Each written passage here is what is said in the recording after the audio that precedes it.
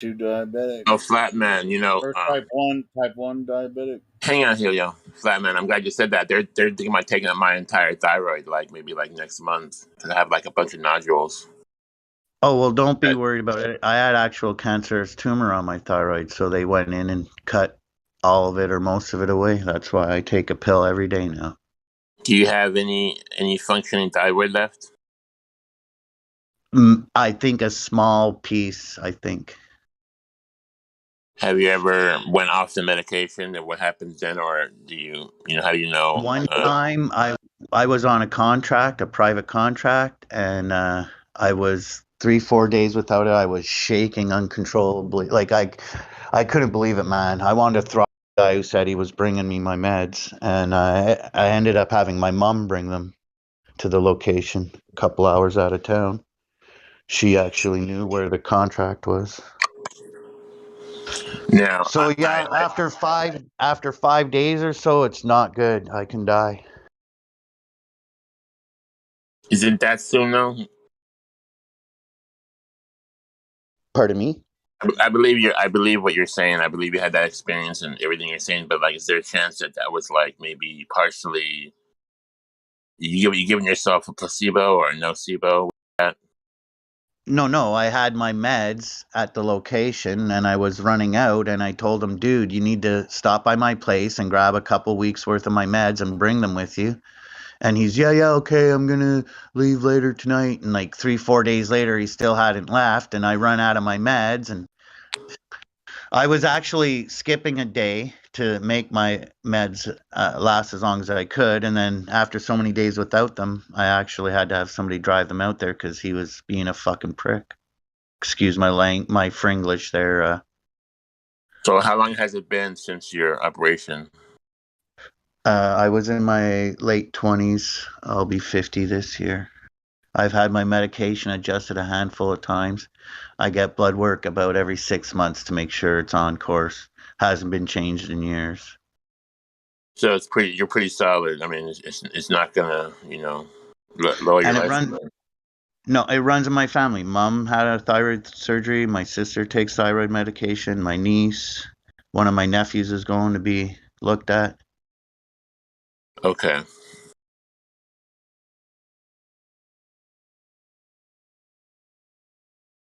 And way back, people were thrown into insane asylums and shit because of thyroid issues. They didn't realize that that's what it was. Right. That affects your endocrine system, right? All the chemicals in your body. It's Yeah, shaped all the like a chemicals, butterfly in your throat. yeah, all the lymph nodes, everything. Thank Shaped you like a for butterfly in your throat. Yeah. thank you for sharing that, Flat Man. Appreciate that. You're welcome. If you want, I'll tell you what actually, just real quickly, what exactly happened was it was winter time. I thought I was fighting a head cold, like I was congested. I got out of the shower at mom's and she noticed it looked like a golf ball next to my Adam's apple. And that's not normal. That's not right. We're going to go get this looked at. And they injected radioactive iodine in me and then x-rayed my throat and then told me, yeah, we got to do surgery. It's a cancerous tumor. And I was 5 days in recovery in the hospital, and I've been fine since. Took a minute for them to adjust my medication, but I've been good. Oh yeah, after the surgery, you'll experience like sweaty palms. Your heart might beat quickly a little bit, stuff until they get your medication adjusted. Okay. Thyroid's not really something to mess with. But, like, Is 5 days recovery normal, or is that just because your situation was different? That might have been my specific situation. They had it looked like a fabric softener ball that you fill with fabric softener and throw in the washing machine. They had it pinned to my gown, and the nurse would come in after every so many hours or whatever, and she would empty the fluids, and they would analyze those fluids to make sure all the cancer was gone and stuff. And then when I was done recovering, they pulled the needle out of my throat, and it was like friggin' 5 inches long because it was right in my thyroid. so you're taking Wow. medication that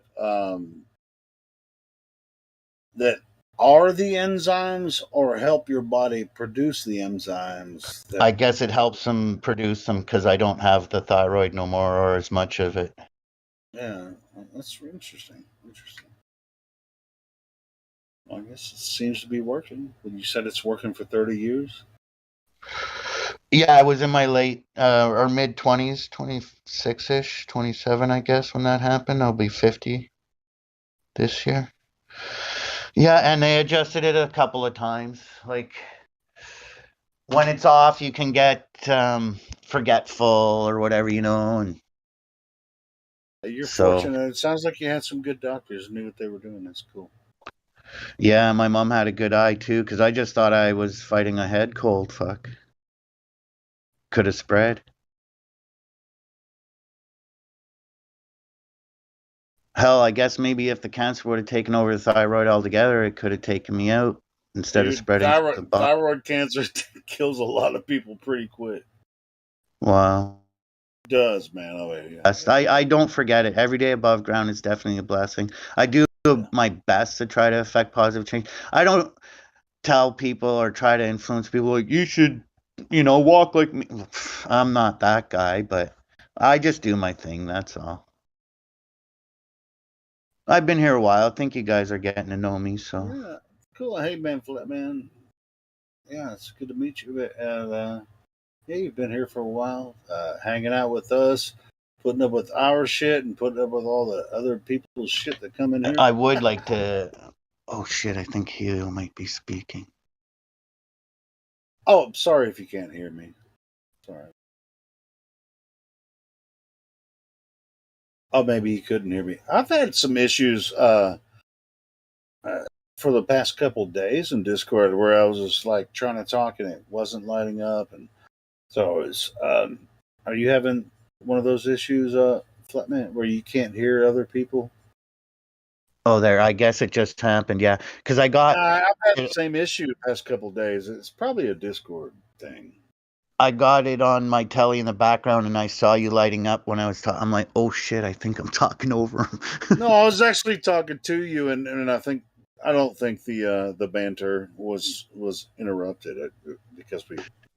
Yeah, I just wanted to say I really appreciate all you here, and I love you all, and I do really like being able to have a voice and speak, and I appreciate all you here, and I love when uh, Flat Earth dude comes in. And, you guys are awesome. He's always in a good mood. He's funny, man. Yeah, Flutter dude is hilarious.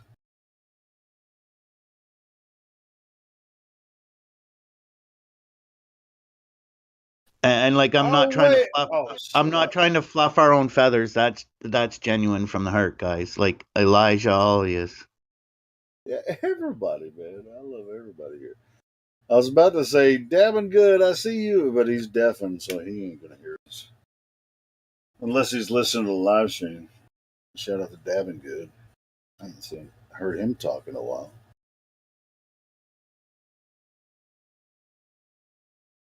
But Lich in the Matrix, he's DC verified.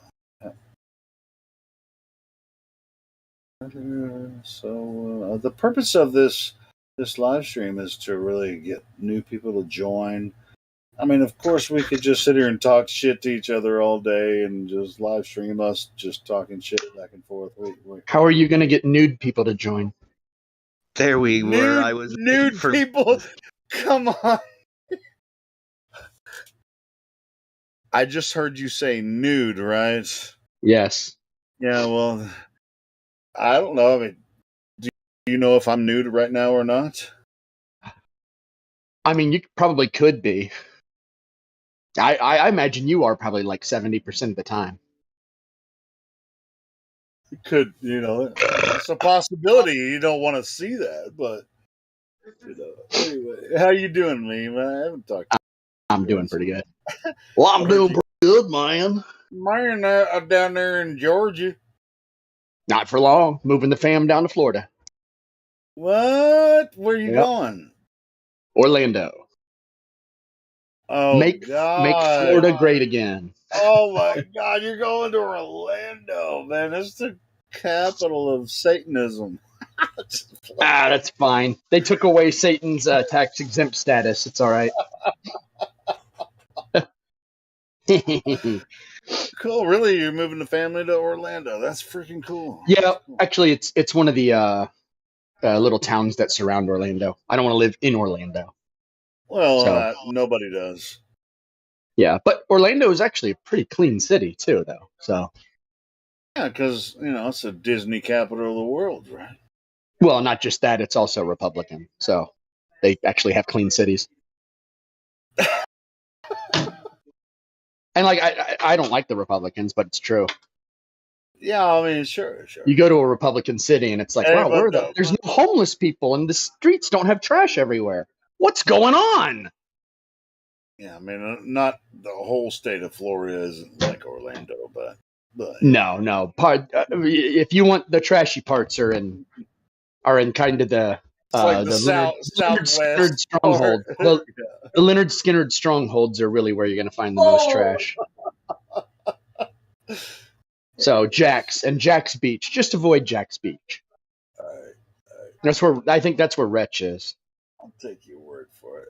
And I think you can kind of hear. Yeah, that's where isn't that Wretch is down near Leonard Skinner Way or something like that. Yeah. Leonard Skinner's from Gainesville, Florida. I thought they were in Alabama or not in Georgia. Alabama. No, that's Florida, man. Alabama. Yeah. Hey, Florida stretches across, the bottom part of the. Ooh, is that the dregs of Alabama and Georgia? Florida is made up. Florida's population is this: 68-year-old Jewish people from New York, white rednecks, and Cubans. That's for the past, 60 years. That's been like the demographics of Florida. So, what I'm hearing you say is the white people are taking over Florida. Yeah, essentially. Florida's famous for a lot of white stuff. It is. Like alligator riding, alligator farming, alligator eating, alligators on the golf course, pythons, anacondas, the Everglades, putting turbofans on canoes and riding them through swamps, albino alligators, crocodiles, more alligators, alligator surfing. People actually think it's a joke. The alligator thing is a joke about Florida. That's 100%. If there's anyone in here who's not, if there's anyone in here who's not from the United States, the alligator and crocodile thing about Florida is 100% true. No crocodile. Wait, there's crocs in Florida. There's crocs in Florida. Yeah. Yeah, but near the ocean because those are saltwater mostly. There's freshwater and saltwater crocs down there. Really? Wow. In fact, most crocs are fresh and salt. So, the only difference between that croc and the alligator is, I think, about 200 pounds of force on the jaws. Yeah, them crocodiles are you going to wrestle one and make boots out of them, maybe? No, because a lot of people don't know this. The alligator thing is true for southern Georgia as well. Yeah. So I'm only 2 hours from Florida where I am. It's a 2-hour drive, and I'm surrounded by marsh and swamp where I am. Well, let me ask you this: you've been fishing, right? In Savannah and stuff. I've never been fishing in Savannah. Really? I don't fish. No. Oh, I go fishing. I've been fishing in rivers, but I've never fished on the beach. That's because I live here. Why would I do it? Right? Well, how about lakes where the... Okay, well, so you haven't... Yeah, every single creek and lake that I've been to has an alligator in it here in Georgia. Every single one. Like, so you've seen crocodiles... No, alligators. No crocs at pier. Alligators, never mind. Alligators. I'm actually more terrified I'm not scared of an alligator at all, but an alligator snapper. That was my point. I was gonna ask you, it'd be like, you've been to creeks and rivers and shit, where the alligators, they avoid you Yeah, because they do. know you're there. Yeah, I've never had a problem with one, and I see them all the time. So it's not unusual to see alligators here. We've seen them crossing the road here. So, but it's the alligator snapping turtles that I have a problem with.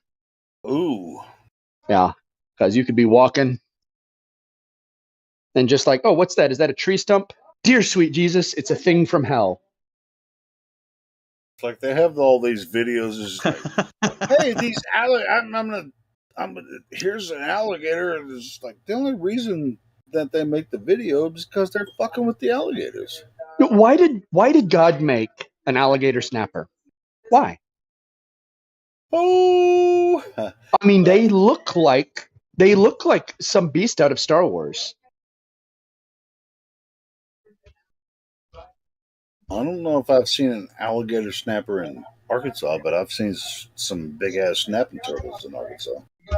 Yeah, alligator snappers. Okay, let's see. Alligator snapping turtle, I think, is 1,400 pounds of force on its jaws, and an alligator is 1,800.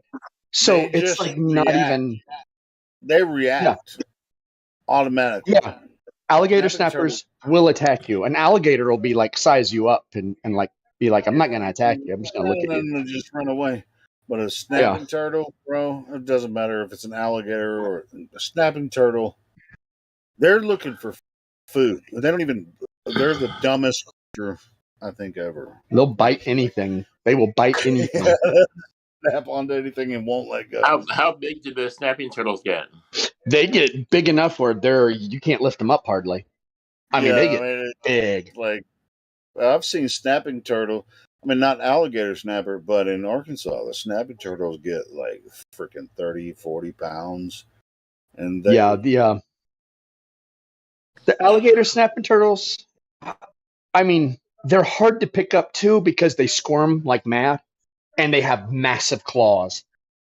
So, see, what they want to do is they just want to grab on and kill. I mean, it's just similar to an alligator, right? They just once they get a hold, they won't let go.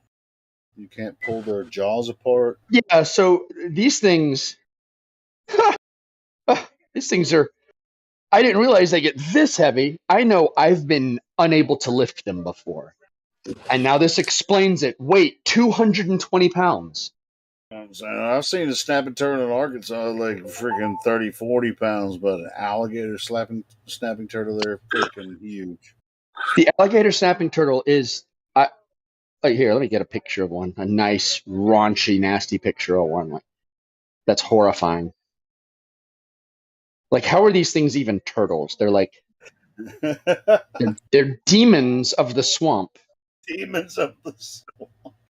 Yeah. Like, if I were an alligator and I took a look at this thing, here, let me post a picture of it. Imagine this thing, but it's almost 2 times your weight. Look at it. They have pyramids on their back.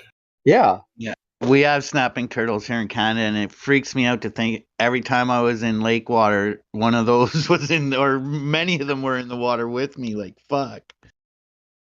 Yeah, and these things are aggressive. These things are aggressive. They'll charge you. They are aggressive, and they have hooks on their mouth. And it was like hooks.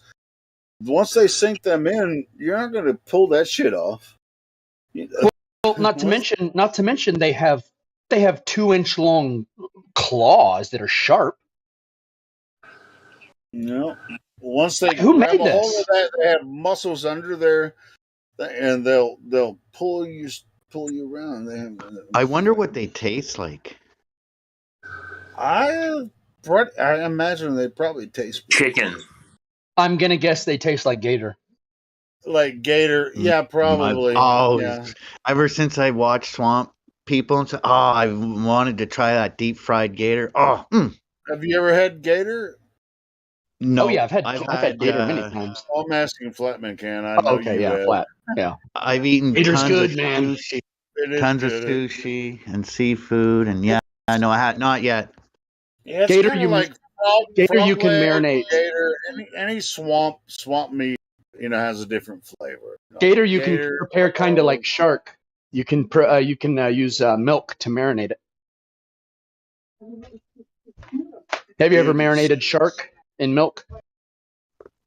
Not yet. And I wish they would take the whole shark and eat it instead of just the fin. Oh, the fin. That's like for a soup. No, you take the whole shark, you dice that thing up into sections, man. You make I know, steaks but out of it. those bastards will just defin them and throw them back in. Levelus Yeah. is posted the alligator snapping turtle. Zistivo gets fucking bit by alligators. Oh, it's That not. yeah, he does. And I think I already seen it, but all of us who have had run-ins with these things, they'll bite sticks. Alligators won't bite sticks, not usually. You put a stick in an alligator's mouth, he runs away. Yeah, I mean, it's certain animals. Yeah, sure. He's like, I don't want to mess with it. But I mean, sometimes when you're fishing, you can catch something like this, and it's like, oh shit, I don't want to mess with him. But you already got your hook in his mouth. Oh, and look, that's a tiny little alligator snapper they have too.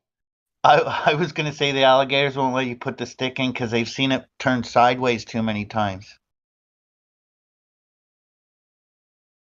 Have you heard of the alligator gar fish? Dude, alligator gar, you don't want to mess with those motherfuckers. Well, I mean, you can catch them. You don't want to eat them, but they get freaking 50 pounds. You don't really want to mess with an alligator gar. Alligator gar. I won't say they're not edible, but it's just you just don't want. My neighbor's cousin caught a catfish today, and he's bringing it home to eat. There you go, man. Catfish are good. I mean, it just depends on the catfish. I mean, catfish, you can catch them up to 50 to 100 pounds, but the edible ones are the good edible ones are between 2 to 10 pounds, and they're the most fun to catch. But, it's funny. Something up to 50, then it's just like, I mean, the meat is not so good. Just throw them back, But you also have fun catching them because it's, Anyway, go ahead. I think those alligator gar, like they look horrible, and they're all scary looking, and they have a very weak bite. They don't bite people. Oh, they wouldn't. I mean, but you do actually, like in that environment, you're just fishing, and you happen to catch a turtle because you're fishing for catfish, and they happen to eat the same food. It's just like, oh shit, Yeah. I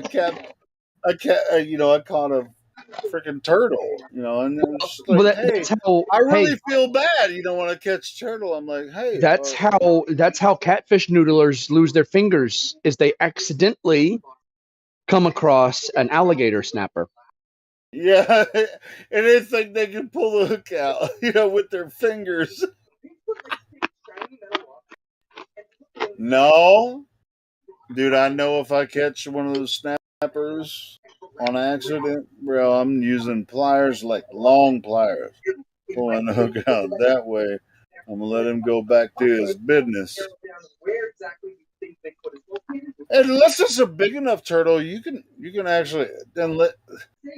But you have to know how to actually use turtle meat and stuff. You can eat a turtle. I mean, the meat's pretty good, but you wouldn't want to.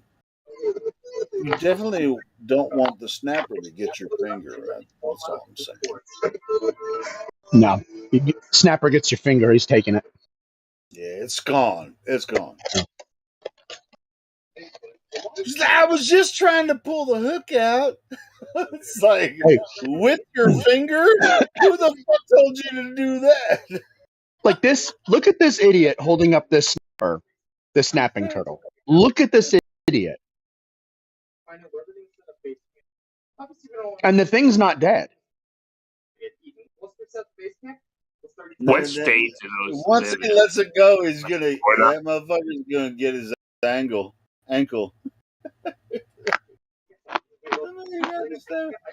Well, hey, congratulations if he can like do a turtle that size. Wow, I mean, it's not like cleaning a fish. I think a turtle that size, you could actually get some good meat off of that. But you better make sure he's dead before you start skinning them. You should be seeing what I'm seeing now. The uplink works. All I have to do is search for someone. All right, a second. Go view here for Logan. And to the left, see if you can find anything in the woods here. Guys, if you see anything in the woods, anything moving or anything. Are you listening to the live stream while you're talking to us, Meme, or are you listening No, to my son is watching. My son's watching YouTube, and I'm eating Whoppers. Oh, that's cool. That's cool. It's not that disruptive. There. Can you hear me crunching?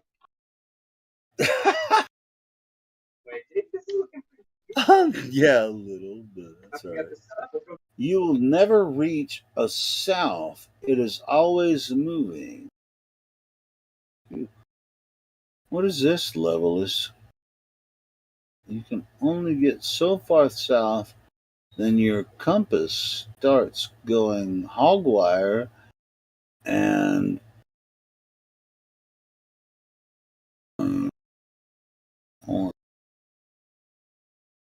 when you post something like that level here in the live stream voice text, you don't have to open your microphone and give us an explanation, because that shit is barely legible.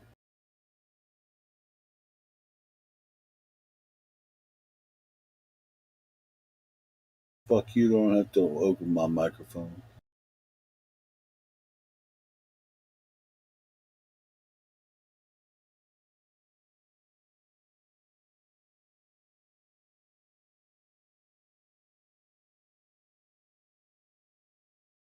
That's what's crazy about Mimas, as far as everything and everything we talk about and how people experience life, and it's like, what about these people in the southeast of America? You mean where we have abundant animals, abundant soil, and abundant water? It's like, let's attack them as just like they're more independent, and let's just try to do the best to take the piss out of them as much as we can. And oh yeah, that's part of the thing. Well, think about it like this: for the thing. If New York City didn't have food deliveries for 2 days, New York City would collapse. If the cities out west run out of water in the reservoirs that they're overusing, they'll degenerate instantly. If everything shuts down here, depend on us. They depend on us. Yeah, if everything shuts down here, we can throw anything outside and it's just going to grow out of the ground, because there's black soil all over Georgia and Florida. It rains all the time. Anything will grow here just about. There's springs everywhere. It's karst topography across in the entire southeast anyway. It extends. There's across deer, the there's pigs. Oh. There's in southern Georgia now and Florida, there's monitor lizards, wild monitor lizards. So there's plenty of food down here. Well, there's plenty of potential. Well, even physical and intellectual and spiritual. This is where it's like we've been told our whole lives that the spiritual source is the Middle East. How about the Midwest and South Central East of the United States? Maybe it's new Central. Maybe it's the new Central. It's not 2,000 years ago. I know. Of course it's not, right? Yeah. We move through cycles.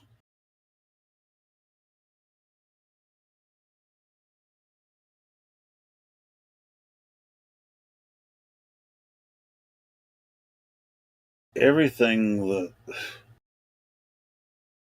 dude, this globe idea has nothing to do with Earth itself. And I've said this multiple. It's like, hey, well, what about this? What about that? What about this? You can pretend that the Earth is a globe. That's once it hit me, meme. It was just like, even if I sound like an idiot, I'll own that shit.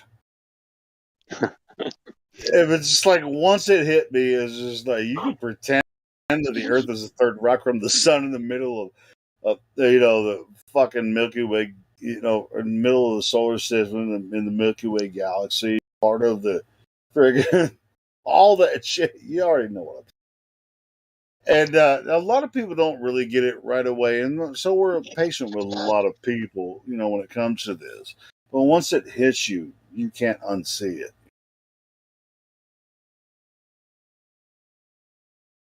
True. I mean, we have different ways to approach it, and that's why we argue with each other. But dude, once it hits you the right way, it's just like this is.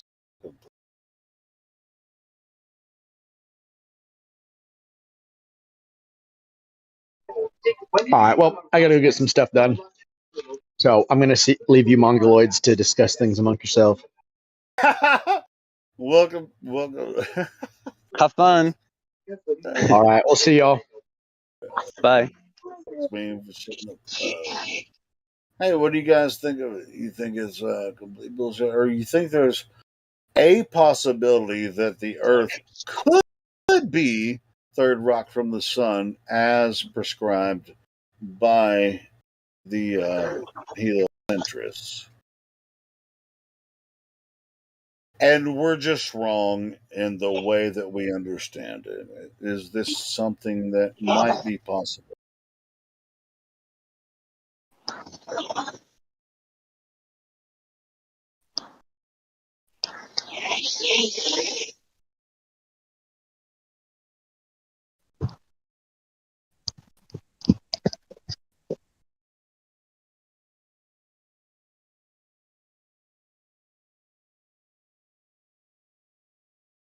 Some new people here. I see someone VC verified.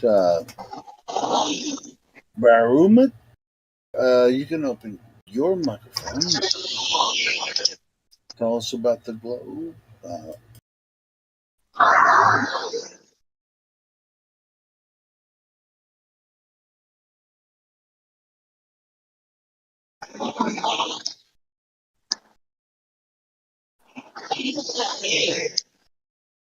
Yeah. Hey, Lionel, I can hear your microphone. I don't know what's going on in the background, but I was gonna ask about that. I'm walking along the road, and there are cars passing by. Should I turn it off? No, your voice sounds great. What I want you to do is tell us how you found the Discord server. Hold on. Wait, should I? Told you what you should do is go ahead and tell us how you found the Discord server. What do you think about flat Earth? Or what do you think about the discussion? Right.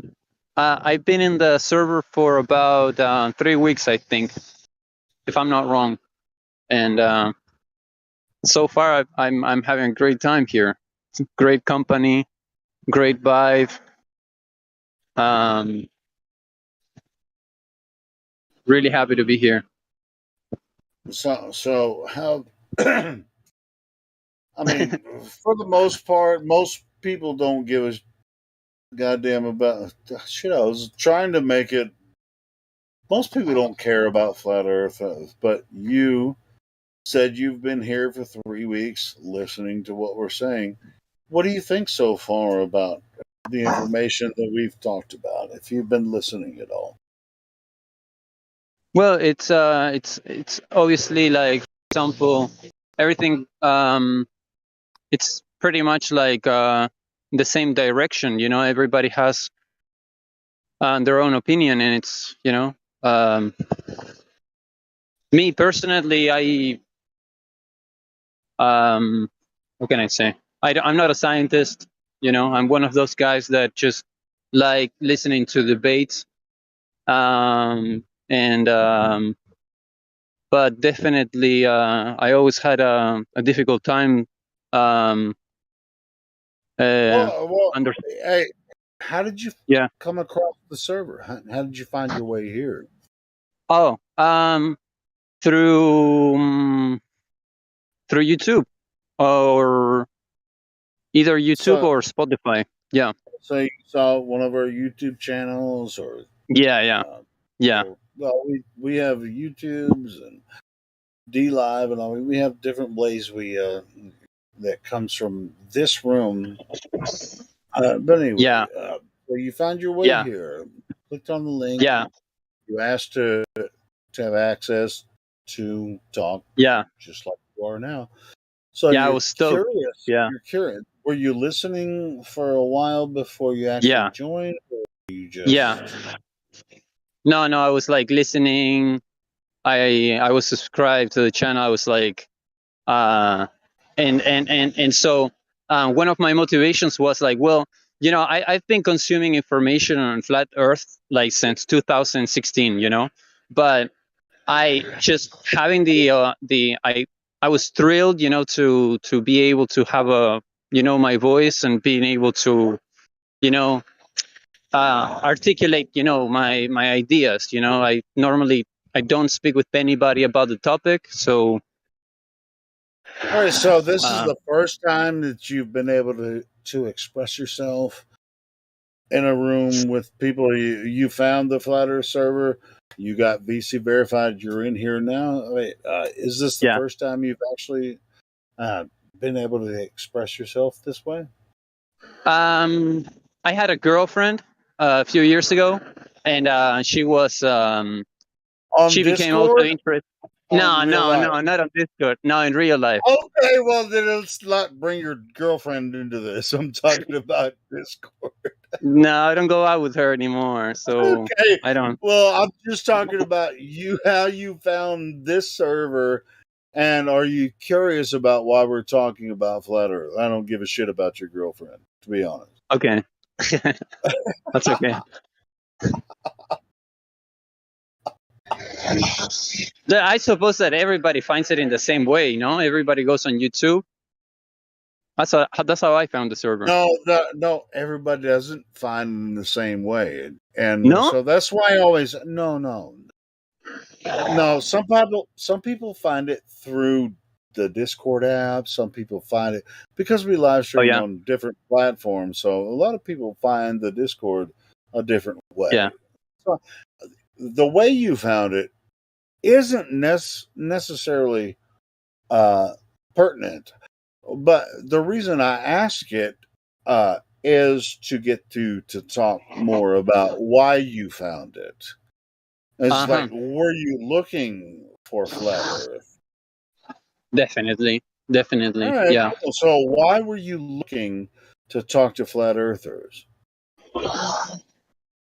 Because I share the same perspective. Really? So you were a Flat Earther before you found this server, and you're That's talking right. to us.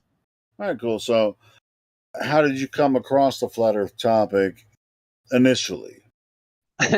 Like through YouTube, like also like on 2016. You know, like just a video that was recommended to me, and um after the first, don't remember the first, second, third video, I was like, okay, this makes sense. This makes a lot of sense. And since then, I kind of yeah. Tell me about your first time. How did you come across, their first Flat Earth video? Tell me about your experience. Because when I first Yeah. came across Flat Earth, I thought it was the dumbest shit I ever heard of. No, no, my case, no, my case, no, my case. I was like, I was like, I was like, I was kind of thrilled. I was like, wow, this is. I was surprised that somebody would come up with. I'm like, okay, like this person. I mean, before I even clicked, I'm like, okay. I mean, I was like so interested about like how is he going to prove that?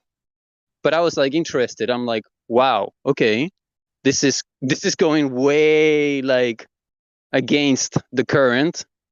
I wonder what he's going to pull out, to kind of, but not in a critical way, but like with like genuine interest. So that's for me was like after like first, second, third, I don't remember exactly. I was like, okay, this makes sense. I was looking for something different, I never really understood. I've never been really convinced, with the. I think that I mean it doesn't, maybe it's just doesn't really like it's very difficult for me. It was like it wasn't very clear, about the official narrative. So since you say yes, I think the Earth is flat because some of the No way. information I No. come across, No. this is very convincing. What is the most convincing part of the flat Earth argument that I is yeah. compelling to you? I didn't think I didn't think about the Earth being flat, right? Um, but I never really. It didn't really, you know.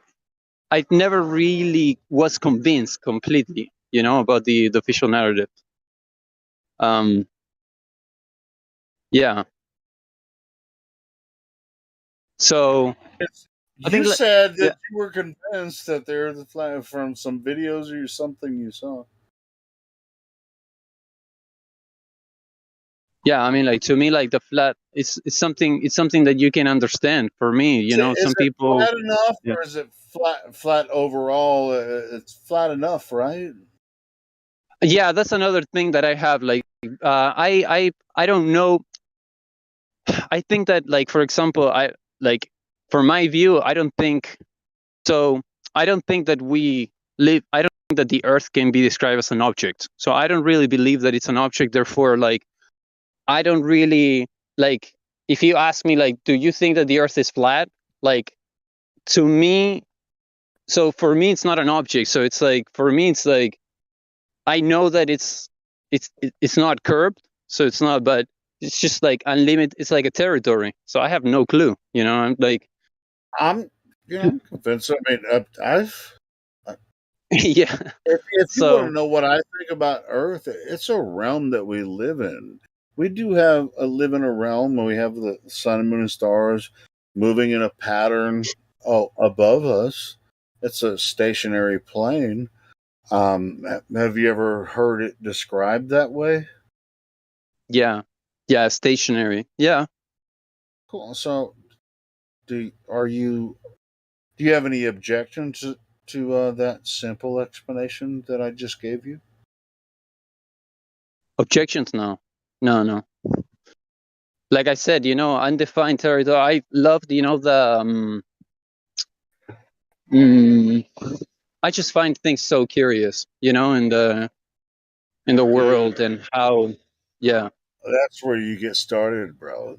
That's awesome. I mean, I think it's really cool that you found us here, because if you're actually curious about how what Earth is, yeah, what I discovered through much of my my discovery is that the Earth cannot be what they told us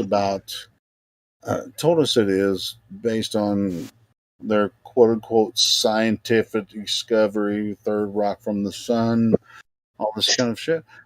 Because there's no curvature, man. I mean, if you can find curvature, bring it on in.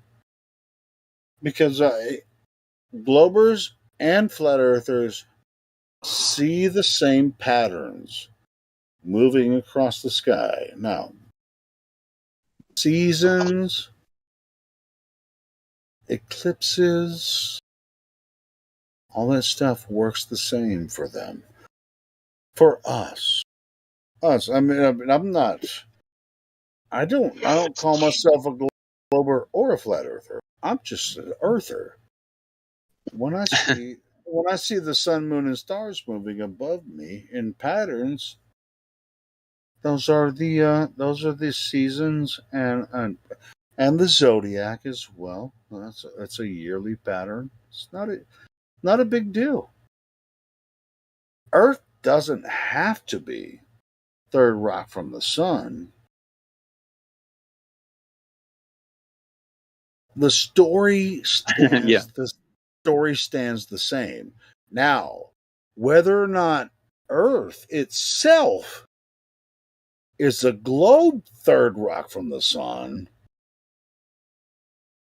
if you can physically prove to yourself that that is true, then hey, have at your globe. But us flat earthers, we all experience the same thing: patterns, seasons, moons, and sun, moon, and stars. We all experience the same thing. Now, whether or not this third rock from the sun has curvature, that's a story. I mean, Yeah. Where the sun, moon, and stars are, that's a different story. Because they have a story. With the heliocentric model where these sun, moon, and stars are, but all of us experience the same thing. Yeah, Whether or not they have evidence for the distance to those stars and whether or not the Earth has curvature based on their third rock from the sun claim. This is what flat earthers test on Earth, because that's the only place we live. That's the only place we can experience, right? So when we go out to bodies of water, and test whether or not that water is curving ocean or lakes, large lakes, that's where we kind of contradict their ideas, because these bodies of water are based on their ideas about third rock from the sun, and it's kind of something to consider. Have you considered it?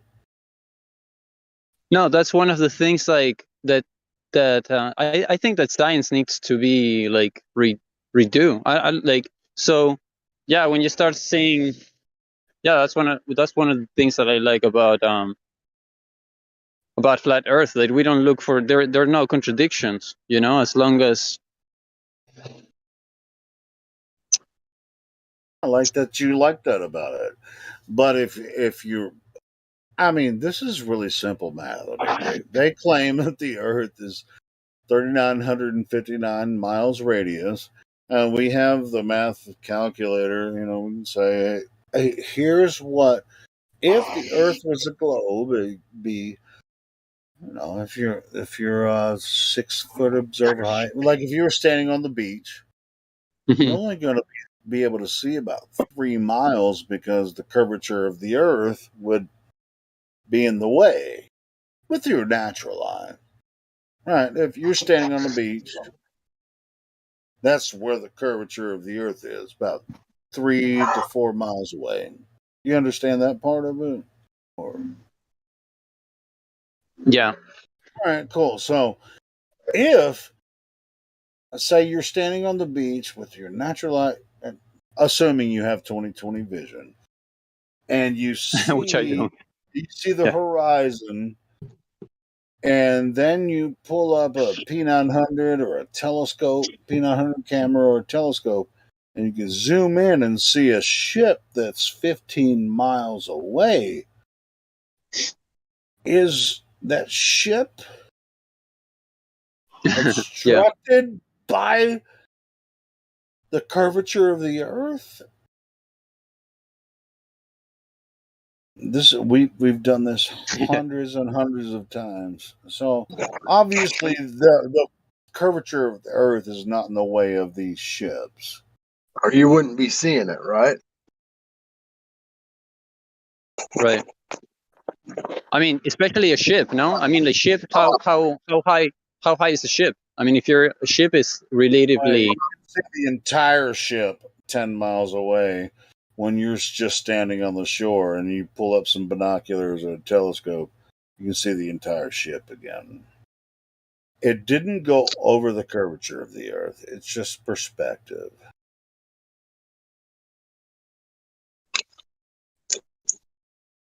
Resolution, I think, too, has a in it where the angle of the light, it just creates this angle because you're off the ground and the angle of your eye is going down toward the water. And Anyway, that actually make it look worse. Well, the yeah, distortion near the horizon can have some effects, but it doesn't.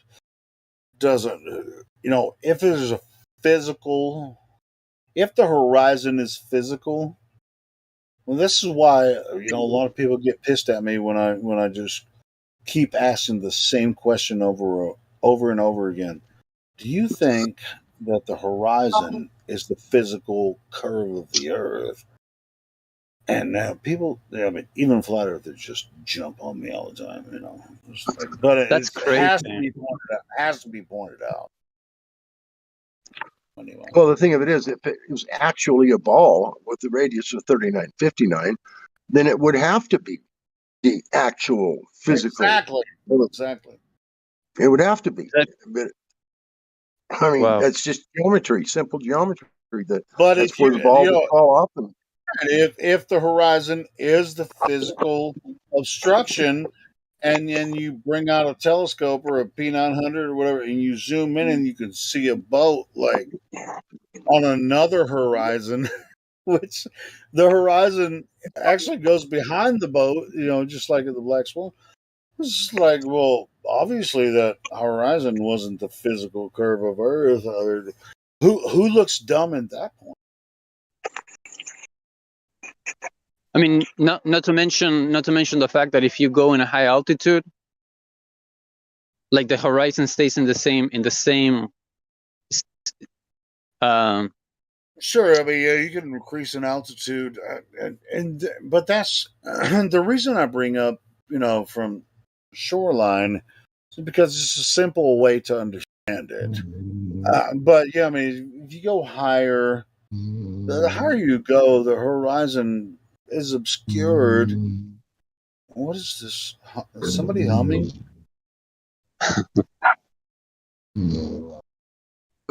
Is Elijah snoring? I don't know. I think it might be Elijah. Doesn't matter.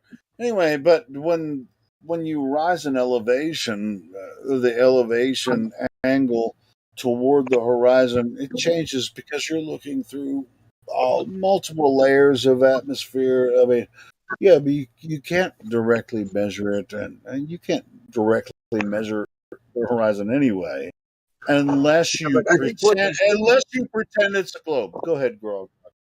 I think what he was getting at is, though, that if you say you're at ground level and you're looking out, if it were a ball, and you look out and you see where the horizon is, then you start rising in elevation. You go straight up, then you would be able to see. You would have to look downward because you would see more of the curve. If it were curved, you would see further if you went way high. But the horizon would be downward. It would be looking. You would have to be looking downward, so the horizon wouldn't rise to your eye level like it does. It would actually fall. The location of the horizon would actually lower if it were a ball. Now I know that's true, but we never see that. That's the problem. We never see it actually lower as we get higher. It stays at eye level. exactly. Then that's a good proof right there that, because if it were a ball, if it just so happened to be a ball, the horizon would start to lower because the further you go out, the further down it would be. So you would be looking down, more down just to see the horizon. You'd have to be awfully high to see that going down, but it doesn't do that. We don't ever see that, ever. So, I mean, that's just like That's proof enough for me right there, amongst many others. You're not having to look down to see it. It rises up to high level. So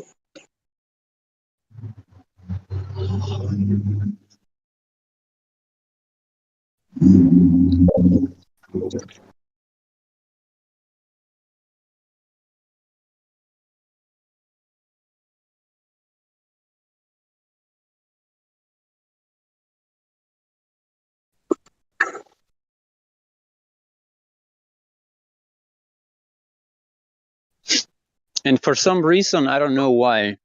Well, I guess I can, but for some reason, it's like it feels. I mean, I've seen some videos on YouTube, especially some later videos that of helium balloons with yeah, I mean, like they get really scientific about it, and they show you that like the curve is supposed to be like it just doesn't get any lower. It just doesn't. It doesn't drop. The horizon doesn't drop. Doesn't drop one bit in all its journey upwards. You know, like it just stays the same. It's incredible. It's like, I mean, it's just to think of the fact that the Earth is flat. Like to me, it's fascinating. I don't know, you know, it's amazing. It is an amazing experience once you have this understanding to look at the world again. Like when you look at a balloon rising and you're looking out at the ground, stretching out before you until it reaches a point where it just becomes white and indistinguishable at the horizon line. Like we don't know like how much more there could be seen, but there's a limit to all optics. The Rayleigh criterion limits all optics. Things become unresolved when the light hits the middle point. So we don't have the optics to see forever. No optics can. So their globe would not act like real world. That we've just been told it would. right. I've often thought about what would happen. Like, when like you just explained, when you're in like a high altitude balloon at, let's say, 100,000 feet, and you can see way out there. And like you said, pretty soon it gets indistinguishable, and you just in the far, far distance. But if the balloon were drifting in that direction, and it just kept going and going and going, the horizon where you see it would just would stay that same distance. No matter how far you drifted, it wouldn't get shorter because you're getting to the edge, and it wouldn't get longer because, or it wouldn't start to curve. It would just stay that same flatness, but it would just keep going and going. That distance between the balloon and how far you can see before it finally fades out because you can't see it anymore. That would never change unless you got all the way to the edge of Antarctica. Who knows what would happen then? But unfortunately, I don't think I've ever seen a high altitude balloon that claims to have been launched from Antarctica or anywhere past the 60th parallel, which would be very interesting to see what you would see if you looked out southward. At that point, there's just no way to know because I've never seen it. I don't know anybody that has. If anybody's ever seen that, please tell me what they've seen. Because I've never seen a balloon launch below the 60th parallel.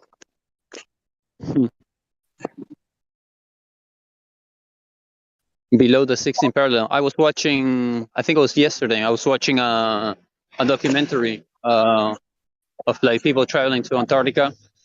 And there was just normal people, normal tourists, nothing skeptical. But they were mentioning like, they mentioned at some part of the video that you were not allowed to fall off the boat. Okay? You're not allowed once you pass the 60 parallel, you're not allowed to You're not allowed to fall on the water,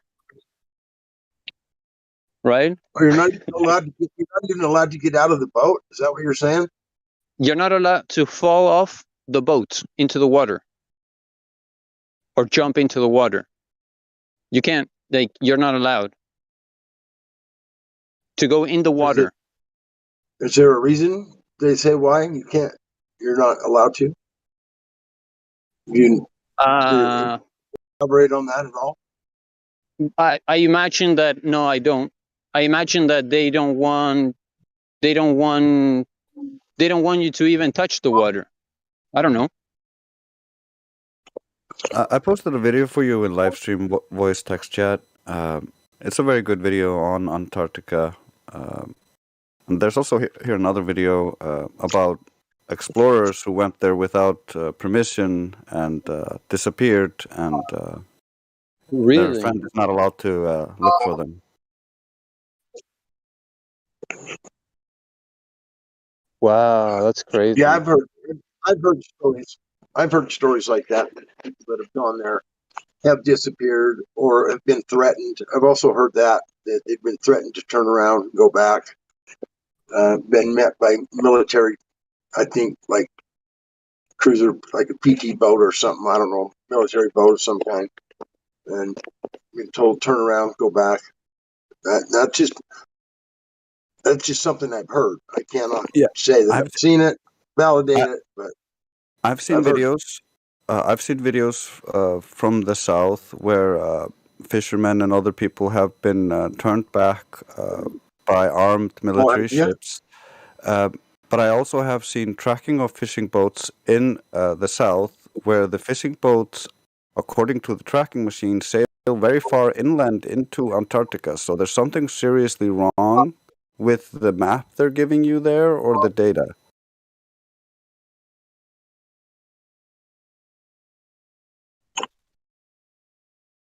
What do you mean sail inward into Antarctica? According to the tracking system of the boats in the south, sometimes those fishing vessels sail into the coast of Antarctica and keep on sailing. So either the land isn't where it's supposed to be, according to the globe, or there's something fishy going on here. So it shows the boat sailing across land. As far as I don't know what kind of a simulation is that they're running to show something like that. I mean, like a radar simulation. Is that what you're saying? Essentially, the radar is tracking the boats, and it's being then the information in this is then put onto the map. But the map is limited to look like a globe, so it has the Antarctic coastline where you would expect it. Instead, it's probably further in. They just keep sailing. and the boats are of course just chasing fish, and there's open water here, so why not just a little bit over there instead of here? And so they sail into the map on the tracking system. And it shows them the location of their boat on the ice rather than like it's on land. Wow, that's a trip. And then they keep telling them that, like, oh, the weather is so weird down in the south that you can see for 200-300 miles, you can see the Antarctic coastline.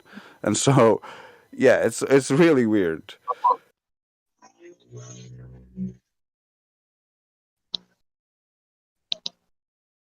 I don't know if any of you guys had seen that video where this guy supposedly went down working for, I don't know who he was working for, but he was supposed to have been installing some kind of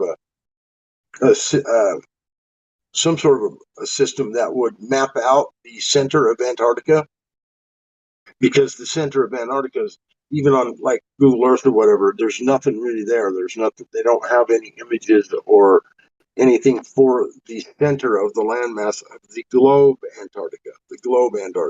Anyway, this guy went down there and he installed this system that was supposed to map that out. And then he went back after it was supposed to have been all done and had the mapping was supposed to have been done electronically or whatever with the system he installed. He went back and it still wasn't there. It still wasn't. There was still no images or no no map of the interior of Antarctica.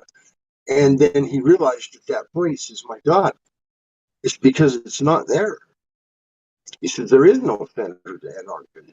It's then he said it's a ring around the flat plane, or at least a very long, straight, whatever. At least it's some sort of, elongated structure, rather than this continent at the bottom of the globe. He said the equipment he installed didn't do its job. He said because he finally figured out that it couldn't do its job because it didn't exist. That was pretty interesting. It was I can't remember who posted that video, but it was another gal that had worked for somebody in Antarctica, and she had a story to tell about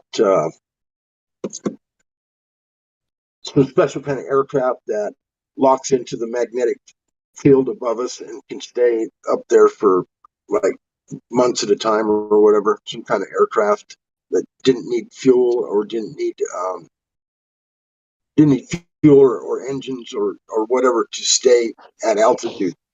He claimed that it had the capability to lock into some sort of magnetic field, but it was only in the Antarctic region here where she claimed where the firmament came closer down, and it allowed these vehicles, these aircraft of some sort, to stay up there for extended periods of time, that they were locked into some sort of magnetic field. And she didn't show any pictures or anything like that, but she was on that same video with that guy that said his equipment didn't map out the interior. And she also, because of what she'd learned, she claimed that it was flat and that, Antarctica is a ring around us and whatnot. But yeah, I can't remember. I know there's got to be other people that have seen that video. Yeah, I haven't seen it, but there's also a hole in the north where you don't have any data. Yeah, exactly.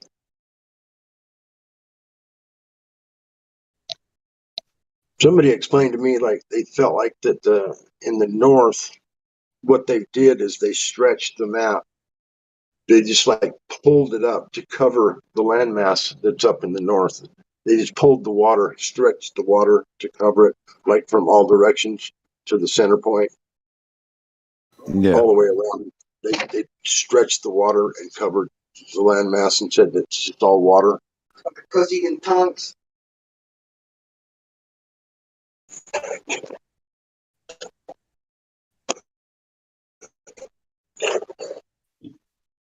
Be nice to know some of this stuff. I mean, I don't know how you ever find out information like that, validate it or anything, but there's one thing for sure, that those areas are definitely restricted, and they don't let us go up and take a peek at it for ourselves. So got to be something going on.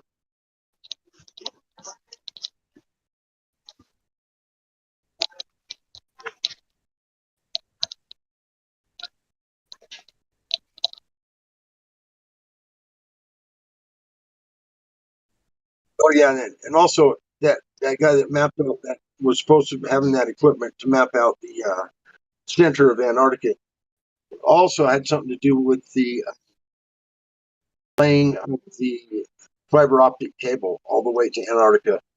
So that's what the equipment was hooked into, was the fiber optics. So his equipment, he installed his equipment or went in and did it, and then tied it into the fiber optic system that had just got laid. That's why he was down there, because he was to tie it into the fiber optics. That they finally ran the cable all the way to Antarctica. Maybe probably like McMurdo or something. I guess maybe it was like the U.S. military station that's in Antarctica. I think it's called McMurdo. Now they supposedly had got, this was years ago, but they installed fiber optics all the way to there, which I think everyone knows what that is. It's a huge cable that lays on the bottom of the ocean. What it do that? Huh? Delivers internet all over the world. Yeah, we don't need that. Dude.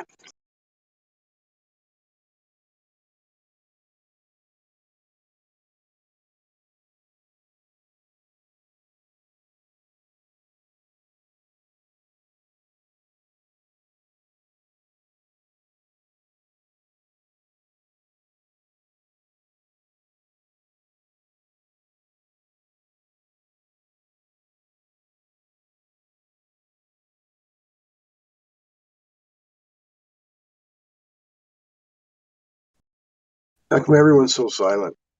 Speak up, someone. Anyone that owns anything Mercedes or higher deserves to die. Oh, shut up, Jay. That's my kid being obnoxious.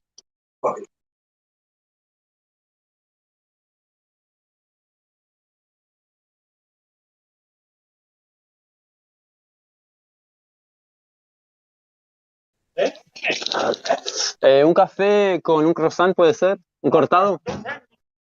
¿Eh? De dulce no tengo nada. ¿De qué? Nada. Ah, vale, no hay problema. ¿Y café tiene? Un café, un cortado puede ser caliente. Venga. No habla español.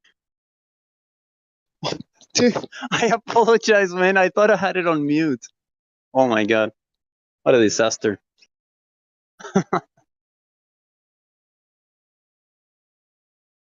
Un café, por favor. You buying coffee? Sí. And it's 11 p.m. here, huh? But I went out for a walk. You know, I didn't want to stay at home.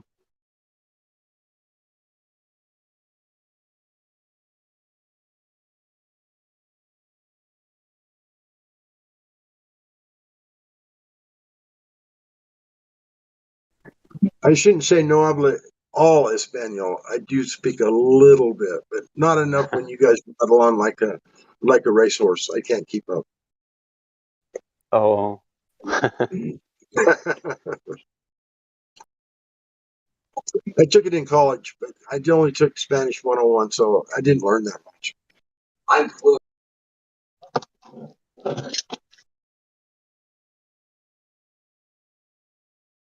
Sí, español es difícil, ¿correcto? It's what? Muy difícil. ¿Cómo? Español es muy, muy difícil. Muy bien. Me llamo Flatty. Hola, Flatty. Hola. ¿Cómo estás? Muy bien. Muy bien, very good, Muy, yes. muy bien. Muy bien. Very, very, very good. A ver, esto. That's like Spanish minus 101. Like, if whoever doesn't know what muy bien, they probably mi Dios. they need to go back to school. Gracias. No, gracias.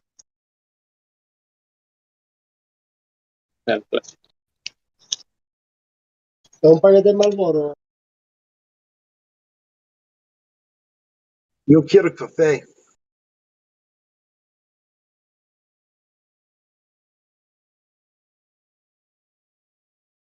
Are we guys live? Are we live right now, or? Yes, we are. I hope. Oh man. Yeah, we are. This I'm is just not. watching This news about what's happening in China. is not very professional, eh? Oh, I've seen it much worse than this.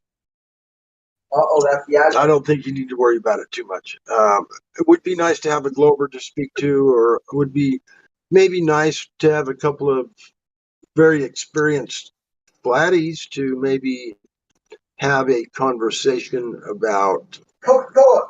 Not Coca-Cola. About I don't know, just a monologue, a good long a good educational monologue. Put that. So if there are people on the YouTube channel that are listening, maybe they could sit and listen to a monologue between two very experienced flat earthers that could kind of explain a few things rather than just dead air. I don't know. Just an idea. I would love to learn more about the globe theory because I don't understand much about it, to be honest.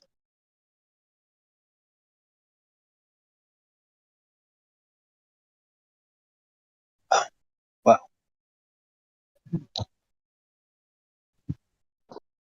Once upon a time. That's how it starts.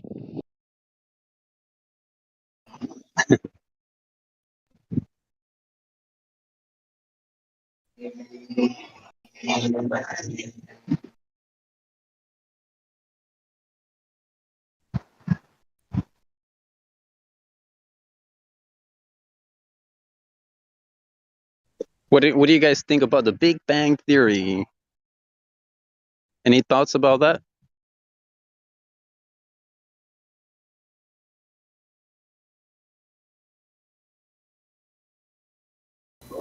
Yeah, I'll talk to you. Big Bang Theory, do you have any evidence? Because that's what I really care about.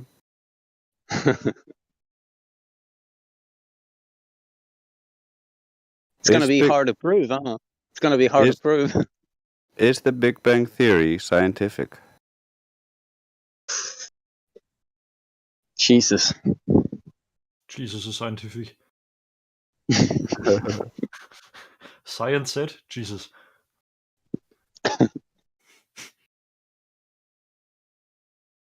So what are you guys discussing about at the moment?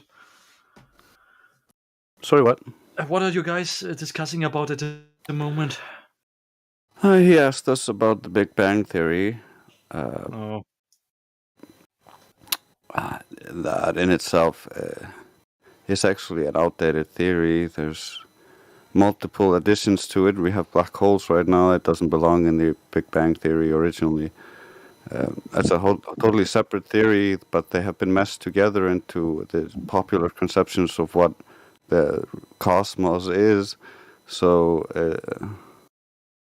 what's the Big Bang Theory? It's George Lemaitre's Blue Pat. It's created by a priest. It's a religion. Oh, you say the Big Bang Theory is a religion? Yes. Okay, how do you get to this opinion? Because there's no scientific evidence to support it. It's just believe. Oh, yeah, okay, I get it, sorry. And you have priests espousing their beliefs, and you either believe them or you don't. It's a religion. Okay, that's a good point, but... Like you can call your priests, you can call your priests whatever you want. You can call them like coaches or trainers, but religion is religion. I don't know. I never really informed myself about the Big Bang Theory and all that stuff. Yeah. So hard to say for me. It just destroys your mind completely, basically, just to think about it. Like, well, the way I see it, it puts you in a box.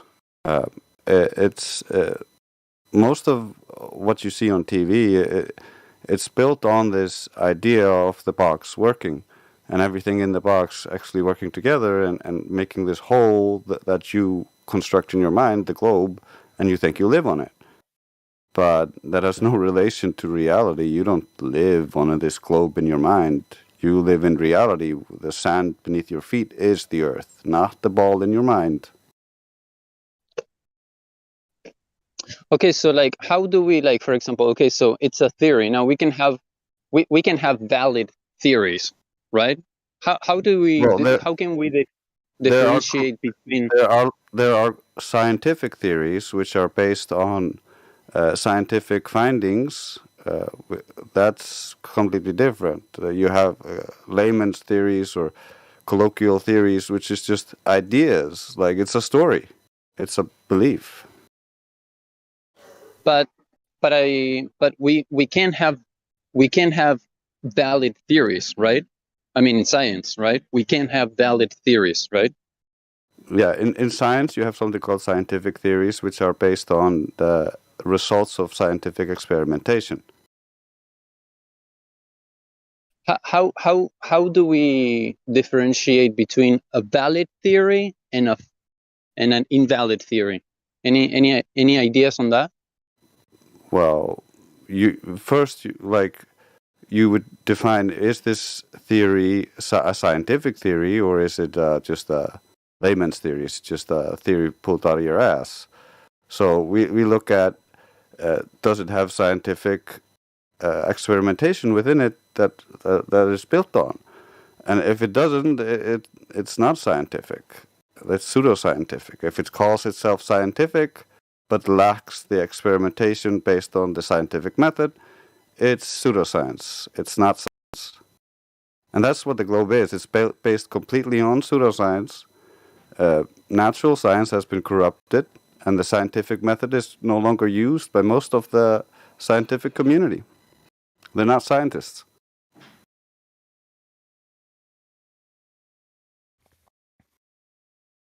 They fly by the seat of their pants, is how Michio Kaku said. He said, we no longer use, all of my colleagues, we don't use what they call the scientific method anymore. We use imagination and theory, and we fly by the seat of our pants. That's a quote that he said. He's supposed to be a scientist. I don't know if he really is or not. That's probably the most realistic thing that they said so far, probably. Yeah. Is the most honest. I can tell you what my mind, when I used to be a globe believer, and when I used to contemplate the Big Bang Theory, I used to think that I believed in the possibility of black holes. And so I thought, okay, so you've got 1, 2, 3, 4 black holes, and they start to suck in more and more material because they're constantly gathering material. Material just sucks in, sticks to the black hole, and it starts to get bigger and bigger. And as it gets bigger, it gets obviously has more mass, which would give it much more gravity, as far as what I believe, because I was a believer in mass attracting mass. And so pretty soon then the entire universe starts getting these little black holes scattered all over the place. And then they start gathering together. And then the next thing you know, these black holes get so strong that there's nothing that's within the universe that's not within their reach. So you get a black hole that's started out one, and now it's got 100 black holes in it that it gathered up on its own, gravity well, gathered them together, and then you've got 1,000 of those that each one has 100 that they've gathered, and then pretty soon some of those start to gather together, and then you end up with a few black holes, maybe a few scattered stars that escape the gravity wells of the black holes, and you get some black holes. And one black hole forms that gets so big, so powerful. There's nothing in the universe that can escape its gravity. And at that point, everything just all of a sudden, whoop, smacked. All of it comes back so fast at speed, maybe even faster than the speed of light. Who knows? These black holes all come together and collide into one, and that's the Big Bang. Boom! And then it starts all over again. Scatters all over the universe. That's how my mind justified this stupid shit. I totally get you, because I had all sorts of weird conceptions of this. Like, I thought we were living inside a black hole, and like on the outside, there would be a black hole, but from our perspective, we're like that we have white holes, and all sorts of funky stuff. This is alternative theoretical physics. There's a lot of this stuff actually bordering mainstream science, and all of it's pseudoscience. And when you don't know how to classify these things, and you don't know what constitute a valid scientific experiment, you don't know the scientific method, you end up like just being willing to accept anything on the appeal to the authority, because he's a scientist, he must know. Right. But he Definitely, might not. He definitely. might just be talking out of his ass because he believes some stuff.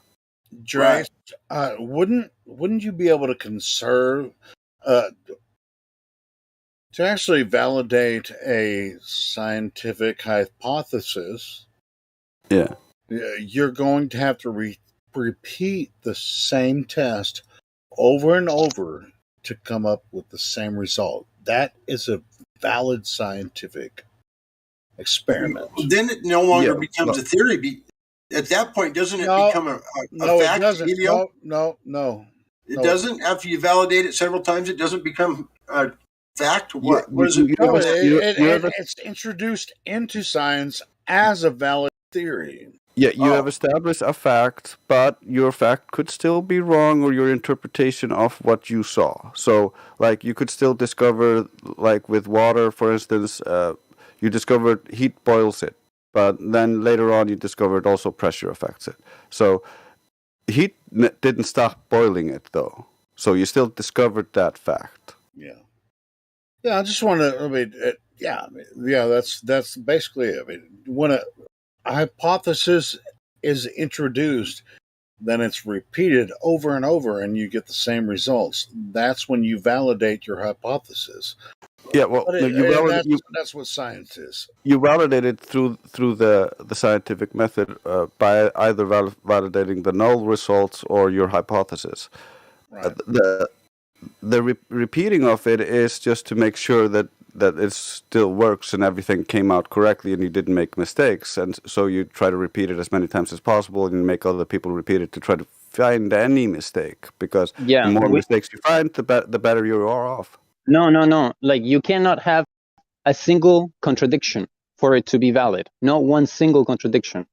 The moment that you have the moment that you have a single contradiction is like warning.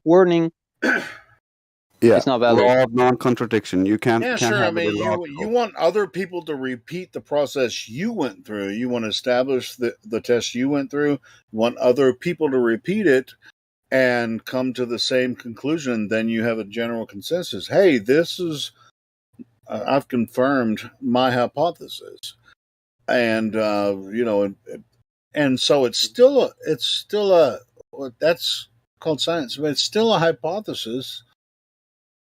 But it's validated by from several different sources, so it's still not a fact. But it's through science has actually been repeated. Well, at least it's a scientific hypothesis at that point. Exactly. Yeah. That's right. God rocking. Yeah, that's it.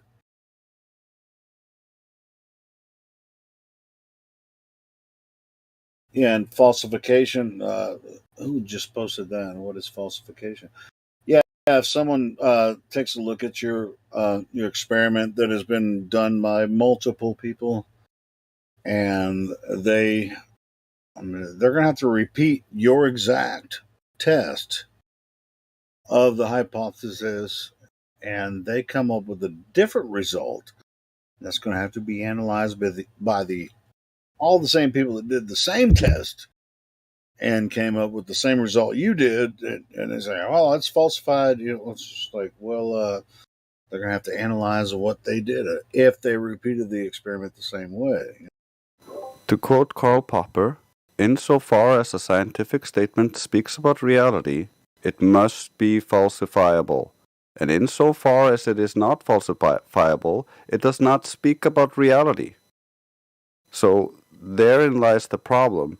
We have all this education system, the mainstream media, and all of everything.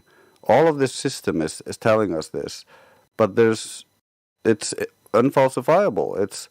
There's no evidence actually to verify it. We just have to take it on faith. What does falsifiable mean? When you have to be able to falsify it, doesn't that say it's wrong, or you mean unfalsifiable? What? Explain that a little clearer for me, please. Okay, so like with water, for instance, if that is the fact that if I heat water at a certain point, it will start to boil, and then we take pressure into account. But that is falsifiable because I can take flame to it and I can heat it, and it does work. If it didn't work, then I would have proved that it doesn't work by putting a flame to it. It's proven true with doing it. If that makes sense. Yeah, but you can also reduce the barometric pressure on top of the water, and it will boil that way as well. Yes, and in that way, you can also prove that and show that that's true. But that doesn't make the other thing untrue. No, it doesn't. You're absolutely right.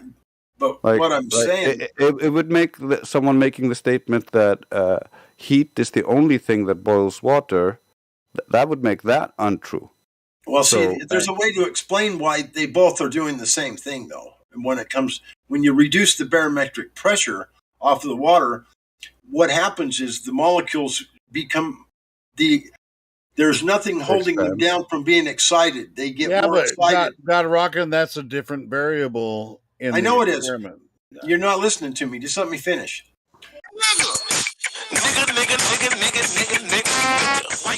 Bangarang is so fancy.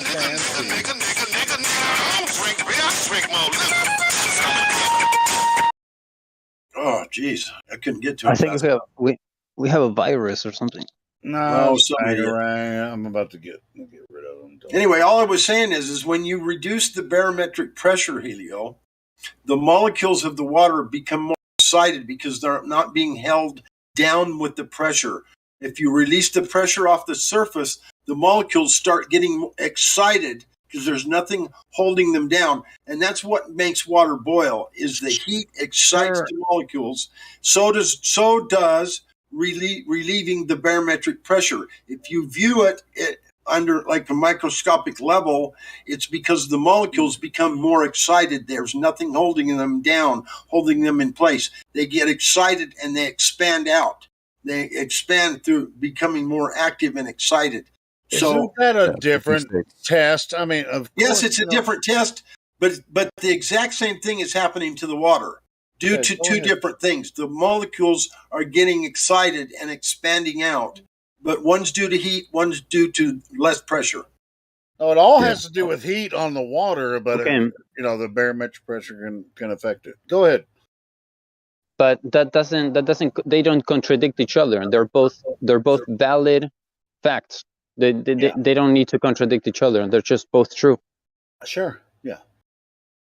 Yeah, that's the beauty of the scientific method. So the boiling point of water is unfalsifiable.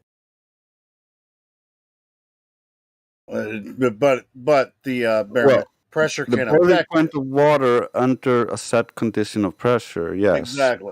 But it depends on if you just say the other thing, that is falsifiable with changing the pressure. So, yeah. Go ahead. So, like, for example, when you bring forth like a new perspective or a quote unquote contradiction to the official science, and they're like, "Oh, we don't have time for you." It's kind of like, well, the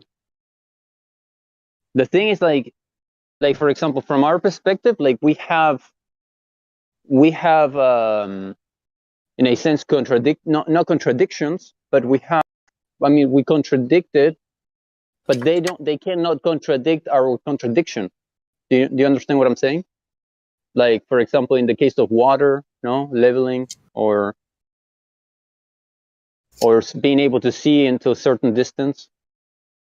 Like, we're trying to, they cannot falsify our, like, the measurements. No, like they don't do a very good job like falsifying our. No, they bring in the refraction, which doesn't work. That's just a buzzword. Doesn't cover it. Yeah, they can't because we've already covered all of those bases. Yeah. In the beginning, when we started arguing about this, we were the ones who brought up refraction, and they told us no. You see the geometric horizon. That's where the boats disappear. Right.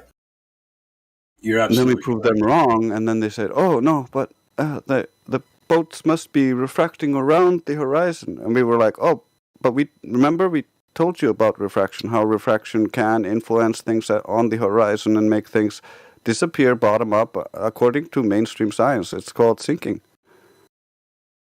Yeah. But Yeah, it does. but they need valid proof for their statement. Otherwise, they're But otherwise, in yeah. Oh but yeah, I agree. in the But description of refraction, it does mention that it affects things above the horizon, not the horizon yeah, itself. not the horizon itself. Yeah. And that's one The, key thing that refraction does mention. Doesn't say the horizon can be refracted. It says yeah, objects above it. refraction itself has a lot of problems, Yes. especially for them because they needed to uniformly bend around the globe to make the globe appear to be flat. Well, But the problem is the conditions required for that, according to Snell's law, are so impossible that they just don't exist in real life. That right. we would be able to measure this, we would be able to see this, but we don't. We don't live in Right. a stratified atmosphere that is uh, stratified vertically. I'll just put my Like, headphones on, Jay. All you got to do is say, I've told you that. If it's bugging you that bad, just tell me to put my headphones on. Down a little bit. Yeah, but then I can't hear what they're saying, so I'll just wear my headphones. It's no big deal to me. so there are no actual boundaries to refract any rays downwards around the globe. And when there are any boundaries, Just tell me. they're not at the angles required, and they're not consistent, so that they don't get that consistent bend along the globe, which would give you a flat image, which is what we are recording everywhere, and they're recording, and they're just saying, "Oh, it must be bending." Best part is we excluded all that because we looked at it in infrared and we looked at it in different wavelengths, and different wavelengths refract at different rates.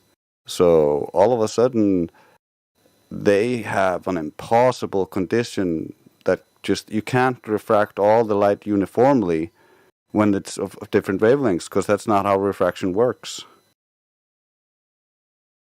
Yeah, it's like the atmosphere would have to be all working together as a team. It doesn't work. Yeah. There's no way to make it work. Yeah, You would have chromatic aberration, and it would be obvious to all that all the light is being refracted around the curve, and you wouldn't look at a ship at the horizon and be like, is that beyond the curve or not? And I need to look at a calculator. You would see that it's being refracted around the curve because it's all rainbow-like. Yeah, it would be. Oh, yep, you're right. The light. All the different colors of the spectrum refracted at a different rate. They wouldn't look the same. The globe wouldn't look like reality. Reality wouldn't look like a globe. The globe is so defunct. It's insane to me. The more I look at it, the worse it looks. Yeah, I agree. Oh man.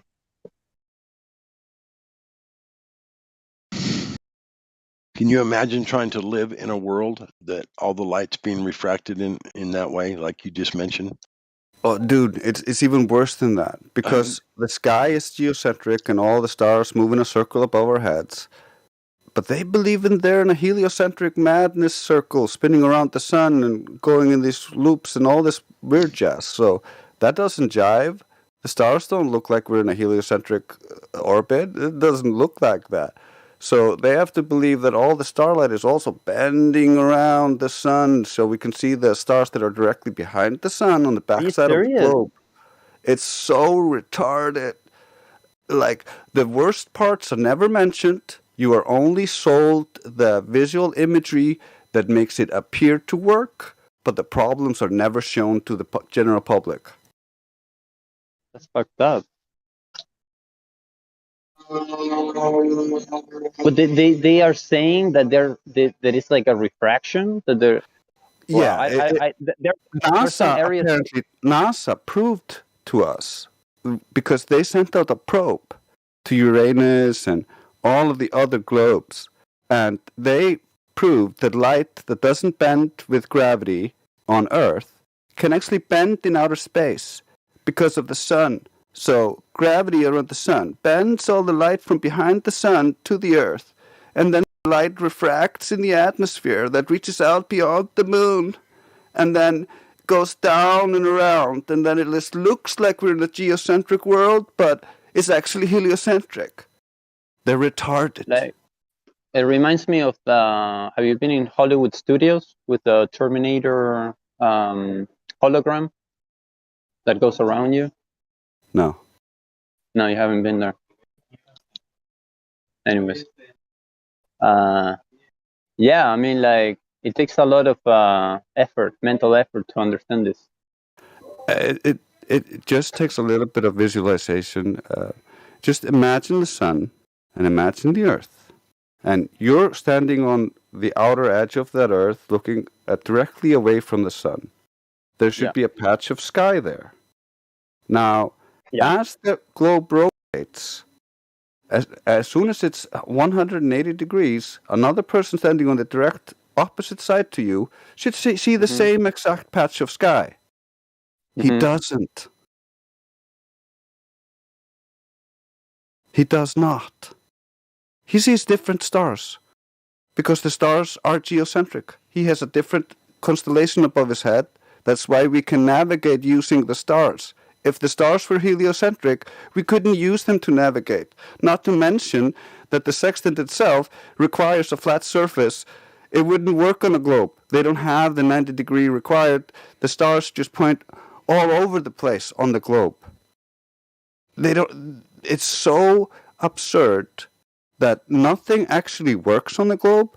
Even just the basic gyroscope that we used as an artificial horizon in the first airplanes and for airplanes for decades before we switched to optical gyros because they are easier to make people believe in a globe because the mechanical gyros just disprove it completely because they wouldn't function on a globe. They remain rigid in space. So once you spin them up, as soon as you move the plane around the globe, the gyroscope would tilt and the artificial horizon wouldn't show you where the horizon is, so it wouldn't function.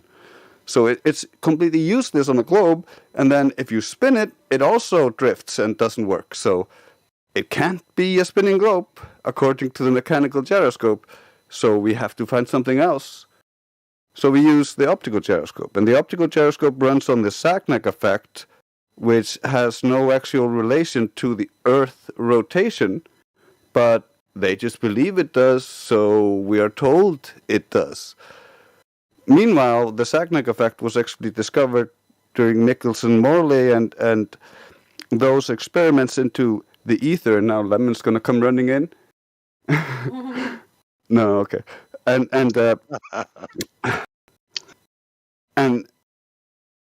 all of that is completely unrelated to the globe. It has no relation to it. If whatever the optical gyroscope is detecting is moving, that has no relation to the Earth moving. But we are told that it does. However, you can use the information gathered from the optical gyroscope to orient, which we do use it for, and that's why it replaced the mechanical gyroscope. Because we can use it that way. But it's not actually a gyroscope. It doesn't have the gyroscopic effect, just so you know. So it cannot show you if the Earth is a globe or if it's spinning. But I forgot what my point was, so I'm just rambling. Yeah, I seen someone that did some sort of a computer mock-up of what the stars would actually look like in reality if we were spinning and the stars were stationary. The sky would look like an etch-a-sketch of stars. They would be all over the place. It would be just a scrambled mess of star trails if you were to do like a time-lapsed photography of the sky. It wouldn't be they wouldn't be going around Polaris in a uniform manner. They would go in a straight line, right? They would be like straight lines, no? Yeah, what the way I have seen it simulated is essentially, and the way I simulate it in my mind is essentially, you would see a certain patch of the sky, and then as the Earth would continue in its orbit, that patch of sky should change over the course of the year. However, the globers have want us believing that we can see around the globe when it comes to the stars. We can just see all around it, all the way to the north on the pole and above it and beyond that. And like when you're standing on the equator, you just see all around the globe. When you're looking into the sky, they want you having these weird-ass beliefs that you can see forever, that your eyes don't follow the Rayleigh criterion, even though they do, and that the Earth is curving, even though it doesn't curve anywhere, and we've measured it flat, and we use it as flat, and all engineering uses planar geometry, and it doesn't function. Like, nothing we would use would function on the globe, so we have to go back to it being flat. Always. Yep. Well, just a silly question, probably, but like, is it possible to see all the constellations at once? No. No, it's No, only it's not to your possible, eyes. No, because we are only seeing from a specific patch of sky, right? Yeah, Well, you can only see so much of the sky at once. Right, and plus it also there's another effect that falls into effect is the fact that because they're local, you can only see so far. Once you get a certain distance away from them, they just can't see them anymore. Just like the sun when it goes across the plane, it looks like it's going over the horizon or whatever, but it's just disappearing into the distance. The stars do the same thing. That's because our eyes see in perspective. We don't see in absolutes. We are limited by our optics that we use, and so our eyes only see a certain distance. But when we get a bigger aperture, better optics, we can actually see beyond that distance.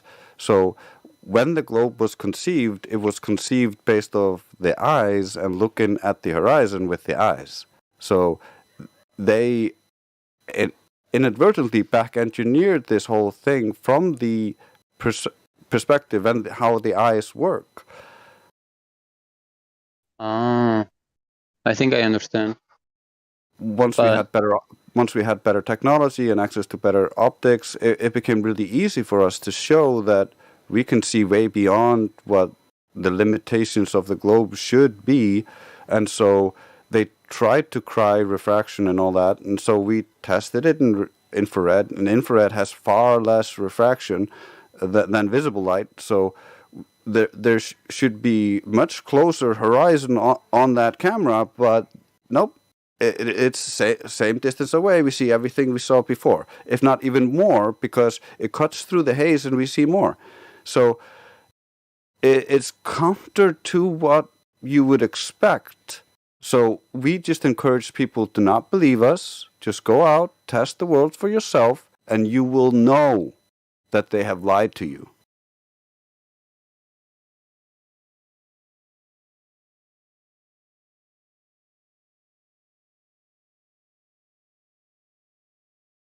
That is a very true statement.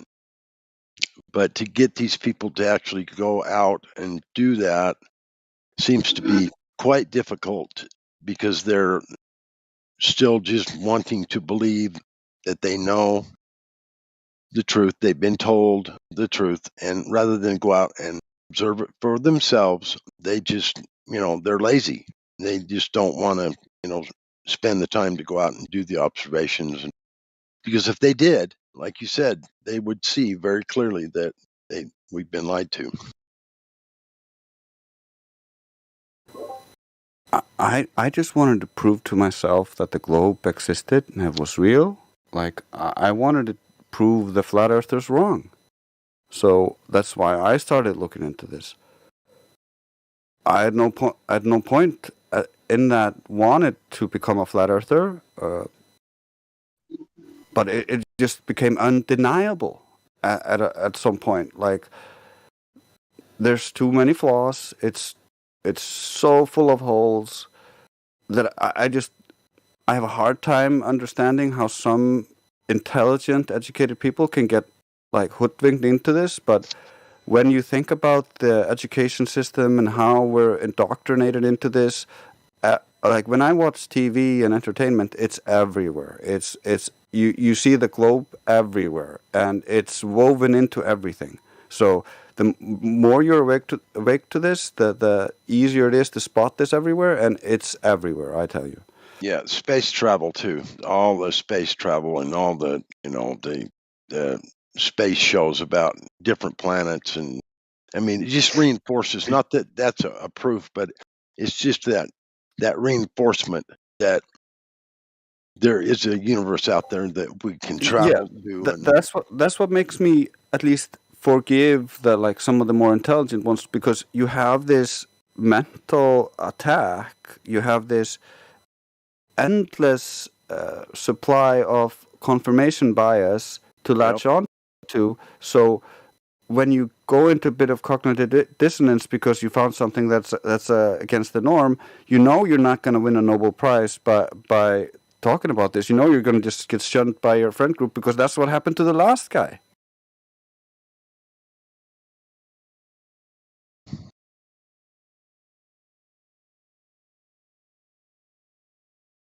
I mean, it's just everything is space, space, space, space, space these days. I mean, it's the alien invasion, it's the it's the satellites, it's the the probes, the just so much of what they're supposedly doing and showing us about space, and none of it is real. I mean, it's just they've just gone so far with this total. I don't know that that's necessary indoctrination, because it's not like it's not true facts of any kind. It's more of a, let's just show them this build this real elaborate fantasy reality that they believe. If we propose it enough and strong enough, they're going to eventually believe that it exists, and that's what happens. So many people believe that you can travel in space and go to these planets, and that these probes exist on Mars and whatever else and stuff, and because they've been shown it over and over, and it's on the news about the new information that just came in from this probe here and this probe there, and this new photo that just came in. And I mean, it's just constant bombardment of reinforcement of this universe that is just it's just not there. It's just not there. It's all made up. It feeds into biases to keep them believing and keep them working on things that doesn't further humanity, and keeps them in their little box. So that we don't have like uncontrolled discoveries. They want control over all this. For me, I think this is deeply tied into like how pseudoscience took over like science and like natural science, because that to me had real value. We discovered all of the basis of our current technology come from that. Like, it's not coming from the pseudoscience. It's coming from Tesla and the old science. It's called production. You cannot produce you can only produce based on science. You need science to produce.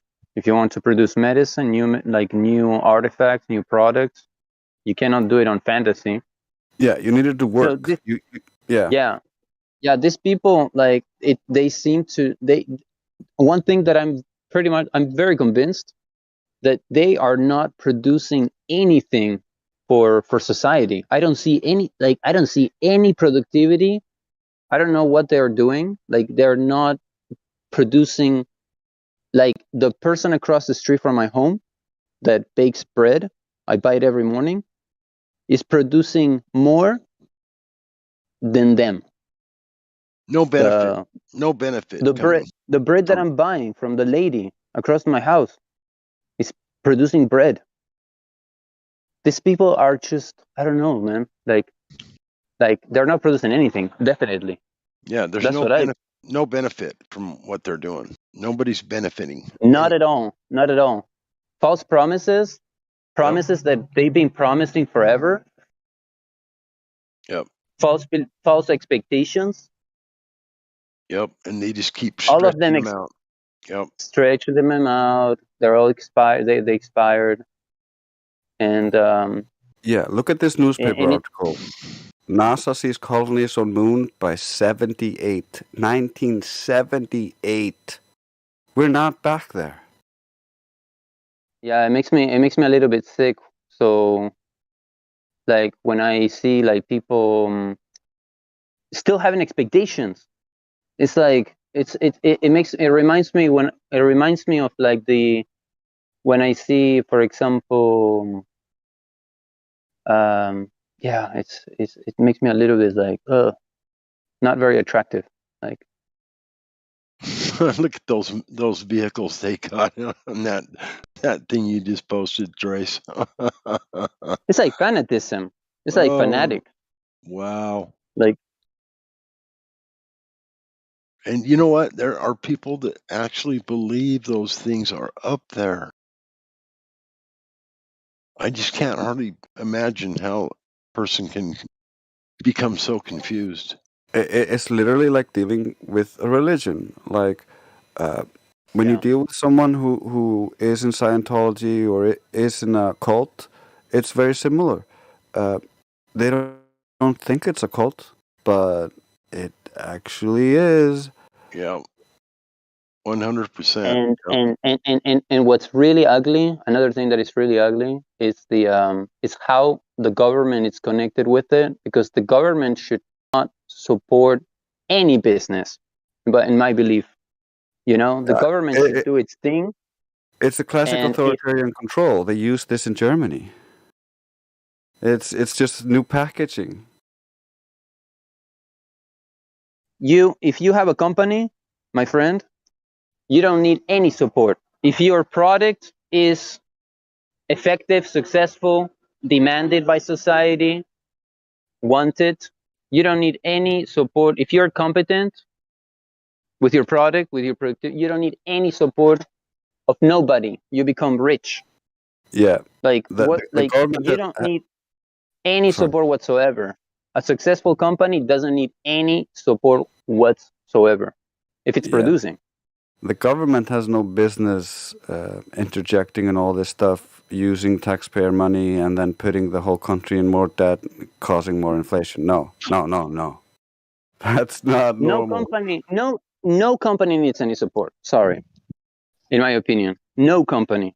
I don't know. Like no company should get any support from the government. A company is successful because it's it's in the market. Like, I don't know, this. Yeah, you shouldn't need any support of nobody if you're serious about your company and your productivity. It just gets so convoluted that it's just crazy. People also forget. People forget why and how the government got its power and its influence in the beginning. Like it started off very soft and very little control, and then one step at a time they took more and more. Like this happens everywhere. It always does this.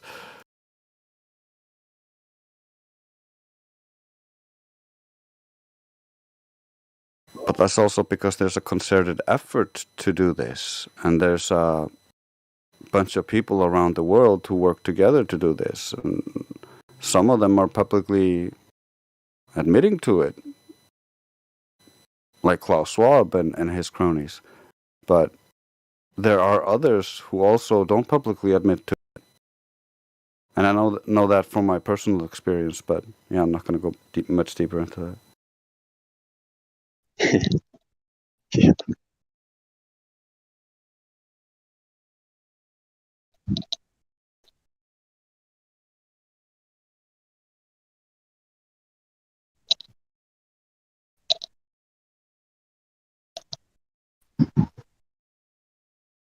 So yeah, they will promise you the moon and the stars, but the delivery will always be less than you expected.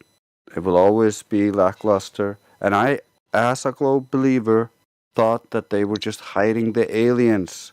I looked at all of the video and stuff that they had, and I really thought there were some aliens out there because I believed in some other propaganda. But that was easy to give them excuses because I was willing to believe, because all of the programming from everywhere bombarded me with this belief that it must be true because everybody believes it. But that's fallacious. It's not logical to think that. And I think that's the crux of the issue, and I think Paul was trying to mention it earlier when I got on here, is that our education system has removed logic. Logic used to be a big part of being educated. You weren't educated if you didn't understand logic, and you couldn't be logical. If you were irrational, which is what you are when you're not logical, you weren't being educated. So that's the big issue. Logic was moved into philosophy as this obscure thing you only learn about there, but it applies to all life, and it's really easy to manipulate you if you don't understand logic and you don't understand flawed logic, which is what media and TV shows and most people use to manipulate. So I think the education of our children, which is in our responsibility, is, I think, one of the most crucial things to think about, because if you give your children away, that's the future. You lose it.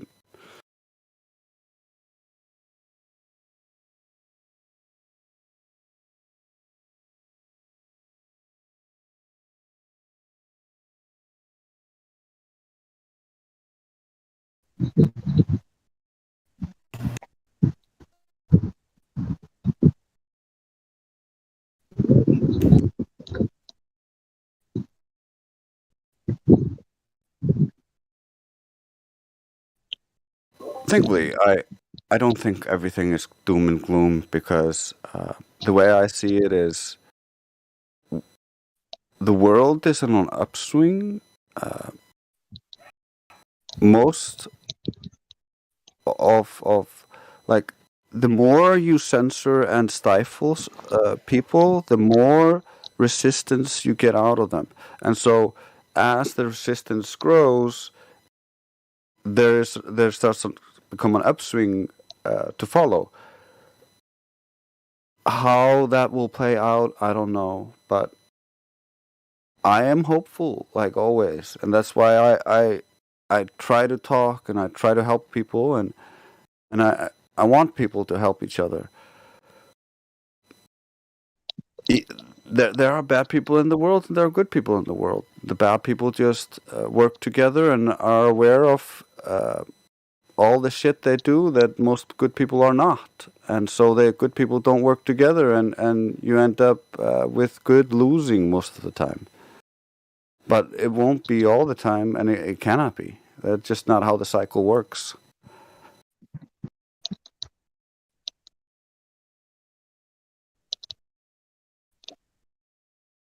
And I think that's why we have all these obvious villains being created in society's eye, because there's gonna be a fall, and you gotta have patsies. So I'm just waiting for people to try to co-opt our shit. So that's where I'm at.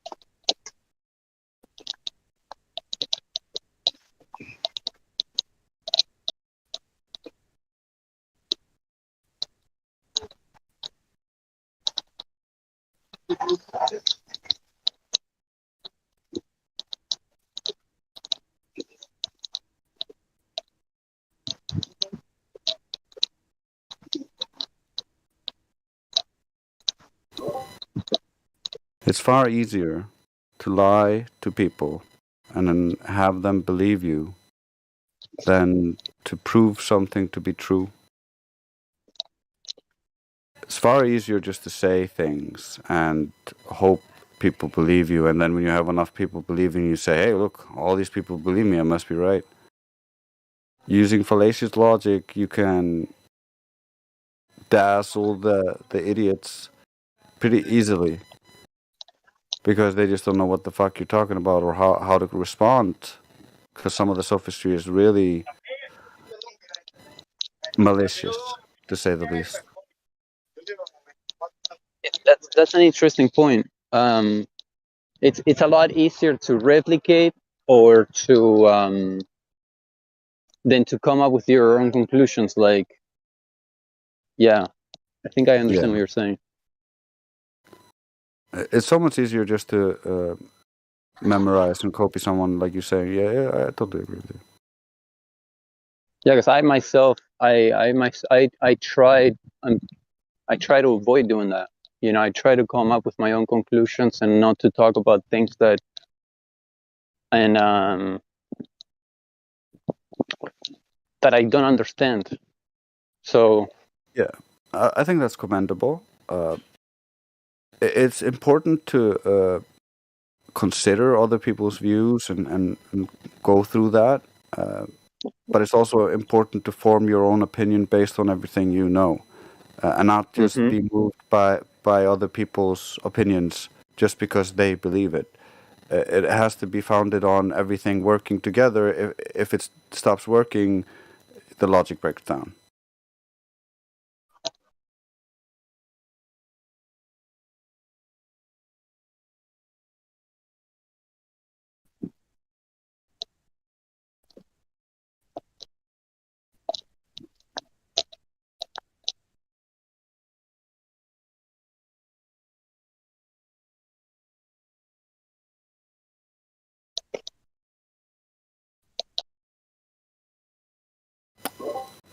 I think that's where cognitive dissonance becomes a decent tool if you're aware of it.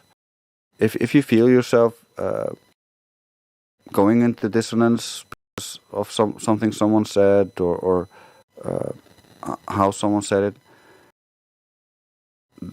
that can oftentimes be an indicator that there's something there for you to look at.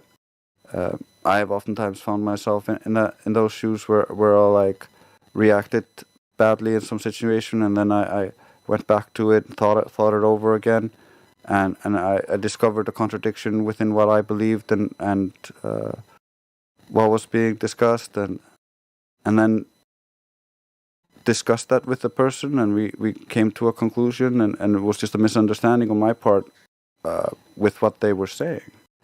So we're communicating with these words, but the words don't oftentimes adequately express what we want them to express, or we don't understand the definitions of the words and have this colloquial understanding of the definitions, whereas somebody else might be using the literal definition.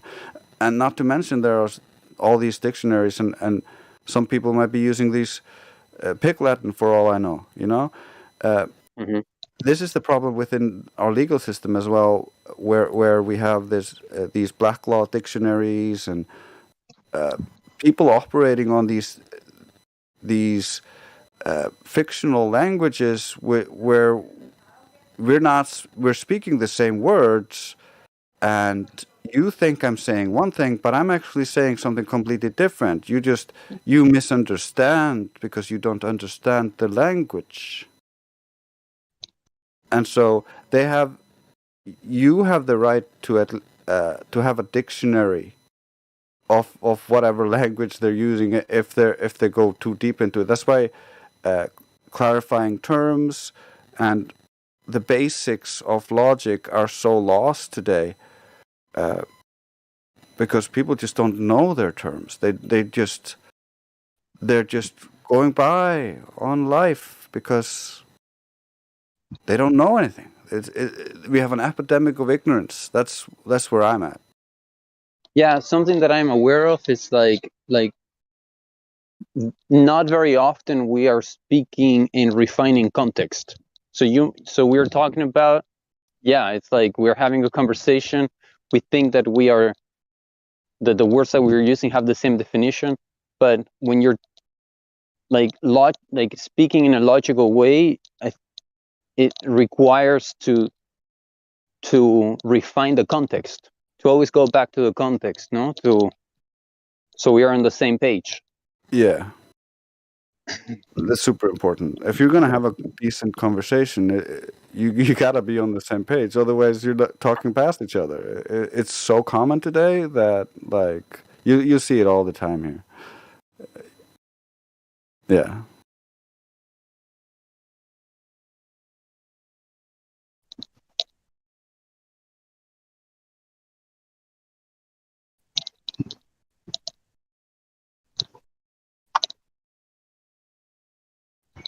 Do you guys hear a lot of wind?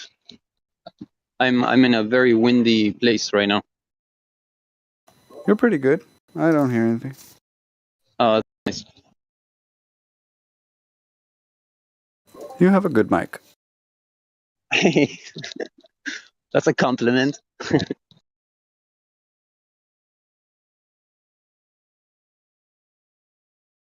Yes, it is. Although I don't know what it says about you. It's a great compliment on the mic. I take it personally, man.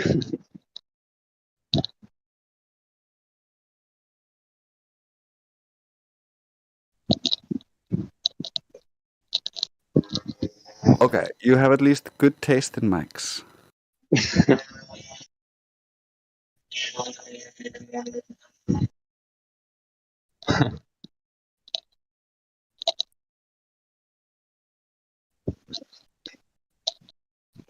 So what's going to be the topic for tonight?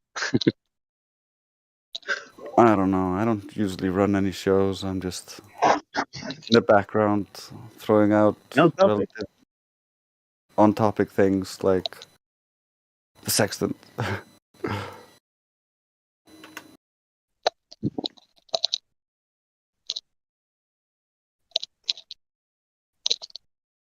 It's pitch dark where I am right now at the moment.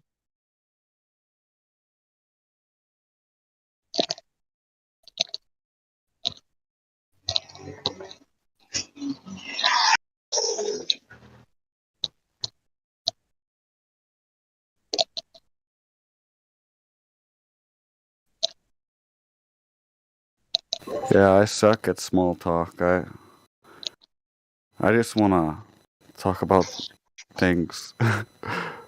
But I don't know how to talk about things. So I just say nothing and listen. Generally. That's smart.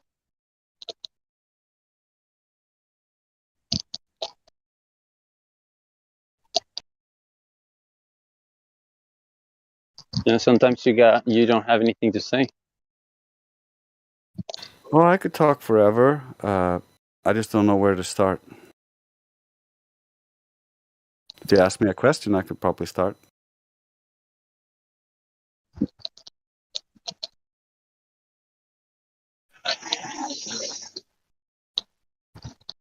Or a comment.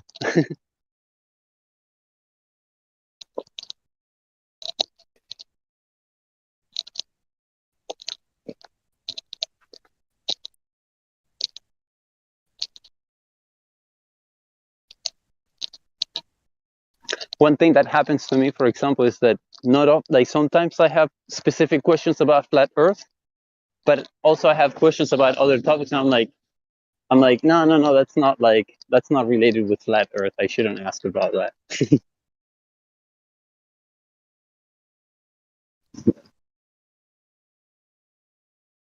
I get that.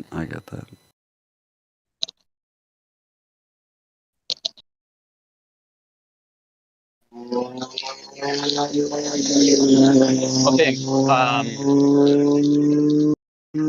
One thing, like for example, when I look at the sun, right during the day, man, more and more often, like every time I look at the sun, I look at it, and I'm like,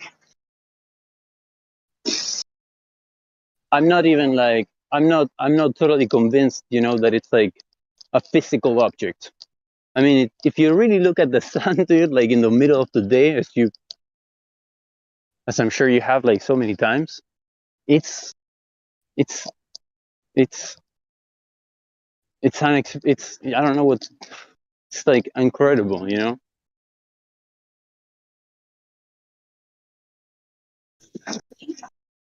Yeah, I totally agree. I'm just looking for a picture. That's why I'm not saying anything. I'm just not finding it. Been too long. Anyway, yeah. From It's like from our perspective, we see a light in the sky. We detect from it the whole spectrum. So it's a light of the whole spectrum, and we don't know anything really beyond that. They want us believing it's a ball of gas burning in a vacuum, which is just absurd. Like, that doesn't work. And so we just know it's a light. That's what we can see. That's what we can verify. What it is beyond that, we don't know. And that's one of the interesting bits, because when we use something like a polarizing filter and we polarize the light and block out some of the wavelengths, it gets smaller. But you don't know what the sun is. What if it's just a light? What's making that light? Unknown. What are the stars? Unknown. They're lights in the sky, and they move above our heads. They move in a cyclical manner, which is very interesting, almost like a clock. And we use it for signs and seasons. It's the world we live in. But what it is actually, or where its origin or source is, that's an unknown. And we would need some way to replicate that. If we were going to scientifically validate it, we would need to create something on that level. But we don't even know where it is. We have way too little information to formulate a complete cosmological model. Yet that's what is being shoved down our throats everywhere. It's cosmological models that oftentimes contradict each other. Like, they want us oftentimes believing that Einstein and Newton worked together, and they're just, Einstein completed the Newtonian's work. It's like Newton started it and then Einstein finished it, but that's not actually what happened. That's just what people are made to believe. They're taught Newtonian in earlier schooling, and then Newtonian actually was supposedly debunked by Einstein, but neither one of them is actually scientific, and Newtonian wasn't actually made by Newton. He didn't postulate a hypothesis, and according to him, he didn't want it attributed to him. So it's a joke. It was actually Michelle Cavendish and CV boys who postulated Newtonian gravity. We are reverent, by the way. So it all goes back to religious connotations. There's priest that created Big Bang. There's a priest that created the gravity that they attributed to Newton, even though Newton himself said, "Please do not attribute this to me."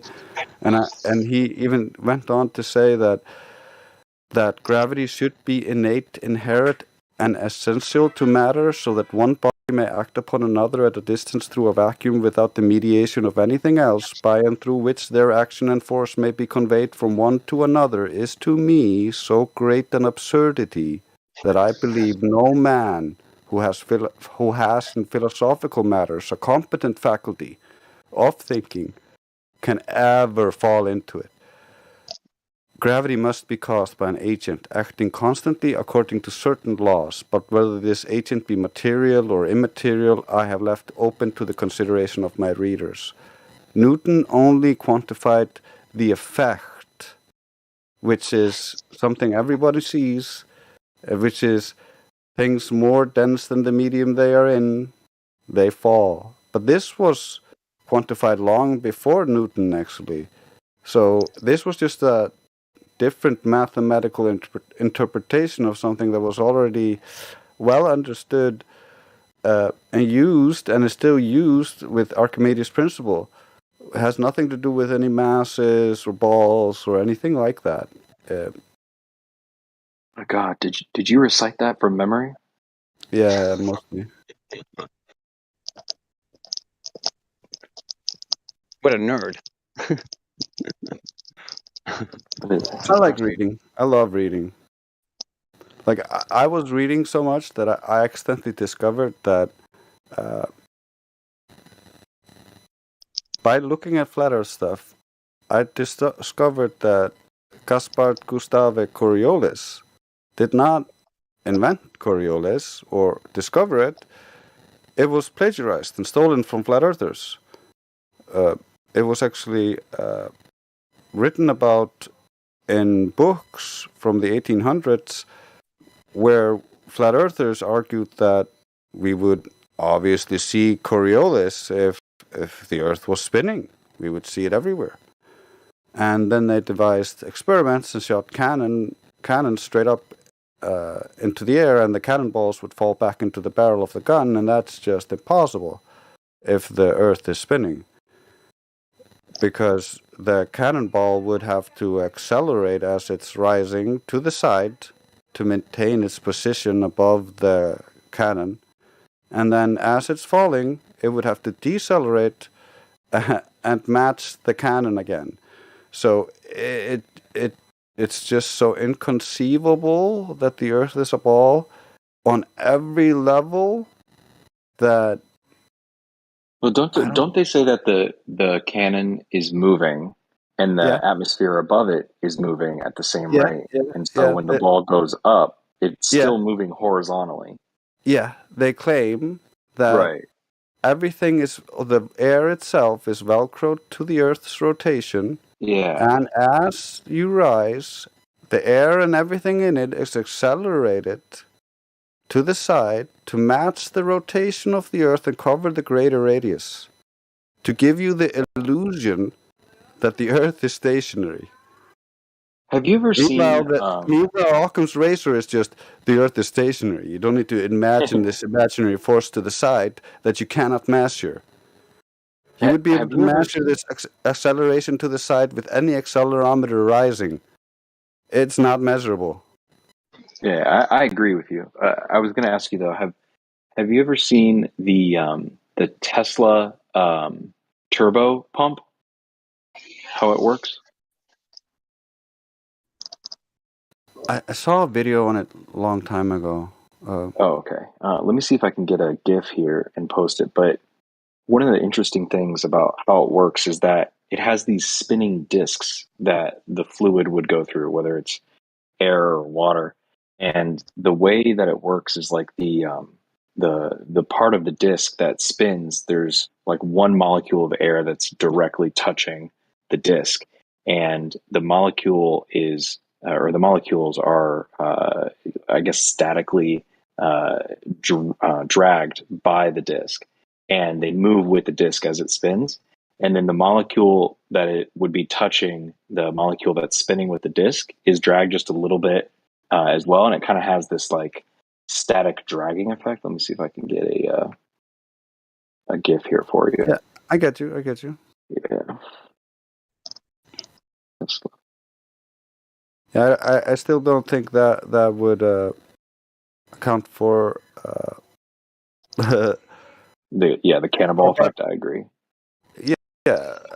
However, like there is always this conservation of momentum and all that, but you're also traveling in a circular motion, so it all goes a little wonky.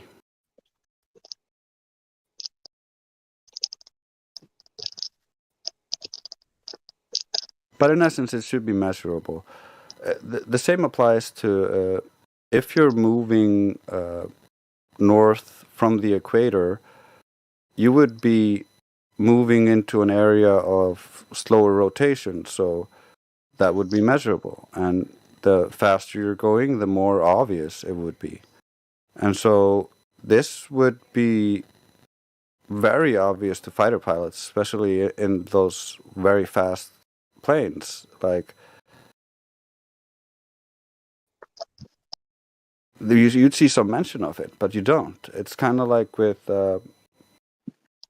Coriolis. The Coriolis is supposed to be on sniper bullets, but you don't see it. Many snipers say, no, there's no Coriolis. And what we have is Magnus effect. We have sometimes when you shoot really far and the bullet is spinning and it starts to drop, it deviates to the Magnus effect. Or you have wind. That's basically what most snipers say. Some rare cases say that we have to account for Coriolis, but I don't think they hit anything, honestly. Because you have to not aim at the target, essentially, at that point. And then if you're going to continue with the globe belief, it's not enough to not aim at the target, because that target cannot be there. You're looking at some refracted hallucination, so you got to shoot around the curve, buddy. Problem is, we have rail guns and a lot of technology that can fire at things and hit them at like 100 miles. That's way too far. Anything that targeting system could see, with the targeting system being so close to the water. Yeah, the railgun is interesting. Yeah, isn't it because the kinetic energy of the railgun it requires it to be a line of sight shot? It can't arc down, or it loses all of its ballistic energy. Yeah, that's one of the big issues. The same is with like most of the targeting systems on the boats, like with Sea Sparrow missiles, for instance. They're all along the bottom of the boat, or like at the deck level, essentially. They're not at the top of the ship. And they're used to targeting like at 50, 60 miles away. And that's impossible on the globe. Like, the targeting system shouldn't be able to target stuff. But it does, and it only works in reality. It doesn't, like, imagine the military advantages you get by indoctrinating the public that science doesn't work. The military technology, you would have to account for things you don't have to account for. If you were trying to build something to defend yourself against the world order, and you tried to factor in the globe into all your shit, you would kill yourself. That's why planes operate for planar surfaces. They assume a flat, stationary plane. Like, if it were rotating and curved, they would have to dip their noses, and they would eventually just go straight into the ground. Want a freshly baked? Yeah, have you seen the video of the Australian pilot? She'd been a pilot for 40 years or something, and her whole life, or her whole career, I guess, she never questioned it, until one day she came across the stuff and it just hit her across the face, and she said, "My God, I've been flying, to and from Australia my whole life, and I just now realized it's flat as a board." Yeah, her reaction is stunning. See if I can find it. I haven't seen that one. I'd love to see it. Yeah. Okay, let me grab it. I've seen plenty of pilots talk about it, though. My grandfather used to be a pilot before he died. If I would be a pilot, I wouldn't talk about flat Earth. I would just I wouldn't want to lose my job. You know? Yeah, that applies to a lot of things. They don't let you fly anymore when you start talking like that. No, man, I would lose my license, dude. Yeah, not to mention you have malicious globe believers who who will target you just like the leftist crowd. So they will go for your employers. They will go for the board of directors and your licensing. They will go for you. Cancel culture. So They would go for me. Huh? if you have any kind of influence, that's the people they like to target the most. Well, imagine you're like a crazy you're a threat for the public for the safety of the public. If you think that the Earth is flat, and you are a danger, like, right, for them. I mean, you're seen as Doesn't like make any sense. Doesn't make any sense because if you fly like it's level, and you never correct for curvature, you never deviate for the Coriolis effect, then how could it be a danger? You're already doing what you believe. It's just they're the ones that believe in curvature and the Coriolis effect, and they would actually be a danger to people if they landed a plane like it was on a moving runway.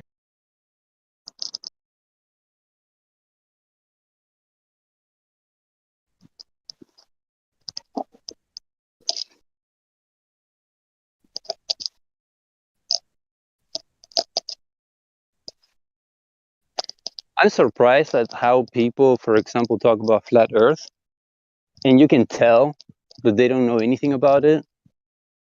It's like,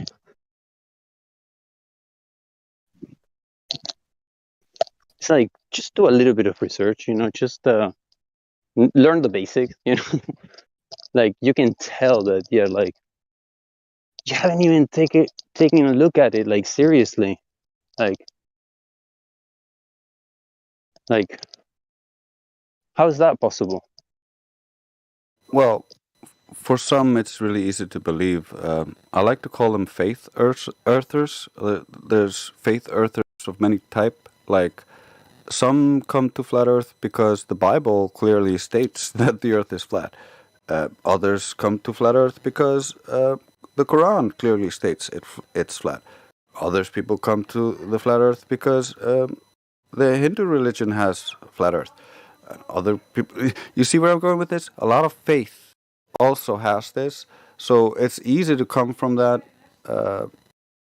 school of thought, whereas most of us here are more like the empiricist side of things, where we, at least in this channel, we want to have some evidence or something to back up what we're saying, so that we can actually move forward on the same page instead of debating in opinions and beliefs. We don't want to get bogged up in that endlessly. Yeah, but what I mean is, like, on the scientific, when you watch, for example, videos of people, like, like the first, what I'm talking about, like the typical videos that you find on YouTube that criticizes and debate, for example, flat Earth, and and they talk about flat Earth, like they know what they're talking about, but If Levelists, thank you for posting that. Sorry, that the pilot Drace was Dutch, not Australian. I think she might have been talking about flying to Australia. But yeah, nice. There's one that's I don't think the video is very long. Yeah, 5 minutes 40 seconds. But yeah, she's pretty cool. She's a lifelong pilot. I mean, we all kind of started out ignorant to a lot of things. In 2015, I made a video of a broom standing up by itself. So it was like an industrial broom. And I just stood it up in the middle of the kitchen and then took a video of it and then showed that there was no strings or wires attached to it. And I said, this proves that the earth isn't moving. Now, I don't know if that actually proves that, but that's what I said at the time. So we all kind of got a journey where we have to go and learn things.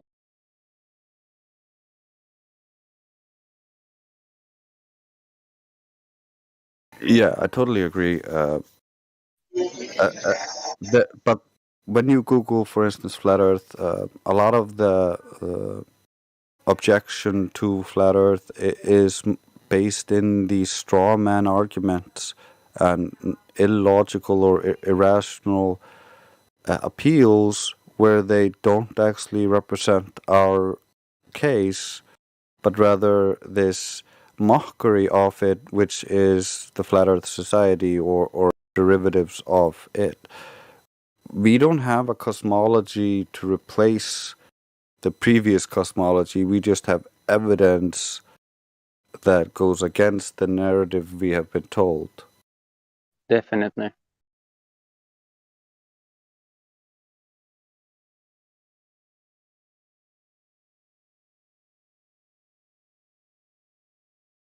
And I say that we generally, because there are some people, of course, who have a certain faith and a certain cosmology that comes with it that they might have to offer some people. I mean, I'm not one of those people, but I'm not going to put them down. I mean, and anybody's free to have their own beliefs.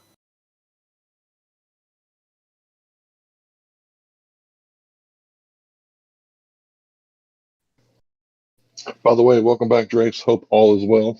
Good to hear your voice. I'm feeling better. Got a little bit of cough and cold. First one in a long time.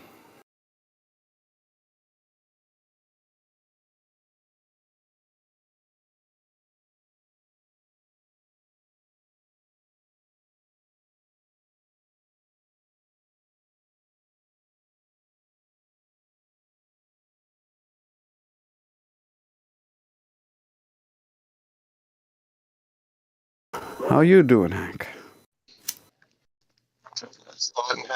Well fed, you know it. I've had like a couple of sniffles and fever since this whole thing started, but you know, I just take it easy when they make me go home, and then work when they let. Good.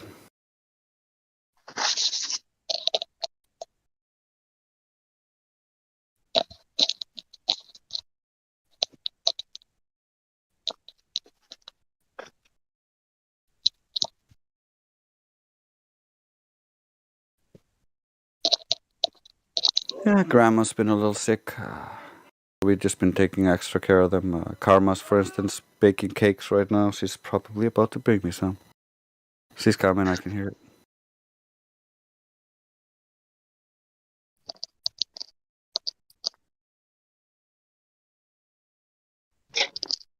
I bet that's some good juju karma cake.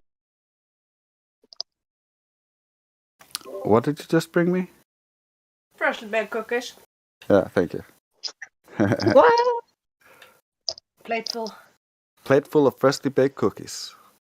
I'm gonna be indisposed for a moment. Crunching, no? Crunch.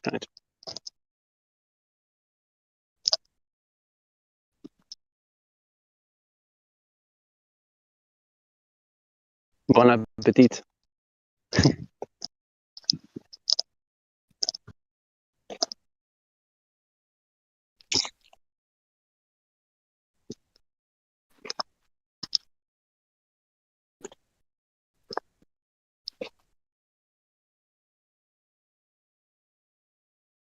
What's going on? What up, bro?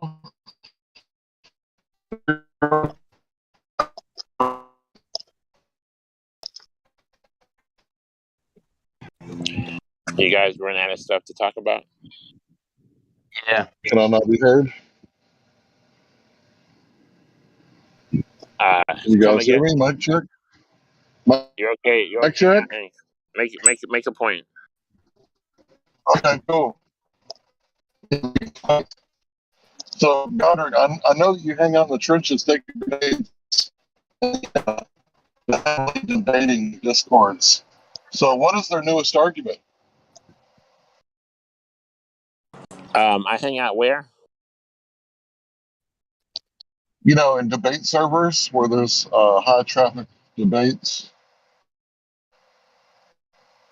I've Yeah. seen you around. I mean, there's not a lot of new arguments, but the ballers claim that light is bending around the curve, so we're seeing behind the curve because light's bending. They claim it makes sense because it's only 0.001 degree per 69 miles, and that way it makes sense. That way it's curved, but it looks flat. You know about that one, right? Yeah, I heard Kosho say the other day that if you measure the miles between the South American continents, you can prove that the southern hemisphere is smaller than the equator. And I was like, what I got to like lay some fiber optic cables in order to do that? Because how am I supposed to know the distance between Johannesburg and like the capital of Brazil? Kosho's an excellent presenter, but he's full of shit. He will take you on a long ride, man. I don't know where he comes up with his information. Well, I mean, it would be true if I could measure the distance between South America and Australia and South Africa, right? And they were all closer than the cities around the equator, right? But I can't do that. Can any one person do that? I don't think it can be done, but if you're in a plane, if you own a plane, you can try to get a guesstimate of how many miles it is. If you were able to fly those routes independently, you can try to do that. I don't know anybody who has that opportunity, and I wouldn't trust Google Maps. Well, who flies from South America to South Africa? Don't they all go up north first? I don't know the flight paths. Do you?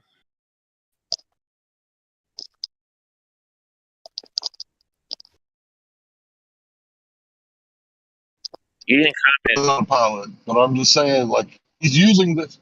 Go ahead. You didn't comment on my light bending around a curve 1 degree per 69 miles.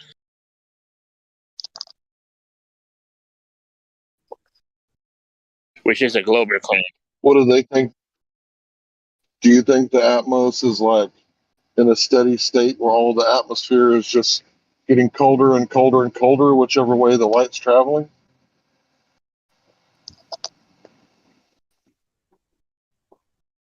So my point is that if you're 10 miles away from someone and you can see them, or let's say see their light, then the light is traveling down, right? And if you're shining a light at them and they can see your light, well, then the light would be traveling down. How could it be getting colder both ways at the same time?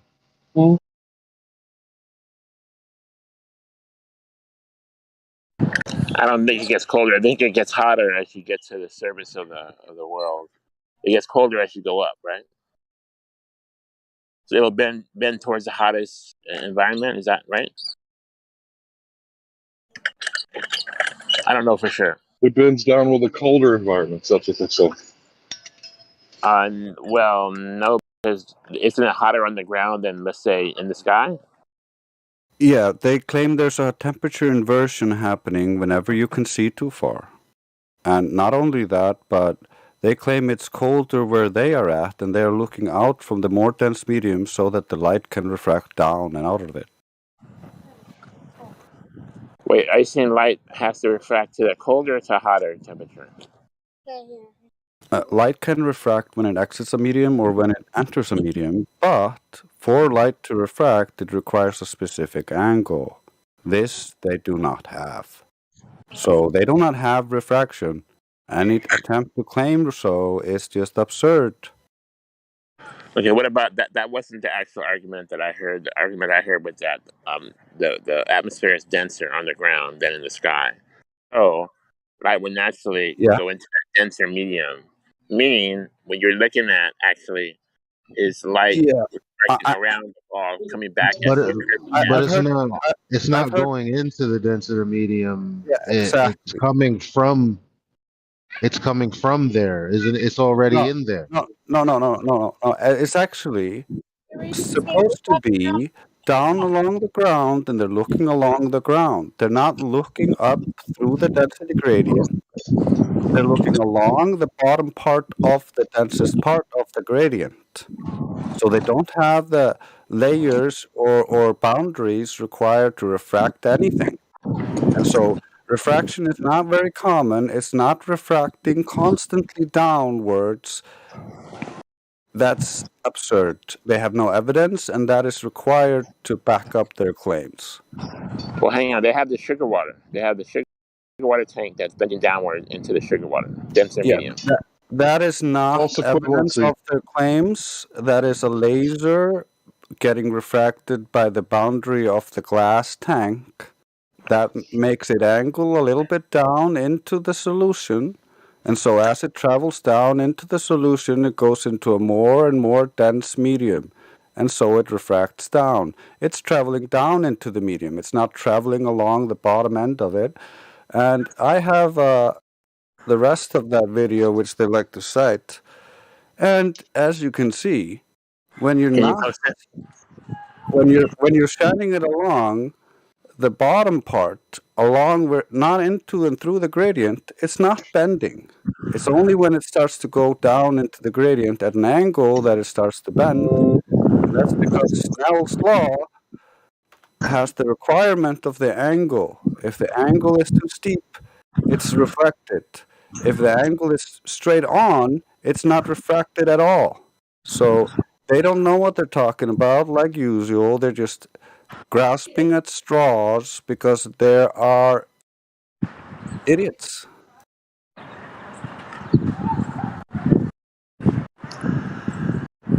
Did you want to show the rest of that video? I saw light bending into sugar water.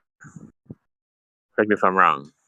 Yeah, I just You showed a didn't. GIF of it where it's not bending into sugar water. It's first bending into sugar water, and then as he levels out the laser, it stops bending. It's only bending at a certain angle when it goes into the gradient.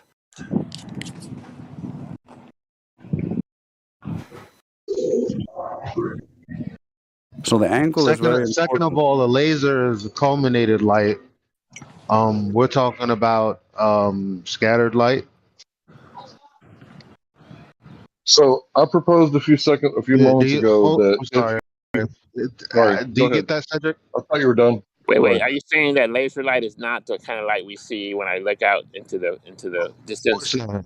Of course not. And how is it different? I don't know. Well, when you read Andrew Thomas Young's paper, and he says light rays are theoretical, they don't actually exist because you don't see, ray beams coming from a source to your eyeball. So that's not what happens, right? You just see things because they're illuminated. Yeah, that's trippy, huh? They're not actually laser lights, are they? Exactly. That's the difference between fulminated light and scattered light. You can't actually. There's no way for them to test their claim because they would have to test scattered light.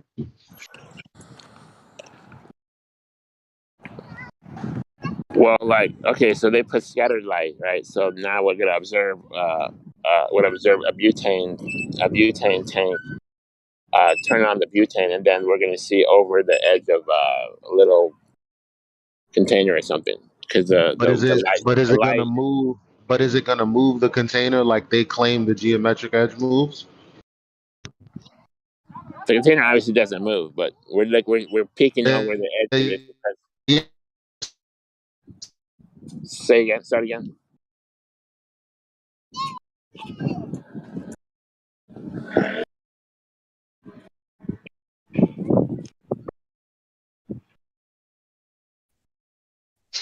If there's a break in the conversation, I'd like to add something. Go ahead, Hank. I think Elijah will be back shortly. All right, so I said if you got two people 10 miles apart and they're shining spotlights at each other, and one sees the other spotlight, they're saying that light's bending down because it's constantly getting colder and colder and colder, right? I don't know So if about the that. other person, I haven't heard the temperature argument. I heard the density argument. well, how can it be different densities if we're all on the same, sea level? So how does that make any sense? So they're Well, saying temperature and they because draw if a you look at line. the definition, it Draw a says line around the if your observation is 5 feet, it'll eventually go down to the ground to 0 feet. It'll bend around the curve, it'll hit the ground at some point. So it's not going straight; it's going in an arc to the ground, but in an arc, not straight line, but an arc line to the ground. Let's say X feet. All right, well, let me get my argument out. So they say that it's due to temperature. You have to take my word on it for now. Okay. Because it's in the definition, right? The second part after it says layers of density, it says and temperature. So that's what they're counting on, because there's not a different layer of density between the camera and the bottom of the black swan image where the pillars meet the water. That's all the same layer of density. Now, where everything gets refracted is where the cranes are like, what, 100 feet up in the sky? That's where everything gets refracted because you're looking through several, I say refracted. I mean, that's where you see the turbulence because the cranes are probably several hundred feet up in the sky. Okay, so what I said was if you have an observer 10 miles away, shoot a spotlight across the bay, and the person sees it, they're saying the light is bending down because it's getting colder and colder and colder towards the observer. But if that observer were to pull out a spotlight of his own and shoot it back, there's no way that it could be getting colder and colder and colder. It would have to be getting hotter and hotter and hotter, and that will cause the light to bend up and completely miss the original sender, right? So wouldn't this completely debunk what they're saying is happening? I'm confused because I always thought that it was hotter on the ground and colder as you go up. So how could light bend into colder and colder? It doesn't make any sense. It had to bend. It had to bend into hot. If it was a temperature difference, it had to go hotter.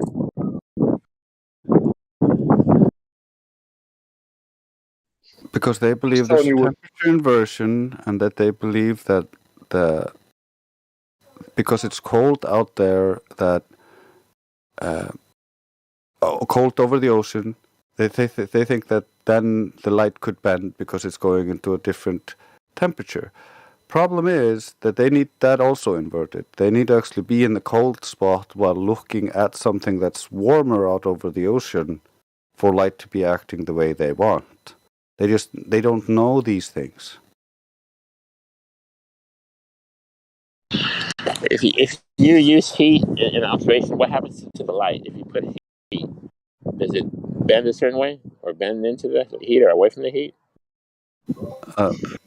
No, it's not bending in because of the heat. The heat is changing the air and disturbing the air, so it can create disturbances in the air, but it's not bending the light. It's just mild turbulence, like in a pool. Mm-hmm. It's the medium the light is traveling through. Like when you're in a pool and you look up and you see people like above the pool, underwater, trying to do your pose at the bottom of the pool, like you do. Everybody looks slightly distorted, but they're not like rising and falling on the other side of the pool and setting behind some imaginary curve. They're just kind of wobbly. It's almost like dancing. And it's also super easy to prove that they're wrong. All you got to do is get two cameras. One of them is infrared camera, one of them is not. And then you look at the things at the horizon. And if one, the infrared camera, does not have a horizon that is always closer than the non-infrared camera, then their claims are wrong. Because that's what would be required if we're seeing what we're seeing because of refraction. Infrared doesn't refract at the same rate. It refracts a lot less. So we should see a difference. If refraction is causing the horizon to move far away, so we can't see that it is a globe, it all looks flat, then it would be apparent in infrared. You would be able to see that the geometric horizon has moved much closer.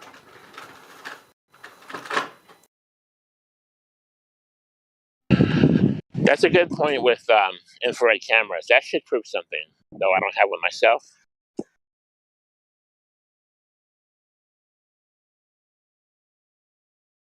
really like India on this. Yeah, he did a. He has a test done by some Globers where they shot lasers of different frequencies and they all basically hit the same spot, whereas that wouldn't be possible if the Earth was a globe and everything was getting refracted like we're supposed to believe. And India really covers this really well. I just have some things I saved from his presentation. Yeah, I heard some of your newest videos on your channel, Grace. Some of your stuff is pretty darn good too, bro.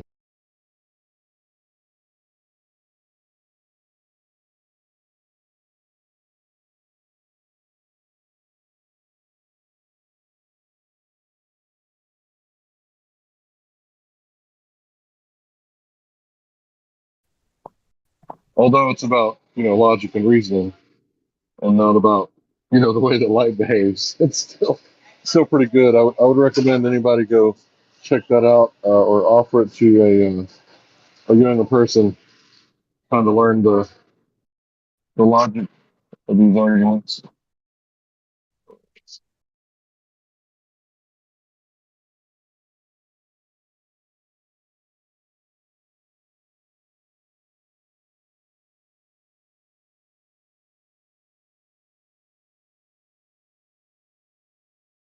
I'm sorry, I'm talking to Karma a little bit.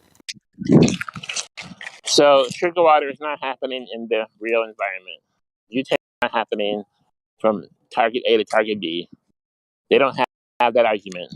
They can't prove it's bending. They can't prove it's bending around the curve, basically. Yes, they would have to first prove that their claims are true, similar to how we proved that we could see too far, that the geometric horizon wasn't the limitations of our eyes. We could actually see that far and then shoot lasers that far, and that's no problem for us. They need to go and repeat our tests, but now they need to add to them because they have additional claims. They need to measure the temperature from their target location and at regular intervals all the way along the laser path, so that they can show that, hey, we have data showing that it's going into a more dense medium, and this would be how much it would be refracting if it had the angle, but they don't have the angle. That's always going to be their problem. They need very specific angles for the refraction. You change the angles, you change the refraction.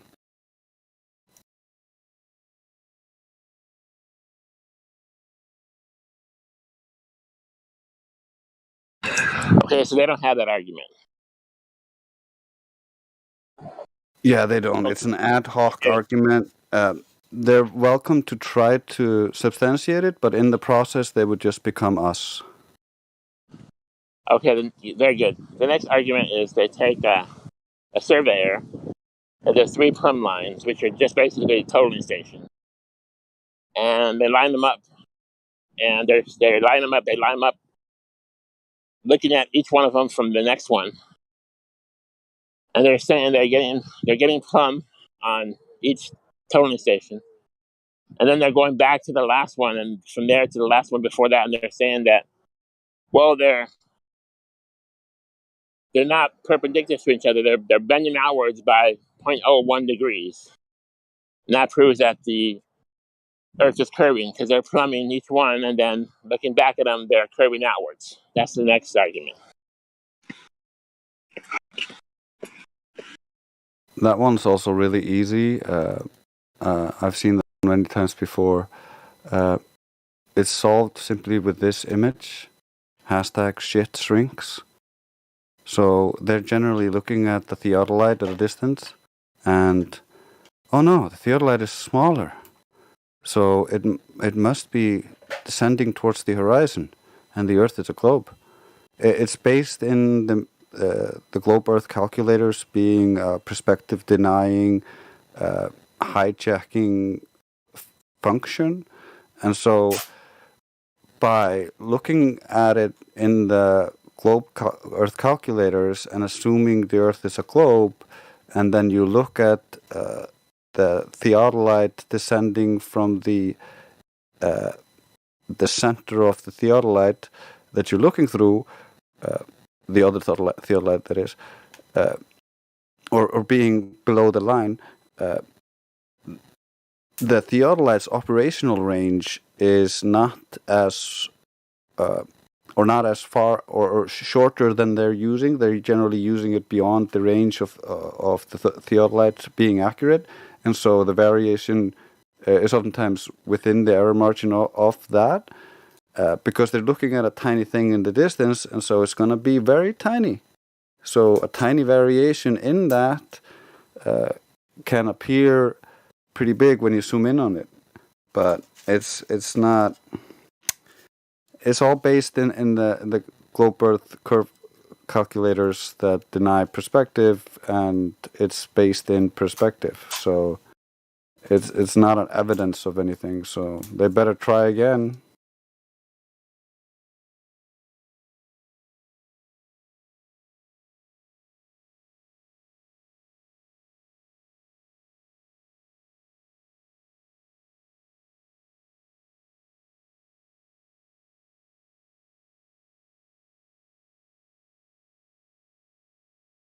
I'm walking into traffic. I'll be back in about 10 minutes. Okay, be safe, bro.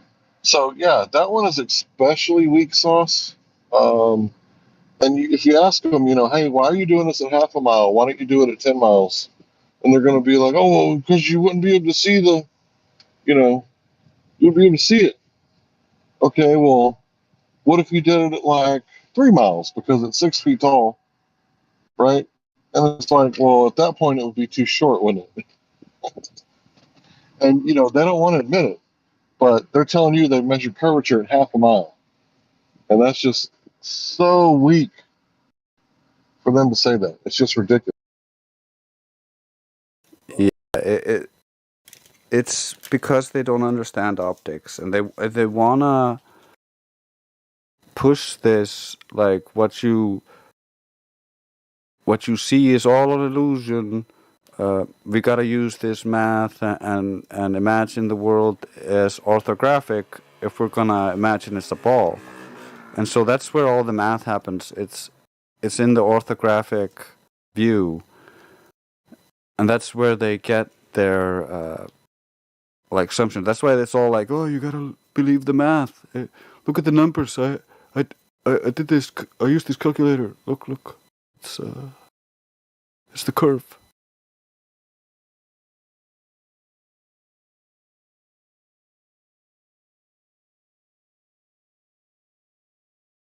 Yeah, it's pathetic for them to use something like that.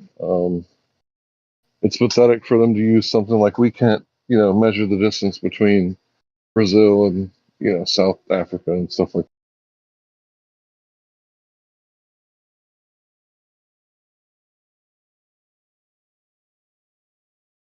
They just don't have anything. So they have to repackage it, and it's generally the same arguments coming back and again and again, just differently worded or based on the old arguments. But even when they try to base it on them, it's just so retarded. I haven't heard anything new, anything that actually shows any kind of support for the globe. Not that I've been looking very hard these last few weeks, just been chilling. But I was really hoping there would be something interesting, but nah. Not from the Globers. They've had 7 years to put together a think tank between the bravest and brightest astrophysicists and physicists and cosmologists to come up with, the silver bullet to shut down any flat earther. Because I got to be honest, if there was, a proof that I could go verify, like I may not get to it eventually, but eventually I'm going to go to that place and check it out and see what it is. And it's like, they got better stuff to do, like just take our tax dollars and, send it overseas because it doesn't matter to them. They don't have to prove anything because there's not enough people saying, hey, why are you spending this much money on fireworks when we got real problems down here? Why don't we bring everybody in the ISS home if you even were to happen to believe in such a thing? And why don't we take care of the homeless vets?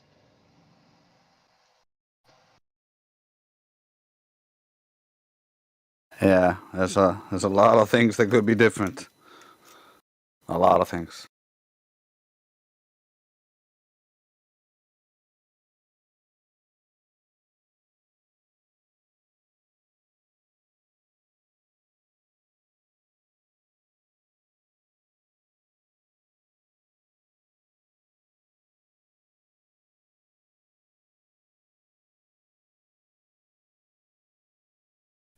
But I guess everybody's caught up on the Johnny Depp trial and watching, everybody's micro expressions while she gives her testimony, because that's what really matters. Yeah, but Ghislaine Maxwell trial, we can't see anything from that. That's too spicy.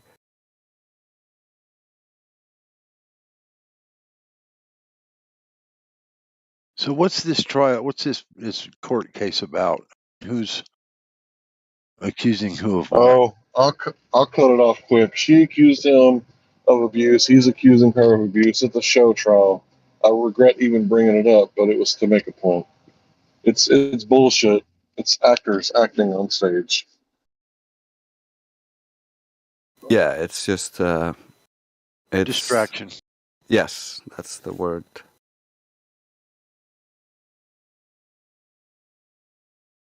Keep everybody talking about something completely irrelevant to everything.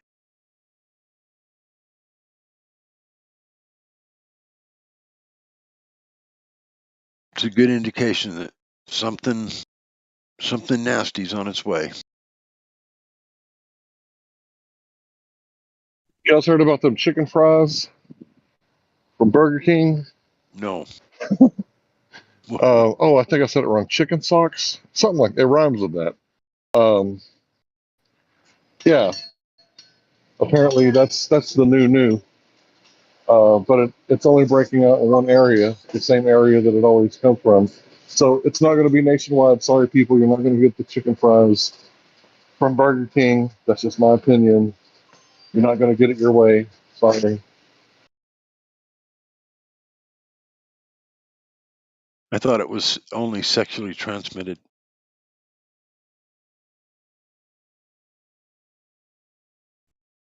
Well, I hope so, because I've only had one partner for the last 20 years.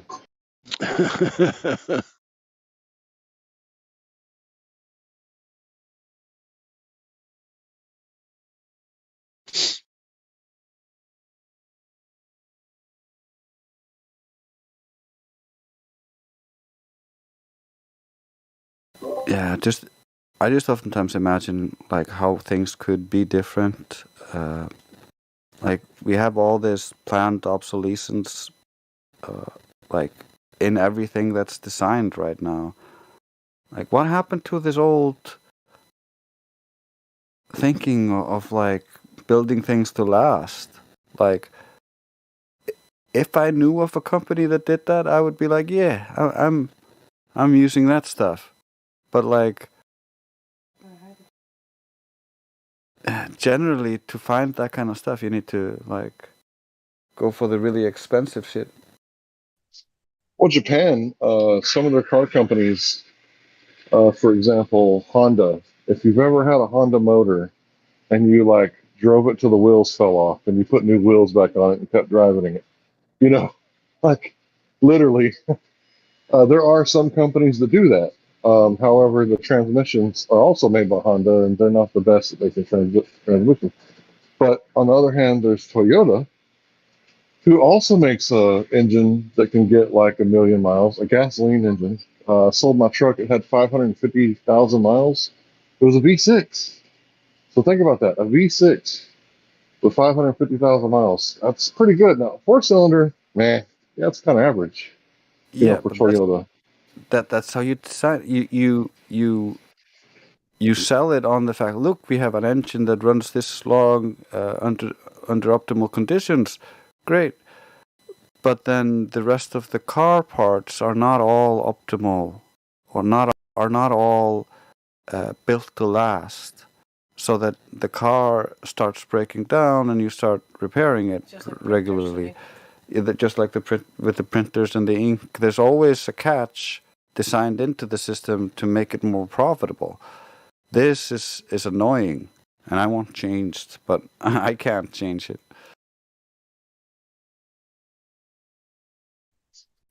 Well, for me, I got a Pontiac Vibe, which has a Toyota engine and transmission in it, and everything else is Pontiac, I think. But yeah, it's basically a Toyota Matrix or a Toyota Corolla engine and transmission. And that sucker's got like 270,000 miles on it, and it still runs good. I just changed the fuel pump, which made the car smell bad for a few weeks. But I look at that as like, well, that's just my car payment, you know. I paid $880 for the car, and I think I've put like a battery on it, changed the brakes a few times, did some oil changes, and recently changed the fuel pump. So that's just the way I look at it. That's my car payment.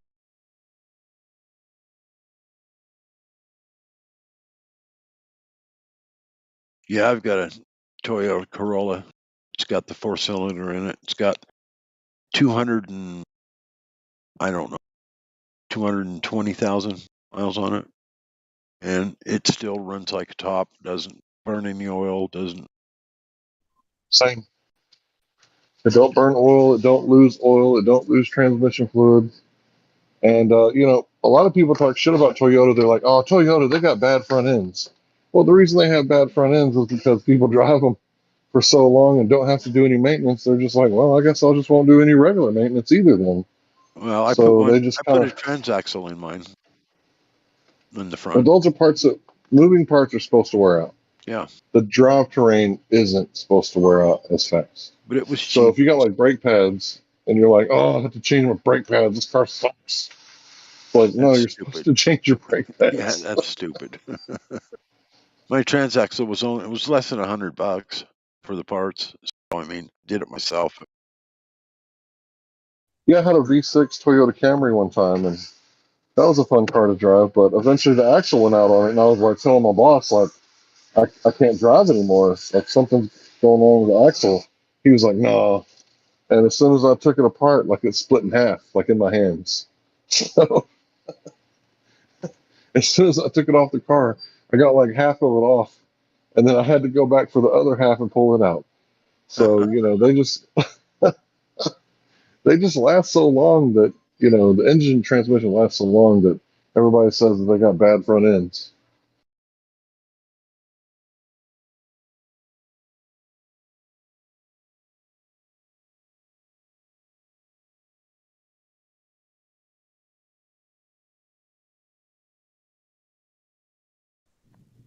And my wife was driving that car, and I think it started burning oil and or leaking oil. I think it was leaking oil, and she didn't tell me. And I don't know how long she drove it with no oil in it, but that's what killed that car right under 300,000 miles.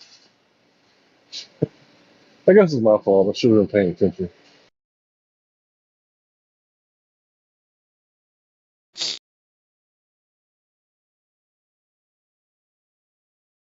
Yeah, keep clean oil in them.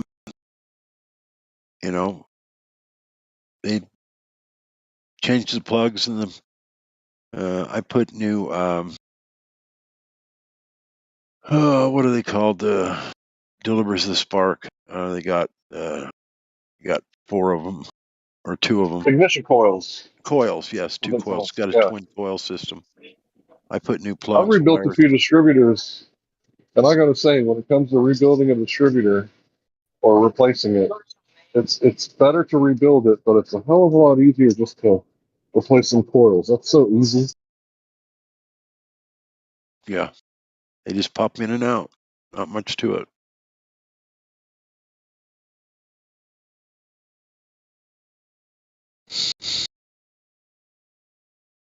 Plugs, coils, and wires, and it started running like a champ again. Yep. Same thing happened with my Acura. So my little V6 Acura, it started running funny. I was like, uh-oh, what's going on? And I get under there and I start doing any, mini, mighty, mo with the coils. I start moving them around. I'm like, yep, that's what it was. And I just paid like $70 for a coil. Took me like 15 minutes to diagnose it, go to the parts store and put it in. Yep. I mean, I wish I could be a US made in USA only supporter with the vehicles, but man, they just don't seem to want to put the quality where you need it. Well, I'll tell you what happened. Japan started using aluminum engines, and they couldn't keep up with the competitive prices.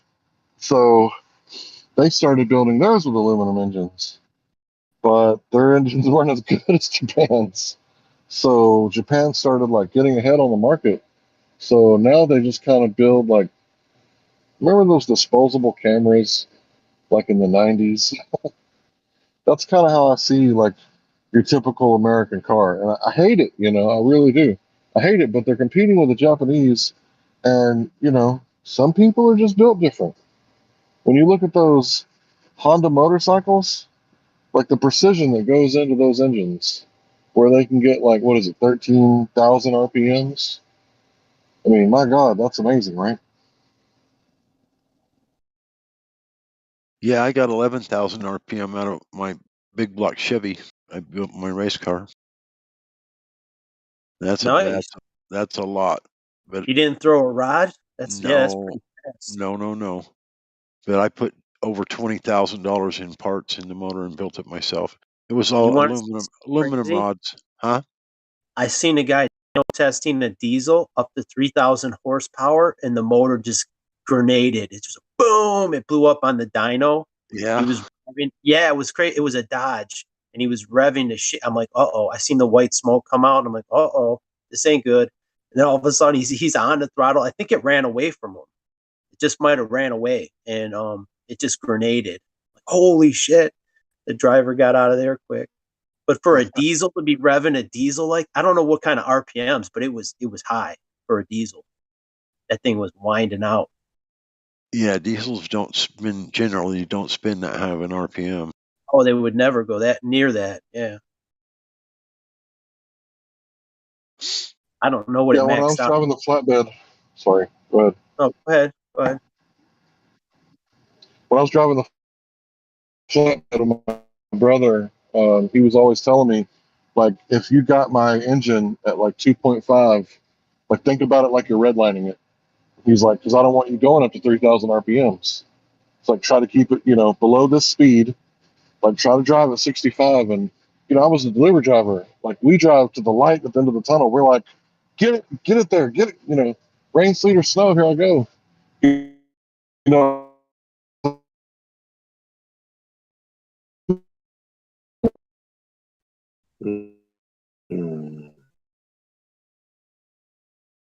Right after rain, sleet, and snow, you roboted severely.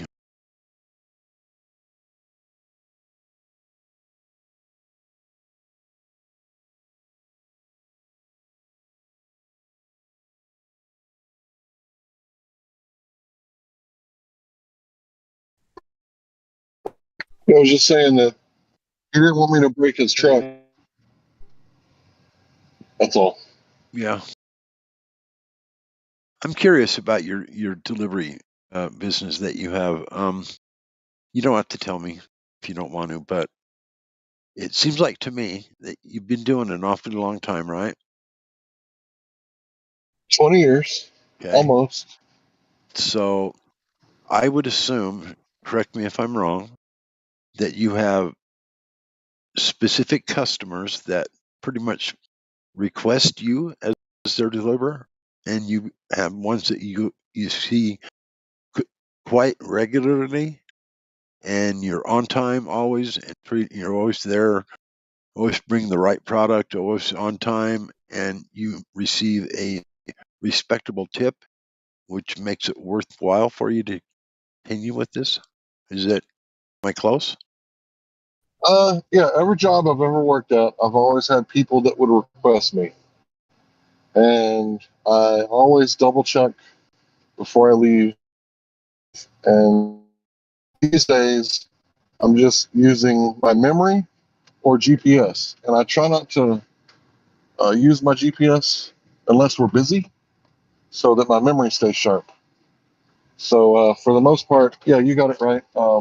But I deliver pizza. Right.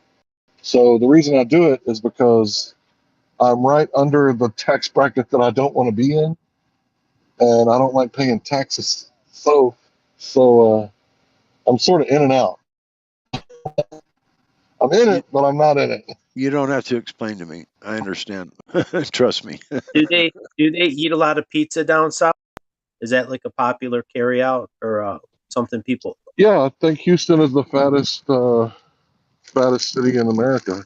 You might So be behind Detroit. I think we got you beat, but there is so many pizza joints here. Like and we're one of the fattest cities in the United States. Obesity, the It's number nothing one to be problem proud of. of Yeah, USA. but there is so many. We got so many different pizza chains here. There's like Jets Pizza, Domino's Pizza, Little Caesars, Papa John. I don't know if there's still Papa John's. I haven't seen one in a bit. I never liked their stuff. Papa John said we got the better ingredients. I didn't care for theirs. I didn't like the sauce actually. The sauce left. So yeah, I'm driving a 1.2 3-cylinder car. So my little Mitsubishi Mirage, it's on gas. So I can turn it. People still give you a good tip, like or are they getting more stingy with the high gas prices? And I know people don't have as much money for tips and stuff. You'll find that people kind of adjust with the gas prices. They help So you out. sometimes I'll get like a $20 tip, Nice. right? And then a whole bunch of $3 tips. All right. And it's like, okay, I didn't go to college, I didn't graduate high school, but I'm making like $20 an hour sometimes. As you should. I mean, you're wearing out your car.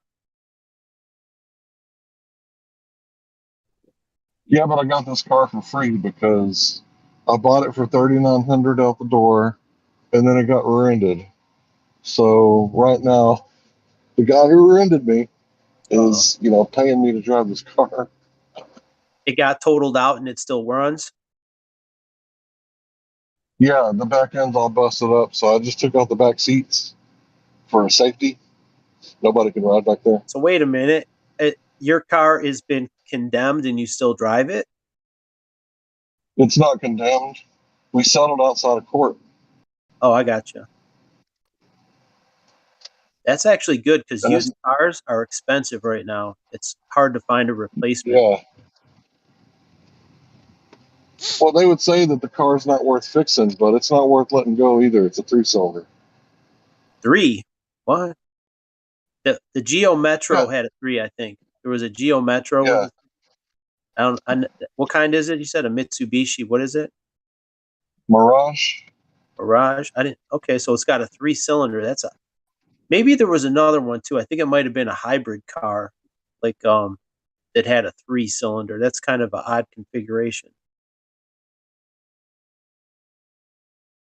Maybe a Prius. Well, I mean, the car weighs 2,000 pounds, and I took the seats out of it. I took all the stuff in the back out. So with me in it, it probably weighs right over 2,000 pounds. My race car weighed 2,150 with me in it, fully with gas and me in it. 2,150. What kind of car was it? Was it all fiberglass tube chassis? Yeah. Oh, yeah. It was. If you know anything about professional drag racing, it was a pro stock car.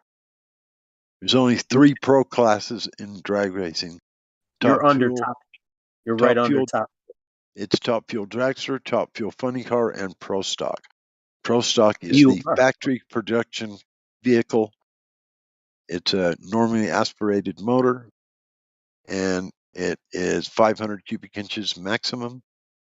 And other than that, you got to use the same motor as the manufacturer. You can do anything you want to it, anything except for put a blower or a turbo on it. You have to use carburation. Now you can use fuel injection.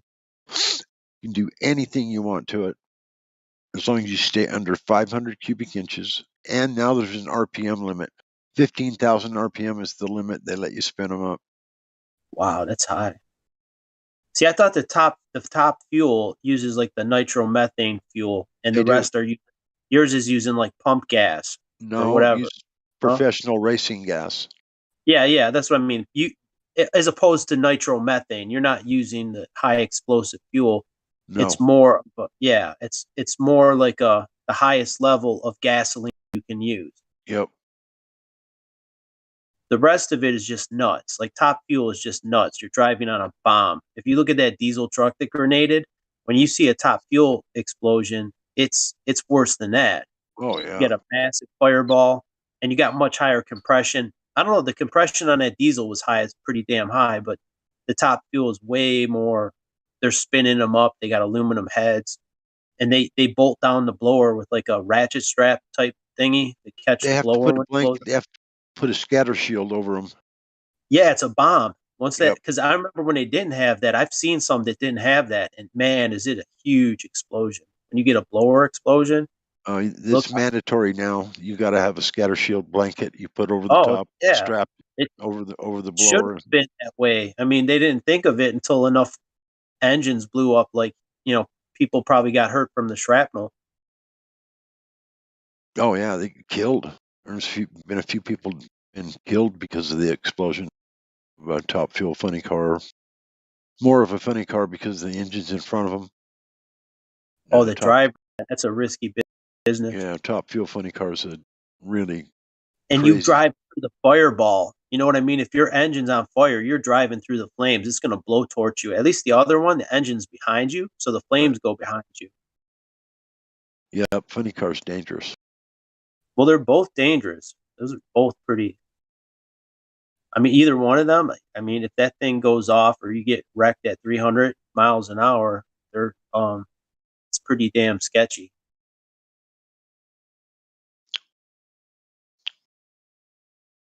Yeah, my car only went 180 miles an hour in 8 seconds.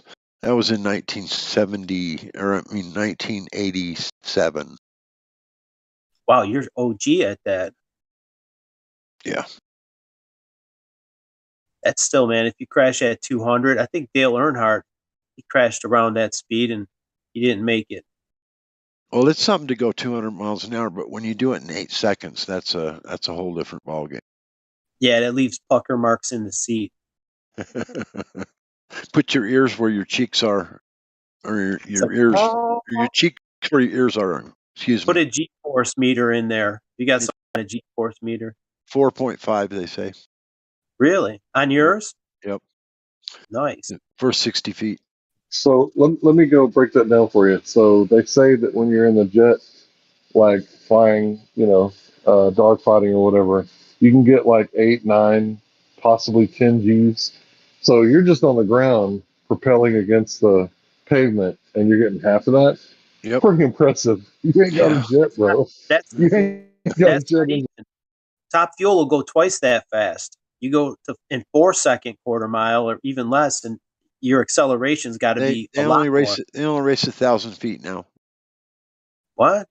Only 1,000 feet instead of 1,320. I thought it was a quarter mile. No, they shortened it because they were starting to go too fast and they couldn't keep them on the ground. They started going close to 400 miles an hour, and then what? They want to fly.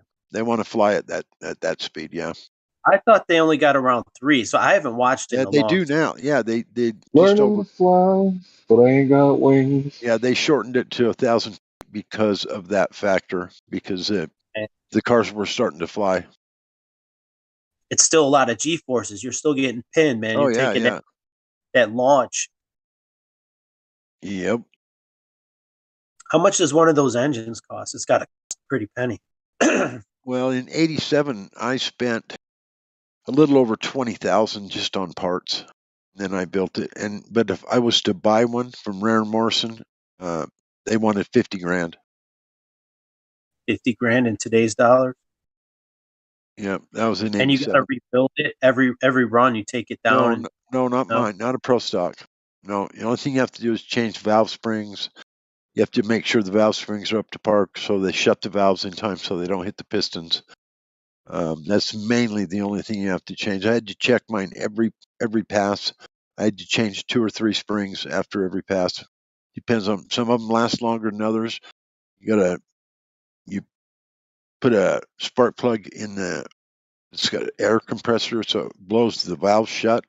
So you can put a spring compressor on it and pull the spring down. It's got a gauge on it, tells you how many pounds at the seat. If it was less than 160, you had to change it. So you, back in the day, like, I bet the materials are probably better now, like the spring material and valves, and they probably got a lot better, but also more expensive. Well, I was using the same thing for valves. They were all titanium valves. And aluminum heads. Did you have aluminum block and heads? No, just aluminum heads. See, the other ones were raced in aluminum blocks too, and it's like, how does it hold up such pressure? Most of them are nowadays, but they got metal sleeves in them. They got steel sleeves in the aluminum blocks. You can't run a piston in an aluminum cylinder without a super hardened cast iron steel sleeve. Yes, sleeve. Yeah, inside of it. Well, yeah, the pressure, the amount of psi you grenade it. Well, not just the pressure, but the friction. The ring would just peel gall it. Would peel the aluminum right off the sides of the cylinder walls. It would when it as soon as you started it would eat itself up pretty fast. Aluminum soft as shit. Yeah. Yep. Exactly. They do make some special alloys for engines. They put some other stuff in the aluminum, makes it quite a bit harder than just average aluminum. But yeah, it is still soft. There's another metal with this high nickel content. What the hell is the name of it? It's got a really high temperature. Forget the name of it. Not Hastelloy. It's shit. It's a maybe it starts with an I. Can't think of the name off the top of my head. What the fuck? Inconel. That shit's got like a super high temperature rating for like refractories and things like that, where they're making metal like forges and shit. It doesn't burn down. They use it in aircraft engines. Inconel is like mostly nickel. Maybe some of it is 50% ish of nickel, the higher grades. I don't know what kind of tensile strength it has, but it's lightweight. I have some of it, and I found out by accident. I'm like, what is this? It feels like aluminum, but it also is kind of like stainless steel. It's stiff and it's strong. What the hell is it? And it was Inconel. I found out I was spark testing it. Like, what is this material? I'm like, oh, good. Inconel's even better scrap. You know, the price of nickel's really high right now, so I got like 100 pounds of this shit. I want to go scrap it.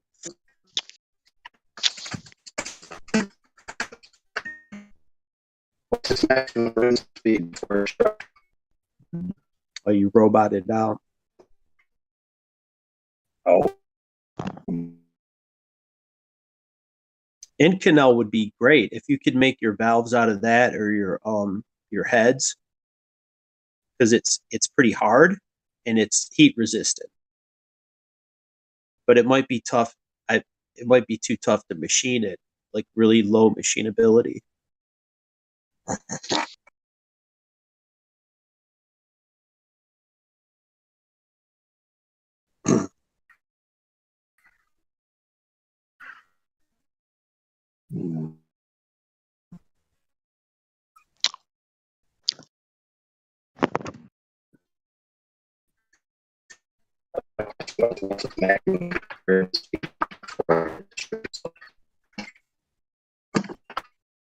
Damn, I didn't hear it. You're roboting out pretty bad.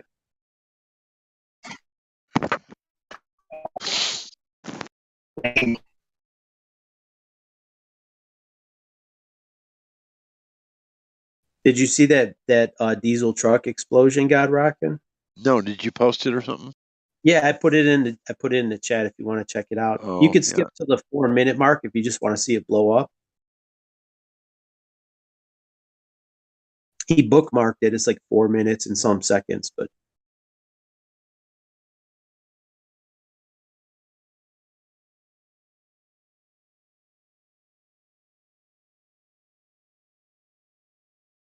I wonder how much torque he was making. He's close to 3,000 horsepower.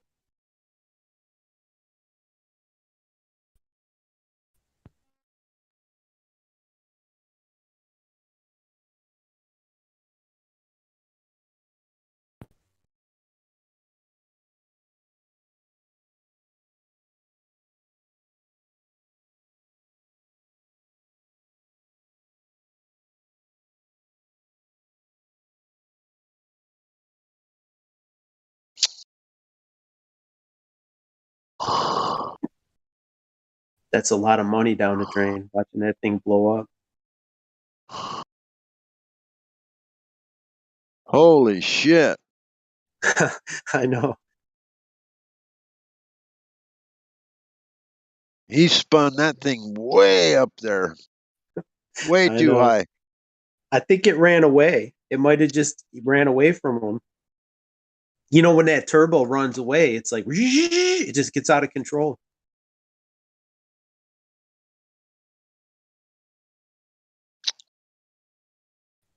You see how fast he got out. The driver got out of there so fast.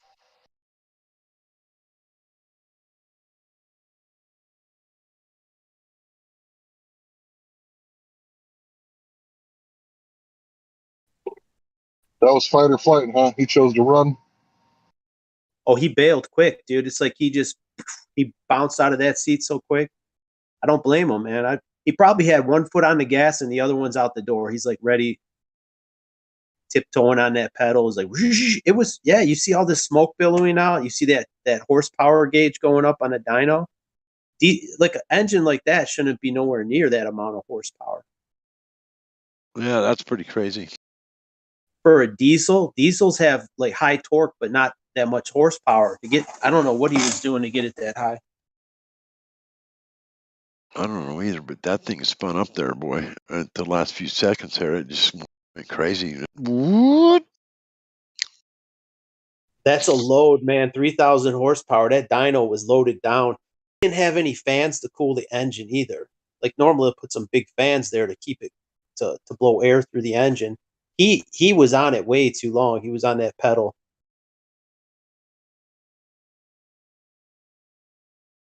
It's almost like he wanted to blow it up. He's like, "Oh, I want to get 3,000. I want to get 3,000." He's just pushing it and pushing it. I think we found the limitation of that engine. You don't want to push it that hard. Be happy with 2,500 horsepower. Don't push it. Which is a shit ton, man. If you get 2,000 horse out of an engine, that thing would probably had some good speed to it. Yeah, to me, over 300, unless you're driving like a 5,000-pound car, if you got a 300 horsepower engine, you should be good to pass people on the interstate. Oh, you're good to go. That's a lot. That's a lot of horsepower. Most cars don't have that. My truck has it. I have it in my truck like 390, but it's mostly for towing. It's not. It's a big heavy truck. It's not a hot rod.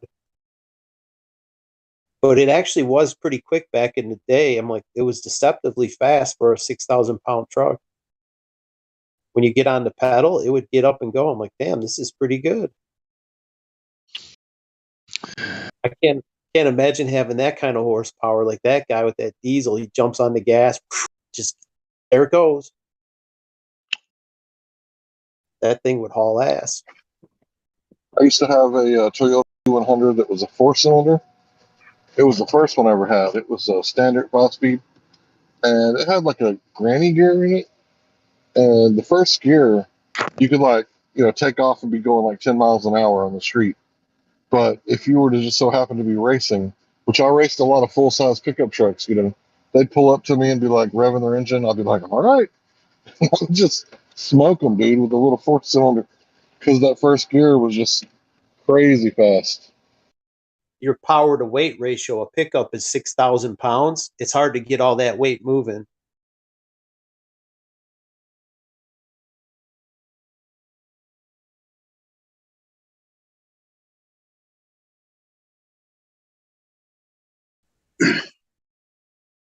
Man, speaking of weight moving around, what material can withstand 1,000 miles per hour wind speed?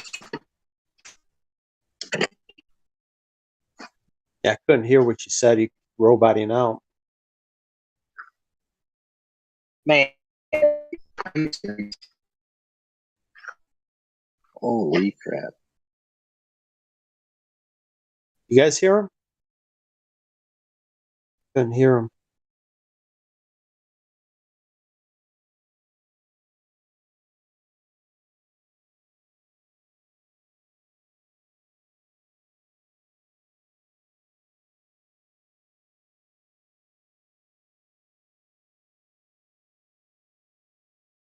It cost a lot to build a diesel engine.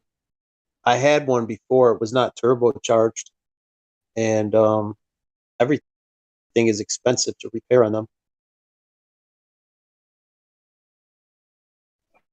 Oh, man.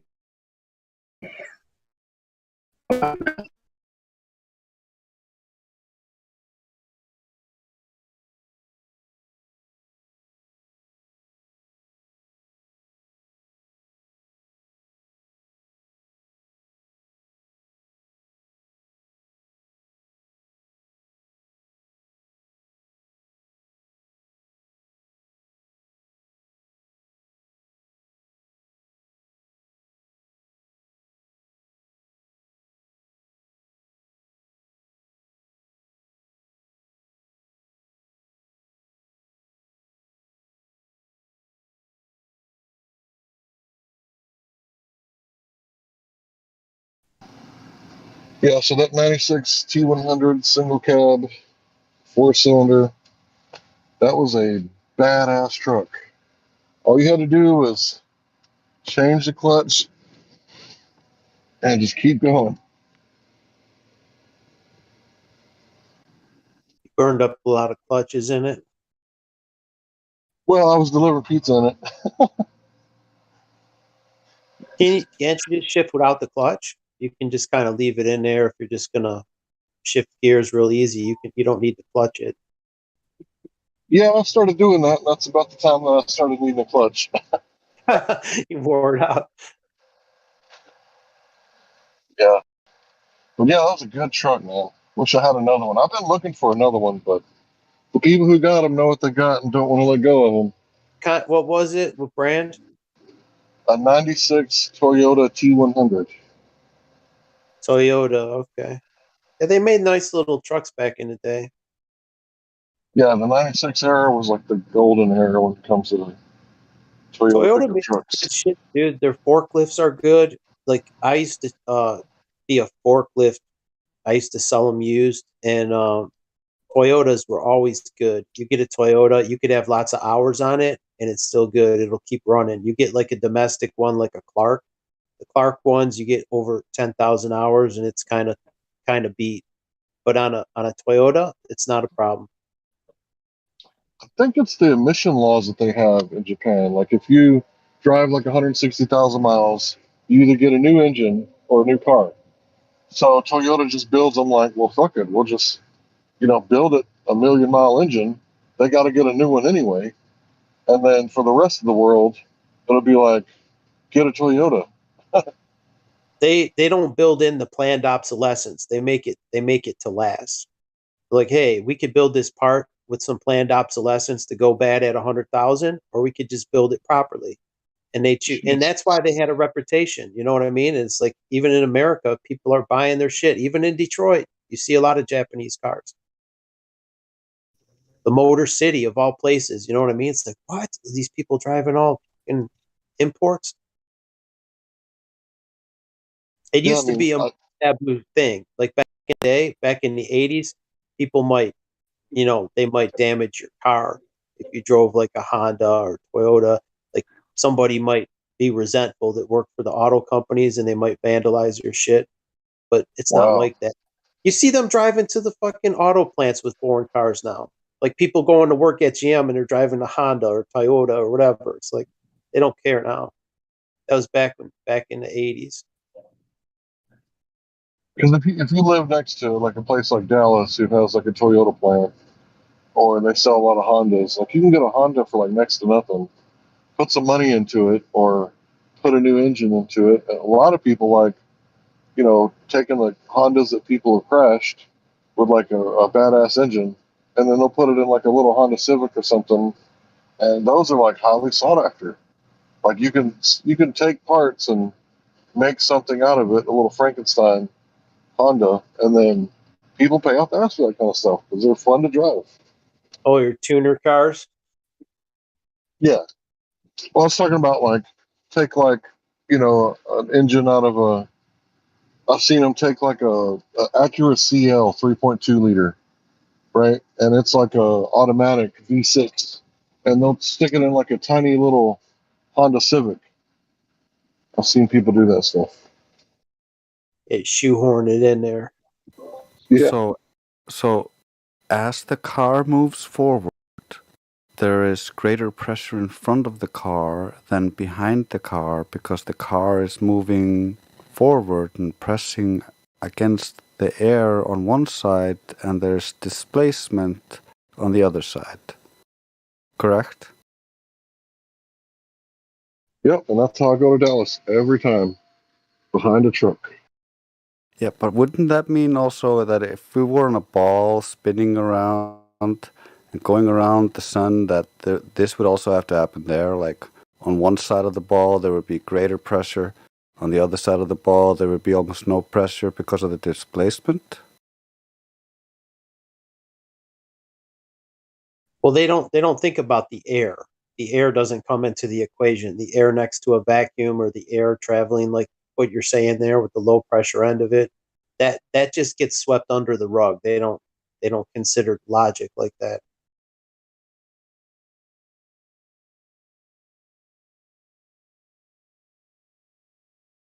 Yeah, but it would have to be like there would be have to be something. You would have to see more pressure on one side than on the other side, and it would change as the globe rotated. Why doesn't it look like a comet? If they say a comet is streaming off material, why doesn't the Earth look like a comet? Why aren't we stripping off our atmosphere and the soil and the water? You know what I mean? We're all moving pretty much the same speed, so why aren't we stripping, just disintegrating?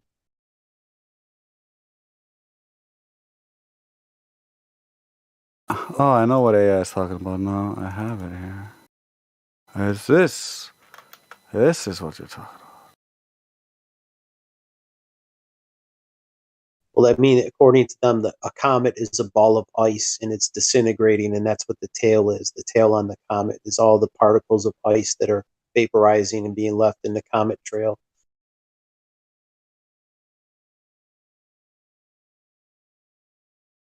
Because we're not moving, man.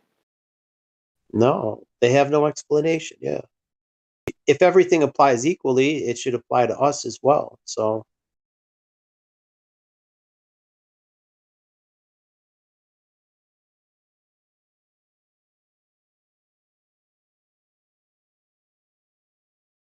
No, yeah, you just got to look at the shadows. It's a ball, bro. The way when I think back to being a glober and when I was still denying this for the first month or so,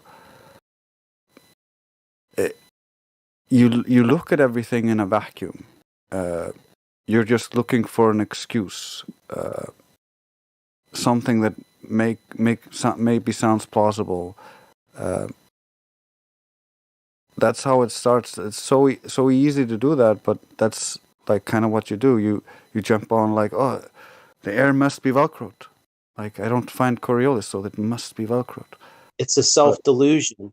People don't want to really know the truth, so you delude yourself into believing something that's irrational. It's totally irrational, but you can't possibly believe it's flat. So you need any excuse.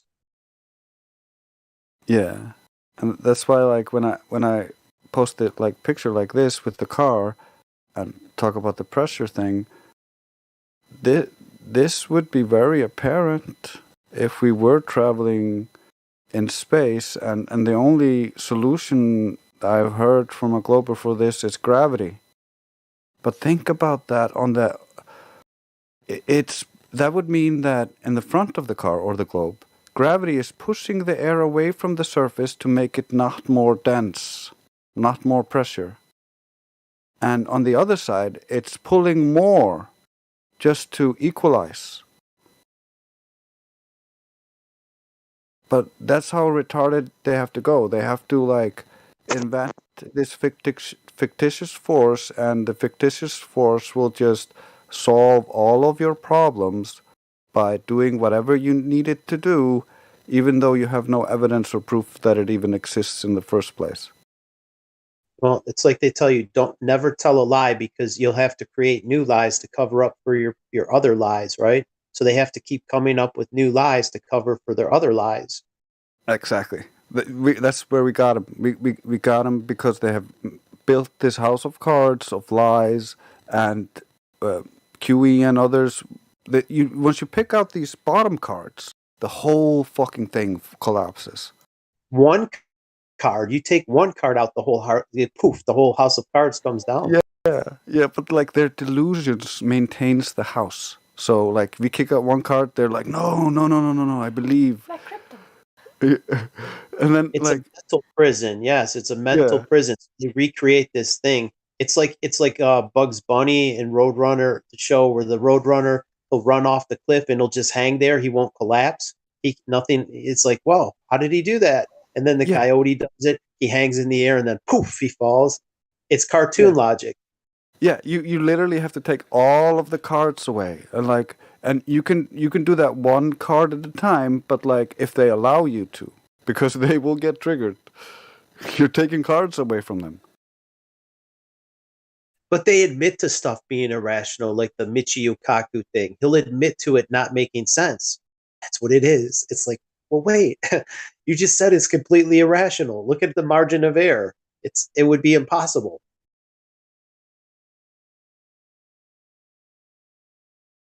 That's the dilemma with these people.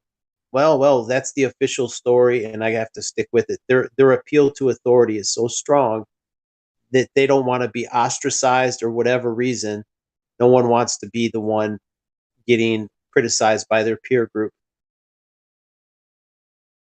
It's amazing they can control the world this way.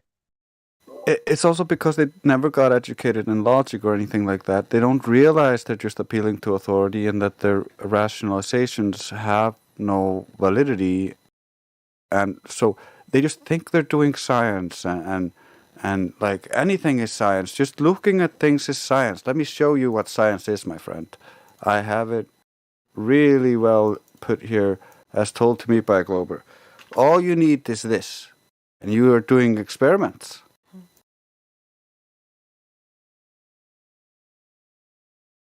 I think another thing with those people is they have so much invested in their education. They don't have anything to fall back on, so they can't really afford to lose their career, to lose their job. Because it's like, say you spent all this time becoming an engineer or whatever, and it's like, if you sabotage your career, you don't want to be working at Walmart bagging groceries. And I have hundreds of thousands of dollars in my college loans to pay back. I can't afford to lose this. So I'll go along with the stupid narrative. The narrative doesn't make sense, but I can't afford to push the narrative because it could backfire and hurt me financially.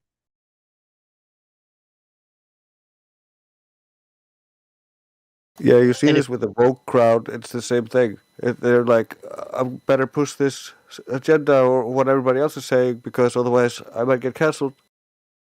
They're self-policing. Yeah, all these Karens, all these social justice warriors. They police and self-policing is one of the signature features of a cult. Oh, they got it, man. They got it. And now they have people self-hating themselves. You're a white male. You need to hate yourself. You're a racist, bigot, white supremacist. It's like, what? I can't help it if I'm white. I had no choice in the matter. Why are you vilifying me? Yeah, I think the irrationality of that argument and that whole stance is designed to create a conflict. It I creates don't think. self-hatred. People, they Yeah, start with young children. It's called critical white theory or critical race theory, where they only yeah, criticize white children and they yeah, make them hate themselves. yeah. It's atrocious. Oh, it's evil. If you did it to any other ethnicity, they would call it evil and racist, but it's okay to hate white people. It's like, did you ever look at the orphan trains where they had like little Yeah. white children working in factories? Those are slave factories. They took those children from their parents and they made them work like slaves, but nobody cares. There's no sympathy because they're white children being slaves. It's like, how could you, why does no one care Yeah, about one group of people? white Yeah, I white mean, people white they people we're don't all know what it's slaves. like to be poor. You they know, that's act just a like white fact. people have never been slaves, whereas the Slavs got their name from being slaves. Oh, did you see where they got that? There was a law passed. The Slavs got a law passed about that. Oh shit! Let me find this because there was a group claiming that they couldn't claim to be an oppressed minority or something like that. Dude, they're And literally called slaves. yeah, yeah, that's what they The said. nigger That's what they came factory. back with and said. Yeah. Yeah, not only that, like white people were slaves all over the place. We still are, though. If you Yeah, look to the Federal Reserve, you're still a slave, black, white, Chinese, you're still a slave to this system. It doesn't matter yeah. what, and it's still existing. When you tax wages, that is slavery. Whether you take 1% or 50%, it's a form of slavery. So we're like It, sharecroppers. it was actually better back in the day because it was indentured servitude before, where you would go into a contract, and once the contract was complete, you would get a piece of land or something for your service. Then it got changed, and then the whole thing got vilified. There's a lot of nuance to this, and even in prisons, they still use workforce from Oh, the slave prisons. labor? Yeah, from the Yeah, prison. Actually, they pay them below minimum wage, and then yeah. you can spend your money at the prison to buy your ramen noodles or whatever. Extra expensive ramen noodles and shit. Yeah, this cost me 20 cents at the store. It cost me $1 in jail or whatever it cost. And I only get paid $1.50 an hour or whatever you get paid to make license plates. I know it's a worse form of the other prison. You know, like we're in a prison right now, and most people don't realize it. It's like, are you paying taxes on your wage? That's slavery. And the sharecroppers, I mean, yes, they took a bigger percentage. If you're a sharecropper, you're working the farmer's land, he might take 90% of your crop and you get only enough to live on. And well, you owe me this for the rent and you owe me this and this and this. And basically it's a slave's wage. You're only basically, it's no different than being a slave. You barely make enough to feed yourself and buy clothes, and you have to work your balls off and you have nothing left. Yeah, Kind of and where we maybe are right and now. maybe you don't make enough to feed yourself, and then at that point, it's worse than the old system because back in the old system, at least he had to fucking feed you. But they changed the rules. They made it say, well, this is not slavery, and it absolutely is. It's just another form. They changed the form. We're going to abolish slavery. Well, wait, what is this? Who is this Federal Reserve, the FICA? Why am I paying this FICA tax? It's just another form. It's very clever what they did. We'll let you keep a little bit, but you're still going to be our slave. You'll never be able to opt out of this. It's ingenious, and it makes the slave work harder. So if you think you're getting a little bit of it, you'll work harder. Man, I'm going to get this. I'm going to work an extra 4 hours and get this work done, and I'll get to keep more. But then you pay more. You get kicked in a higher tax bracket. You pay more, and the elites don't pay any taxes. If they're the No, elites, they're charities. They don't need to pay the taxes. Clinton Foundation, right? Pay it to the Clinton Foundation, and they dip in as their private piggy bank. It's a non-taxed. All the Rockefellers, Rothschilds, they're all tax exempt. Yep. And that's the ultimate question. I mean, you're gonna be a servant regardless. Do you want to be their servant, or do you want to be the servant to the one who gave you the ability to be here? I was served That's the a really creator, man. that's a really good question. A lot of people want to be patriotic, but what are they patriotic to? The federal government? Like, why would you do that? Wouldn't you want to be patriotic to your fellow Texans, or in your case, fellow New Yorkers? Right? Because I think that the most important part about serving God is serving man, right? Because God is constantly getting served, but man is not, right? So it basically boils down to it. Do you want to be, a servant slave to the state, or do you want to be a servant king to the people? And if you think about a king, what is a king? Well, the king is the opposite of a dragon, right? Because what does a dragon do? He hoards the gold.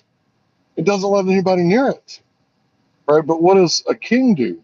He shares the gold with his people. I don't know about that. The Queen of England ain't Not sharing all that kings. gold. Yeah, The Queen has a that's lot of gold. She ain't sharing. She's a dragon. she's a She's a dragon. dragon, bro. Look at the kings of old. Is it? There were many kings of old who were chosen by the people for the and worked for the people. Especially if you look in the, I'll see if I can find the video for you that speaks really well on this. Is it true that any gold that's discovered in England, like if you dig in your backyard and find gold, that you have to turn it in to the government or to the crown? We should ask Logrian. Is he here? He's English. That would suck. I know people found coins, like gold coins, like Roman coins, gold and silver coins, and they didn't get to keep them. It's going to the museum. They just robbed their ass. You might have found like a small fortune, like a couple $1,000,000 of ancient Yeah, that's coins. like the treasure. That's if you find treasure. And I think that might even be everywhere, but I think specifically in England, if you find gold, like a gold nugget, it's the Queen's or it's the Really? crown. Well, she owns all Yeah, the land. She owns all the land. exactly. Yeah. I mean, even Wales, even Canada, Australia. Her mug is on the money. You look at the money from Canada, the Queen is on it. Or the fiat currency, I should say, the fiat. You look at the Canadian fiat currency has the Queen on there. And I mean, she might as well have her face on our cash too, on the United States cash. I mean, it's all going the same. No, No, not the don't Queen you doesn't. dare say that. Well, the Federal Reserve has, well, they have to maintain this illusion, right? They have to maintain an illusion of different nations. Like, okay, that's Canada's over here on this side, and this is the United States. But really, they're controlled by the same scumbags. You use this type of paper, we use this one, and then they keep all the gold. And when I seen those vaults, that's just one little bit. You see the Queen walking through those gold vaults, and you're like, holy shit, what is this? Like rows and rows and big stacks of gold bricks. Yeah, the interesting thing about gold is all the gold from ancient times we still have today, except what we lost at sea and what was buried and person died. I don't know about It was forgotten we about. don't have it. They have it. Those like the Rothschilds and the Right, Queen, that's right. Yeah, they they have. have it. Not we. We ain't got shit. We got like all the gold in circulations for wedding rings and jewelry. That's maybe 1% of the gold. They've got 99% of that shit hoarded up. I don't So if know, they, man. I'm not the only one with silver. I know there's a bunch of people with you silver. could have silver, but they keep the gold. What I'm saying, they allow us to have a small amount to maintain the illusion that it's free and accessible, but they have so much more than that's on the open market. You know what I mean? Like all the other people, they sucked it out. It used to be like you had a $20 bill or you had a $20 gold piece. 1 ounce of gold was a $20. It was equivalent to a $20 bill back in the day. And if you look back when they confiscated it, when FDR made it, he made it executive order. The year was 1933, and it was on May 1st, May Day, the communist holiday. You can't even make Yep. this shit up. And you know what the 1933. law said? The law It said says, all persons must turn in their gold. I'm not a person. I'm a man. Keeping the gold. Thanks. But nobody knew that. Well, That's the you word guys are magic, buying bro. precious metals, right? what's that? You guys are buying precious metals now, right? Oh, yeah. Converting your Occasionally, paper to metal? I did. I've got a couple. I've got a little bit. It's hard to buy because it's expensive. The price is up with the gold price is pretty jacked up right now because if you want the actual gold, there's the paper price and then there's the actual price that people sell it for, and they're two different prices because no one really Well, wants to sell gold. I think you should buy silver because the price is fixed right now. And the way that the price is fixed is we've had like a historical exchange rate between gold and silver. And I think it was like 16 to 1. Correct me if I'm wrong. But now it's like a lot bigger. There's a lot bigger of a difference. It's 20 to And 1. for, Like is it back Larry, in the where do day. you order your silver 20 from? gold? That's what the historical. Yeah, in the US it was I 20 don't silver. order it. I collect it. You know, like the Morgan silver I get it from dollars. people. There's no paper trail. You know, back Oh, in the okay. day, You Hank, find it with the locally? 20. Yeah, I've been doing business cash for 20 years. And back in the day, people would turn in their silver. And now I collect copper. It was back in the exchange where you had a $20 gold piece. It was 1 ounce of gold, and you could trade it for 20 silver dollars, like Morgan silver dollars. So the equivalency was like 20 to 1 back then, but I'm not sure. It wasn't 100% pure silver. It was only 90%. So maybe it was closer to like since it's only 90%. I'm not sure exactly. Maybe 17 to 1, or I'm not sure how that would break down. Let's see. 10%. So you got to think, bro. I'm in Texas, right? We have like gun shows all the time. So whenever there's gun shows, there's always old timers there, like letting out their silver. So all I have to do is go there, and there's no paper trail. You could go to pawn shops too. Pawn shops Hey, got Larry, you're in Texas too? everywhere's got Yeah, pawn bro. Wow. shops. Pawn shops. If you How go to many Texas like bros do we have here? oh, we got Hank. Yeah, gun shows, pawn shops. Yeah, there's Texas here. Oh, coin stores too. You go to coin stores and buy them up. They call them bagger coins. Bagger coins are kind of worn out, or the culls, the ones that are worn, they're pretty worn out, and you get them just for like scrap prices. So it's still a silver coin, but it's kind of wore out a little bit. But you can get those for a lot cheaper than the nice ones. Like if you want a nice Morgan silver dollar, you pay a premium price. You're going to pay a lot above the spot. You're always going to pay above spot, Yeah, but but don't look at spot. You need to ignore spot because spot doesn't mean no, shit. It mean that yeah, means the shit. real price of silver is how much it costs to acquire it. It's the physical price. The physical price is there's a huge premium. There's a So huge premium. don't get hung up. Well, just don't get too hung up on the spot price. You know, if it Oh, costs the spot is a bargain. $20 an ounce Yes, for silver, if it that's costs a $20 bargain an ounce for for us. silver, but it's $30 to actually get it in your hands, then the It's all cost of right. silver is $30 an ounce. You know. Yeah. So don't worry about. Yeah, get it in your hand while you still can. So oftentimes people don't know what to get their spouses. When I come home with like some silver, like my wife just like her face lights up. I see the big smile, the gums and everything. You know what I'm saying? Like she gets really happy when I come home with some silver for like her birthday or anniversary. What do you get in Well, 90%, or do you get the bullion silver like the Eagles? Oh, I only deal with the pure silver. Oh, okay. You get the good. 99.9, baby. Yeah. I mean, I've got some coins, but I don't usually collect the coins. I don't collect them. I just get them for like barter. Like if shit hits the fan, I'll have these coins that are American silver coins that people recognize, and it's something to barter. If I need some food or whatever, I could get it. Somebody said to buy lots of toothbrushes because when it gets really bad, people will still want to brush their teeth. So buy lots of toothbrushes now so you can barter them away. Alcohol, toothbrushes, tampons. You're gonna need bullet. those for sure. Everything, Oh yeah, I got plenty everything. of those. You got ammo. Like the best ammo is 22 long rifle and 9mm because everyone CCI, baby. and they're easy to. You could use them for money. Like 22s Yeah. would be perfect for money. 22s and 9s. Like let's say a 9 was $1, and you got your 22s or your small change. Like I need a loaf Yep. of bread here. Let me break off a few 22s. Here you go. Like if it gets that Is bad, 22 long range, is that popular? long rifle, 22 long Oh, rifle. it's the most Or popular long rifle? Yeah. rifle in America. The That 22 little long that little rifle. baby. Really? There ain't no baby show. If you're getting shot at, you're not going to come up to them and be like, "Are those 22s?" No, bro, you're going to catch cover, right? Because those 22s, they might go in your ankle and like come out of your neck. They go in and bounce around and weave and Well, ricochet. nobody wants any holes in their body, any additional holes.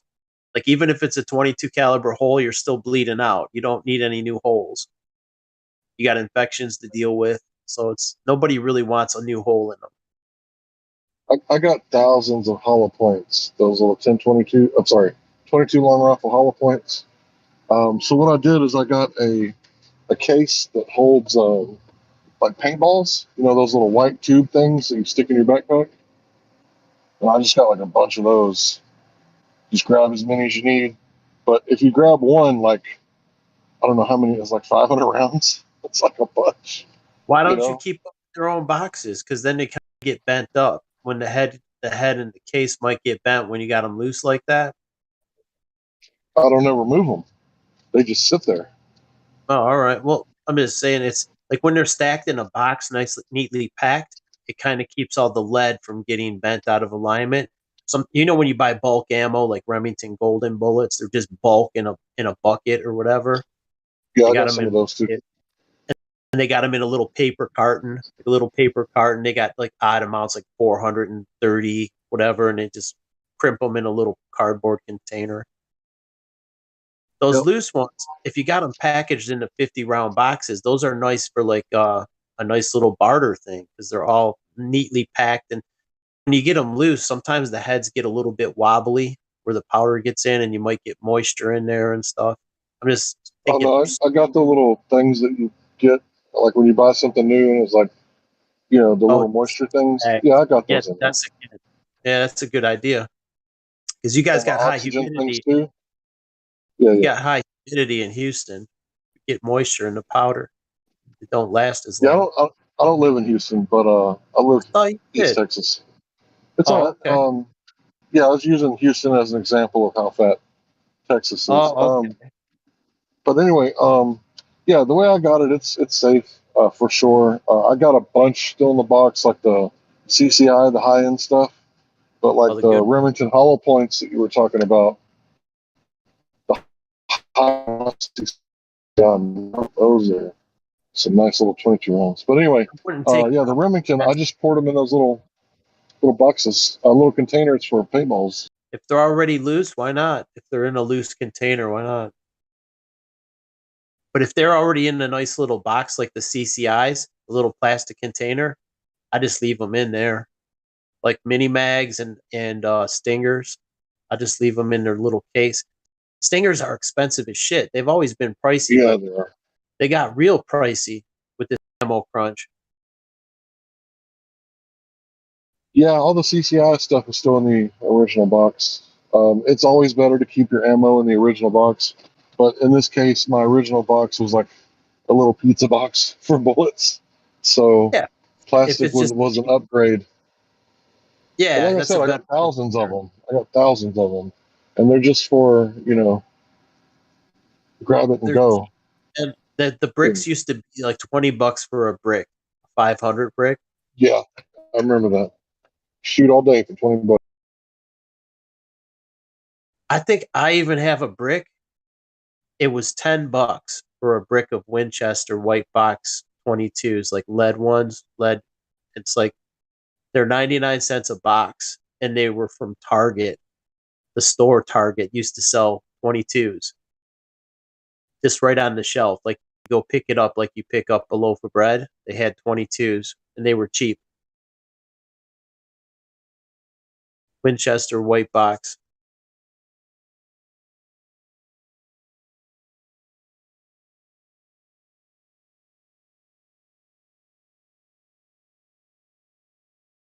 You got Jacob Rothschild, I believe, in the chat. Maybe he left. Oh, there he is. You should go over and ask Jacob if we can put his mug on the $1 bill, because he's actually, their family kind of runs the financial world. So let's put him on there. Maybe get his dad on the 5 and the great granddad on the 10, and so No, on he and so wants forth. Jacob Rothschild will be on the $6 million bill.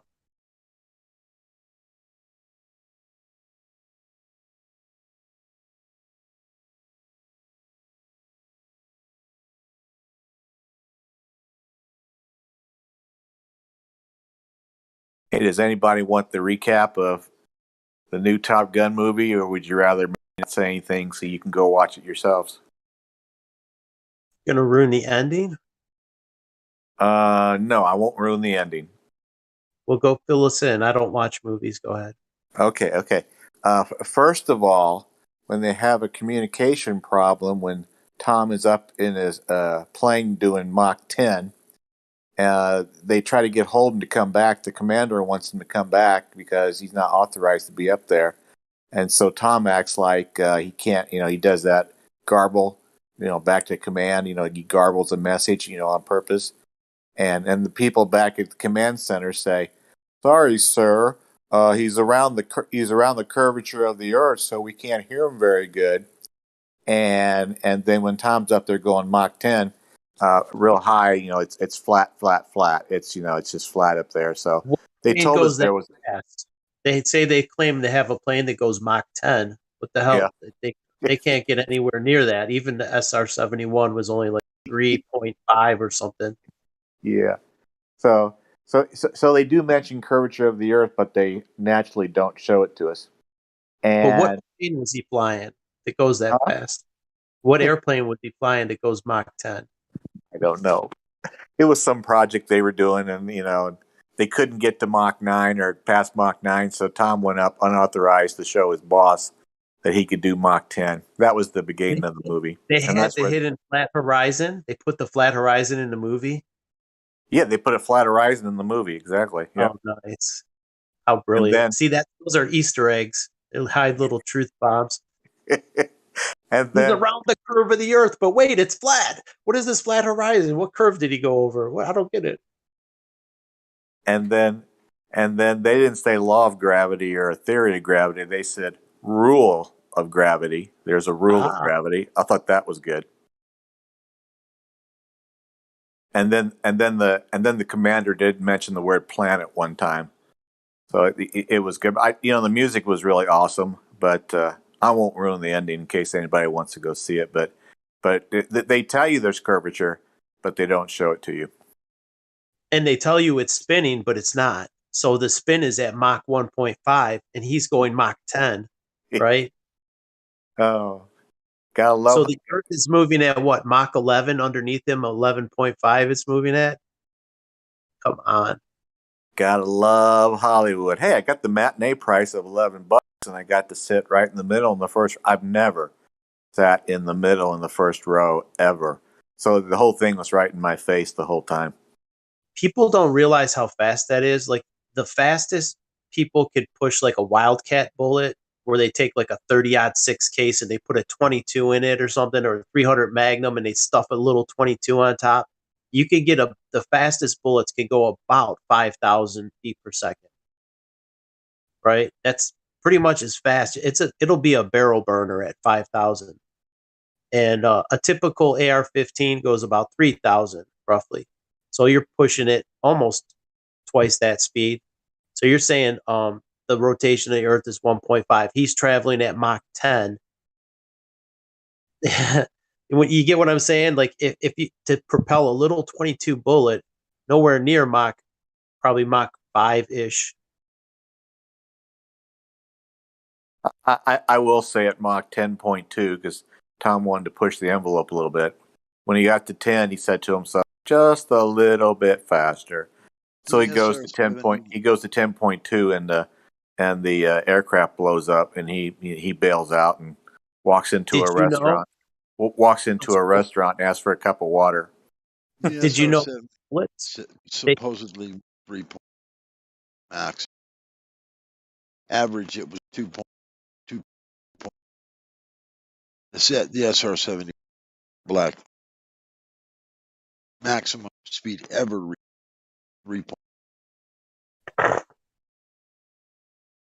So if you get a matinee price, and it's worth $11 to go be entertained for a couple hours. That didn't entertain me at all. What do you do? What do you do when that happens? You get your money back? Oh, they said on the website that you had to wear a mind control device to go in and watch it, and it's like, no, Oh. not not going to do that. So nobody was wearing one, and I bought them online last night to go with my brother-in-law to meet. Brother-in-law and I were going to go today, and we did, and it was it was nostalgia, and there was a lot of good music. And they obviously referred back to the first one many times. So it was. Music really does make the movie. Like if you look at Donnie Darko, it's not the coolest of movies ever made, but when you look at Donnie Darko with the soundtrack, it's a cult classic. Yeah, I would never tell anybody not to go see a Hollywood movie because I think we all know what Hollywood represents. But it was I enjoyed the first one, and it was fun to watch the second one. He's around the curve of the earth. What does Hollywood represent? Tell us. Lies, lies, lies. And the father of lies. The father of lies. People like being deluded. They like sci-fi movies. And I think a lot of the sci-fi movies contain a little bit of truth, like Independence Day and all these alien movies. Like, here's this alien spacecraft it's got this strange beam, this weaponized beam out the bottom. They've got those death ray beam shits, dude, and they probably have the flying saucer. I've seen the TR-3B. Looks like a triangle. I've seen like stuff about it. I'm like, you know what? I wouldn't doubt that they have that shit, and that will be used in Project Bluebeam to convince people that they're being attacked by space aliens because it's such a high tech piece of equipment. People would think there's no way we have that. We still use jet airplanes. We don't have that technology. It's got to be alien technology. I'm texting him again right now. I think there'll be a mixture of technology in the sky. I'm telling him. So what? Tomorrow partially morning? Real. What? No, not tomorrow. I'm not putting a date on it. I'm going to get it. Go ahead, bro. Are you hot micing? Anyway, I think like probably in the near future, there will probably be like some sort of alien invasion once we get these other countries, pretty much like in line with what we want, what not we, but what they want. And when this happens, the destruction on the ground will be real, but what you see in the sky is going to be half real and half fake. So some of the stuff is actually going to be real in the sky, and then some of it's going to be, like they said, Project Bluebeam, high hieroglyphic. What's the word? Hieroglyphic. Holograph. Thank you. Holographic images bouncing off the chemtrails in the sky, and it's going to be half fake and half real in the sky, and everything on the destruction on the ground is going to be real. So people are on the ground; they're going to think that the whole thing is real. Yeah, like if there's actually 10 of these aircraft and they're just destroying cities and shit, and then they show you like a CGI holograph, whatever, and it's like 1,000 of them. Oh my God, there's 1,000 of them. Oh fuck. And that would necessitate in a lot of people's mind a one world government to try and fight them off. Like, we can't fight them alone. We need to join forces with Russia and China because they have big militaries, and together we can defeat the aliens, or at least we stand a chance, but we can't fight them on our own. And that's what I was trying to talk to earlier about why people use that stupid analogy of the necessity of a federal government. They think of it as their protector against an invader like China. And then all they're doing now is scaling it up to a worldwide basis. Well, let's scale it up and say these other people, these aliens, are attacking us with flying saucers. We need to combine forces to fight them, to oppose them. It's a necessity. It's, we have to do it. And that's that's what'll bring it about. The problem, reaction, solution.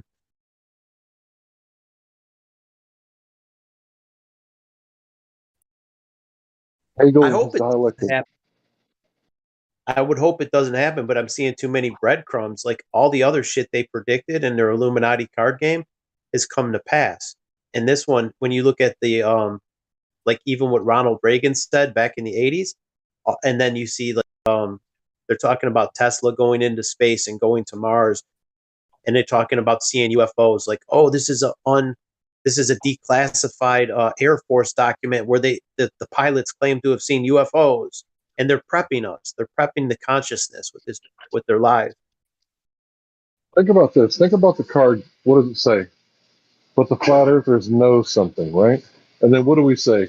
We don't believe that it's flat. We know that it's flat.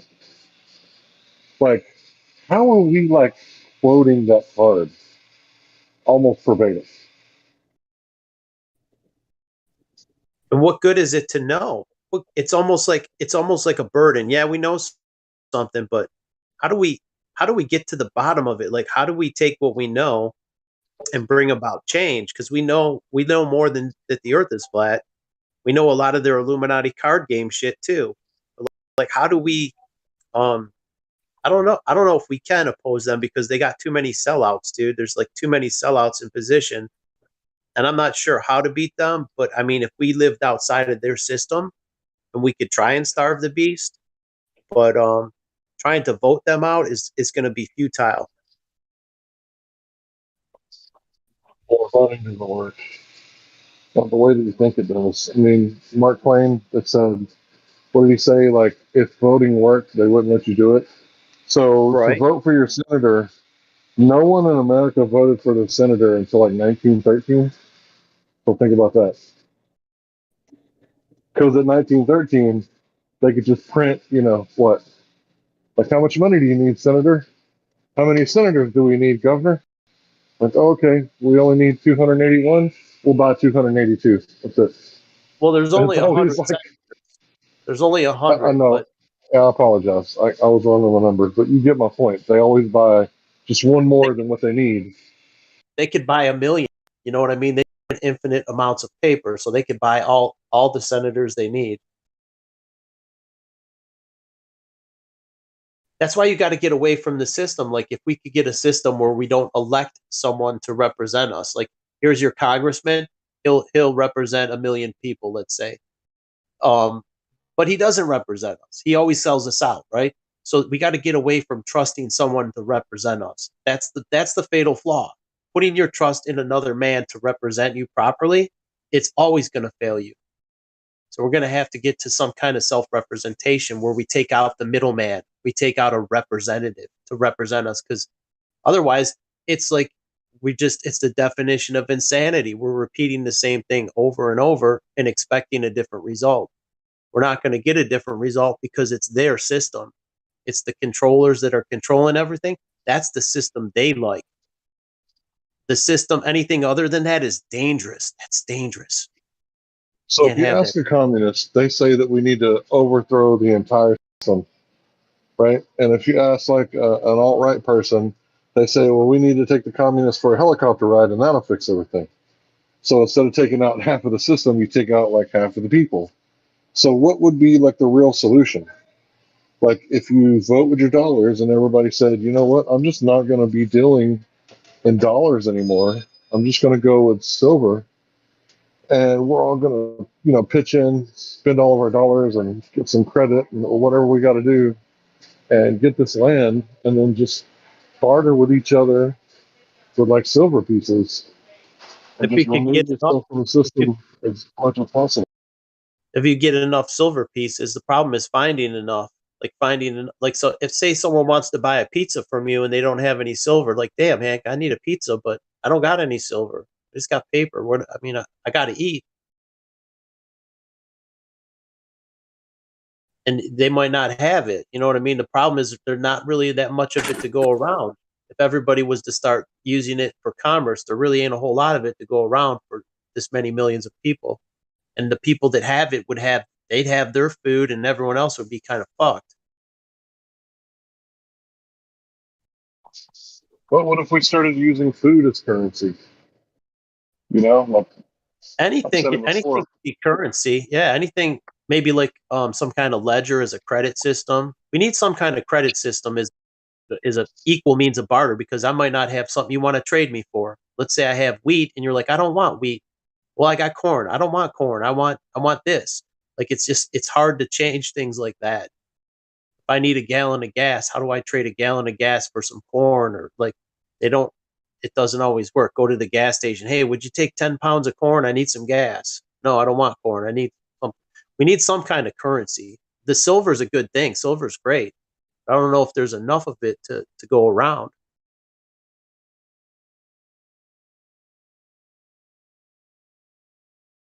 Go back to using salt as currency. Salt, Yeah, dude. high-grade salt. Salt is worthless. Salt, dude. We got salt mines under Detroit. There's so much salt. No, bro. You're thinking like the shit salt, right? The kosher stuff at Walmart. No, it's rock If salt, you had dude. real, yeah, that's bullshit. If you had like real, like salt from the Celtic Sea, what is it? Isn't there a sea over there that's like dried up and doesn't have all the plastic particles in it? So like if you had like Celtic salt, that would be worth money. I don't think everybody realizes. Someone pay your wages in salt? You would want that? Now that I think about it, no, not without selling it on the internet. Now, if everyone has it, oh, you got a bag of salt, you got a bag of salt. I don't need any more salt. It's like, it doesn't have that much utility. Like there's so much of it. Salt is not a rare mineral. Like, we literally scatter it on the roads, dude. It rots out our cars.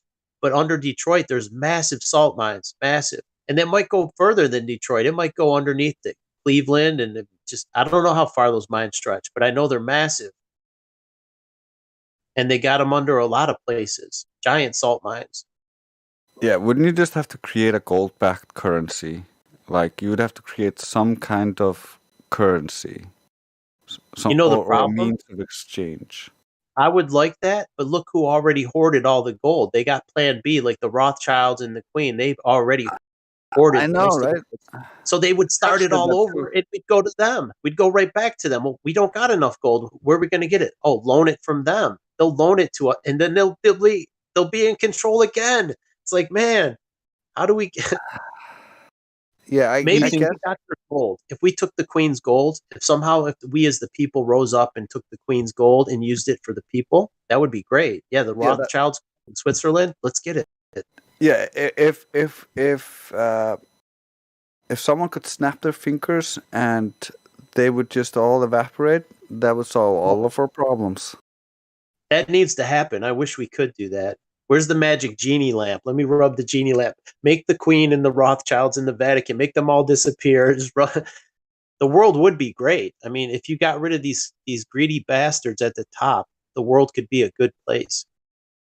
Do you think those cash for gold commercials in places that were real popular around like 2010, do you think that was like a scam to get everyone to sell all their gold, get rid of it? No, it's not a scam. Anyone who had it, they took it, like, say in hard times, like we had that COVID and we still kind of have it. People, the last thing they'll sell is, they're like, I'll sell my wedding ring or my gold chain my grandmother gave me, or something that's dear to them. And they sell it off because they have to. That's the last thing they have of value. And they've sold it off to a pawn shop for pennies. And the elites know what real silver and gold is, real money. And that's why they took it out of we in America used to have silver in the coinage until 1964. So in 1964, if you had a quarter, it was 90% silver. And they're like, we can't have that. We can't allow the fucking peasants to have any precious metals. Let's just we'll give them nickel plated copper. So inside of a quarter, it's mostly copper with a nickel plate on it. It looks like silver, but it ain't. But pre-1964, if you come across a dime or a quarter from 1964, or a $50, those are all silver, like 90% silver. Hold on to them. You know how you could tell really easily if you look at the edge, the reeded edge on a quarter. You know how you see that copper color? On the other ones, you see all silver. You can identify it. It's just all a uniform silver color. And if you drop it, it makes a different ting sound. But just look at the date. Aside from the date, you could kind of see right away if you're, say you had to scan through 1,000 quarters, if you just want to check real quick without, straining your eyes to look at the date, you just look at the edges and see which ones are all one color. Because chances are you ain't going to find none if you look through 1,000 quarters. If you look through like 10,000 quarters, you might find one. Yeah, I've already picked them all out, guys. Sorry. Oh, you've been busy. If you worked as a cashier or at a I've been bank, doing this for 20 years. I just told you, I've been doing this 20 years, bro. When's the last time you actually found one in circulation? I know they happen time to time. Like say someone's grandparent dies and they It's have been years back. Back in the 90s, you could still get a few every now and again, because like if someone, say their grandfather had a big jar of change, they used to take those 5-gallon water jugs and throw change in there. Like my uncle had one. My uncle had this. He was a truck driver, and he had a 5-gallon water bottle, and he would throw his coinage in there, and it was like half full of coinage, and some of that coinage was like back from the 70s. So I'm sure there was some silver shit in there, but someone stole that from them. Someone stole that jar, and they probably just cashed it out at one of those change cashing things. And I guarantee you, because when they took it out in 1964, it still circulated back into the 70s. You could still find like one every it would be more rare because people are smart. They're like, hell, they changed the quarters to these new clad coins. Fuck that. I'm gonna save all my silver quarters. But occasionally they would slip through. Some people don't pay attention to that. A quarter is a quarter. They don't care.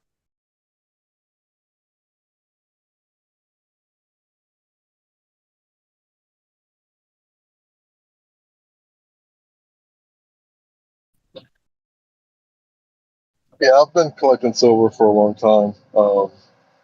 The thing you said about when you drop it, it pings, has a higher pitch ping than when you drop a regular quarter. Also with the dimes.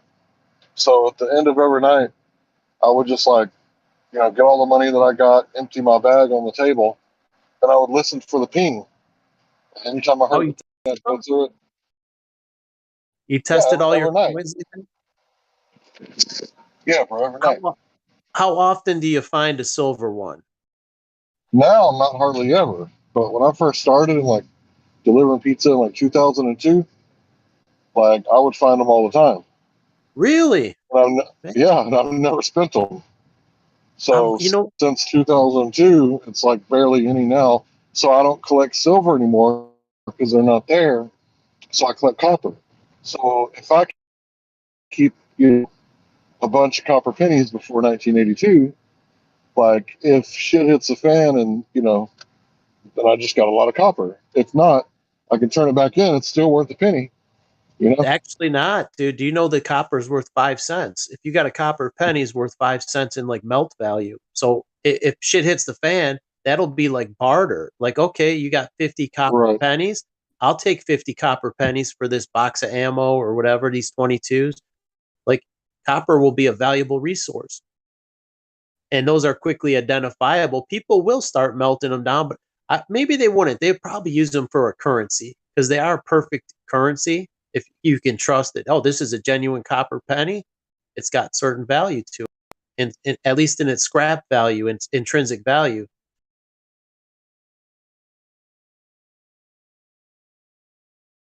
And there's no need to scrap it because it has good utility. It could be used as a currency.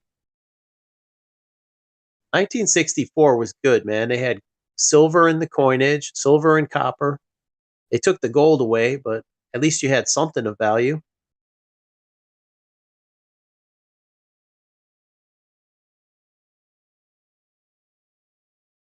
That really wasn't that long ago, man. We actually had a good, decent functioning, fiat currency. The coinage wasn't fiat.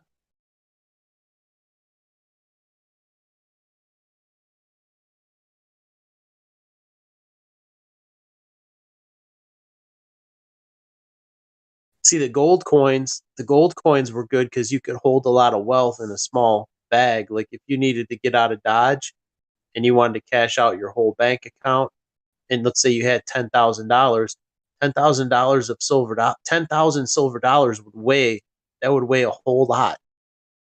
You know what I mean? You need I'm not sure how much it would weigh, but it would weigh a whole fuck ton compared to the same amount in gold.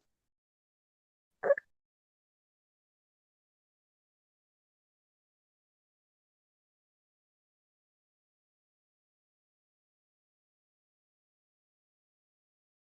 think it would be like. Yeah, I've been aware of. Oh, sorry, I was going to say I've been aware of the whole silver and gold thing since I was like 5 years old.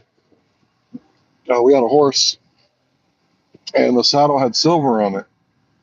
And I heard my grandpa talking about it, and I was like, "What does that mean, silver? What does it mean that it's money?" Because I knew what money was, or I thought I knew.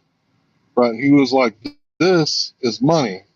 And he handed me like $1 bill. He was like, "This is not." It was like even he knew like back then that there was funny money.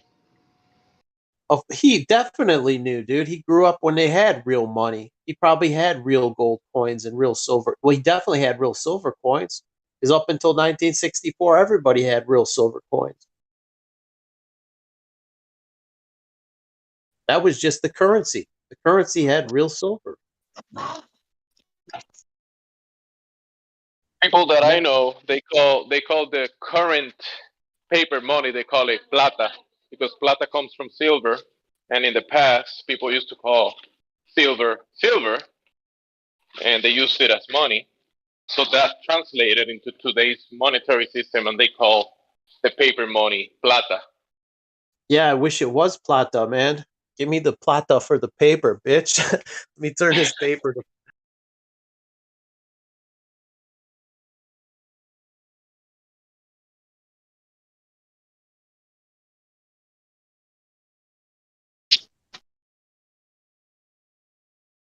Any type of metal, like even scrap metal, is more valuable than well, I mean, right now the value of the US dollar has went up a lot. They pumped it up versus other currencies. So it's making the price of commodities like gold and silver go down a little bit, even copper. But it's a good time to buy some if you don't have any. Yeah, I've also been picking up copper wire. If I see it on the side of the road, I'll just pick it up and put it in my storage bin. And I've got an assload of that stuff. I've got a lot of copper wire, dude, like extension cords, like heavy gauge ones, like 10 gauge copper, really thick copper extension cords because I do construction. And when you run like air compressors and such, you want to have a good heavy gauge copper. And I got some for my welders, my welding leads and stuff. I got a lot of, dude, I got a lot of copper. I've got hundreds of pounds of cords, but they're not scrap. You know what I mean? Like it'll hold its value. Like, oh, you need welding leads? I got welding leads. Copper's what, $5 a pound? These welding leads are 50 pounds or whatever. I don't want it. I don't need to sell them because I'd rather have the welding leads. But if I needed to, they're like money. Yeah, if I saw some like piece of shit appliance, I would like pull over and just rip off the cord or cut it with a knife, just throw it in the back of my car. Anytime I saw like wiring like that, Yeah, you I just can't take grab the it. motor out. There's a lot of copper in the motor, but it's hard to take out. It'll take you some labor. Yeah, I wouldn't pick up like that kind of stuff. Although if I had a truck, I'd probably pick up all sorts of washing machines and take the pumps out and the motors out. But I don't have a truck Washing anymore. machines are good. Washing machines have a heavy duty motor. The clothes dryers don't have a big heavy motor. The washer does though. Got a decent sized motor. I think the last time I scrapped a copper motor, it was only 25 cents a pound for the motor because it's not all copper, and the price of copper was cheaper back then. But I had industrial motors I had bought at an auction. These motors weighed like 400 pounds. They were strapped on a pallet. They were big motors from General Motors, and I bought them for like a couple $100. They were like 25 horsepower, 50 horsepower motors, big electric motors. They weighed hundreds of pounds.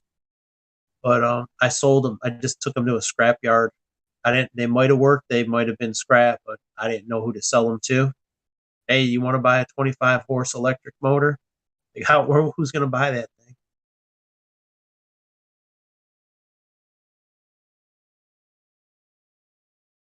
It doesn't sound like a lot of horsepower, but these are big like 350-pound motors.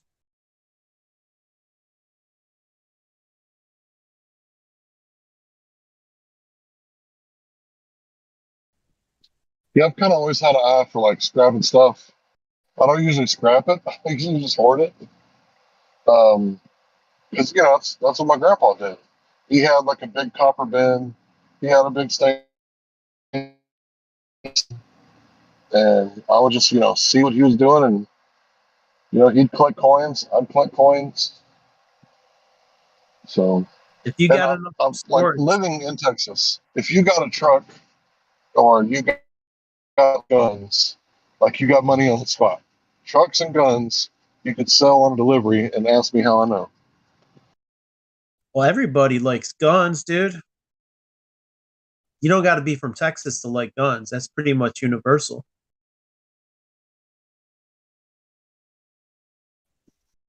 I was mostly talking about trucks. People love trucks. I literally sold one on a delivery.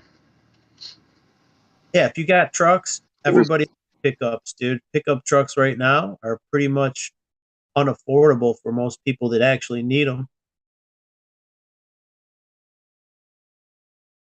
I still have mine. Mine's an old 20-year-old truck. It's leaking out of all the orifices, and it's starting to slip. The transmission needs a rebuild, so it's like it's on its last legs. It's starting to rust. I'm gonna try and keep it limping along for a while more. You sound like Hank Hill. Me, yeah, I drive a Hank Hill beater. I don't know. Did Hank drive a beater? He did in the early seasons, and then halfway through, his truck gave out, and he had to go finance a new one. But that's before they had this big crazy price increase. I mean, if you go back 3 years ago, before this whole COVID thing, you could buy used cars cheap, right? There was still used cars were like cheap as shit. Now it's like used cars are like gold. I remember driving through Dallas one day and saw like a Honda Civic for sale, said $500. I just called them up. 500 when? How long ago was Yeah, that? I mean, $500. you can That's get probably, scrap. yeah, I know. The scrap value is probably more than that.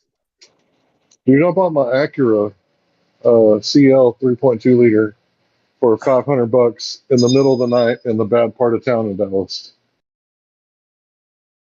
Well, if it runs, $500 ain't shit, dude. You could always scrap it if It it had a runs title. good. Yeah, I got the title eventually. I got the title. Eventually, Yeah, five but bills hey, ain't I much, knew the man. engine alone was worth $500, If and it those, runs, yeah, well, I I don't drove it know, man. home. Oh, all right. Yeah, any vehicle that runs and drives, it's worth more than that, especially now. I Oh mean, you yeah, could if I were always to sell that scrap it, sucker now, it'd probably go for like $2,000. It's fun to right? drive, dude. If gas wasn't so high, I'd still be delivering in it. I know. Well, yeah, you don't. Oh, you got that 3-cylinder. What kind of mileage does that get? That 3-cylinder car? When it's like transitional weather, like it is right now, it's not too hot. When I got the AC off, it's 40 plus miles to the gallon. When I got the Nice. AC on, it kind of fluctuates around 30, 35. Wow, it's a lot off it. Oh yeah, it's a lot. Well, there's not a whole lot of percentage left to give.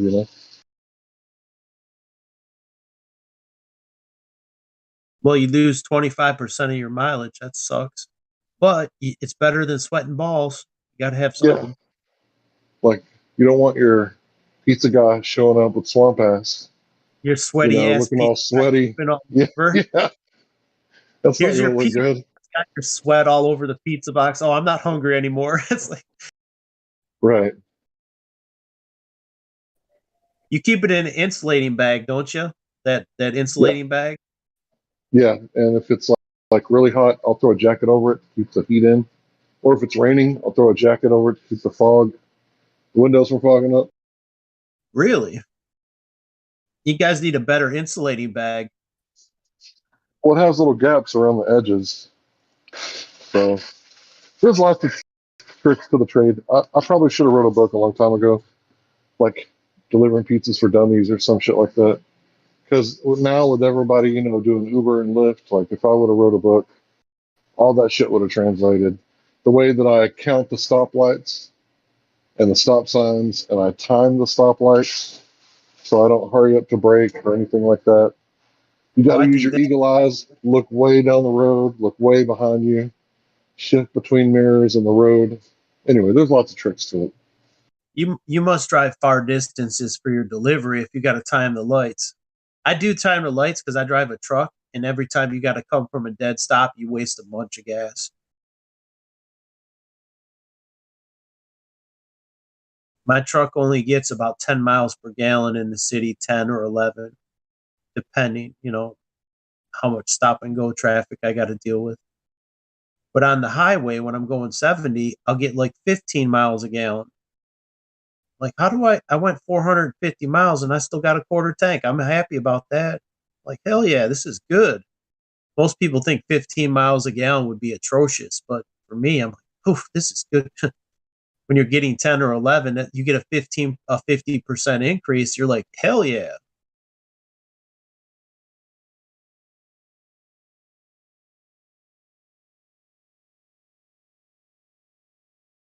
Yeah, I wish I could have done the hot shotting thing that my brother was doing, but he didn't. He didn't do very well, or he quit. Maybe he found something better in that whole field. But yeah, he's back in the oil field. He's not driving no more. I gotta say, it was a miserable life. Like being on the road for like 2 weeks at a time without ever going to a hotel. We just like went to a truck stop, took a shower, and stayed on the road for the next 3 days, and then took like another shower.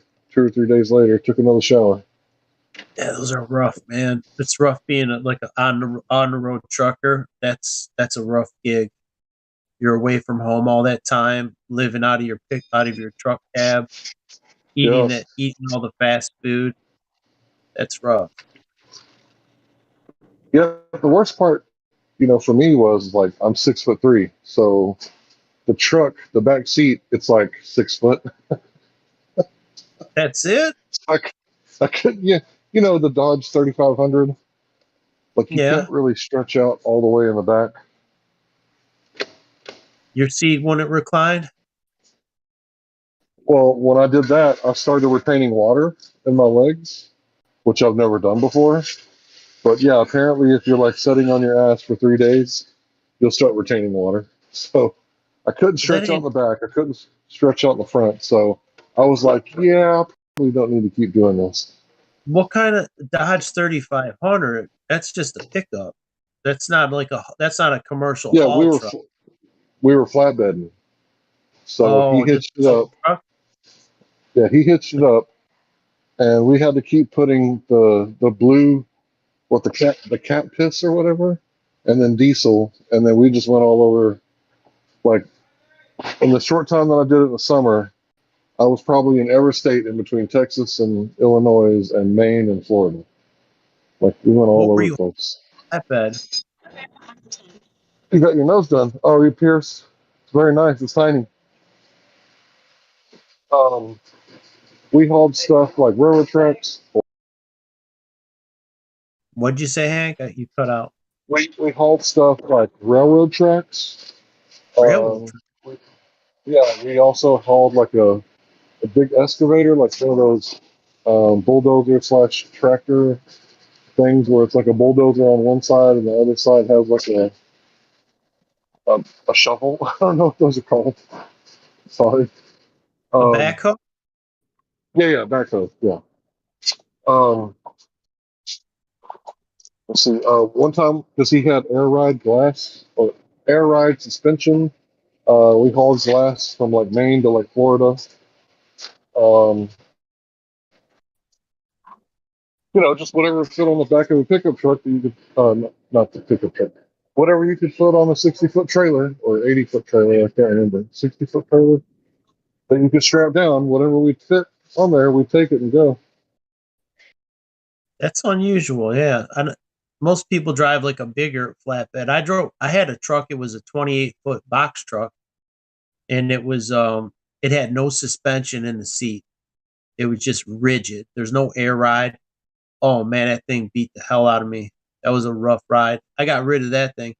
But like a commercial truck, you have an air ride suspension and you need it. Like if you didn't have one, your career wouldn't last very long.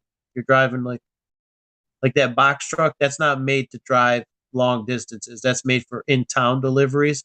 But if you're driving in town all day in that thing, it'll beat the hell out of you.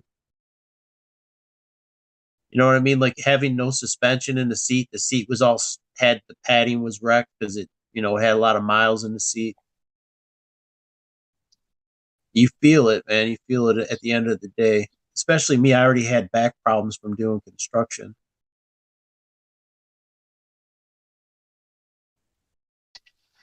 Yeah, I just basically figured out that flatbedding wasn't for me. I tried it for a summer. I'm the type of person that I'll try a job if I think I could do it. But it really wasn't for me. It wasn't worth it. Plus, my brother, he kind of said one thing and did another. So that's when I learned contract law after dealing with his ass. As long as you stay busy around town, if people are buying lots of pizzas, you're making decent tips. It's better to stay at a local job like that where you don't have to be away from home so long. Yeah, and the people in New York were fucking weird. You go all the way up there, New York? Oh, up north, it's like we'll cross enemy lines. That's the way I felt. Like when I was down south in Georgia and Florida, like those are my cousins. But for example, I woke up after 8 hours of sleeping or trying to sleep. I woke up and I went and used the restroom, and I went to the front counter of the pilot and said, "Where am I?" She said, "The pilot." And I was like, "Oh, okay. What state am I in?" And she was like, "New York." And I was like, "Oh, that explains it." Down south, I like the people. They're actually a lot more like kind. They seem more friendly. Even the people working at like the gas stations or wherever, they just seem more friendly.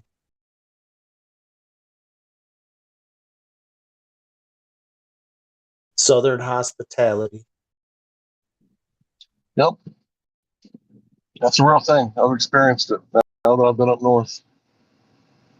Now you Definitely know experienced it. it ain't nice. Yep. Up north kind of sucks, man. People are rude. Okay, so there was one really cool guy in Chicago. So I went to like the South Side Airport and we dropped off something. I don't remember what it was. And I was talking to the guy, that we were dealing with. And I was like, hey, what's the crime like down here? He was like, well, when I was like 12 years old, I went to the beer place and I stole a truck and we took it to our house and unloaded it. And I dropped the truck back off and nobody ever asked anything. So he's telling me about when he was a kid, he stole a whole bunch of beer and just brought the truck back and they just thought it was an empty truck. And he like kept on the product. And I was laughing my ass off. That dude was awesome. He took the beer delivery truck and stole all the beer off it? Yeah, and then took the truck back and nobody ever said anything. You know when they used to unload the truck, say they go up to a 7-Eleven and the beer truck's outside, they just roll up a door, these little roll-up doors on the side of it. They'll be like roll-up doors every 4 feet or so. You could just go in there and grab a case or two if you wanted, because when the driver, he put it on like a dolly, put like, I don't know, 6, 7, 8 cases on there, wheel it into the store. And if you're quick, if you wanted to, there's no one watching the thing. You could go out there and grab it and go if you wanted to.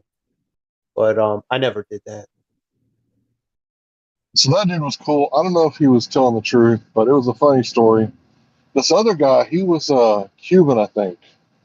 And he was wild he was wild. He was all talking shit. And you know how Mexicans are. Like, they like to talk shit and, like, see what you're going to do. Like, they fucking troll the fuck out of you. Like, real hard. And then he was doing it to us, and we were kind of looking at each other like, is he serious? And then he sneezed, and I was like, Sancho, I gotcha. And yeah, that dude was cool as fuck. He started nailing shit down to the flatbed. He was just like, he had like a nail gun, and my brother was like, no, no, no, no, don't do that, because it was like a new trailer. And he was like, fuck it. He got off, and he got off of the truck, and he went over there and he started firing the nail gun into like the bushes. So he was just like pop, pop, pop, pop, pop, pop, pop, because he was pissed off that he didn't get to use the nail gun. So he used it anyway. Why was he nailing shit into the flatbed? Because we were carrying something, So and it he wanted doesn't. to use the nail. Yeah, so it doesn't slide. I use screws. Flatbed's got wood. I use like 3.5-inch screws with my impact, and I run them in there. Like, say I want to put cleats, in the floor so it doesn't, a heavy load doesn't slide. I'll just screw it down. It doesn't eat up. It like I would nails would eat up your deck. I don't blame your brother for bitching, but sometimes you got to screw it, or I would screw it down my load sometimes. Well, we had so many straps in the front of the trailer that we just strapped everything down like crazy. Yeah, if you don't need to use them, I wouldn't do it, but because it's just going to chew up your boards. But screws are less damage. You just back them right out. Right. Yeah, but that little Cuban dude, he was wild, man. He's funny. It's like, you're gonna Talking fuck up shit, my bro. deck, my trailer with that nail gun, son. He was talking shit, bro. I'm telling you. Where's he even pull a nail gun from, man? He's got a nail gun? It was on a hose. Yeah, On air hose. Yeah, he come out there and he just started nailing it down. And then my brother was like, no, no, no, don't do that. You're gonna fuck up my trailer, man. Yeah, and then he just started blasting the bushes. Blast them. Let him blast the bushes, man. Don't be blasting my trailer. Yeah, man, some of that stuff was fun, but yeah, it wasn't very healthy. Like, we went to the gym, right? We exercised. We went to the beach. We got real bad sunburn. We did other stuff, but it wasn't a very healthy lifestyle. Being a truck driver, I did it for a Yeah, while. I my used to. brother wouldn't ever let us get a hotel room. Like, I never could stretch out. Oh yeah, it's too cheap, man. A hotel's gonna cost you $100.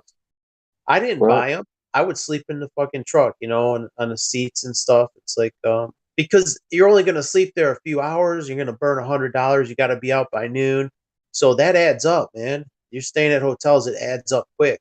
So your lifestyle is going to be shitty. You're going to live a shitty life sleeping in a truck. There ain't nowhere to sleep inside there. It's very uncomfortable. Sleeping across. One night I slept outside in the trailer. And my brother was like, "Did you sleep in the trailer last night?" I was like, "Yeah, I slept outside." You had He a was like, "You're covered. crazy, dude." No, I just slept out. Like, I grew up sleeping outside, so I slept in the trailer. And my brother told me it was crazy. I could have got wrong. Well, you say in the trailer. I thought it was a flatbed. You don't sleep inside the On the flatbed. trailer, on the trailer. Just on the top of the flatbed.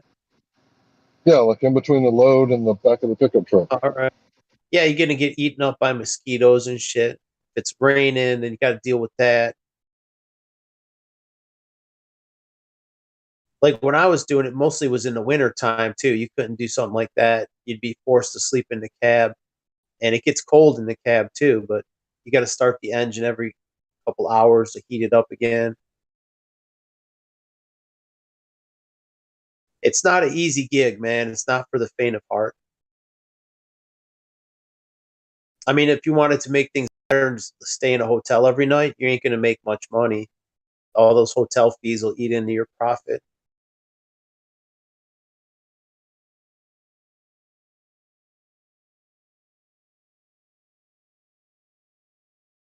That's why commercial trucks got their own sleeper in them. You just go sleep in there, and that saves you a lot of hotel fees. Plus, it would be like you can't just pull up to the Holiday Inn with a semi truck. Can't really do that. I did it with my box truck. You could sometimes you find places in the back of the lot where you could park a larger truck, but it's mostly the semi trucks don't do that. They're not allowed to do that. A box truck is like an in between commercial type thing, like a moving type truck, and it does kind of accommodate that. It's like a gray area, especially if it's got a name like Budget Rent a Truck or Rider or whatever. They just assume someone's moving their furniture to a new house, and they don't bust your balls so much. It's not like a commercial thing. And it doesn't require a CDL, so you're not really a actual truck driver. Yours was not a CDL. You're just driving a pickup. You don't got to keep a logbook. You don't got to go through scales. Yeah, we had the logbook. You did. I accidentally drove past a couple scales. I didn't have a license. I drove while he was sleeping. These rules mean nothing to me. I didn't keep logs. I drove past all the scales, dude. But it was just a box truck. I could plead ignorance. I don't know what you're talking about. Driving on a scale. What? I wasn't hauling nothing heavy. 28-foot box truck full of some machinery.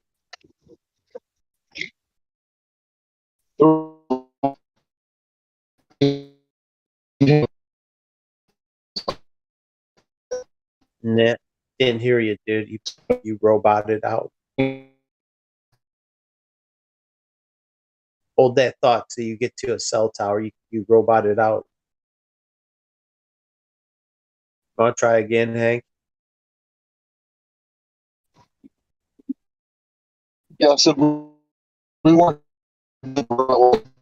I pretty much had a permit, and he had his license, and I drove while he slept, and vice versa. So, you were young. We were definitely cheating. You just had a driver's permit. You were a young kid. No, I wasn't young. I was in my 30s, but I didn't have a CDL. I had a CDL permit.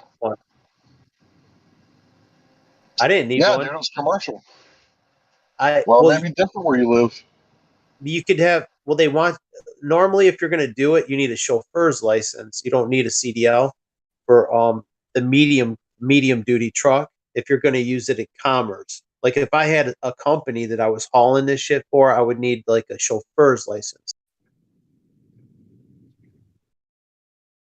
All I know is that he had a CDLs. He was partnered with a company, and they got like 25% of everything that we did. And he offered me like $1,000 a week. And then at the end, he was like, "You're not worth minimum wage." And I was like, "Oh, thanks, I appreciate it." Nice. What's it called? Bait and switch.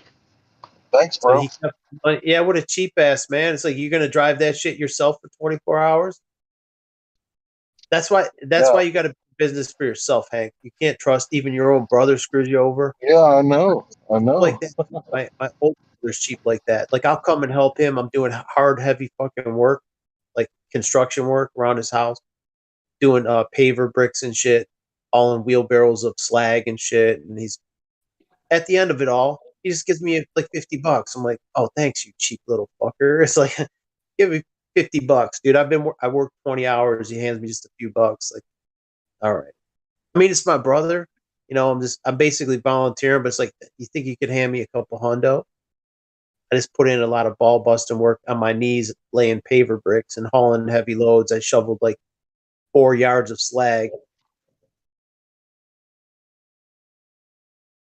But whatever. That's just, sometimes you got cheap family members. He's the one that took the vax, right? So, needless to say, he's the globe one. He's the globe card brother. And I'd help him out for free anyway. You know what I mean? It's not about making money. I'd work there for free. And I virtually did work there for free, but it's just the whole point of it.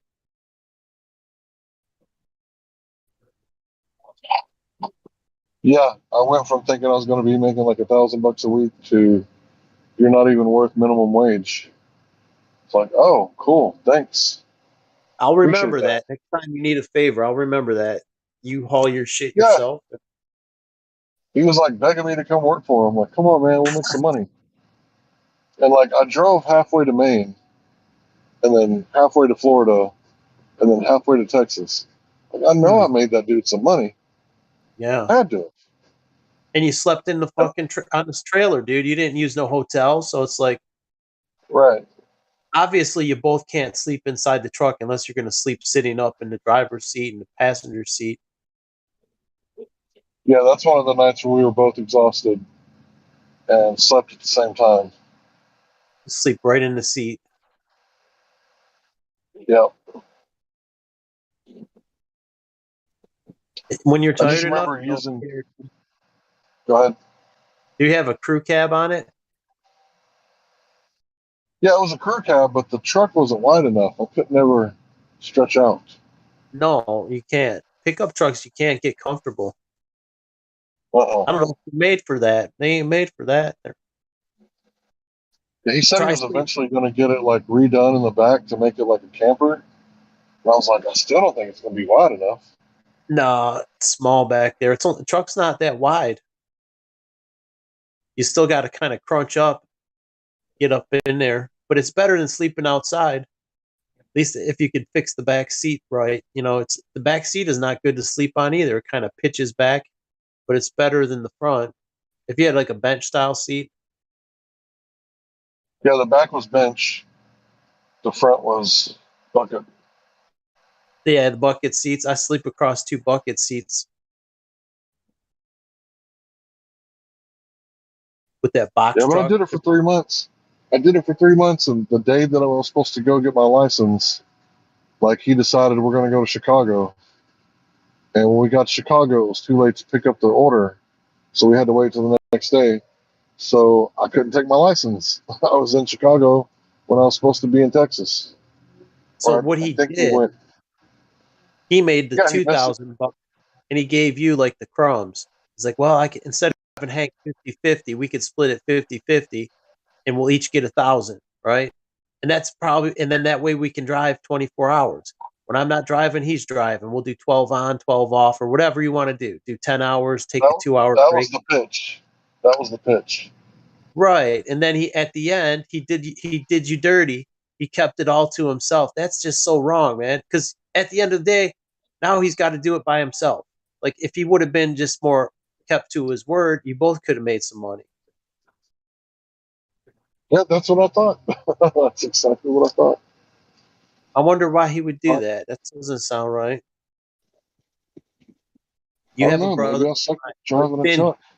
He's just stingy. When he got all those checks, and he's like, man, I got all these checks, and I didn't pay him yet, and I owe him like a lot of money. If he owed you 3 months' pay, that's a lot of money. Well, he When did he give me was young, something, if but it if would you be were to it would ask be like him, $600. Go ahead. I'm sorry. if you were to ask him, hey, do you want the marshmallow now or you want to get marshmallow later and you'll get more?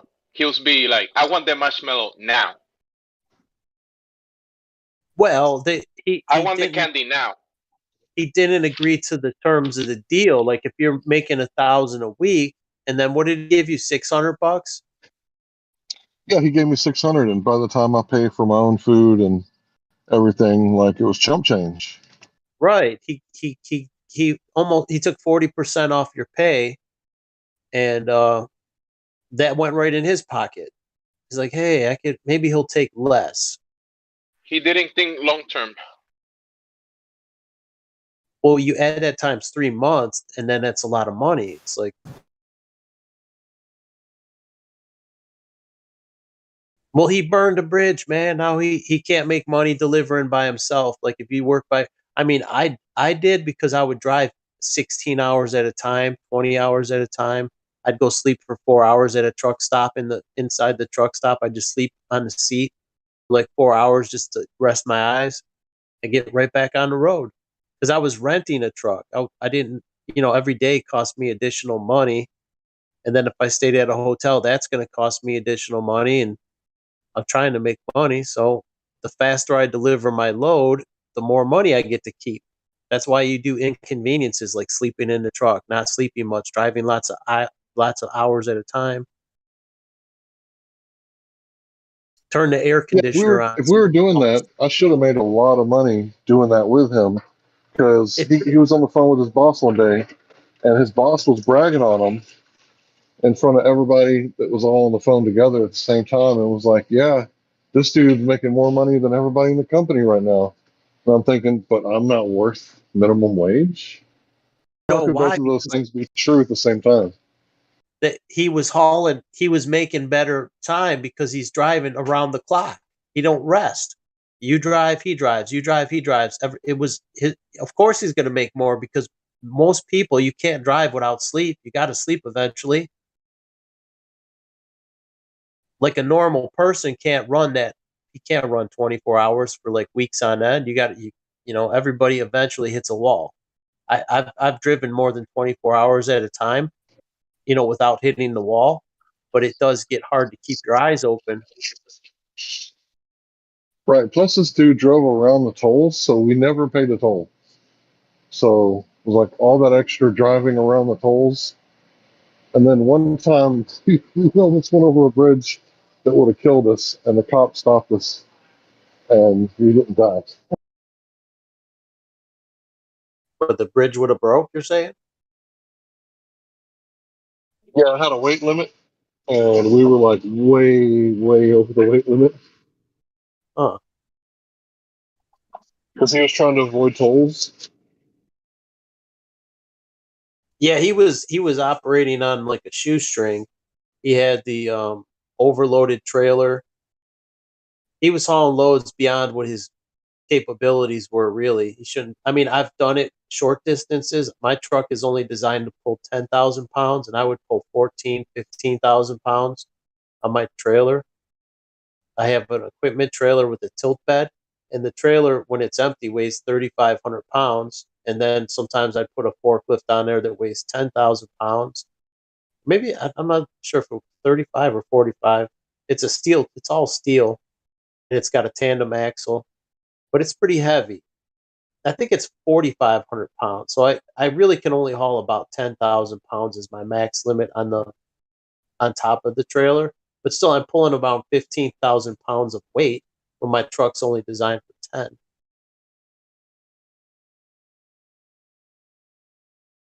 His is probably heavier. If you had a 3/4 ton, you had the 3,500. So yours has more towing capability than mine's only a 3/4 ton.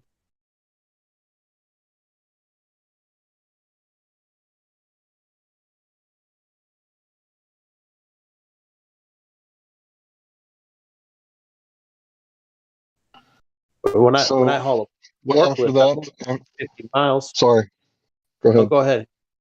I was saying mine's only for around town deliveries. So after that, like I didn't have a vehicle for a little while. So I found this vehicle and like fixed it up, and like it was an old Honda Accord, a little 4-cylinder. And then I started working 2 jobs, and I held down like morning shift delivering sandwiches from like 10 to 2 to like 5 to close delivering pizza. I held that down for like 4 years, I think. Then after a while, I was like, okay, I'm back to where I was. Because, man, during that time, I sold my AK. I had a Mac 90. And if anybody knows anything about Norinco AKs, The Chinese, you had a Chinese made AK.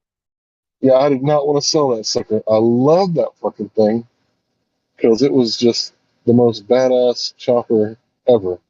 Yeah, I had a Was it blackout. accurate? A lot of them are not Oh, yeah, accurate. dude. Stamp That one was receivers accurate. It had an actual nickel rifling. It was actually proper AK. It wasn't fully automatic, chrome but it had the plated. nickel rifling. Yeah. Yeah. So when I was getting like with my AR, I was getting like groups that were like within a headshot at 50 yards. That's They it? were pretty tight little. Yeah, I'm not a marksman. 50 yards on like a head sized target, that's not that good of accuracy. For an Yeah, AR. I'm ARs not are very more accurate. Bro, you're not listening. I'm not very accurate. I got But you. with the AK, I could still get a headshot at 50 yards. Well, they both So should it do was that's not too bad. You should both be able to get it out of both of them. I mean, but the AR should be a lot tighter groups than the AK. They were a little tighter. I think it's because the sights are a little more modern or better with the AR.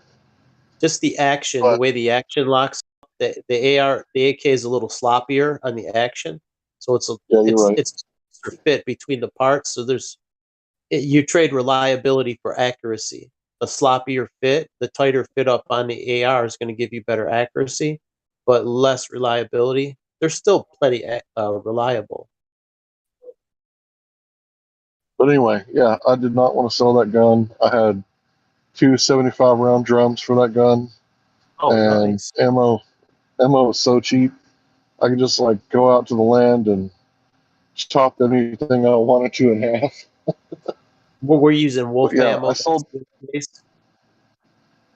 cheap stuff because it would The just wolf. chew up everything I put in it. You took the Russian ammo off the market. You can't buy Russian ammo because it's fake Ukraine war. So like Wolf makes all that Russian ammo, that steel case cheap AK ammo.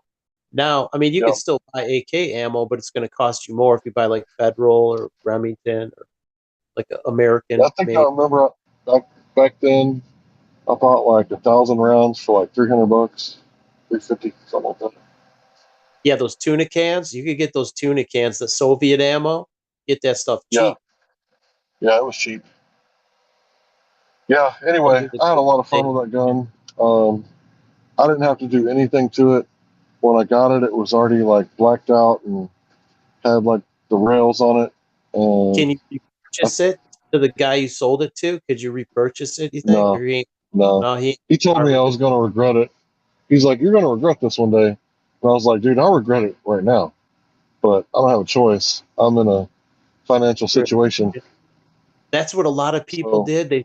I know people who sold their Bitcoin when it was like $3,000 or $4,000 during when the stock market had that mini crash back in 2020, and Bitcoin got down to about 4 grand or something, and then a year after that, year and a half after that, it got up to 65,000. So imagine having to sell your shit at the bottom, and it's like, oh right. man, if I could have held out a little bit more, I'd have been rich. You know, if you had 5 or 6 Bitcoins and you sold them for fucking peanuts, then they're worth like hundreds of thousands of dollars. Well, I bought that rifle. It had two 30 round magazines for $700, and then I bought two drums and a front grip and a shitload of ammo. So I had two drums, two magazines. I think I sold it for like $850. I think because it came with When did you know. buy it? That seems a bit. You could have got AKs were even cheaper than that. My friend bought one for $400. It was it was like a Yugoslavian one or something. He bought it at Yeah, that's a Hugo. Hugos aren't as good.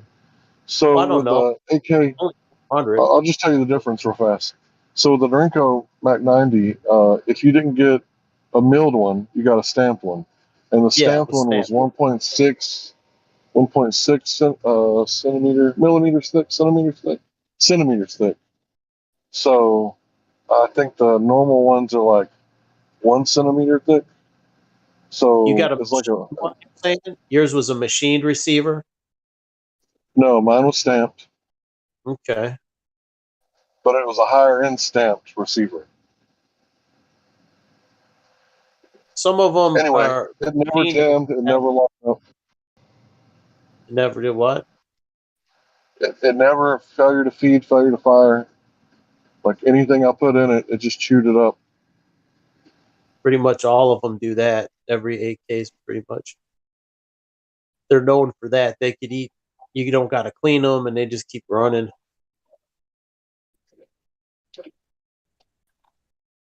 Yeah, I don't want to get rid of that gun. When I hold the AR, I kind of feel like this is like a 22. Like this thing is too small for me. It And is a when I held 20. the AK, It's a yeah, two it is a two. 22. Yeah, it's a souped up Yeah, I know. 22. It's a varmint gun. Yeah, I know. But Not when that I it held does. the AR, it felt small in my hands, like it's a baby gun. But when I had that AK, it was like perfect size for me. AK's got more ass. It does. I mean, Yeah, you're lobbing a 110 grain bullet versus what, or 120 grain bullet versus a 55 grain bullet. They're just more yep. lead spit out. It's just a nice heavy slug.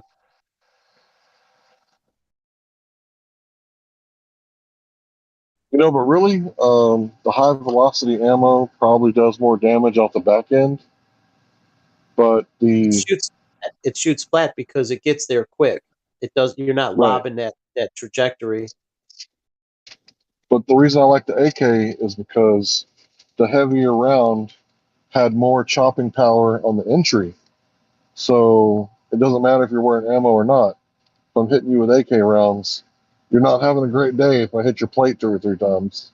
Well, it goes through stuff better too, like doors. It doesn't. The fast round that's really light will disintegrate. Like an AR bullet's going so fast and it's so lightweight that it blows itself apart going through car doors and shit. You don't have much energy coming out the backside of the car. Where the AK has a heavy round, it punches through and still retains most of its mass. It doesn't disintegrate so quick. And not that cars are that. I'll get another one day. I've kind of been watching out for them here and there on Texas Gun Trader. The Russian ones were made well. I mean, the Chinese, I didn't know that they were made to a high standard, but the machined receivers, you're adding extra weight that you might not want to be hauling that extra weight around if you had to lug that. Like shit hit the fan scenario, I'd rather carry a little more ammo than a heavier gun. Mine weighs 13 pounds. I got a heavy, mine's fucking heavy. It shoots 308s, but big rounds have heavier rifles. Taking a moose with that. Yeah. Well, I got it for the range. I wanted something with some range on it, like in case, say, shit hits the fan and I gotta hit blue helmets from 500-600 yards. I need something with some more range.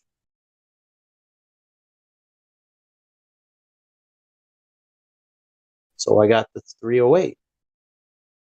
And the ammo is still easy to come by because everybody makes 308.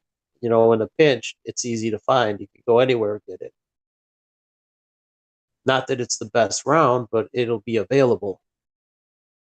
For some of these rounds, like a 6.5 Creedmoor, you might not be able to find that ammo like on the shelf of Walmart or any store, like a sporting goods store. They might not have it.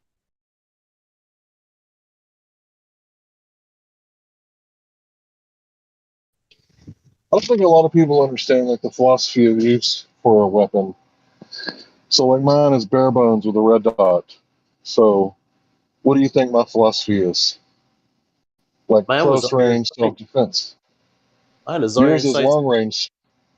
I got a scope on it too. I took the scope off. I had a Trigicon scope on there that I sold, and that weighed like a pound and a quarter, and I got like $700 for it. It was a Trigicon. Well, no, I got a different rifle scope. I just don't have it on there right now. Right now, it's sitting with irons because I wanted less weight. I'm not going to hit nothing too far with my iron. But you know what I mean? Like some people get an AR-15 and they got like 15 attachments. The damn thing weighs like 500 pounds. Those are the Gyarados. The Gyarados want the Swiss Army knife. It's got every attachment you could put on it. They put too much gear on there, and you render it useless. It's like, what do you got this heavy ass thing? I got a flashlight and a laser pointer and a rangefinder and a night sight. It's like, okay, you just added like 6 pounds on that bitch. Yeah, so like I said, for me, the only thing I added to the AK was a drum and a foregrip. So with the AR, the only thing drum of ammo AR, I put a but it's for practicing. That was my practicing magazine. Yeah. So I had to reload and sit there and shoot and shoot and shoot. Yeah, it is. Anyway, burn with up a lot. the AR, bad number. Right. Well, I mean, trying to be good. I shoot. I've always been able to hit my targets, but I didn't learn until I got much older that you're not aiming for the guy's chest. You're aiming for the button on his shirt. And then once I figured that out, that's when I started getting a little better.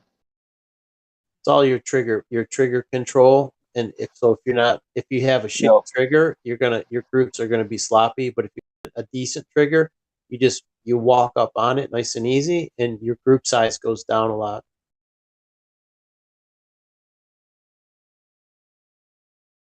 See, that's the thing when you get twitchy, like the shooting the 308, you do get a little twitch on the trigger because it is loud and it kicks. Same thing with the AK. AK's got that loud ass, it's loud and it kicks.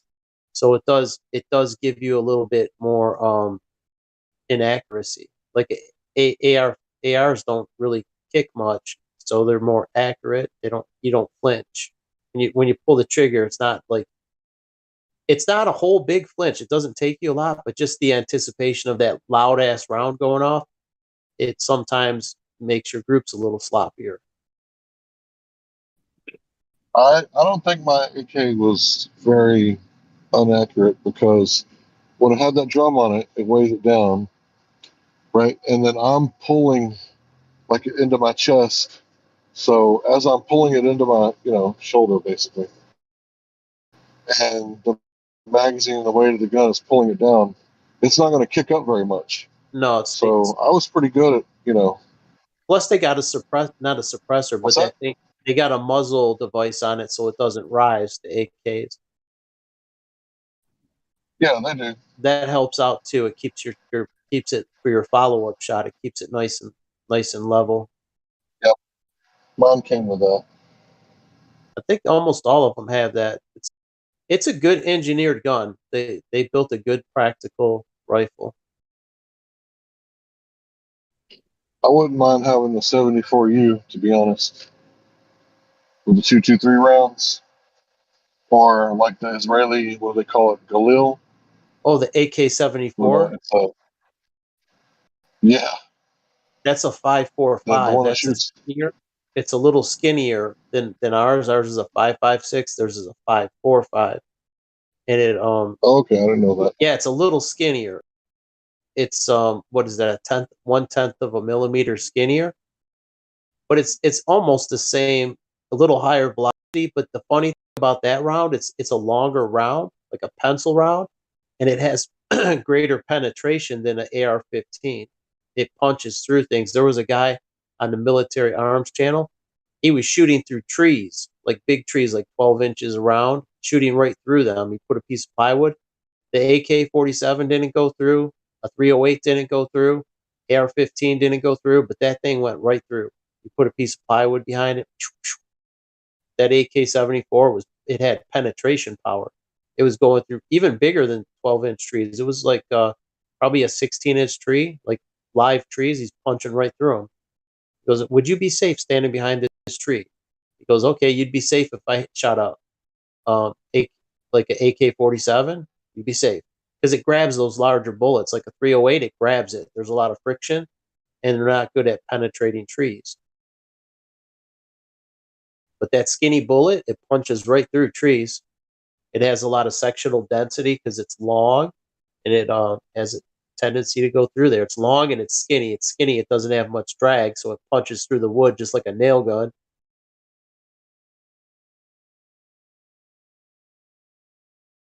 The Russians are pretty smart, dude.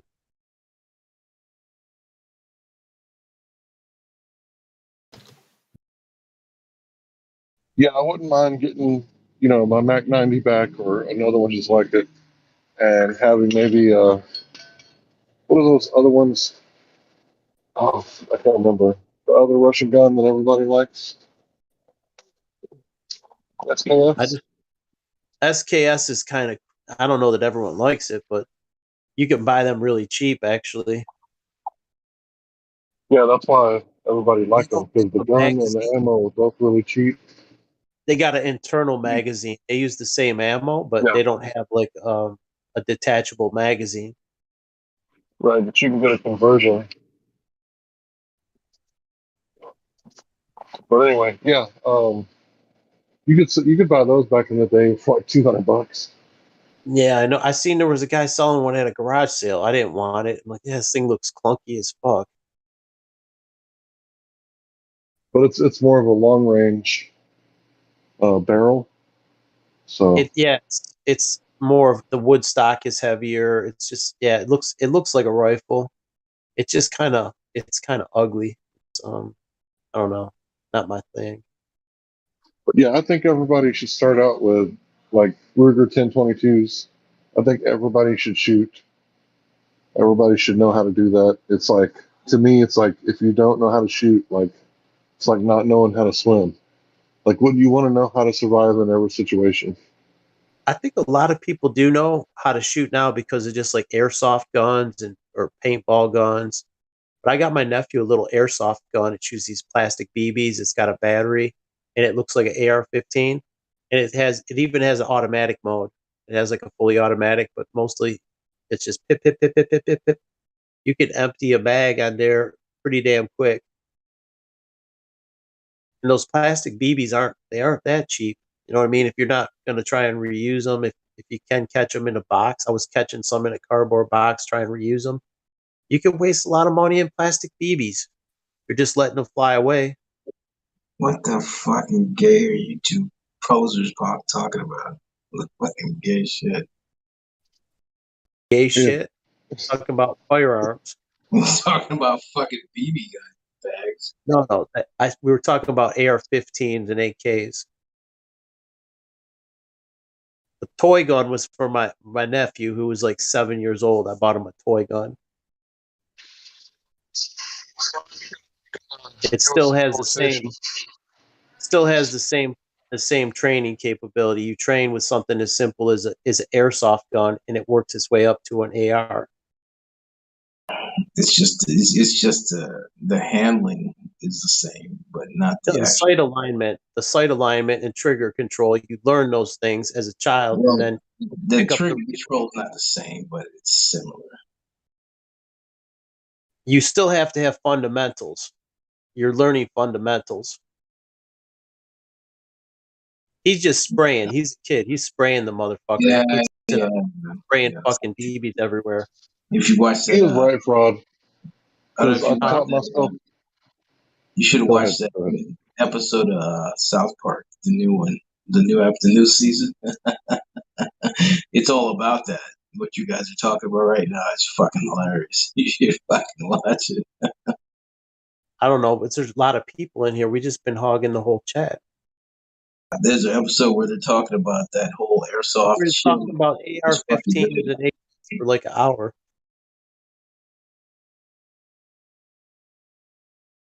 Yeah, but they're switching. They're switching their.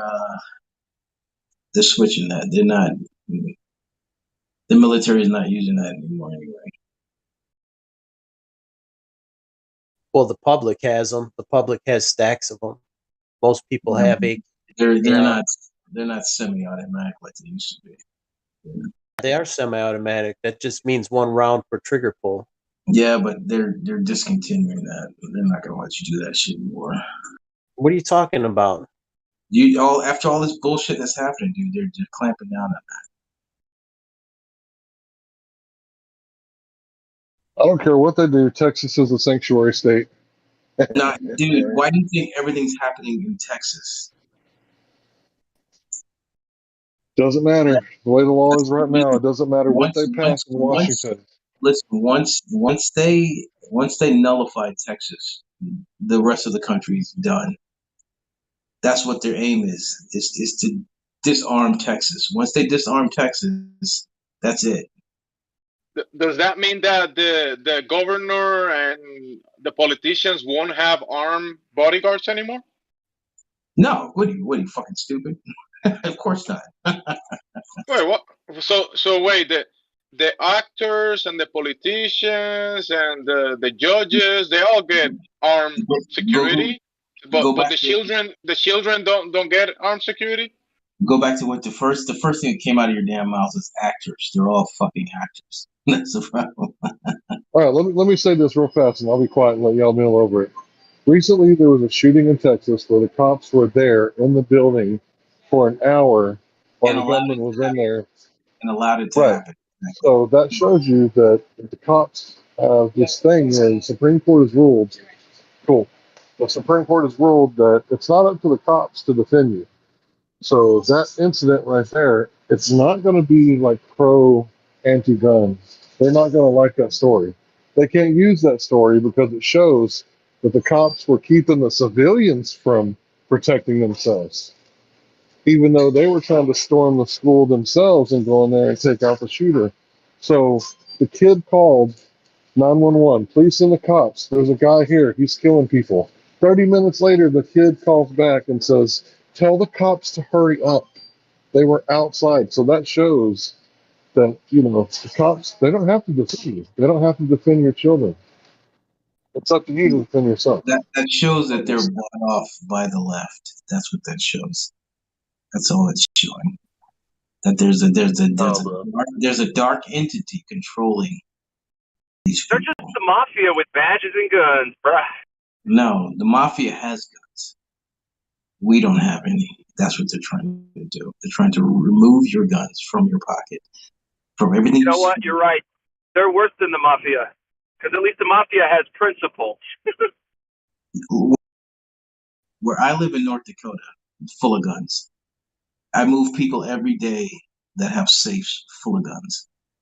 They aren't letting go of their shit. That shit ain't touching North Dakota. All that shit that you guys are dealing with, that shit ain't coming here.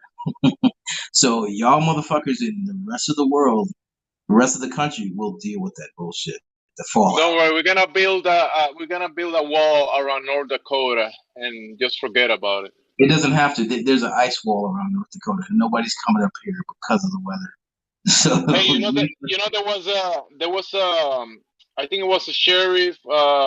There was some police that went to a house, the incorrect house, and they went into the property, and the owner shot at them, and he didn't get in any trouble. And they said the police actually says, hey, if there's unannounced people, even if it's the police, and they go into your house, yeah, you can shoot at them. Well, the reason being is because he owns the land that they trespassed on. That's why. I'm saying they've been talking about this control the guns and in some of these areas, but I don't think that's gonna roll out in the whole United States. If the owner of the house owns the land, then the cops can't do shit. You see what I'm saying? Because that's his land. You can't put yourself on that land and just try to appropriate everything because you think you're the law when you're in a sovereign country, basically. So if you own the land, that's your own sovereign piece of dirt. So someone can't come in there and try to take your shit, So a lot of people are just gonna give their guns, economic pressure, social pressure. Yeah, we're gonna give our guns, but other people are just gonna keep them, and there's not gonna be. I don't think there's gonna be laws that is gonna. Well, the government is gonna come and take your guns. People are just gonna take the pressure. Some people are gonna fall under the pressure and just give their guns away. Well, look at Waco. What happened in Waco, right? All they gotta do is change the narrative. You're the bad guy, so they'll take your shit. You think they're gonna Waco the whole United States? Of course. What the fuck are you talking about? Yes, bro, Waco burned down. They're gonna burn down their whole house in the past, bro. They've done that in the past. That's nothing new. You're kind of delusional. You're kind of delusional, bro. Obviously, you've never heard about the French Revolution. Go back and read your books, dude. Go back and read the French Revolution. Go back and read what happened in the French Revolution. So the military is gonna come and take people's guns home by home, everywhere in the United States. They don't have to if you're gonna give them to them. You see what I'm saying? Some people is gonna give it away, but not everybody. Look at what happened in the last 2 years with this fake hoaxy situation where everybody gave up their right to be stabbed in the arm with a fucking needle. Everybody? Are you crazy? Did you go stab in the arm? Did you? No, and what we're. So why are you saying everybody? Are you crazy? You're the one of the 97% that did. Okay. Everybody else did, dude. That's the problem. That's why they were. That's what they. Look, that's what. You're delusional. You're delusional, bro. No, look at what happened in Canada. Look what happened in Australia. All of the what do you call the socialistic ideology that they forced upon the people because these people gave up their rights. You understand? They're trying to do that here. Okay, so this is the last bastion of hope. So once America falls, that's it for everybody. So that's it. There's no freedom in Mexico, no freedom in anywhere in the world, just in America. There's only freedom in the U.S. Well, America can enforce its will in any other country except for Russia. Do you pay your taxes, bro, or no? I pay what I have to pay because I own a business. Oh, okay. So yeah, there you go. So yeah, not everybody's gonna be. I don't think you're kind of over like like you're saying everything. Everybody is gonna do as they say. I don't think so. They cannot enforce the whole thing. Can't enforce it. There's no way to enforce the whole thing.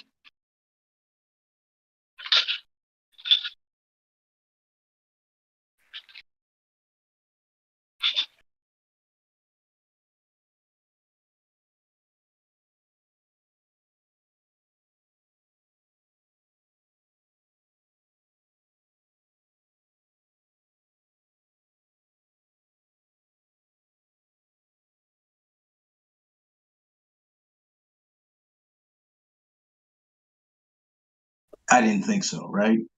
Very few. Maybe you and half a person that exists within your family understands what you understand. So consider that with the rest of the world. Okay, bro? So it's not very many fucking people, dude. I go through this every day with the people I work with, the clients. Fortunately, I live in a state where these people understand what the hell's going on, right? So they're not relinquishing any fucking thing. So only And I will people not. in North Dakota know what's going on. Only people there. Yeah, because the South Dakotans are fucking morons. They're hip to all this, dude. In a school, listen. This is how bad it is. There's a school in this state where the children in the kindergarten age group are allowed to act as cats or dogs and piss or shit wherever they want. So what the school had to do was allow kitty litters and dog litters to be placed in certain corners of the school for these kids to do this thing. And this is Is in this that state. like every school in the United States or what? No, what I'm saying is that's a school in this state. This is a red state. So you can only imagine what's going on in the blue states. Do you understand where this shit is reaching? This is a satanic takeover, bro. You don't understand what's going on in the world because the media would not present the truth. That's not what they're supposed to do. So I found this out from a woman I was dating. Okay, that this is going on, and that's in a red state. So I I can think only she has imagine. to send her children to a different school, bro. What her kids don't go to that school. That's the scary part. They don't go to that school. She heard about this through the grapevine. So and that's crazy. And this, like I said, dude, you gotta understand, this is a red state, not a blue state. Is it like there's no like green grass? There's only red. Everything is red. Well, it's red and blue in this country. You're either a Democrat or you're fucking Republican, conservative. What? Right? I'm not any of those. Red or blue? That's fucking retarded. Or you're in the middle. Or you're in the fucking middle. You understand? Middle? No, I got all the colors like a rainbow. The fuck out of What are you talking red and blue? What is that? If you got all the colors, then you're a fag. I'm sorry. I'm royalty, man. I'm purple. I don't know what you guys are talking about. You know what's my color? Light color. Light. Light? Because you're a light being. Yeah, I've never been a Republican or a Democrat. I never will be. I've never thought it would be wise to make a decision based on your party rather than based on facts. Well, here's the thing. If you believe in guns or you believe in freedom of expression, you're just a pawn, because only a person who understands. How can you believe in guns when you can hold the gun in your hand and you know what are you gonna do? Right? What are you gonna do with it? Shoot at another guy that has a bigger gun? The fuck out of here. No. Why would you do that? That's stupid. It doesn't matter who has the big gun. Statistics show the first person it matters who has the usually loses the gunfight. It always matters who has the bigger gun, because my god, if you're the first guy to fire the shot and you hit that guy, then the guy firing the second shot is gonna have a bigger gun, because he's not gonna allow you to fucking drop a dime on his. Get the fuck out of here. Bro, just turn off the TV and you'll be fine. Just turn off the TV, bro. But I don't have to. I have a bigger gun that exists outside of such things. Supernatural power. I believe in God. Oh, you're talking about red and blue. Everybody's red and blue. That sounds like TV show to me. in this country, that's how it is. It's red and blue. No. You know, there's a Are lot of people that don't vote, right? There's a lot of people that don't even vote, right? Do You know that, you right? live here? Do you live here? I You live live in my in body, yeah. you live in this country? Do you live in the U.S. of America? USA? Do you live in USA? What do you think? All right, nah, you got a fucking accent, so probably not. I don't think you live in the U.S. I think you live somewhere else. Nah, dude. I'm just privy to more information that you are. You tend to just exist in what you consider normal. I understand what's not. Yeah, I think I think that toilet is flushing the wrong way. I understand that there's higher powers that exist that are beyond human control, right? So I don't know because I don't live in the U.S., right? I don't know anything because I don't live in the Yeah, U.S. you probably don't. You should speak your language. He lives in a place called Massachusetts. Yeah, but Massachusetts is not part of the United States, bro. Yeah, if that's what you believe. Just like North Dakota, because you know people in North Dakota they're smart, but the South Dakota people they're stupid, right? Just like you're saying. Yeah, is that what I said? Because you know everybody in North Dakota and you know everyone in South Dakota. You know everything and everybody, and everybody's red and blue because you say so.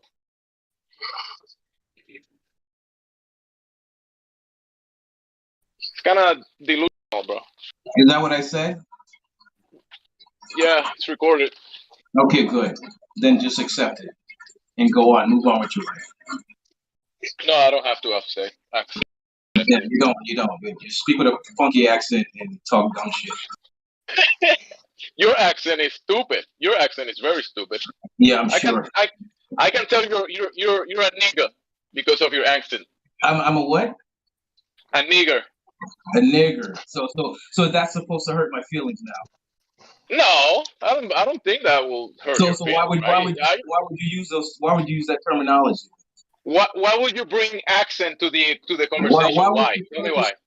I'm leaving because somebody used that word. Whatever. How is it that wouldn't be offensive, Jesse?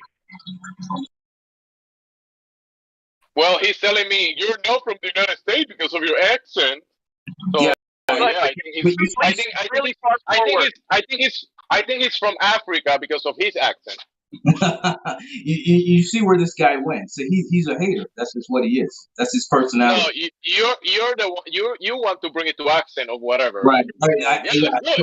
Did I call you a slang? Did I slander your name or your ethnicity? Did I do that? Yeah. Whatever. Right. Exactly. I've never liked this guy because I know a perpetrator and I oppose him when I see him. That's why I never. I never got. I like it sometimes. You're like that Elisha Savvy. You're one of those people. Oh yeah. We're one of those people. Yeah. Yeah. I know your type. I think you're one of those. I think you're one of those people. You're pretentious. You pretend to be something that you're not, and I've always thought that of you. I've never. Bro, you were just here saying that everybody's red and blue. Right, but I don't know better because I'm not from the United States. Right, I don't know and then I used a slanderous name to call them, right? I called them a name, right? Just like you did, right? I'm doing the same thing you're doing. Exactly, right? That's what you're doing. So say it again. Yeah, say it again. Prove to everyone the truth that you are. Say it again. What? That I have an accent? Yeah, I have an accent. You have an accent too. So what's the big deal? Say what I am. Say what I am. Say what I am. A delusional person. A delusional person, like I said. What you called me before. You don't have the balls. Oh, now Jesse, man up. Yeah, man up. Man up, exactly. Man up to what you just said. You want me to man up? Yeah, man up. Yeah, man. If I say a word that means that I man up because I say a word. Well, you had the gall to use it before, so why not use it again? Bro, I can use it every day. I'm dark skinned too, so what's the big deal? So do it then, bro. No, thank you. I didn't think so. So yeah, that's why I thought you're a pretender. You're a pretender. You're a poser. That's what I called you out. Yeah. I'm a pretender. Yeah, I'm a pretender. You just proved it. Because You don't have to say you it. You said don't have so. to say it. You just proved it, dude. You just proved it. Everybody, You proved it. they heard you, bro. You said so. No, they heard you. They heard what you really are. They heard Yeah, what you. I'm not from the United States because you say so. No, that's not what. That's not. Because I have an accent. Remember, I have an accent, and I don't know what I'm talking Hey, about. why don't you guys Because get a room?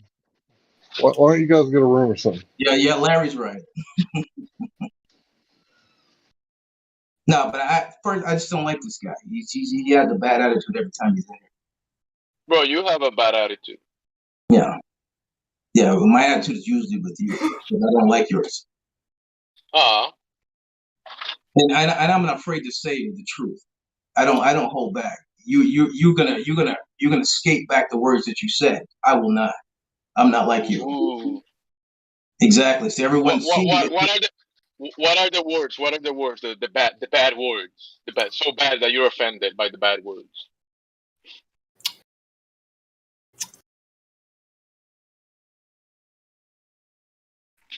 Remember, I'm the one. I'm the one that doesn't.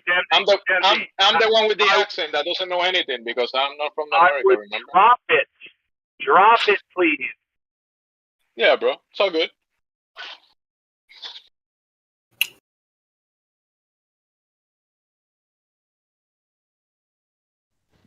See, if y'all was here right now in my jurisdiction, I'd make y'all sit down and smoke the peace pipe. Because the higher you get, the harder it is to be pissed off. Hey, man! I'm not pissed off. I'm not upset. Okay. All right. Well, I'm not upset either. So moving on. Drugs isn't the answer to everything, but whenever you're talking politics, you might as well take it down a notch or take it up a notch. Why did my man Matthew leave? I saw he was on. I was going to come on and say hi, and then all of a sudden he got off. Well, he can't afford to be conflated with racist people. That's not something that he can afford to do. That'll definitely get him in trouble if he's hanging out with racists. Not that anybody here is racist, but he probably perceived hate speech going on, and he probably didn't want no part of that. So, I don't really blame him. Yeah, he could be canceled. Can you imagine if somebody just canceled Matthew? What's racist?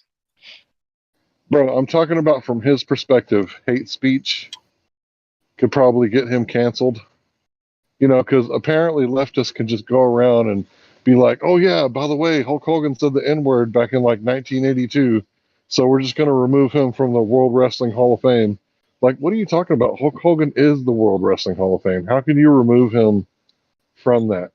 Oh, because, he was joking around with Booker T because one time Booker T was, giving a speech live on air. And he was like, and at the end of the speech, I'm going to get you, Rugu.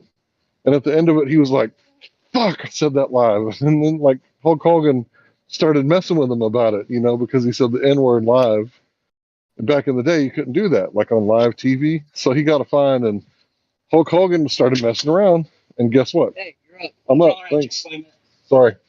So guess what? He got removed from the Hall of Fame for saying that word. So I don't blame Matthew for not wanting to get canceled. Matthew's my favorite Globie that I've ever met. So it's I always like to say hi.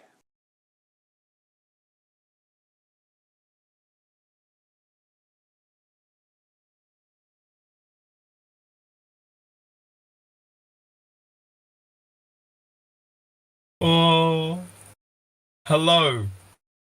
Hello. Greetings. Hi. Hi there.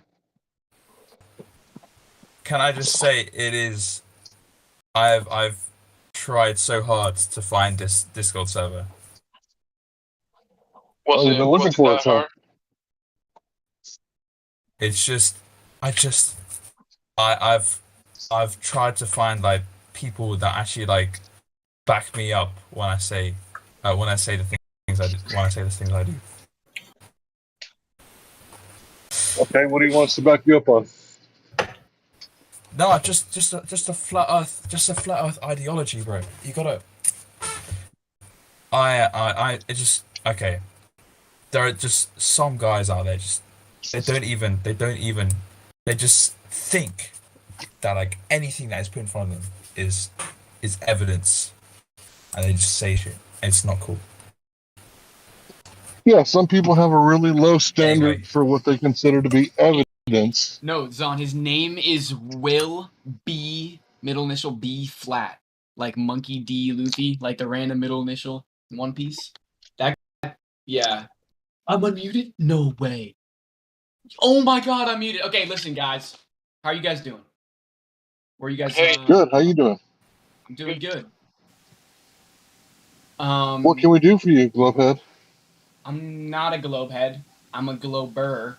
And I just want to tell you that you guys are all really misinformed and really just dull individuals. And I'm sorry Okay, that I have to that bring may that be to you true. all. The That may be Glober. true. Why The don't you Glober. please hold on, Amazing. hold You on, want to hear my fella. I was fucking talking. evidence? Oh, yeah, Where's well, bring your Australia? evidence. Where's Australia? Where's Australia, guys? Is it South of the same Indian place as Sea. us? What? What? Hold on. I think you're like trolling us. Do you think we don't believe in Australia? Bro, Where first before you speak to is him, Australia level with us? Is it facing the same way? Coleman, I'm gonna mute you because I think you are misinformed. If you're gonna have a conversation, you have to maybe say or ask something, and then allow the other person to reply before you start speaking. Is that okay with you, Coleman? I'm sorry. I'll be civil. You guys are fucking idiots and you're fucking retards. All right, well, calm down, bro. Oh, somebody done got rid of him. Yeah. So for anyone who says that we don't, believe in Australia, that's a straw man.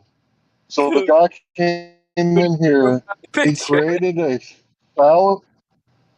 Who's speaking, man? Can I not speak without being over laughed over, please? Mute yourself while I'm talking. Okay, govern yourself. You won't have to be governed from without. Moving on. So he came in here. He created a fallacious argument for us. You guys don't believe in Australia, and then said you guys are a bunch of idiots because you don't believe in Australia. That's the dumbest shit I've ever heard because we believe in Australia.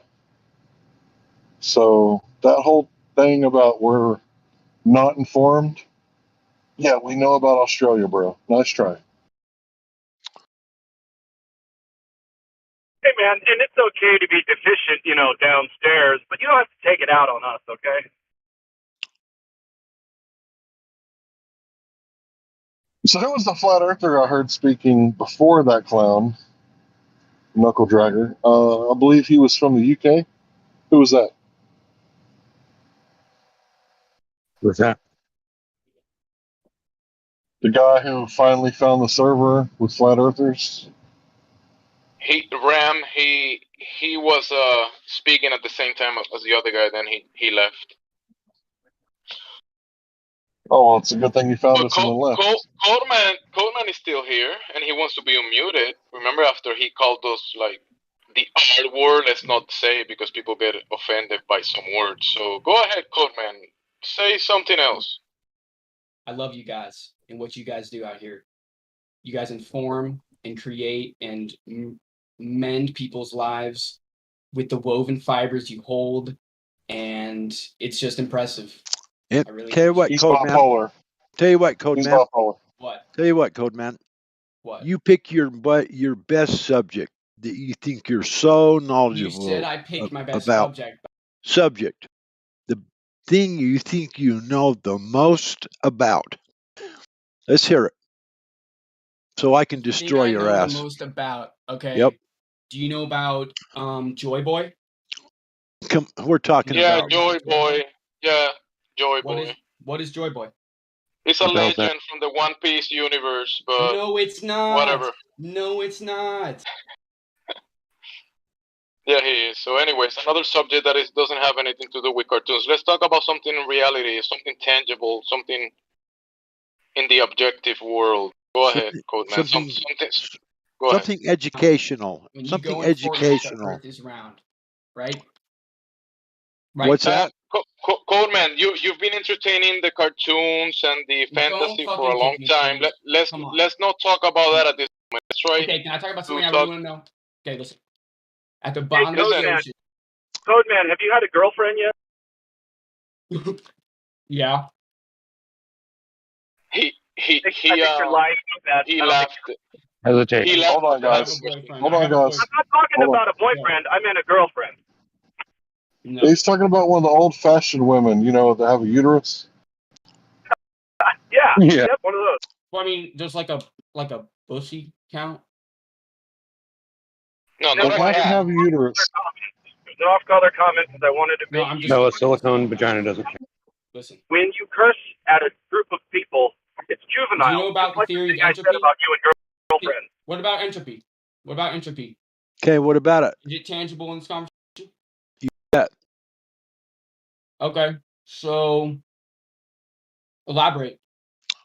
Entropy is when things go from high pressure to low pressure. They are hot to cold. It's when things like if you took a brick, a brick and set it on the ground and came back 100 years later, it would be sand. That's called entropy. Things fall apart. They go back to, they just fall apart. That's entropy, hot to cold.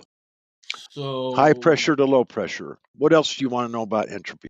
So like entropy has like a couple factors. Let's hear them. Does sigma have any like to do with it, or no? Is that a different thing? Tell me, well, elaborate. What's sigma? Tell me all about it. Sigma is just like sigma balls. Oh, there you go. Fucking, there you go. What a fucking, have a good night. what a piece of shit. Have a good night. See you later. Bye-bye. What a fucking piece. Was it worth it? That guy is a total piece of shit. He's a total piece of shit. Did he just ask another man to do something sexual to him? Yeah, yep. He's a faggot. An old man at that. Straight faggot. We don't entertain that kind of shit around here. I think that's why he laughed at the question if he had a girlfriend. He ever had a girlfriend? He was like, yes. Yeah, I suck balls. Well, technically, it wasn't a girl. And that's right. He's into sucking So balls. let's unmute his friend, that boy. Hey, that boy 69. Welcome to the server, that boy 69. What's up, guys? Hey, your friend already dropped in a spiral. How about you? What brings you to the server? You know, let's get the truth of the earth. You know. Let me tell you something. You don't have to be your friend. You can be you. I mean, you don't have to follow his path. You can walk your own path. How about that? Yeah, you can be like civil and be like a real human being and ask real questions and be like a man, like a man. Yeah. No, instead of a child. Nah, you don't want to do it. I was just coming to listen. I'll ask some questions another day, though. Everybody comes to listen. That's what we get every time. Hey, I just wanted to say hi to my man Matthew. He came back. Hey, Matthew. Hey, I left for a little bit. What do you call Matthew for me? Everybody sighed when you left, by the way, Matthew. Earth is flat. Yeah, everybody sighed. Hey, So, Matthew. I was wondering if I could... Matthew, you're my favorite Glober. I want you to know that. Oh, great. Brown noser. Thanks. Be quiet. You Okay, probably so know- Matthew, I was wondering if I could have a conversation with you so we can show these young punk children how to act like men and how to exchange ideas. Sure. Cool. So you guys claim that the Earth is a globe and it's going to be going down 8 inches per mile squared, dropping elevation away from you on a tangent, right? Not we wouldn't phrase it that way. Drop from a straight line, not drop in elevation. But I understand what you're saying. Okay.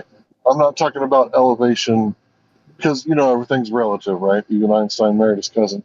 I'm not talking relative to sea level. I'm talking about relative to your feet. And to the ball you stand on. It's called geometry. Right. So 8 inches per mile squared, yes. I'm not trying to make you argue outside of your worldview. I'm trying to get you to agree to your worldview, and then we can talk about it, right? Right. Okay, cool. So if the Earth has a curvature rate of 8 inches per mile squared away from your feet in any direction, and you're 10 miles away from someone, and at a bay, let's say, and you shine a spotlight. So you say that refraction happens because of density layers and temperature, right? It sometimes happens, yes, and it would be due to those things. That's right. Right. So you're claiming the light is bending down because it's getting colder and colder and colder towards the person, and this happens sometimes. Or we could see around the curve. Yeah, differences in temperature can cause the light to bend slightly up or down, and it depends on the humidity and a bunch of different factors. That's right. Cool. So what if the person who just got spotlighted pulls out their own spotlight and they spotlight the other guy who originally spotlighted, and then he sees that spotlight? Would that mean the temperature is also getting colder and colder and colder on the way back? Oh, wait a minute. That's a law of non-contradictions. If it's getting colder and colder in the first way, then it would have to be getting warmer and warmer on the way back, wouldn't it, Matthew? If there is some atmospheric condition that causes light to bend, it would cause the path of light to bend both directions. It wouldn't do one thing one way and the other thing the other way. It's whatever the conditions are. It's bidirectional. So we said that we agreed that it was because of temperature, because if both person is at the same layer, right, it's not refraction due to density, right? It's refraction due to temperature. That's the only other option left. Oh no, temperature controls density. Temperature controls density. Okay. Yeah, the density of air is highly dependent on temperature and humidity. Right. So if it's getting colder and colder from point A to point B, then it would have to be getting warmer and warmer from point B to point A. Right.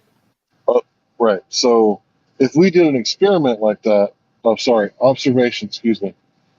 If we did an observation like that, then that would debunk your refraction model, wouldn't it?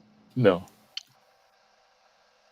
Well, why not? Because it's not the temperature change from point A to point B. It's the gradient in between, like at all points along the path. That's what refracts light up or down.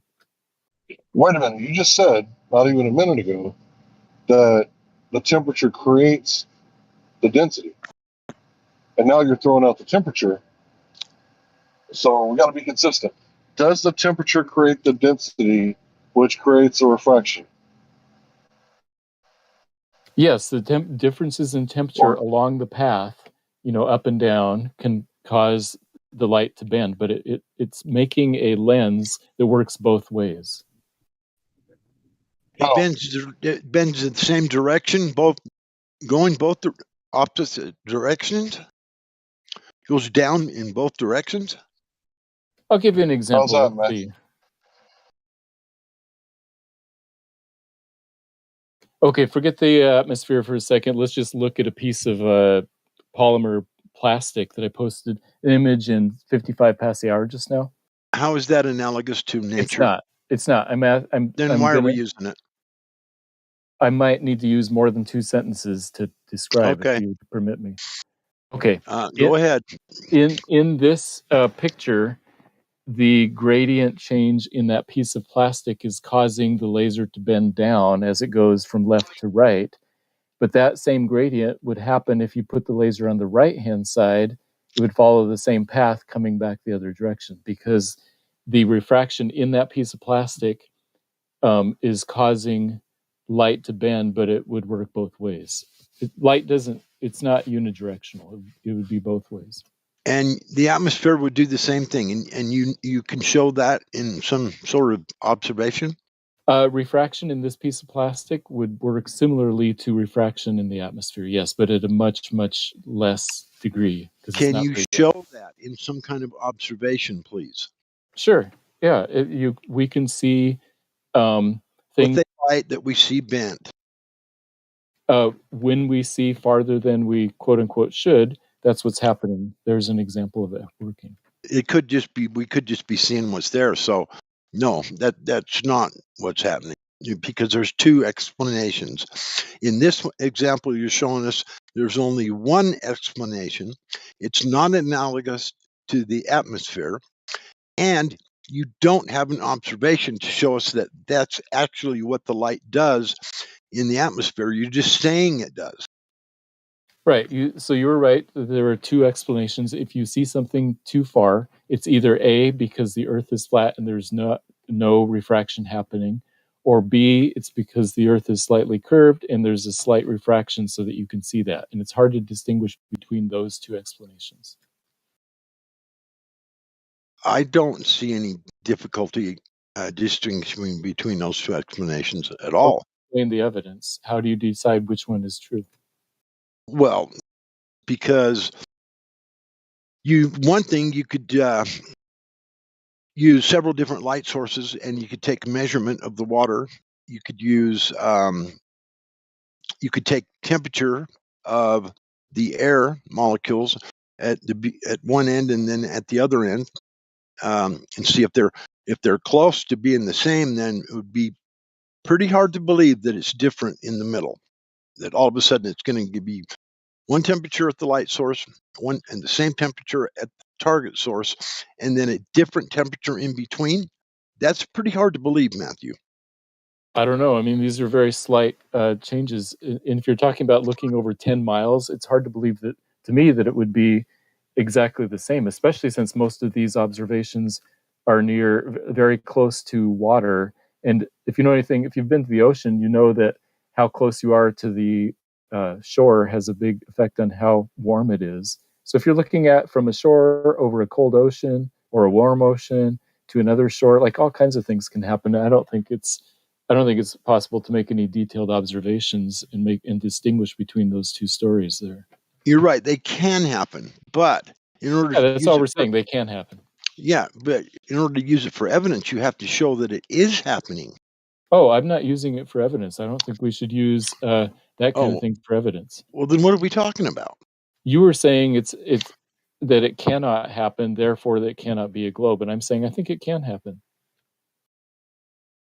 So if you were trying to use a disproof, we know that for one thing, that terrestrial refraction is what bends light, not just atmospheric refraction. That's never been shown, or it's not even in the textbooks written that way. It's always two different mediums. And the air and warmer air is not two different mediums. It's just the same medium. Do you think that they have the same density, air and cold air? Pretty damn close, yep. Yeah, I would agree they're pretty close. Yeah, so the amount of light, I don't believe the light bends. It changes direction and then it goes straight again, changes direction and then goes straight again. There's no way that it would bend evenly along the way to create a perfect curve. That means that the air would have to be like purposely changing temperature, the slight bit amount every 10 inches just to make that curve perfect all the way along the line. That's such an impossible scenario. I just can't believe that. I mean, that's literally, the odds of that happening are, I don't know what they are, but I'm sure it's like 1 trillion to 1. Did you see my picture at 55 past the hour? That looks like a pretty smooth curve to me. That's in plastic. I'm talking about air. Yeah, so air would be way less effect, but there still would be a smooth curve. It's just, and all we need is 0.07 degrees every 10 miles. That's not much. Yeah, but the temperature would have to change every 10 inches, just a tiny bit more, a tiny bit, for it to be a curve. Yeah, otherwise it would be a straight line, and then where the temperature changes again, it would refract and then go in another straight line again. Otherwise, the air would have to be changing temperature in this very slight amount every 10 inches all along the way to the end point, so that it made that perfect curve, so that it was refracting at that exact amount every time to make that perfect curve. That's literally that. The odds of that happening in the atmosphere, that you think that's possible? Yes. You really do. I do. I mean, if Hey, you think I got a about quick question for Matthew, if that's okay. Matthew, so if you want me to beg the question with you and say it's possible that is happening at the horizon, how would you test that? Oh, I don't think that squinting at the horizon is going to tell you much about the shape of the Earth. I'm just saying that you can't prove one thing one way or the other by squinting at the horizon because atmospheric refraction screws everything up. Well, right. What I'm saying is, if I'm at a beach making an observation and then I see the horizon, if I keep moving forward, that horizon is just going to keep going away from me no matter what I do. So I can't visit the horizon to see what kind of air and gas activity is happening in the atmosphere. Does that make sense? Yeah, so that's why squinting at the horizon isn't going to help either of us that much. Squinting will help you see the curve. All right, you heard it here, folks. That's it.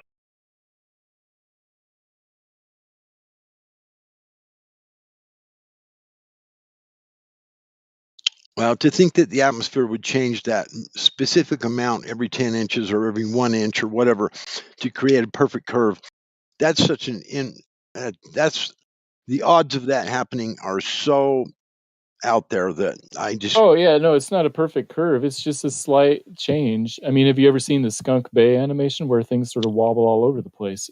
You can't get anything perfect out of squinting at the horizon. That's Well, when we do our observations, they're perfect images. They're not wobbling all over the place. Like the crane and the black swan. It's all That's wobbly. a perfect example of refraction. I'm glad you brought that up. So that shows that there's refraction going on in the air around that crane arm. That shows that perfectly. Exactly. If it was happening over the horizon, the same effect would be happening. It would be all over the place. So that's proof enough for me that there is no refraction over the horizon between the two cranes because it's not doing what it's doing over the crane. That if that's refraction causing that, why wouldn't it be causing it in between the two cranes over the horizon? Why would it be a different effect? To me, like the fact that the crane is kind of wobbly shows that you shouldn't be making measurements off that picture at all, just because it's like yeah, but the horizon's not all wobbly; it's perfectly straight. So yeah, but we don't know. So it's perfectly straight. It could be up or down, right? How do you know how far up or down it's you know? It's not. It's perfectly straight out there, in my opinion. But the thing of it is, if there was any refraction going on, it's obvious what refraction is doing. It's making the image all fucked off, wobbly, all crooked. The horizon's perfectly straight. So there's no refraction going on there. Excuse me, can I just interrupt for a second, bro? Sure. I apologize. You bet. How about it? Yeah. So one of the things that causes refraction in your worldview is the temperature change, right? But another thing that causes it is the density of the layers, right? Is there a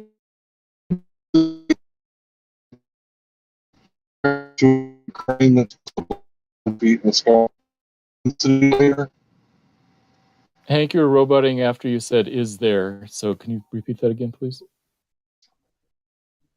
I apologize. Is there different density layers between the top of the crane and sea level? Yeah, probably so. There's, I mean, density, temperature, humidity. Could this be causing? Could this be causing the refraction that you're talking about? Yeah, the different density. I mean, the biggest example of that is. So one last question. Hold on. It's a yes or no, bro. One last question. So how much different of a density tower is there between 1 foot above sea level to, let's say, the part of the horizon where the water appears to meet the sky? So that would be like sea level, 1 foot away. Is that going to be a different density layer? It goes through other parts of the atmosphere, so who knows how much difference there is. No. For the horizon, where the water apparently meets the sky, it's going to be the water is 1 foot below the observer. So the horizon's not going to be as refracted as the cranes are.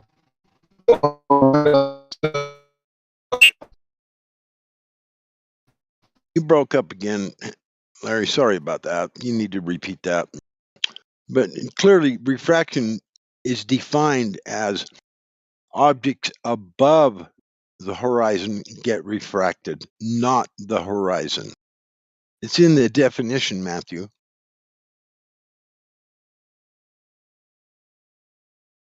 Well, I think there's refraction going on, and that makes any conclusions that we try to make based on that image inconclusive. So you're saying the textbooks are wrong? I don't know what the textbooks say. I just told you. They say that refraction affects objects above the horizon, not the horizon. That's what it says. That doesn't seem right to me. I don't know, though. Then maybe you should read it. It's in the definition of refraction, my friend. May I ask Matthew a question? Yeah, go for it. Hey, one of my favorite places of all time to go is the Grand Canyon. It's beautiful. The South Rim, where the motels are at, the restaurants, the tourists, kind of gather right there. The South Rim. If you look I've been there. Yeah, it's beautiful. If you look across to the North Rim, it's 21 miles from the South Rim to the North Rim. At 6 feet elevation height, standing on the South Rim, you should have 216 feet of curvature, according to the Earth Curve calculator. And so, obviously, when I've been there, I look across. I was a glober when I went there, the couple times I've been there. And so I didn't even think about that. Just like I never thought about the Chicago skyline when I went to the Indiana State Dunes 20 years ago. So when you're on the South Rim looking at the North Rim, you should have 216 feet of curve at 6 foot elevation height. And so the North Rim should be bending away slightly, whatever 216 feet is, defined slightly. Why don't we see any curve on the north end, on the North Rim from the South Rim? In other words, you could build a bridge across from the South to the North Rim and it would be straight, and you just end up straight on the North Rim. So is there some sort of something going on there that, this flat earther can't understand? Or can you tell me why we don't have a little bit of a bend away at 216 feet? I just kind of wanted your thoughts on that. At the Grand Canyon, it's hard to tell exactly where the horizon is because we don't have a body of water, but the North Rim is quite a bit higher elevation than the South Rim. I don't remember what the difference is, but the plateau on the North Rim is higher than the South Rim, I think. Don't you think we'd be able to see 216 feet of bend?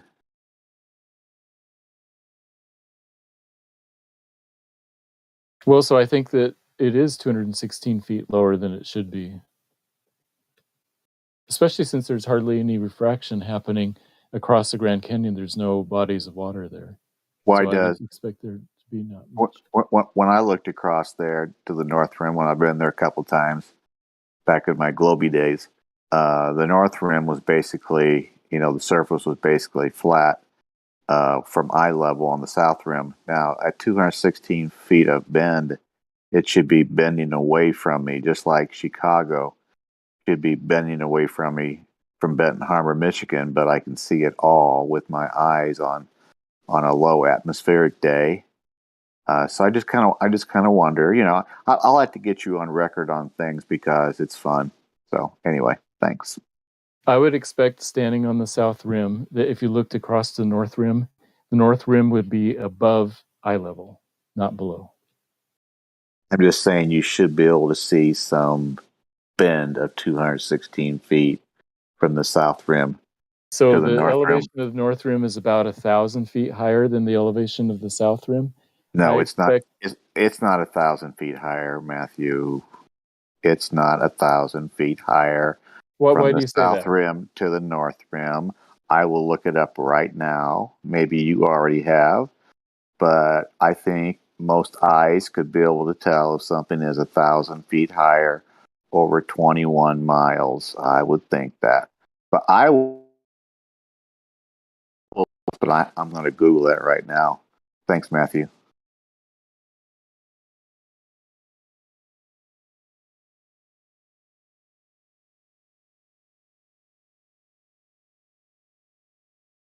I Googled it for you. You did? You are a good man. My man Matthew. Elevation of Grand Canyon North and South Rims. It's at 12 past the hour. I posted it in the... Okay. Thanks. But yeah, you bring up an interesting point. And it's just that it's harder to tell when we're in mountains because it's not 100% clear where the horizon is in those cases. It's easier when you're near bodies of water because the horizon, if you can see where the sky meets the ocean, it's easier to see the horizon. I just got one little thing I want to say, and then I'll butt out and won't say anything. It's for the audience on YouTube and anyone else listening.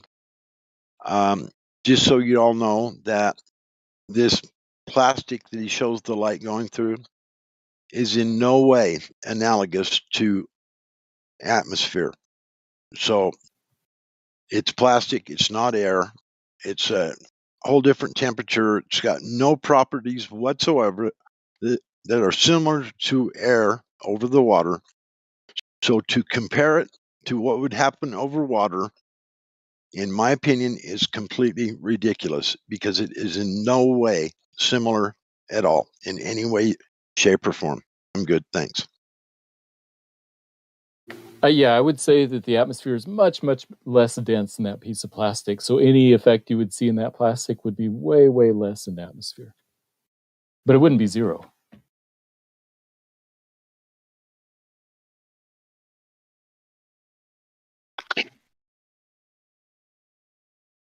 Matthew, are you saying that you believe the Earth is a spinning globe? Yes, I do. Okay, let me ask you this. What the hell is wrong with you?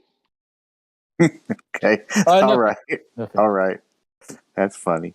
Anyway, I said that like 3 weeks ago, but I'm over it now.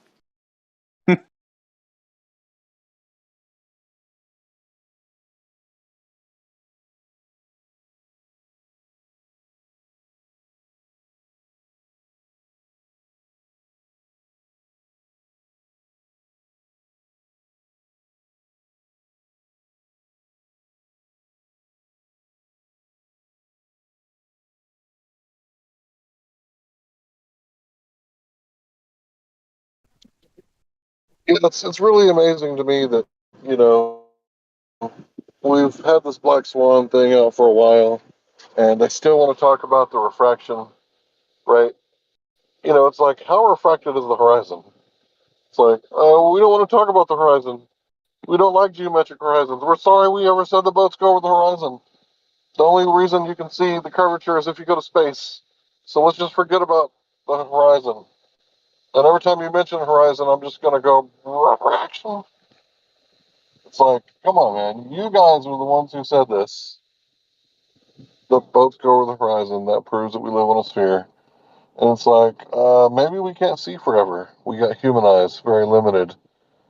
You know, and you have to take perspective into consideration and Rayleigh criterion and angular resolution, angular size.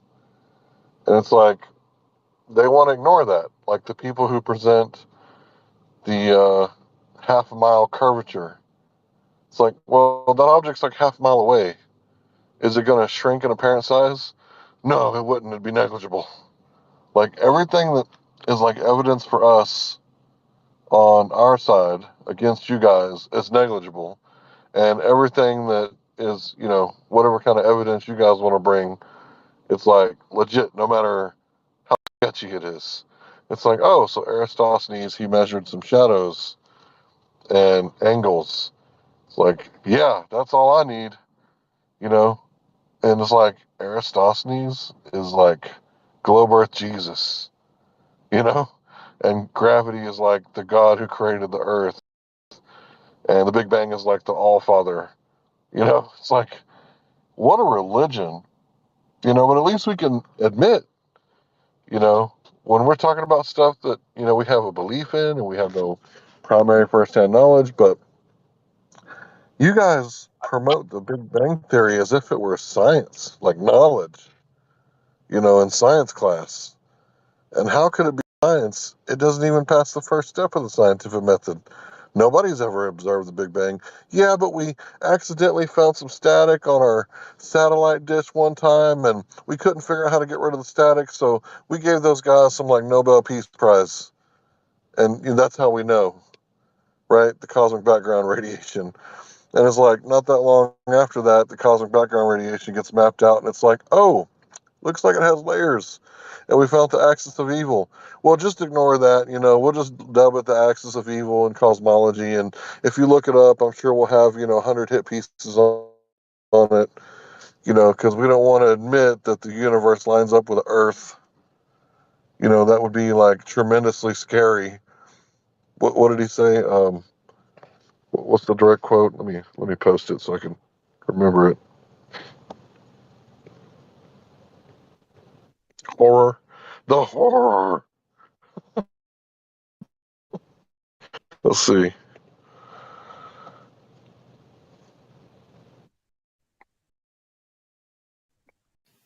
Paige, I like that water level thing. What do you do with images that show buildings that are below a water level? You know, those images across like Vancouver Bay? Actually, let me post one to show you what I mean. That's refraction.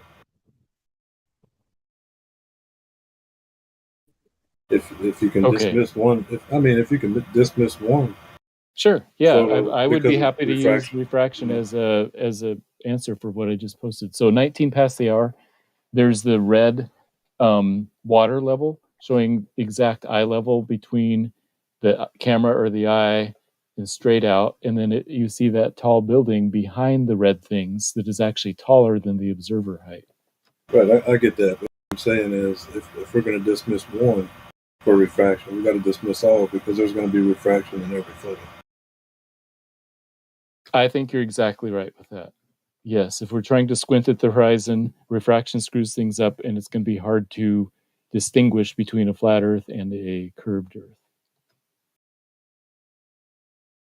Appreciate that information on the Grand Canyon. I've thought about it here for just about 60 seconds, and it's like, okay, if the south rim is 6,800 feet and the north rim is 8,200 feet, and I'm sitting on the south rim looking over at the north rim, and I can see flatness over there on the north rim, which I have. I shouldn't be able to see flatness if it's bending away from me for 216 feet. So, you know, obviously, if it was shorter than the south rim, you could make an argument. If it's 1,000 feet lower than the south rim, then you make an argument you can't see the bend as much because you still be able to see the top of it.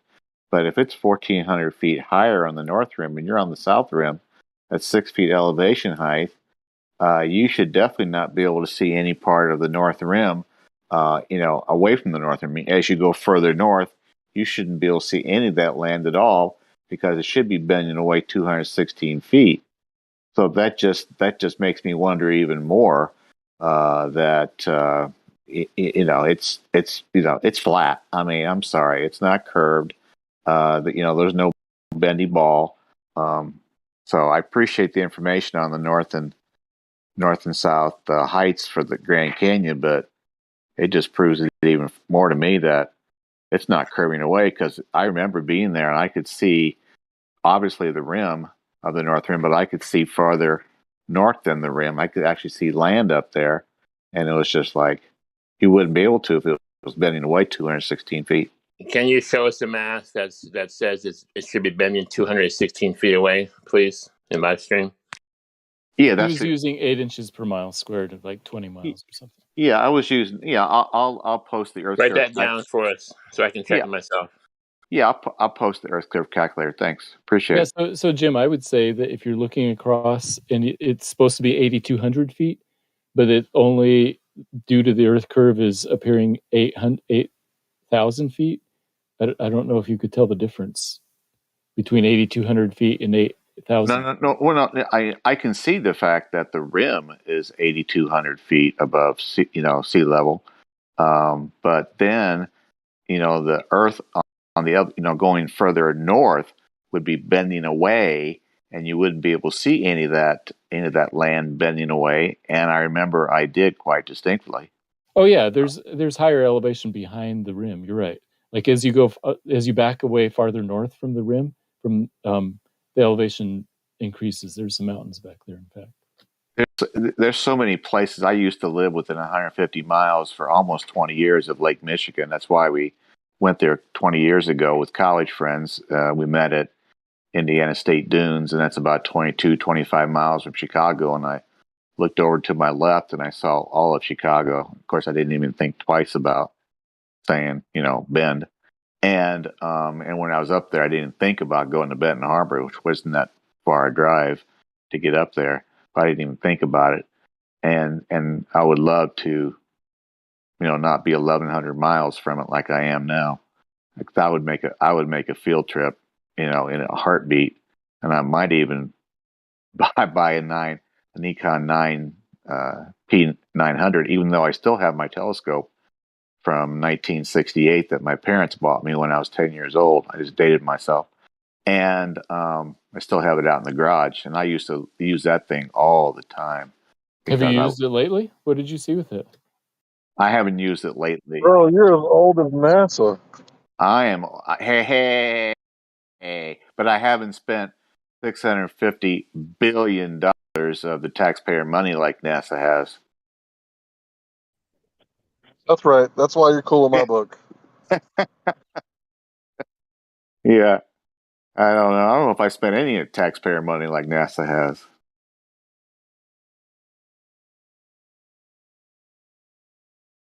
But once you get over Matthew's, stuff, Matthew seems to be a really, really great guy. And actually he's very patient with us and he takes a lot of our guff, which I appreciate. And anyway, he's got a good sense of humor and he takes our sarcasm well.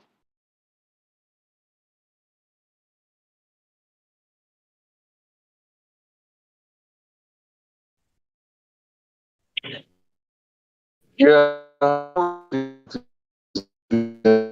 See him as like a brother with a different opinion. And I don't think that's a very good opinion amongst flat earthers, but I don't really see him as, like the bad guy. He might be a gatekeeper. That might be true. He might believe in a bunch of weird stuff, but you know what? Some people eat mayonnaise and ketchup out of the jar. It's weird, but it's not exactly illegal. So people can do weird shit, like believe in space monkey ball religions. And Matthew only takes, a bit here and there. So he doesn't think he came from a monkey. So that helps, makes him a little bit more reasonable than some of the weirdos who come through here. They're absolute yahoos who act like animals. So at least Matthew knows that he's not an animal. Right, Matthew? Are you an animal? No. Yes. You're right about I don't buy into the whole thing. I would say I represent what most scientifically minded Christians say or think. So I think that I'm not saying anything any much different than most scientifically minded Christians, I guess I'd say. Hey, Hank, you put your ketchup in a jar? Yeah, but tell me, bro, what's the difference between an animal and a man, Matthew? Soul, immaterial aspect. We have self-awareness that given to us by God. Well, it also takes us 25, 26 years to develop, right? Well, yeah, but I mean, elephants take a long time too. That's not unusual. I posted that Earth curve calculator at 25 after the hour for 21 miles across Grand Canyon.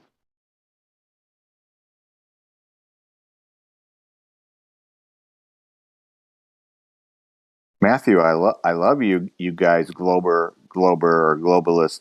Earth curve calculator. I love it. I love it. Love it.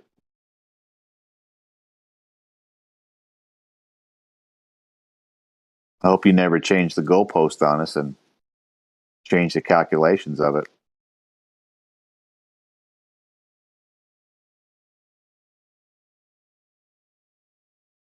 Well, with geometry, knowing the radius, it would be very easy to determine if it's correct or not.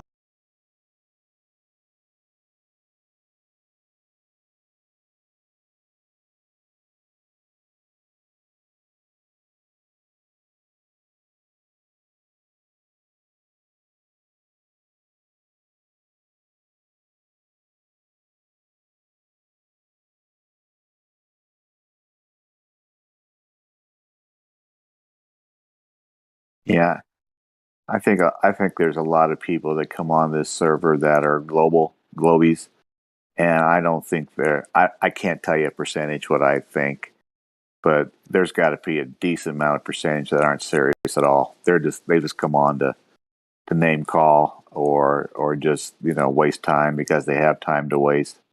And I'm sure there are people that have been converted, obviously, but there's a lot of people that just come on here, especially younger people that just want to get their rocks off somehow. Bro, we don't like that word conversion. This ain't a religion. We're not trying to convince anybody that the earth is flat. Our arguments are designed only to convince them to go look for themselves. Please continue. Oh, it's okay. Thanks. Appreciate the. I concede your point. Thanks. You know that Grand Canyon observation you talk about, that's an extremely dry, humid environment. I know the average humidity here where I live is very, very low. So I would doubt there'd be hardly any humidity in the air in the Grand Canyon area. Yeah, I agree. I think Grand Canyon would have hardly any refraction. Yeah.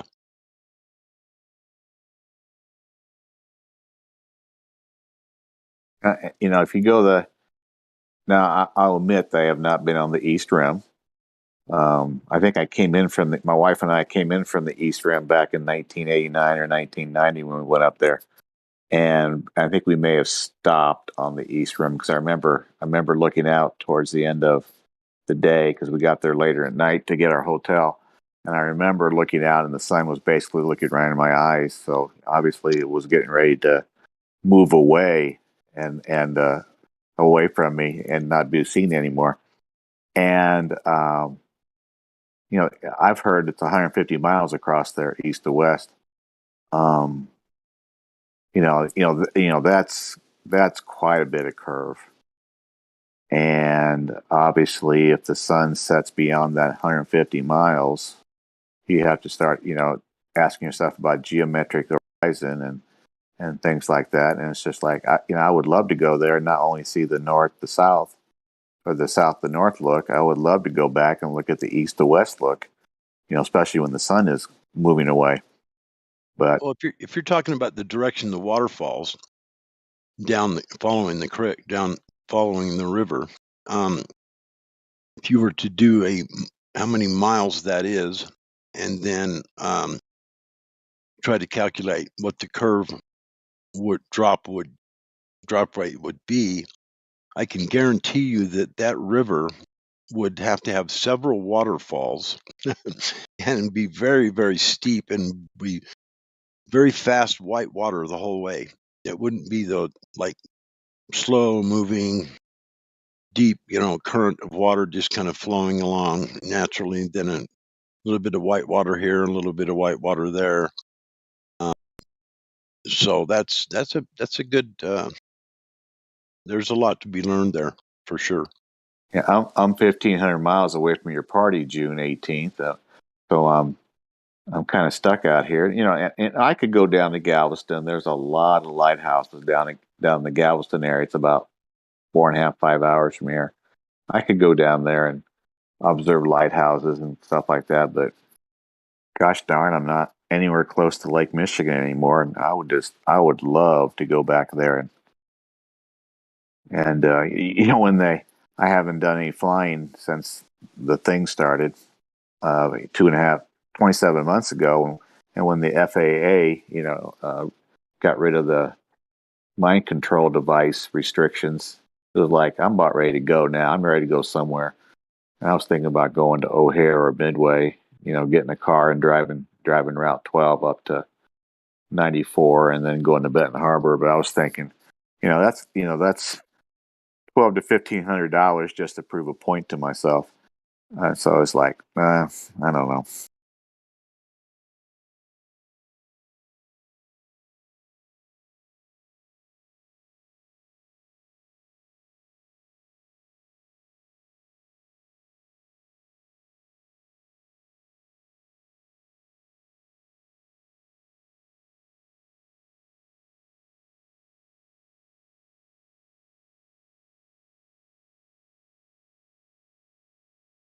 I can't help but think about, I live near the salt flats, and I've seen them when there's like 2 inches of water covering them after a big rainstorm or something. And it's like this big sheet, just a big mirror. I mean, 10, 15-mile long mirror of water. And if there happened to have been some kind of a hump, wouldn't there be dry land in the middle and then the water would run off the hump? Because water seeks its level. I mean, that would, I don't know, I have a hard time understanding how that would, because I know that the salt that's hardened that they race on over there, it's so flat because it's formed by water, the evaporation of water and the density of the salt. And slowly the water evaporates off, the surface gets hard, so they can try and set world record land speed records on this piece of salt flat. And makes no sense at all that they would ever try to do anything like that on anything that wasn't perfectly flat. I mean, those cars, 700 miles an hour, one of them went there on the salt flat, I think. Not too far under the speed of sound.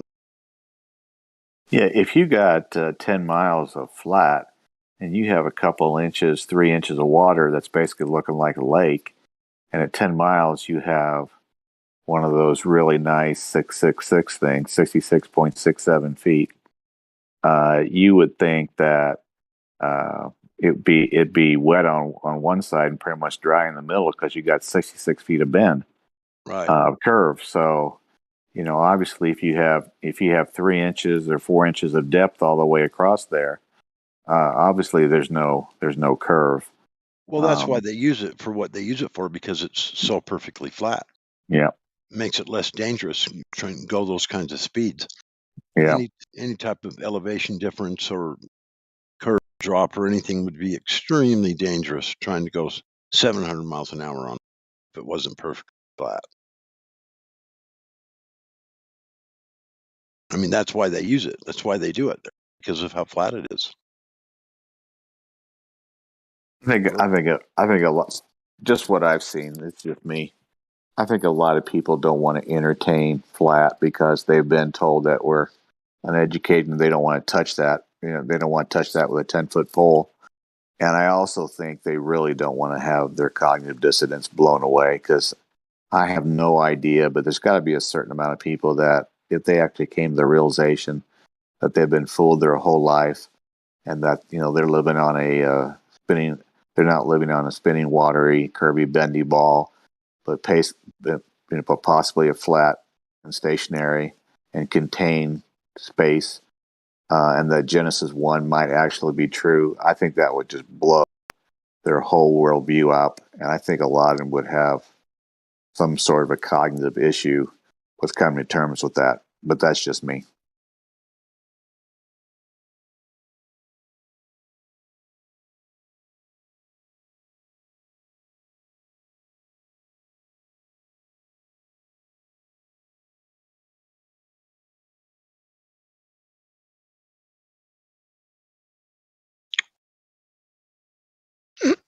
Well, and it's pretty obvious, that water does seek its level because it made them salt flats perfectly flat so they could do those high-speed tests. They wouldn't dare do it on a surface that wasn't flat. They wouldn't dare. too much danger. Curb or whatever. It just wouldn't do it. You imagine dropping 66 feet in 10 miles, how much that would affect the speed. You're going downhill or whatever. I know that doesn't, they say that's going around the ball, and that's not like actually downhill, but it is. I hate to tell you, you drop 66 feet in 10 miles, you're going downhill.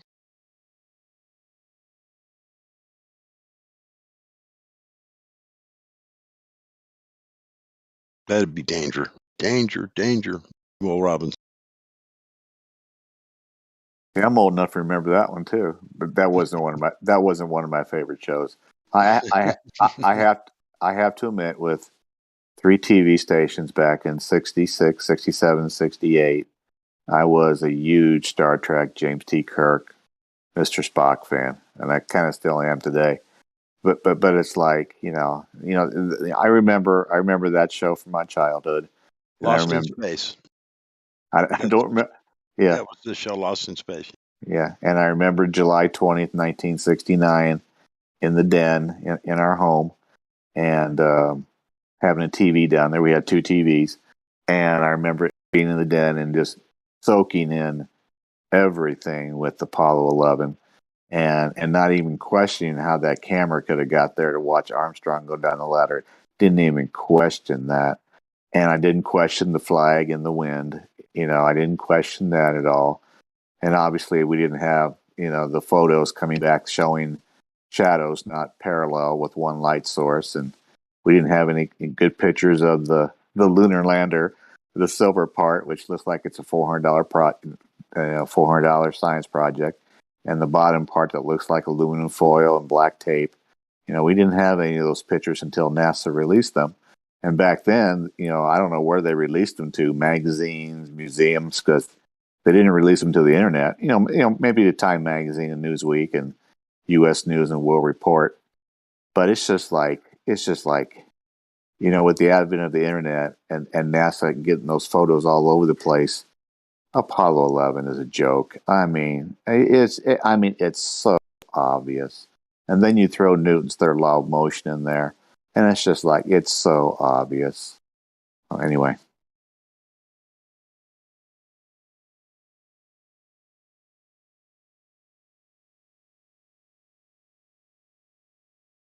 Yeah, I had the opportunity to watch the moon landings live as well. Same sentiments. I don't remember doing anything but oohing and on and, oh, look at what we've done. Look at how cool we are, and da-da-da-da-da. And they hyped it up so much that, when they showed the landing, and it's like one giant step for mankind, or whatever the saying is, you all know they said. It's like everybody's like high-fiving, and like they're all part of it. You know what I mean? They made it so everybody felt like it was us. We were like a team. Our country, we did this, or whatever. And so you're all excited and also happy about this major accomplishment. I don't think those kinds of things even come to mind, let alone you see them, because your mind is not thinking anything except, look at how cool, look at what we've done, look at, oh my gosh, we've landed on the moon. We're not looking for anything like that. We're not looking for any discrepancies or, fakery or whatever, even though it was blatantly there once you review it in the later years. On initial live or supposed live moment, everybody's too excited, all happy to be watching it, waiting for him to land, watch the launch. It's like, yeah, everybody's sitting on the edge of their seat. Yeah, you don't think of that kind of stuff, especially when you've been indoctrinated with everything else along the way. It's like this big. It was like this big, and like a big speech, we used to watch speeches before football games. My football coach would play these speeches about how to be a champion and how to be this and how to do that, and just before we'd go out to play football, we'd get to watch an hour of that. So by the time we got out there to play, we were like, yeah, let's go.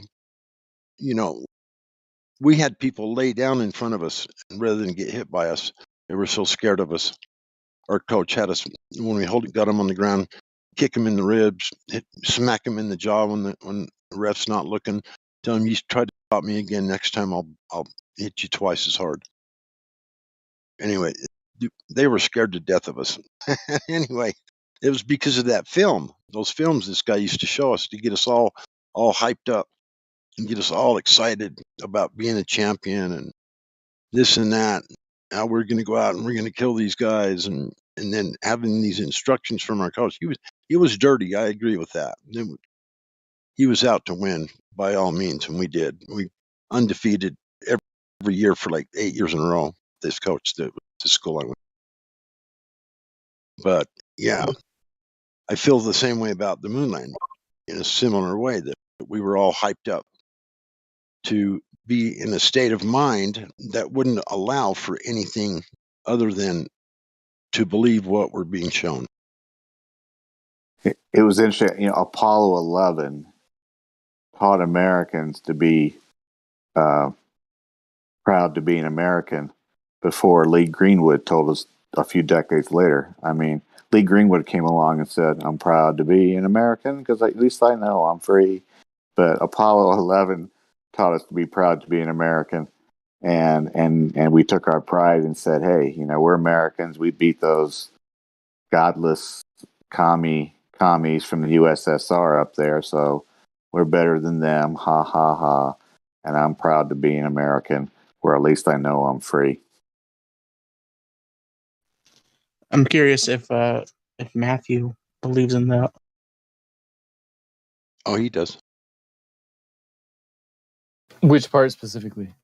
All of them. All of the old Apollo missions. Oh yeah, they were real. That's crazy. My main man, Masters, Matthew, come on. He said it more than once on here. I mean, it's pretty evident he believes they were real. Even Denzel doesn't believe in the moon landing. My main man, Matthew.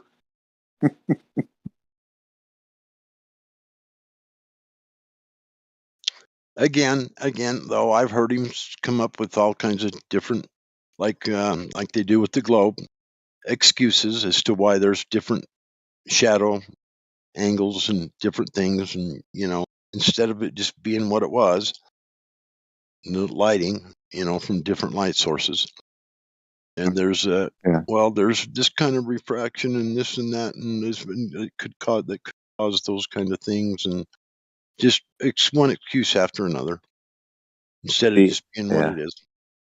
Tom Coombs, I Facebooked him back and forth, the weather guy from South Bend, Indiana, ABC 57, the guy who said it was a mirage, looking across Lake Michigan. And we got into a discussion for a couple nights, and it was during one of the playoff games, NFL playoff games, and the night before that, and he wouldn't budge an inch on Lake Michigan, and he basically kind of insulted me, and it's just like, but he did at the very end when I showed him the Apollo 11 NASA supplied Apollo 11 photos, 7 of them or 8 of them. He did concede that Apollo 11 never happened. And so I did get that from him. But otherwise, he's just a 35, 40-year-old guy with a family that wants to get out of a small market, South Bend, Indiana, where Notre Dame University is. And if you take Notre Dame University out of South Bend, you got 30% unemployment. And so he's just looking for a bigger market to go. And so he was trying to make his masters at the higher ups at ABC News happy for him. So he could maybe get in Chicago and maybe the WGN or someplace like that. And that's all he was doing. I mean, it's so obvious.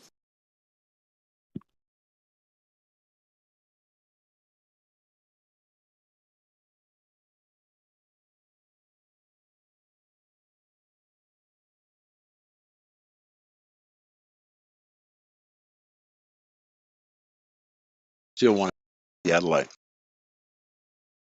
Well, 500 miles, shoot yards, change the Adelaide, it all down, reference it back to the very first grade shot, the first elevation, get exactly how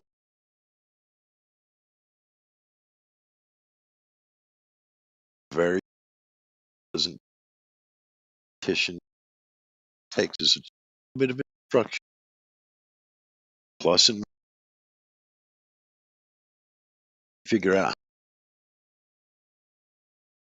is yards.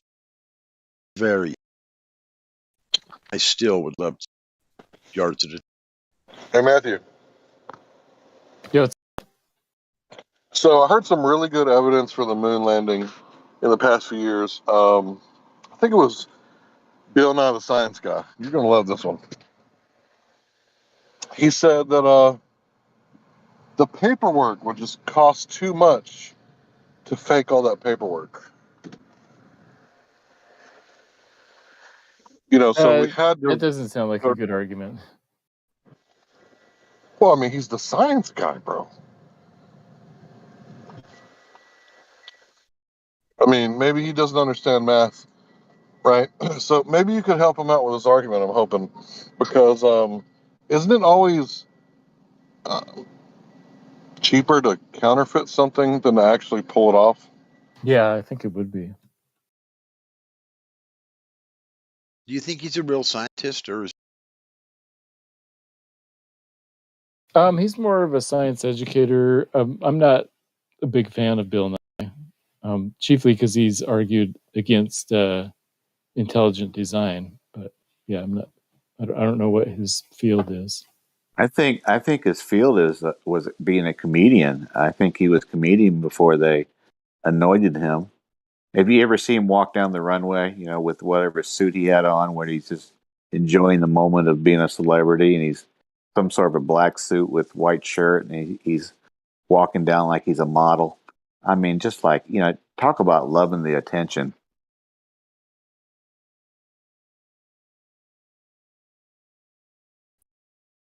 If I ever met the guy, I would ask him why the long face.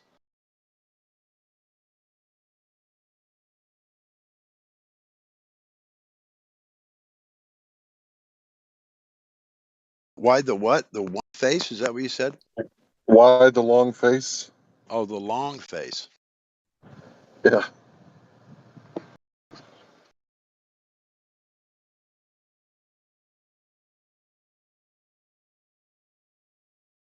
I'd say poor genetics for.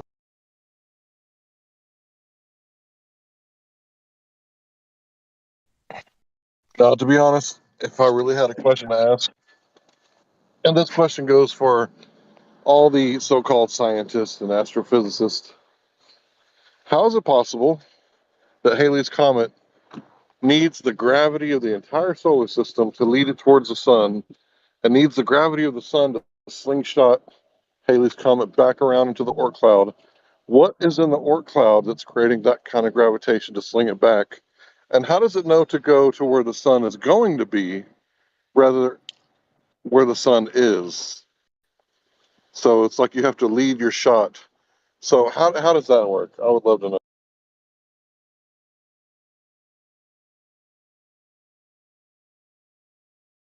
Actually, back in 1986, I was waiting outside with bated breath with my telescope, hoping to see it. It's just like, wow, 1910 or wherever it was, and it supposedly comes by every 76 years. I was waiting outside, 1986, just waiting to see it for nights on end, and I never saw it. I was so disappointed.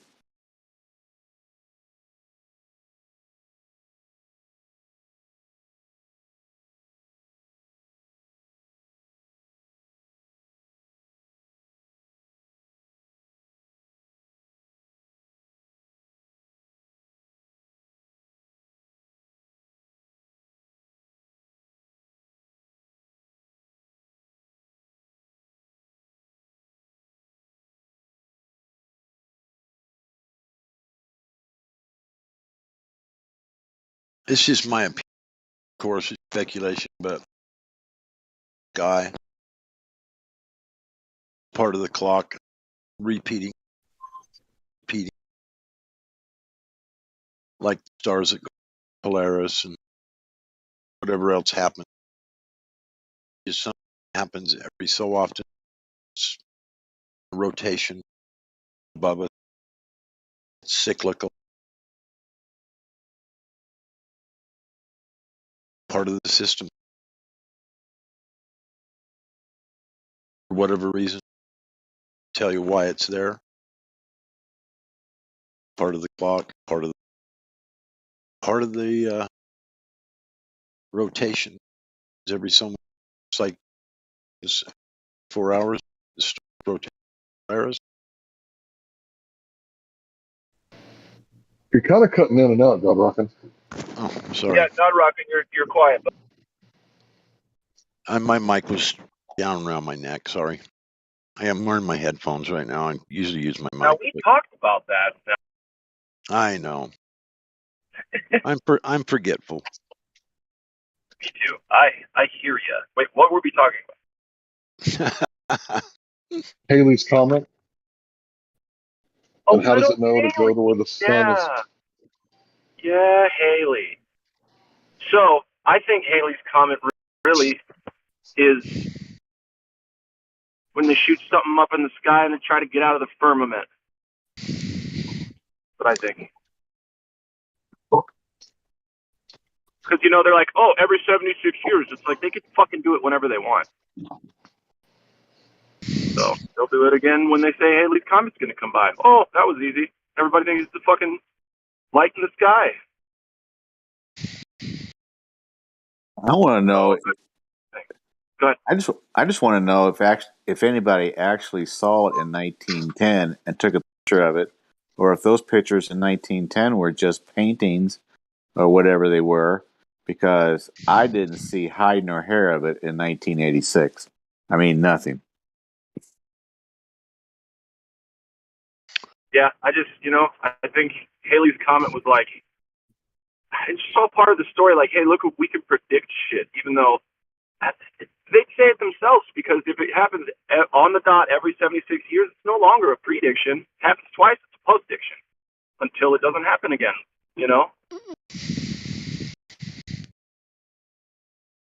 That's why I think it's just a cyclical event that happens when it's supposed to.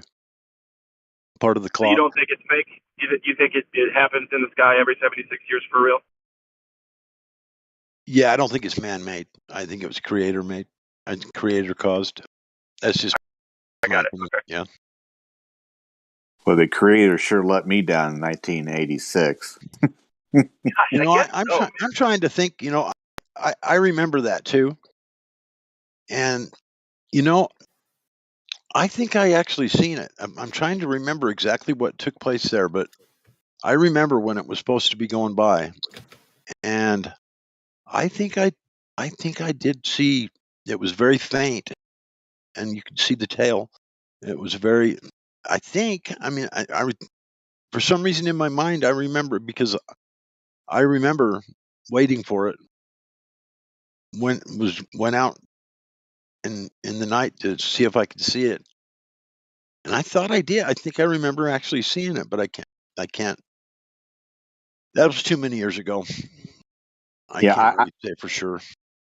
I remember driving out to the countryside, away from all lights, obviously turning the car lights off, and trying to be totally dark as possible.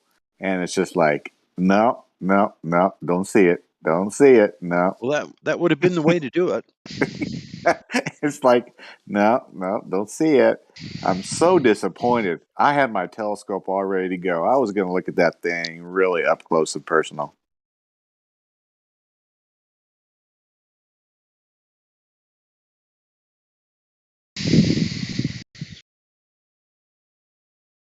What do you think them fireballs that we've been seeing are? The streak across. You talking about the one over Russia? Well, that's one of them. Yeah. Yeah. Okay. So I remember watching the news, and they were talking about that the thing was detonated over Russia. So if something were to like come out of the sky and into Earth's atmosphere, what would cause it to detonate? Detonates is a term that specifically means that it was set off on purpose. Oh, I don't think Right? they. Like It would there's be all, I a don't think trigger they. mechanism, a deliberately engineered trigger mechanism. Yes. I don't think for exactly. 1 second that any of them fireballs are coming through the firmament from outer space like a meteorite of any kind. They are. They're from inside. They're from inside the enclosure. They could be man-made. They could be. I don't know what else they could be, but they're. I know they exist. I've actually seen one myself. I had the opportunity to see a really good one. Great big bright red fireball coming straight at us when I was sitting on the golf course one night with my buddy.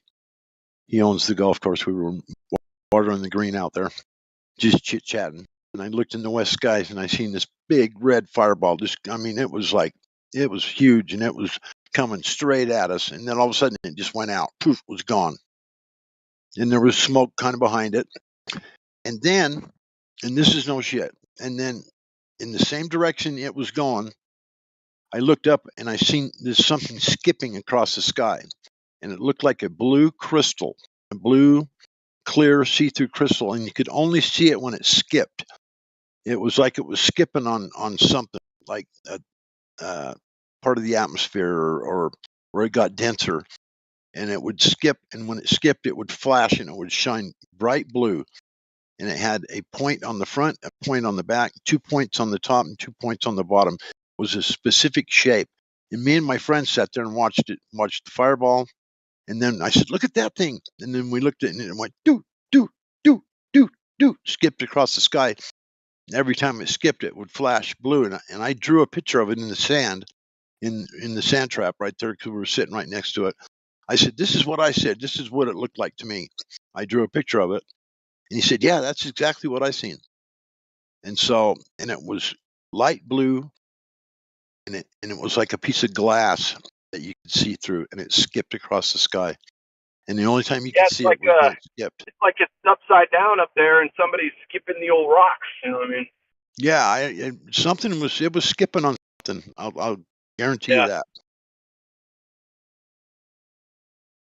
I have no idea what it was, but there was a big fireball, and it looked like this fireball like spit it out of it or something, because it quit burning, and then this blue crystalline thing skipped across the sky. Probably the Silver Surfer, dude. To be honest. Yeah, it could have been. I didn't see anybody riding it, but I heard he's been fucking around on Earth. Can't see him.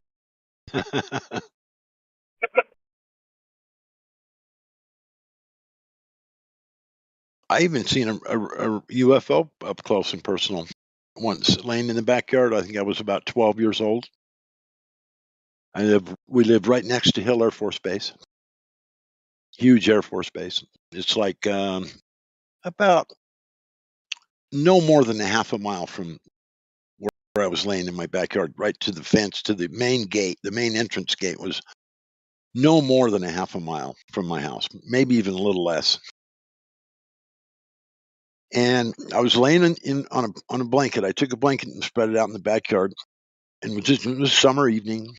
It was probably about 10:30. It had just gotten dark, and I was just laying on my back, just laying in the backyard, just as a 12-year-old kid, just laying in the backyard on a blanket, just laying there chilling. And this perfectly triangular shaped gray in color object and it was probably, I'd say no more than maybe 200 or 300 feet above my head. It was pretty close, and it was pretty good sized. I have to say it was about 300 feet high, probably 50 feet across maybe. And it was perfectly triangled, and it just drifted overhead. I just watched it go, just no sound at all, didn't make a peep. But what it did go is it went straight to Hill Air Force Base. It didn't, as soon as it went overhead, by the time I couldn't see it anymore, it was already in Hill Air Force Base airspace. It was already over the base by the time it went out of view from me. So it had to be some kind of military. Probably one of them new Schwabenland ships that came from Antarctica. Well, this was in, okay, I was 12 years old, so this would have been 1968.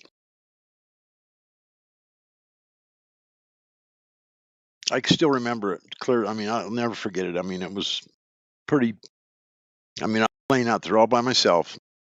Just silent as silent. Just glided over right over me, perfectly triangle shape, gray, kind of a medium gray color.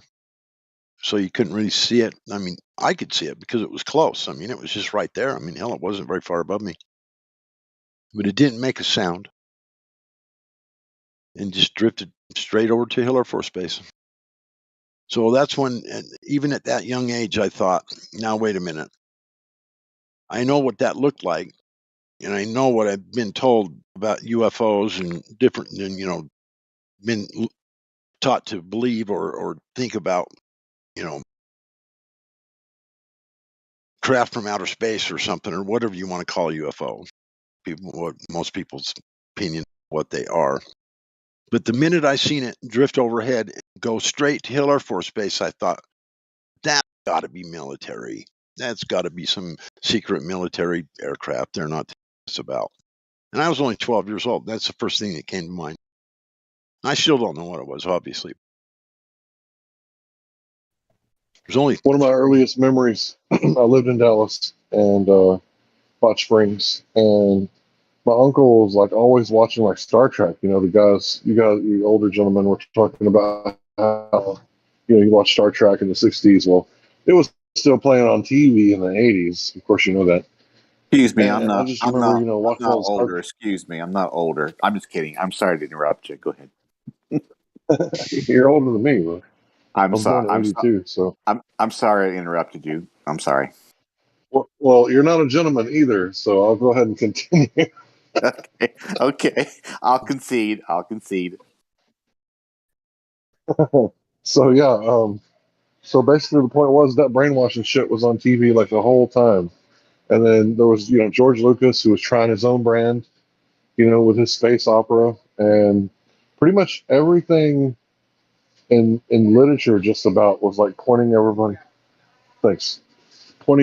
to the space stuff. I even remember seeing like books that were written like back in the 1800s, that was about space and stuff. So all the way up until like modern times, everything's all about everything's all about space and brainwashing, and TV just made it like, I don't know, tenfold worse.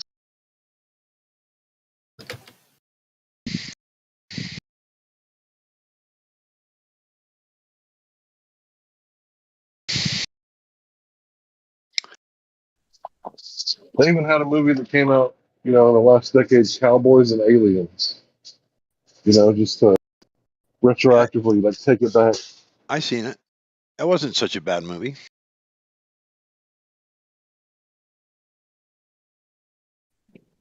Yeah, but it's all propos. Well, of It's all course. propaganda films. Of course it is. I'm just saying I seen it. And kind of crazy, but I did watch it. I don't know why, but I did. And then like in the '90s, they had like Stargate, where they meshed the ancient Egyptians with all this space stuff.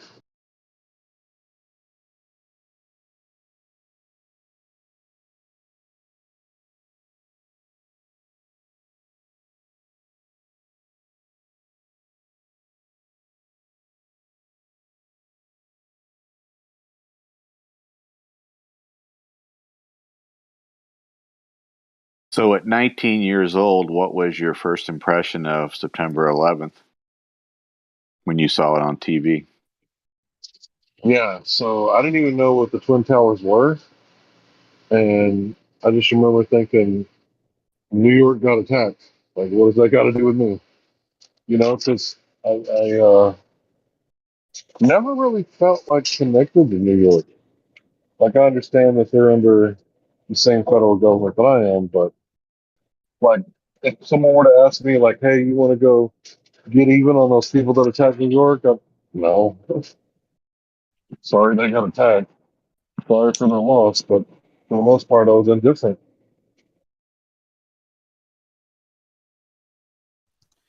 Since you didn't.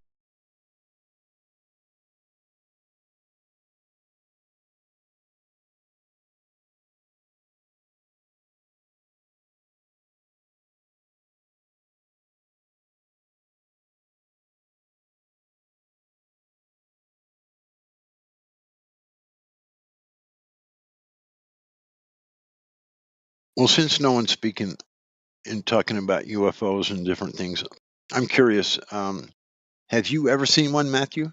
Just out of curiosity, have you ever seen anything in the sky that you couldn't explain or thought was maybe some kind of a unidentified flying object of some sort? Nothing quite like that. I did see out of the corner of my eye what I think was a meteorite in the middle of the day, which would be unusual, like this big bright flash as I'm driving. So, but there's a chance it was just some reflection or something. But that's the only thing that is anywhere close to that. Do you believe in Probably a aliens? plasmoid. No, I don't think aliens exist. I think spiritual entities exist, and often people mistake them for aliens. So you You believe think God? electromagnetic manifestations exist, like plasma? You know, Yeah, like I don't doubt that there's plenty of unexplained things that we just don't know. So you think? Kai, go ahead. What were you saying? You think God created this giant, massive, ever-expanding universe for nothing? No, I think he did it on purpose. To go explore it, or to I think, yeah, I think admire so. it? To establish his glory is probably the best explanation. So, do you think God would be okay with people conquering other worlds, other planets, living on different other planets? Yes, probably. I think it's similar to how Adam and Eve were at first on one continent, but eventually humanity has sort of conquered all the islands and continents in the whole planet. So I think it's similar. well, I think it's because the word world has been conflated to mean like outer worlds and outer space. But the New World, also known as the Americas, right, is a world that was conquered by the people from the old world, right? But I don't know, it seemed like a lot of death and carnage had to happen, in order to do that. So I don't know, does God really condone you conquering new worlds? I mean, I'm sure if you Well, showed up peacefully. what if we got in the time machine, like when there was just Adam and Eve and maybe a few of their descendants, and said, hey, there's this whole place called a continent called North America. And they might argue, well, wait a minute, why would God create this whole continent if we've never been there? And like none of our descendants are going to go there for hundreds of years, maybe. Why would God create all these extra lands? And I would answer, well, for the future, so that we can explore that type of thing. And I think you could use the same argument to speculate. It's just speculation that God may have made more places in the broad universe for us in a similar way. But it's speculation. Requires a globe, though. True. Right, yeah, it assumes the globe, but this is just assuming the globe that would still say that God may have had purpose in the way he did things. Do you think, or would you be opposed to the idea that there may be other humans on other planets? I find that unlikely. Again, this is all speculation and maybe even would be better in the biblical chat, but it seems like God's plan for humanity centers around things here in our world, in our realm, if you want to call it. And so it's unlikely that there would be humans outside of this space. Of course, it's speculation. So if there is other planets, do you think there's life on them and they may be not human? Is that what you're saying? I suspect, yeah, I suspect it's different unlikely. species. I think God made the Earth special in the fact that we have humans here and life here. I wouldn't be surprised if, like, other kinds of life are somewhere else, whether it be on other planets or in the flat Earth model beyond the ice wall. If you wanted to speculate about that, so I would just be surprised if there are humans in those other places. So, I mean, obviously, outer space doesn't exist, but if there were to be another, if they were ever to find alleged aliens in outer space, would that completely contradict your belief, or would you adjust your beliefs to include that? Like, how would that affect your life? It or would your completely contradict my belief, and I would have to take that new evidence into consideration. It would so contradict my belief that I would suspect that it's not real. Like if somebody said, "Hey, we found proof of aliens," I'd be like, "Did you really?" So you would believe that we've gone to outer space. You believe that there's robots on Mars, but if they said that they found alien life on Mars, you would deny that. You would say no. If they found intelligent life like humans there, if they found bacteria, I would be surprised, but it wouldn't like contradict my current understanding. We'll define intelligent life. I mean, is that something life, that could talk, or life that is self-aware and has a soul? So you would deny that if they claim to have found that? Yeah, I would deny. I would at least be very skeptical. I mean, I'm not. Yeah, I would, just like everything else, I'd want to look at all the evidence and sort of see That's interesting. whether I found it believable or not. Do you think that some people speculate that eventually the mainstream media is going to push out some narrative that aliens have been found? I don't know if that'll happen, but that'll be an interesting day if they ever announce that, intelligent life has been found somewhere.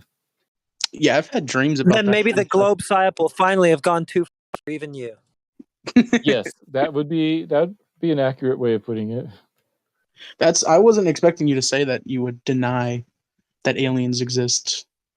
I mean, what if it was some form? You said if it was bacteria, you'd understand that. If it was like an alien form of bacteria, like something that's not even comprehensible to what we see on Earth, if it was like some completely different alien bacteria or whatever, that would still, you would deny that, or you would accept that? Or? I guess it would depend on the evidence, but I wouldn't have a huge problem with a new kind of alien type of bacteria being found on Mars or Europa or something like that. I would say, the mainstream narrative at that point would be, oh, look, life has evolved in this other place. But I would say, oh, look, God created life somewhere else besides just here. Just like Adam and Eve would be like, oh, wait a minute, there are animals on this other continent that we've never heard of. And then they went to their descendants went to North America, and oh, look, there's bison. So I wouldn't be super surprised about alien bacteria. I just don't think God did that, but I don't know.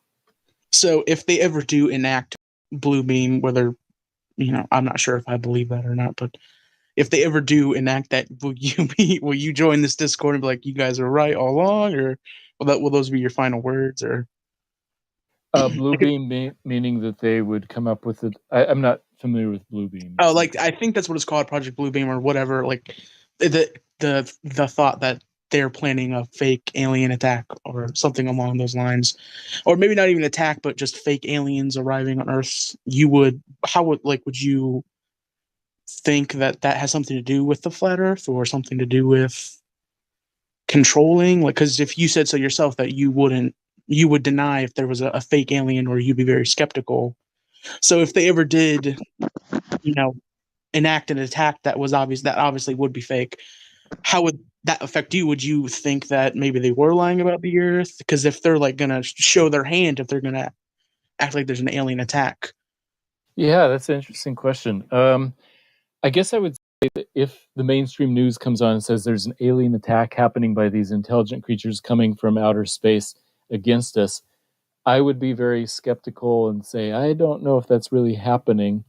But I'm already not buying into the mainstream narrative fully, because the mainstream science narrative is that all life evolved from nothingness through naturalistic methodological naturalism rather than intelligent design. So I already have history of not believing everything that mainstream science says. But as far as the scenario you said, if mainstream science or if mainstream TV says, hey, we have an alien invasion, then yes, I would start to doubt other things that they've said. I don't think that doubt would say, I don't think that would extend to me saying, oh, wait, they must have been lying about the shape of the earth all along, because I think there are other evidences for the shape of the earth. So it wouldn't extend that far quite. So do you believe that they're lying about like the idea of abiogenesis? Like, do you think they're lying Yes. about that on I purpose wouldn't say deceive lying. people? No, I would say they actually believe it. There's a strong cognitive bias because they don't want to acknowledge the existence of a God. Because if they did, then they would have to potentially change their lives and live in a way that God finds pleasing. So behind the scenes, that's what's going on. And so I think they actually believe that life came from nothing. At 17 after the hour, I just posted what the Chinese celebrated New Year 2022 and actually what a Project Bluebeam may look like. So it's posted a minute ago. Oh, cool. Thanks.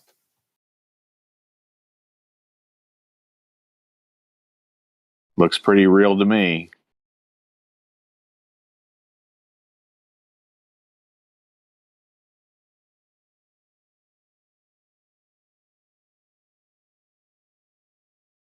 Thanks for bringing up those speculations, Kai. That's interesting questions. How would you answer some of those questions about if there's a Project Bluebeam or if they claim to find life? Well, obviously, I don't believe in outer space, so I wouldn't believe any of it at all. It. Okay, yeah. But it wouldn't. I mean, it wouldn't really. If they say that they were going to attack the Earth, that wouldn't really shake my beliefs up because I wouldn't believe to begin with. But obviously, you're the one who believes in outer space, and I mean, even if you don't believe that there's aliens, the idea that there is an other life on the planet is much more greater in your belief than in mine. But you know, got it. Yeah. Matthew, I don't know if you're a movie watcher. Have you watched The Martian with Matt Damon? I read the book first, and then I watched the movie. The movie's better than the book. It's one of those rare occasions where that's true, and I think even the author would agree with that. So do you think The Martian, whether it's in 10 years, 20 years, 40 years, is actually a possibility for people to do that? What they put in there? Matt Damon plays Matt Damon living on the moon. Or living on Mars. Right, Mars, sorry. I've been driving all day. My brain is fried. I mean, Matt Damon living on the moon could happen tomorrow, except we'd lost the technology. You know that movie called Moon? That one wacky actor? That's a good movie. It's a great movie. I love it. I mean, it's really dark and sad, but like his personality really shines in that one, I think. To answer your question, I think that going to Mars would be extraordinarily difficult, way more difficult than going to the moon. And so within our lifetimes, we will probably see, at least in the mainstream narrative, people going back to the moon, or claiming to be going back to the moon. I'd say within 30 years. If they fake the moon landing, they could easily fake Mars. Easily. They already do. Yeah, we can. I mean, you just watch the movie The Martian. You can see how easy it is to fake Martian. Oh man, there's a lot going on underground that nobody knows of. That's gonna start taking over and kicking off once they try their big bang, their big fucking presentation for us. You know what I mean? The Great Reset, whatever. Losers. But yeah.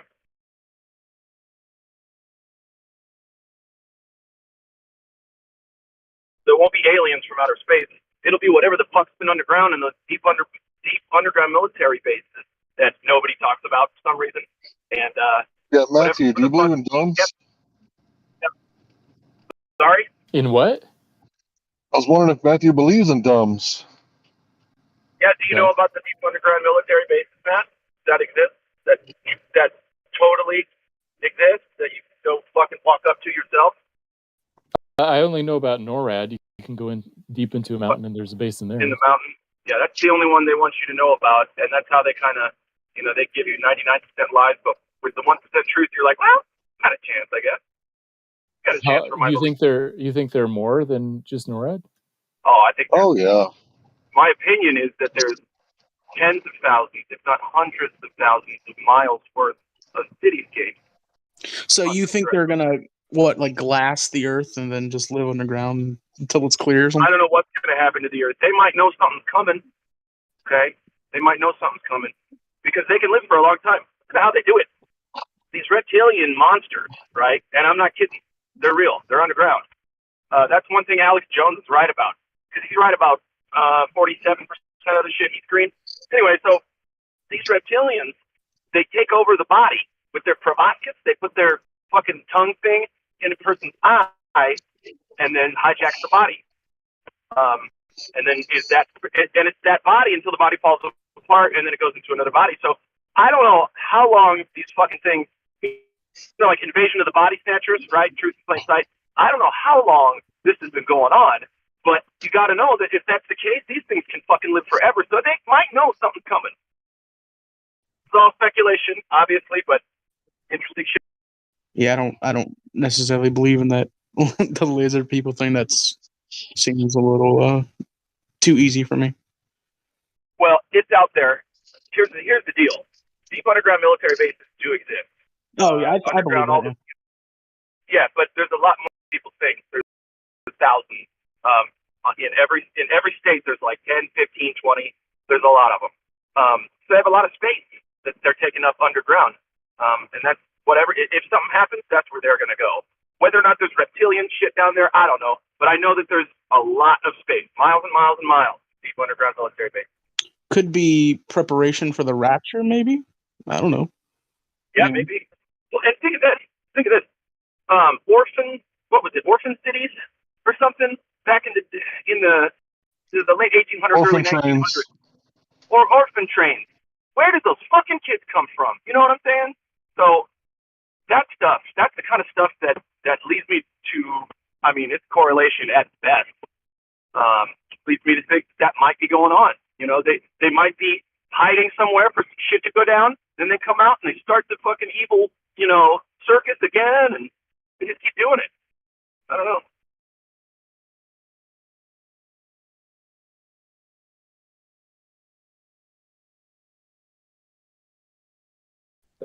So there's a scripture in the Bible that talks about the locusts coming out of the earth, right?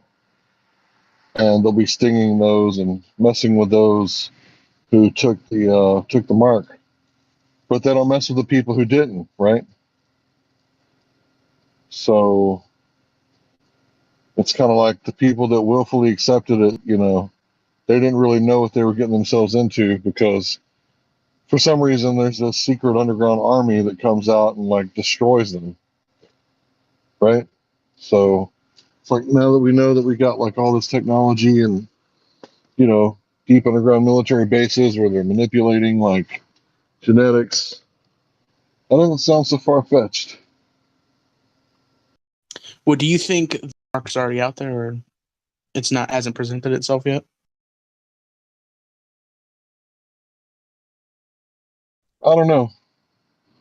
I'm still waiting for the one who builds the temple and sets himself up. I'm either waiting for him or the two witnesses. I'm not sure which. Do you think the mark will be like an actual mark, or will it be something technological? It's hard to say. If you look at around the world, everybody's got a cell phone in their right hand and VR headsets on their forehead. So if some you're, people could say, yeah, go ahead.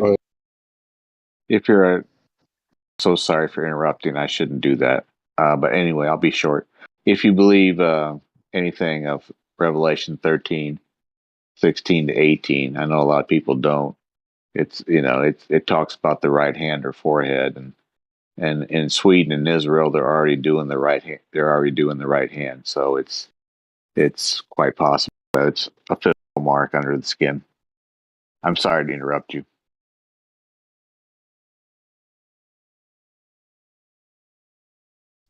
Yeah, but that physical mark, isn't it going to, give wireless communication, identification, this sort of thing?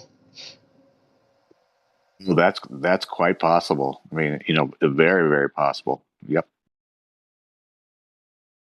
Well, remember, if the scriptures, the storybooks, the fairy tales say that you won't be able to buy, sell, or trade without that mark. So basically, since we live in a very electric society, you're just going to have a little piece on your hand that you scan, and it's got all your shit on it. Whether or not you're, legal to even enter the building, what you dreamt about last night, everything. You're going to know it all. What's the mark. When you physically have something on your body that helps you trade commerce. That's why it's called the mark. Interesting? Yeah. It's called for a lot of reasons, but that's the main evil part of it, is that you're involving your body in like a financial exchange every single time. So then that's not good. So anyway, go ahead. Yeah. What's interesting, down in Austin, Texas, 4 or 5 hours south of here, there, Whole Foods is testing in one of their stores. You take your credit card in, you put it in the machine as you would check out, when you buy food, and then you put your wrist above their scanner, and their scanner will, take a picture of your, of your skin print, whatever, on your wrist, and then you take your credit card out, and you never have to take your credit card in there again. All you have to do is go in, put your wrist above the checkout area. It will recognize you, and so basically you don't have to take a credit card. It's all done because they read your skin. Now there's nothing physically under the skin yet, but they're basically using your skin print to allow you to buy and sell without having to exchange credit card or cash. Yeah, there's an Amazon Fresh near my house. It's like that too. Ease people into it. They're going to make it real, like a soft entrance. Like, oh, you remember, because we're just going to make it even easier. You've been using your wrist for certain things, right? Whole Foods, gas station, whatever. Well, now we're just going to put a chip in your hand that does it all. You can pay your bills from the toilet. This kind of thing.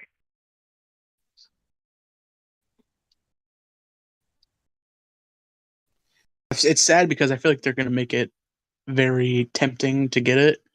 And I know that so many people would get something like that, something in their skin that would make their life, quote unquote, easier. Right. So, I feel like there'd be way more people to get it than wouldn't. Way more would get it than wouldn't? Yeah, absolutely. When they cut back after that little segment was over in the Whole Foods, they cut back to the two people that were in the TV studio, and they were talking back and forth, going, "Wouldn't that be a great thing to do? Just walk in and just scan your hand or arm and go out. Don't have to worry about anything. Blah blah blah." And it's just like they're conditioning us to say this is a great thing. Well, they already have been conditioning us, right? I mean, they had you use your credit card, and then it went from you could just show your phone. It's been leading up to this, yeah, for sure. Like you could just walk up to a cashier and just point your phone at the scanner and just pays, and now you can just use your wrist. Now you don't even need your phone; just use your wrist. They're just trying to make it more tantalizing, make it seem more normalized. Yeah, agreed, totally. Here's the psychological problem. Hold on, just 2 seconds, then I'll shut up. The psychological problem with this is that what they're doing is making humans focus on minor inconveniences, blowing them out of proportion, and say, you know what? The worst thing about your life is that you have to get your fucking credit card out of your fucking wallet to fucking pay for your fucking groceries. You know what? You shouldn't have to. That kind of stuff. Anyway, go ahead. So Matthew said that the same thing is going on at an Amazon store. Is that right, Matthew? Amazon Fresh, about 6 miles from my house. I've been there, and you can pay with your palm print. You just wave your palm up there. It reads, I think it reads the blood vessels or something through infrared. and So then Whole charges you Foods like that. is owned by Jeff Bezos, right? This is an Amazon Fresh, but Whole Foods is owned by Amazon. Yes. Right. So both coming from the same company. They have like dozens and dozens of cameras, and it just watches you put things into your cart. So using optical recognition, it sees what you pick up and put in your cart, and then it charges you.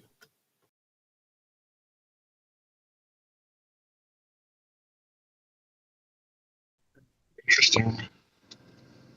This may be not appropriate for a flat Earth, but I'm going to ask Matthew, and if you guys don't want to talk about it, fine. Matthew, how do you interpret Revelation 13, 16 to 18 when it talks about the mark of the beast and you can't buy or sell unless you take the mark of the beast? Do you take that literally, or do you take it as something else? It's probably literal, yeah. I think it probably has something to do with having a private and public key, which is used in cryptography and cryptocurrencies. So I suspect the mark of the beast will somehow be connected to having a biometric key for spending. Speculation, of course. Yeah, there's nothing wrong with asking questions like that. It's when people start arguing over doctrine, when people start getting attitudes and start disparaging each other, that's when it becomes a problem. Today, for a great deal of the day, we weren't really talking about flat earth stuff. And, questions of the Bible is just one more topic. It's probably better than guns, in my opinion. But yeah, the whole Revelation thing, I think that it's pretty obvious to everyone that we're only a few countries away from having a one world government, unless somebody could name like a time where during the Cold War there was a battle between Russia and the United States and Russian soldiers were shooting at American soldiers and vice versa. Allegedly. I think we're still a long ways away because of how much different the EU, United States, Russia, and China are, and not to mention Brazil and India. There's still it'd take a lot for all those countries to get together. Fortunately. So, Matthew, do you think that they are trying to form a one world government or something along those lines? I think some people would like that, but I don't think it's the majority of the top level governments at this point. At this point, I think people are still too selfish. Like the Russian oligarchs, they don't want that. They want to be, Putin is rich. He's a billionaire, and it's to his advantage to keep nations separate. Same with Xi Jinping. I think he's probably very rich. So I think there's still a lot of competition at this point. So do you think that like all the hate that's going towards Russia and China, it's like the big thing that just hate them for whatever reason? Do you think that might be conditioning to get them to break down and join the kind of whole one world government, to have people be so against them that they kind of join? Or do you think that's a lot of propaganda, or how do you feel about something like that? That's a good question. It's all speculation. I don't know, but it doesn't seem to be working very well because it's just there's so much contention on both sides that I don't know what's going to happen.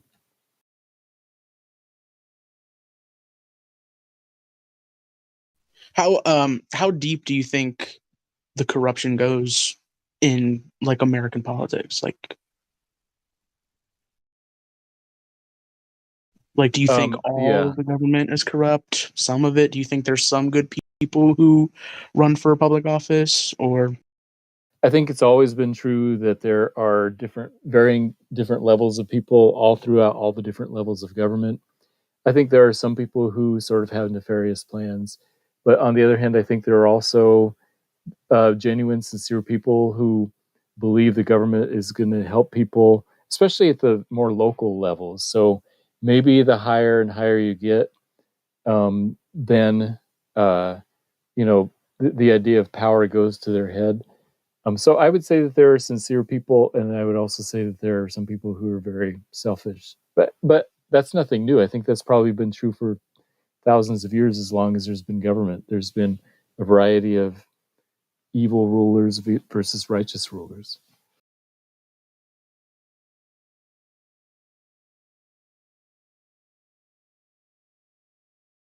How old do you think the Earth is?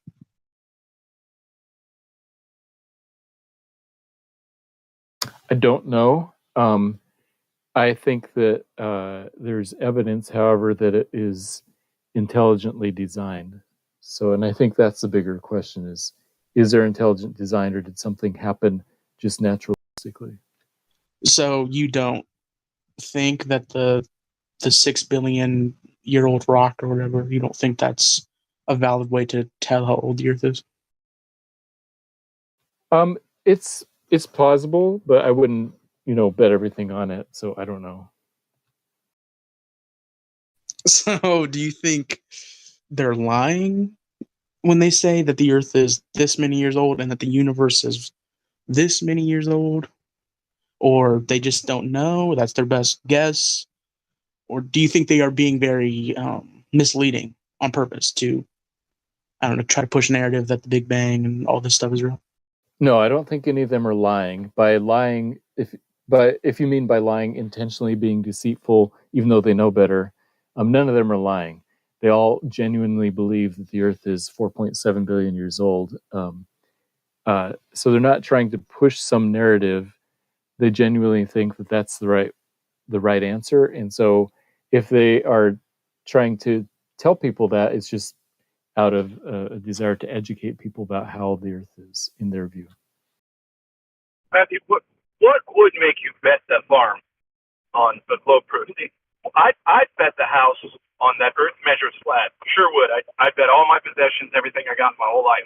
Okay, because I know it measures flat. Do you have something with your globe, quote unquote, understanding that would make you say something like I just did? Ooh, that's a good question. There's not much in the physical world that I would bet the farm on. I'm a math guy. I would bet the farm on the idea that that there's an infinite number of prime numbers, or that the square of an even number is always going to be an even number. Those types of mathematical proofs, so to speak. But as far as like knowing about the world around us, I don't know if I would be as strong as you in that about anything like that. All right, dude. Cool. Thank you for that answer. See? Gotta love Matthew. I mean, maybe we could start with where Descartes did. I think, therefore I am. I would say Descartes that's true. was drunk. Just say that.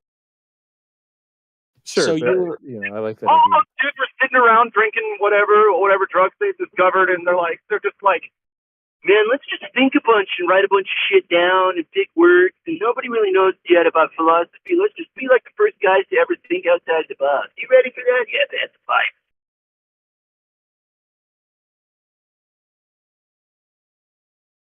I'm just kidding.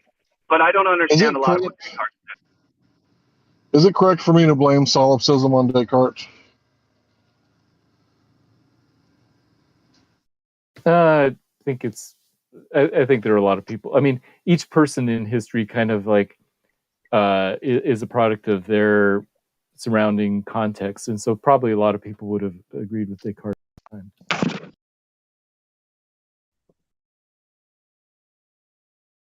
So you're really in on, like, so you said that you wouldn't bet the farm, and so to speak.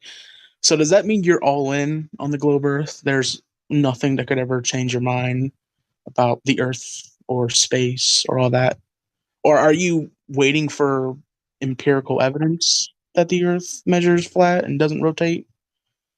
I suppose technically I would be cautious about ever saying that 100% about anything, but I am pretty much all in about the idea that the Earth is not flat. Yeah, like I wouldn't call you anti-flat earther, but you have a weird kind of view that, like, you think, or just from what I've heard from you, that you think that some parts of major science and like not even like little parts, but big parts, like how the aliens or how old the Earth is, which are kind of really big parts for something a globe earther would normally believe. You think they're wrong about them, but you don't think they're lying. That's like a weird position to have. Well, if somebody's wrong about something and then they tell somebody that, they're not lying, they're just wrong, right? I mean, yeah, but they're wrong, but them being wrong has millions of Americans and people around or across the world that believe that. Like, I mean, people trust authorities. They trust that the Earth is 4.7 billion years old. People actually think that. So whether that's intention or not, what they created is, a bunch of people who think that the Earth is this old, that life was created out of nothing and, primordial soup. So, I mean, that lie, whether it was intentional or not, has repercussions. Right. I would say my beliefs are fairly in line with the majority of scientifically minded Christians in America. But that would include a percentage of Christians who think the Earth might be as old as 4 billion years. But also a bunch of Christians in America also think that the Earth is much younger than that, maybe less than 50,000 years. But there's a significant portion of American Christians who buy into the heliocentric globe model. So, do you believe in, I don't know what the right term would, but evolution in a sense? Like God created evolution and things evolved from that, or do you completely deny evolution? There's something called theistic evolution that I deny, because that's just the idea that, oh, God exists but had nothing to do with the formation of life and it just happened naturalistically through evolution. So I think that for sure is false. So I don't think theistic evolution is plausible. I think that God specifically created each different kind of animal, each different kind of living being, plants and all that type of stuff. I do think that God is wise enough and smart enough to make variation possible. Like we have different breeds of dogs and cats, and I don't think anybody disputes that you can have, lots of variation within dogs. Yeah, but humans did that. That was exactly. Yeah, I That wouldn't. was I wouldn't artificial say. selection. I wouldn't say like a dog, like a breed of dog, would necessarily require something like evolution to occur. Right. Yeah. So I'm just saying that I don't buy in the mainstream narrative that evolution happened on its own. I'm open to the idea of God using some form of common descent for some things, but he definitely created different kinds. So you believe in, I'm not sure. You don't believe in evolution, but you're not opposed to the idea of some form of it? I don't believe in evolution in the sense that I do not think that all life is descendant from the Luca, the last universal common ancestor. So the common mainstream narrative is that there was one single-celled organism and that all life, plants and animals, are descendant from that. I think that's false. I think God created lots of different forms and kinds, but from a specific, like if God created a sort of prototype dog, I think that there could be some variation within that after that one dog. But I wouldn't call that evolution, maybe. It wouldn't be the sort of standard definition of evolution. So the simple answer I have an here evolution question is for no. Matthew. Go ahead. Sorry, I'm sorry. Go Oh, yeah, I was just to finish, I was just saying the standard definition of evolution, I don't buy. It seems like you don't believe in evolution at all, really. Unless you believe that God created these creatures, the dogs and cats and what have not. It seems like unless you believe that God created them and then allowed them to take some form of evolution, but other than that, it sounds like you completely deny evolution. So you don't think things evolve or change over time. You don't think that? I got the perfect question. What? So Matthew, do you think an alligator can fuck an ostrich and make a T-Rex? No. Thanks. Yeah, so to kind of answer the question, I think that evolution didn't happen, but I also think that it's possible that God could use some kind of slight variation or common descent to create some variety. But I don't. But I guess I've remained agnostic about whether he did or not. I don't know. How would you respond to somebody who, like maybe I'm going to ask here or in person, college student of yours, if they came up to you and said, Matthew, I believe that the Bible, Genesis, Adam and Eve was about 6,000 years ago. I believe that the flood probably happened 1,400 years after that, that Jonah was actually swallowed by a whale. Jesus Christ died on the cross for our sins, for you and me, ascended into heaven, and sent the Holy Spirit back, and that our good earth is just about 6,000 years old. And what would be your response to that?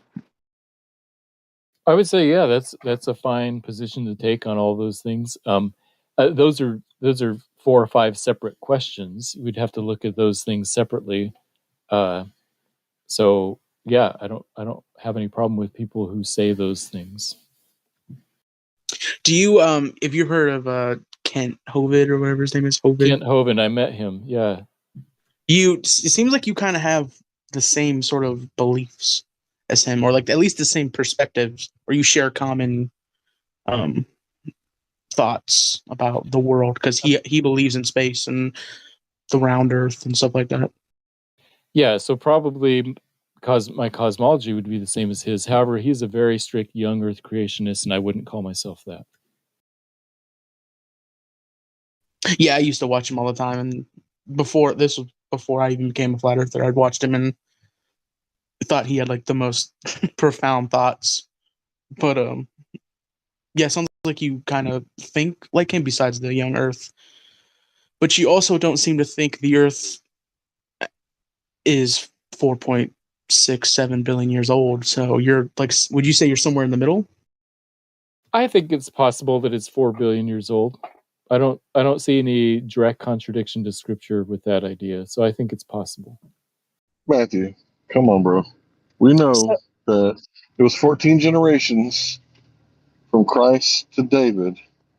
Right. Right. And 14 generations from, what was it, David to, was it Abraham or Moses? I can't remember. Was it Moses? I'm not good with names. No, I know what Yeah. you're talking about. It's the beginning of Matthew. You can read about it. I don't remember which one. Right. So, according to the book, and if you believe Christ walked the earth about 2,000 years ago, then you would have to believe that, if we're in the timeline that we think we are, right, where we're waiting on Christ's imminent return after the Antichrist shows up in his short little window, then you would have to believe that the earth is about, what, 6,000 years old? 5,700 or something like that? And I'm open to that line of reasoning. However, I think it's also possible that God created humanity much later than he created the earth. So God created the earth 4+ billion years old, and then waited, all this time, then made humans. Because he was bored. Because he was bored. So yeah, yes, I think that's a reasonable way of reading it. But if he was bored, wouldn't he create somebody quickly? So did he create the angels first? I don't know if God gets bored. So I don't know. Well, he rests. Yeah, so and I think too much activity and he'll rest. Too much inactivity, wouldn't that cause him to get bored? So one way of looking at it is that we are currently in the 7th day because God isn't making new species right now. There's no evidence that there's any new species happening anytime within, the human timeline. And so maybe now is the 7th day. Well, the book points toward a more literal interpretation of the 7 days of creation. True. Yeah, it says evening and morning and the next day. So that's an argument Adam for it died being when he was literal. 1,000. Well, Adam died when he was 1,000 years old, more or less, and that includes the days that he walked with the Lord in the garden. So those appear to be more or less literal days. So that implies that the earth is a little younger if you use the age of the patriarchs like Adam and others, and you get roughly like 6 to 10,000 years for the age of the earth. Roughly.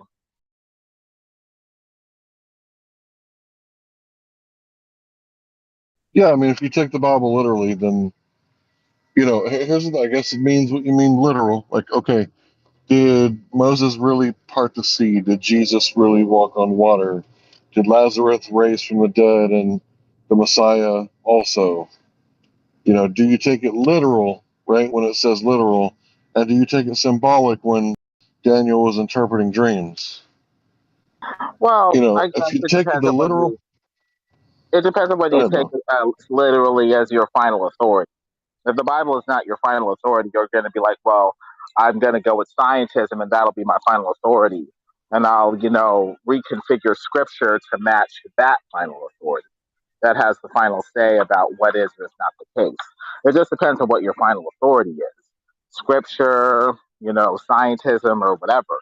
But the problem with, scientism and its huge age of the earth and the evolution that they try to bring in is they try to go against the biblical narrative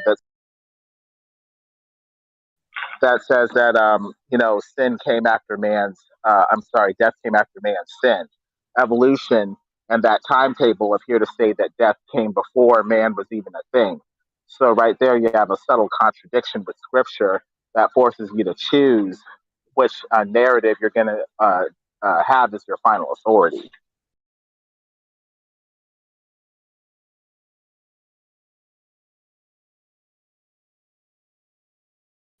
So, Matthew, you don't think the Bible is a flat Earth book? You don't think that the Bible says that the Earth is flat? So the main purpose of the Bible is to teach us how to live life well in order to contribute to God's kingdom. I know it's tempting for us to look at the Bible for all kinds of 21st century types of answers. And so I think sometimes we ask the wrong questions of it, like, oh, how does exactly when and how did God do certain things, or what is the shape of the earth? I think that those types of questions aren't answered in the Bible. So you don't think the Bible says anything about the shape of the earth whatsoever?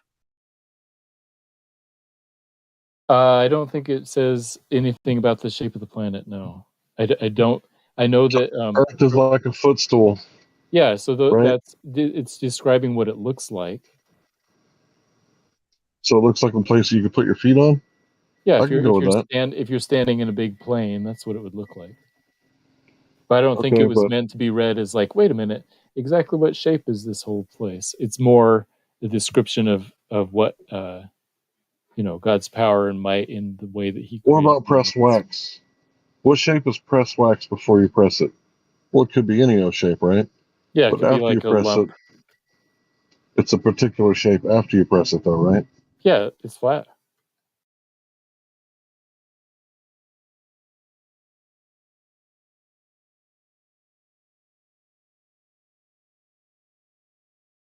Well, in Job 38:14, it says it's pressed out like clay under the signet ring, according to the NASV translation. I guess that appears to be pointing to something flat.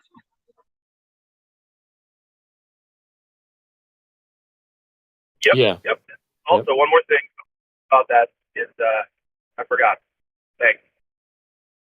So, I mean, obviously, in my opinion, but obviously the Bible does say that the earth is flat. I mean, it doesn't outright say it, but it does describe the earth as something along flat, or it hints to it, or it mentions it in passing.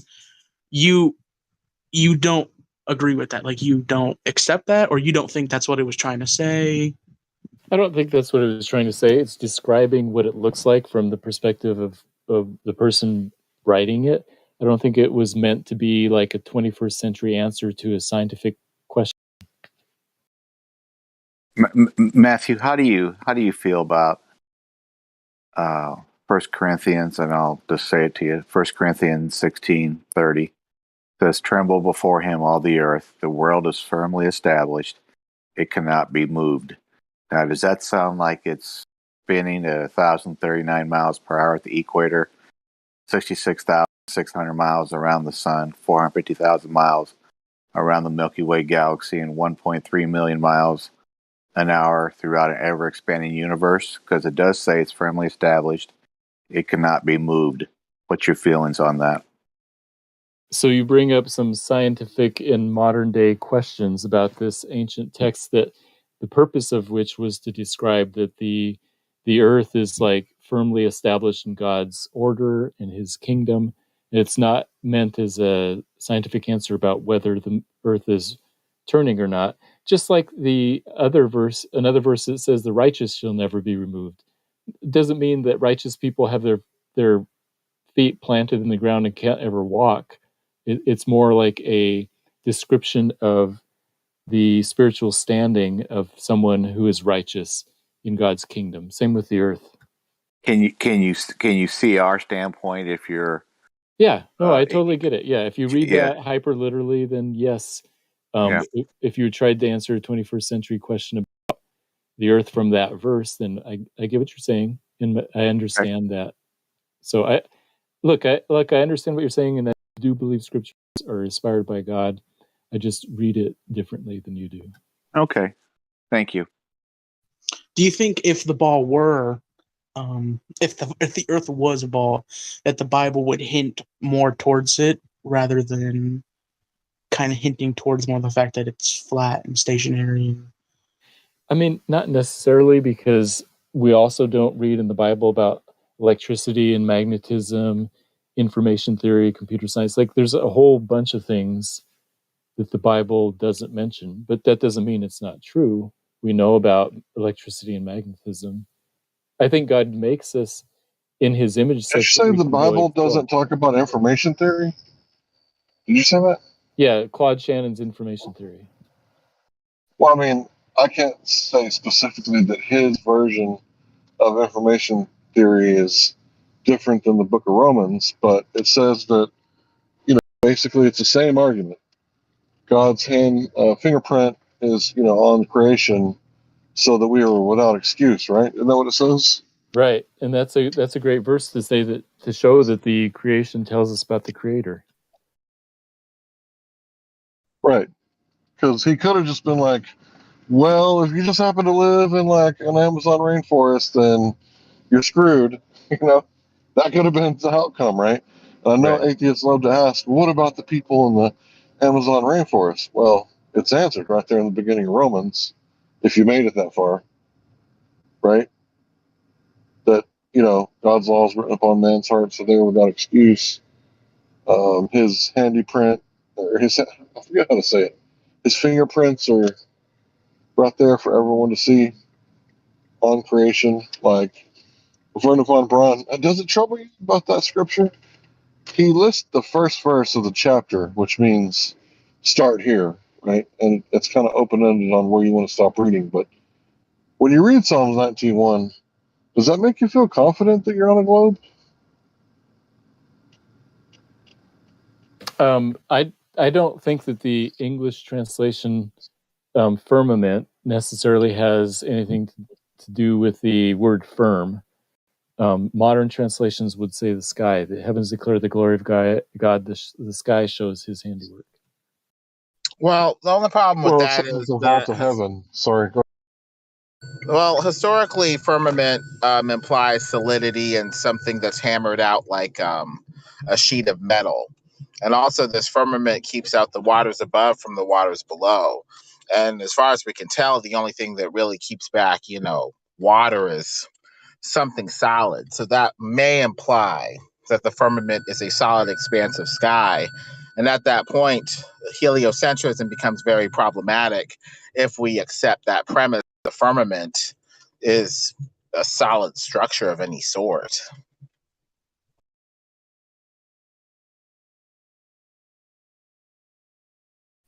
Good point. Also, during the Battle of Ajalon, Joshua told the sun to stand still, not the earth, which implies that the sun, moon, and stars are moving as opposed to the earth itself. Otherwise, why didn't, Joshua say something like earth stand still or something like that? Yeah, right. And that verse in Joshua would be would imply that the earth is standing still and then the sun is moving. At the very least, it points to a geocentric earth, if not other verses that appear to say that the earth is on pillars on top of a watery deep. And at that point, if it's, geocentric, why would globe gravity be necessary to form the earth into any sort of globular shape at all? We wouldn't need it to keep us on the underside of a ball. We'd just be on a flat platform or some sort of platform with some sort of structural support. And that may, make us default towards something flat, with the globe at that point being unnecessary.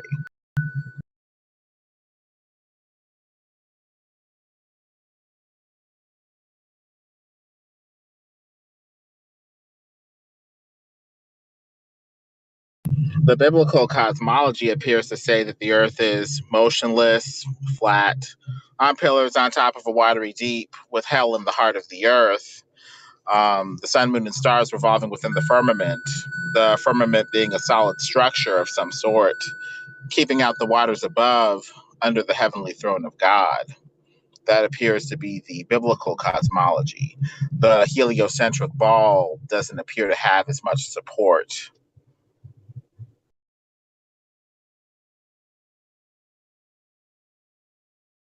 Yeah, that's fair enough.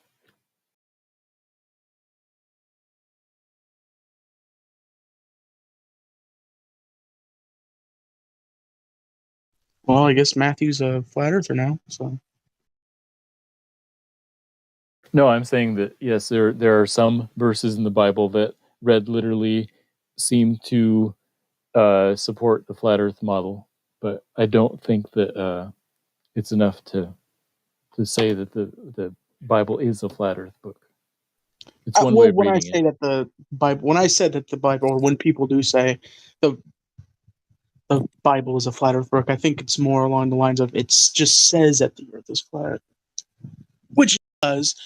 So I'm not. So you're saying don't take it literally, or or ignore it, or what are you saying? You ignore those parts. You don't think that's what it meant literally.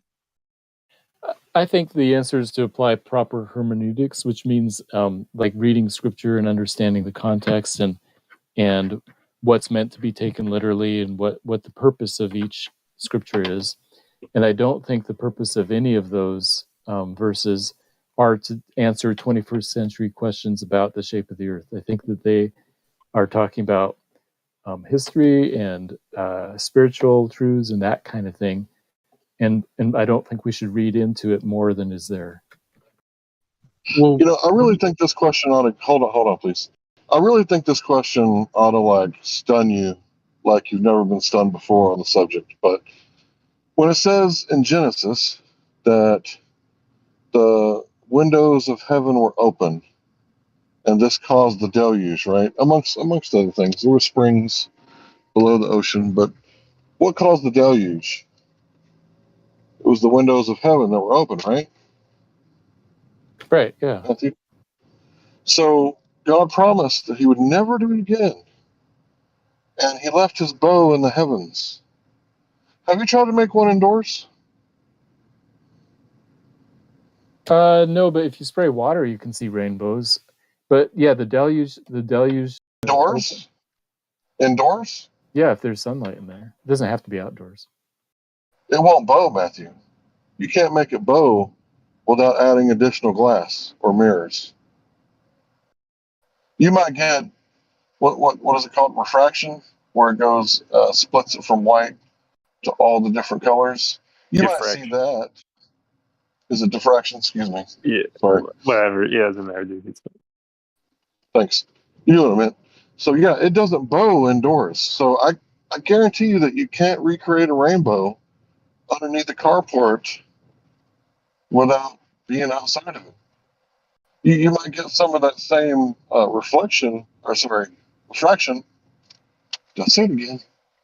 Diffraction. But you can't create it indoors, Matthew. So why do you need a glass to do it indoors? Why do you need a bowl? Why do you need a mirror to do it indoors? Yeah, so rainbows are caused by water droplets. And so whenever there's water droplets in a certain angle to the sunlight, given the right humidity or whatever, you can see a rainbow. And there's lots of different places that could happen. Yeah, it could happen in a cave, but it wouldn't be bow-shaped. It wouldn't? No. It only happens on the surface of the earth, outdoors. Why is that, Matthew? I haven't thought about it, but I don't believe you. Yeah, that's Sorry. why I never got. Sorry, go on. I think if you're, let's say you're in this big warehouse, and it's all dark in there, but there's this one window shining in, and you walk up to that beam of light and you spray a bunch of water in that beam of light. I think you might see a rainbow there. This is just a speculation and claim. Well, that would be outdoors because you opened a window to the outdoor. I'm talking about with light inside. Right? Yeah, no, you're right. You need Carport, because sunlight. the carport wraps around the car and would hold in like the light, because usually a carport is faced in the correct direction where the sun goes over top of it. And at sunrise, you can kind of see it for a few minutes, but then it goes up. Well, I'm 6 foot, so I'm over 6 foot, so I can't see the sun outside very long during a carport. Maybe for like 20 or 30 minutes a day.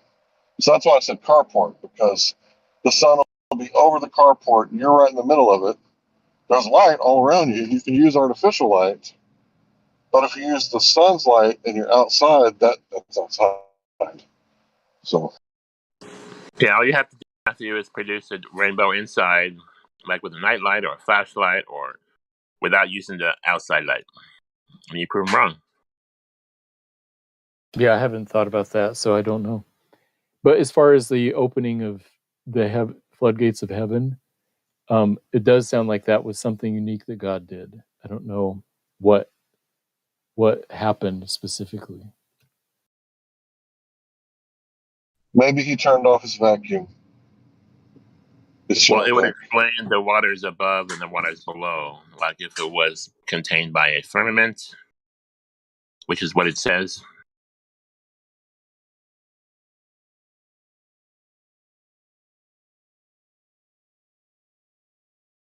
And you say figuratively,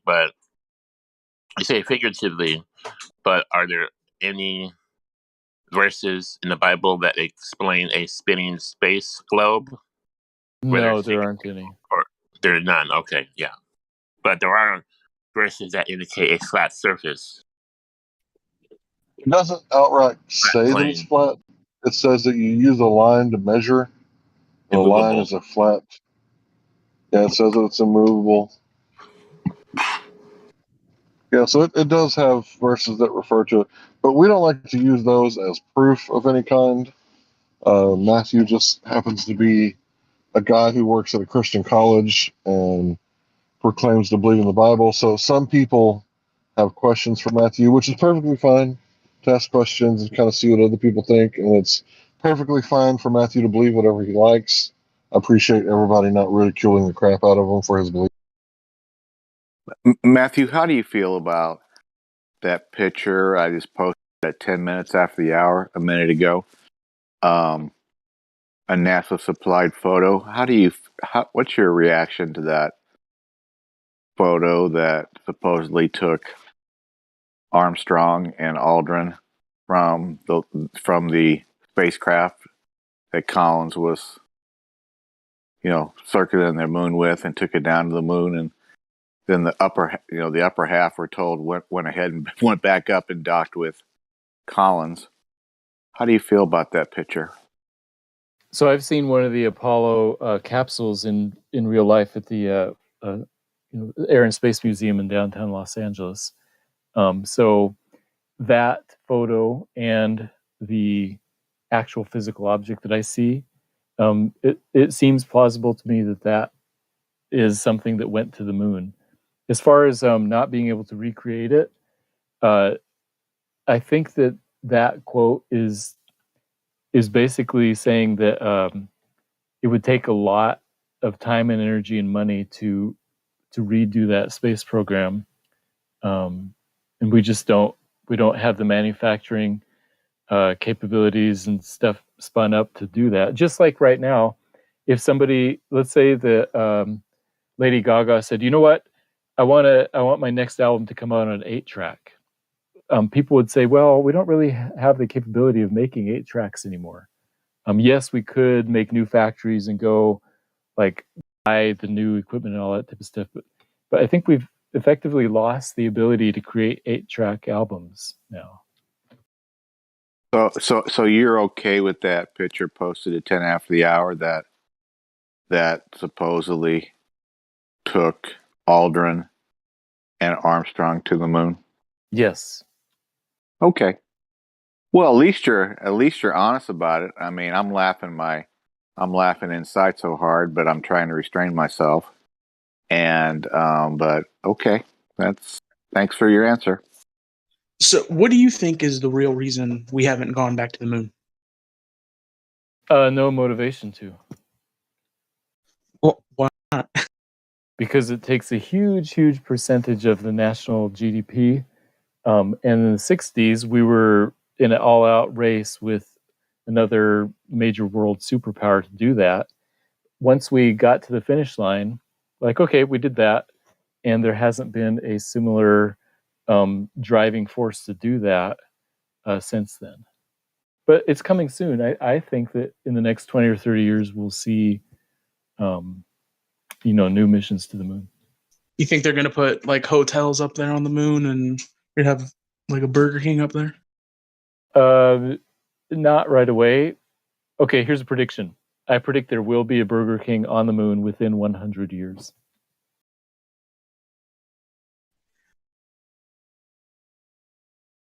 So, yeah. So I heard that they're going to use all this technology they have, like in Facebook, all the texting that you do, all the pictures you've posted, all the TikToks you've done, and they're going to make these algorithms for individual people, and they're gonna usher them to the moon, quote unquote. And then they're never going to come back, and we're going to be able to communicate with them. Like they're going to pictures and texts and things that seem like them, but they're really not them. And we're going to believe they're on the moon, but we can never verify for sure. I think your proposition of we haven't gone back to the moon because we have no motivation doesn't. I think that's kind of counterintuitive. I think people should be on the moon 24/7. I think that should be a thing. I mean, the motivation should be that going to space is amazing. The moon's right there. I'm not that far from it. So people should be going there every other week. I don't think that's a very good excuse. It's expensive. So you just made a prediction about the moon that would happen after you've passed on. Right. So, kind of reminds me of Al Gore and climate change. 50 years from now, the Earth is going to be too hot, and I'm going to be dead, but after having spent all your money. But here's the thing. That's the great thing about making predictions that far in the future. If I'm wrong, nobody will remember. If I'm right, everybody will think, oh, he was a genius. He predicted it right. Yeah, and there's no accountability. That's the thing. Right. I won't tell my children and my grandchildren to check on it.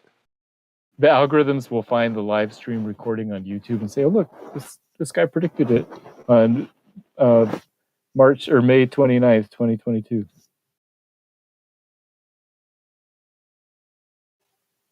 Hello there, those people from the future who are listening to this live stream. Told you so. For anybody watching in the year 2122 on May 29th, 2122. I make a prediction that in 99 years, the collapse will happen. So what you're doing right now is kind of irrelevant.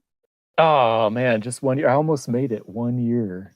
Yeah, sorry, man. People are gonna be like roaming around in like bear skins and Mad Max. eating rock. Like, Yeah, is it gonna be Mad Max or is it back to caveman? I like it's Mad gonna be Max. both. The problem with Mad Max is they're gonna run out of gas after like 2 weeks. Well, Yeah, our they'll just cars are going on French fry oil. They'll just throw more dinosaurs on in the engine. Dinosaurs will come back because caveman will come back. Matthew, on 17 after the hour, I posted another pic, and people have commented on this in the past. What do you think that thing is in the lower left-hand corner of the top silver module? That the two guys were supposedly in. What do you think that kind of that longer thing that's a little bit yellow in color? What do you think that is? It's on the silver, the lower part of the silver that's facing, toward us. What do you think that is? Okay, I'm opening up the image in a bigger view, and I see the gold foil stuff at the bottom. What is it you're talking about? If you go up to where the little silver, the silver, whatever you want to call it, aluminum foil, and you look at the silver wall right there, Yeah, right, the silver wall. In the lower left-hand corner of that silver wall, you see kind of a goldish, yellowish. a pill-shaped thing? Yeah, what do you think that is? Gosh, I have no idea. Looks like a Twinkie. Yeah. Honestly, it looks like something attached to that wall. I don't know.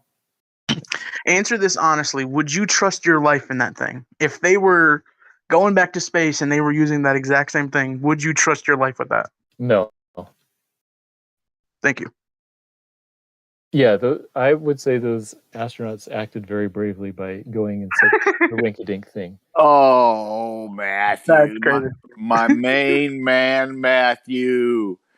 Denzel just sent me a quick text, said, my main man, Matthew. I can't believe you said that. He's listening on YouTube, so I just want you to know that.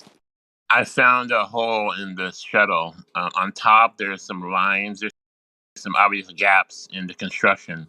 1, 2, 3 or 4 gaps up top above the Twinkie. Yeah, so debunked. If you did that for a science project in high school, maybe college, but if you did that for a science project in college in earth science, you might get a B-. You definitely would get an A, maybe a C+. If somebody brought that to you, Matthew, in a not a biology, but in a science class, and said, "Grade my work, Matthew," what would your grade be for something like that? How strong does it have to be to survive the vacuum of space? I would say, does it work or not? Okay. If it works, hey, A+. Okay. All righty. Matthew, how did that thing propel through a vacuum to get from the Earth to the Moon and land straight up upright? Careful engineering.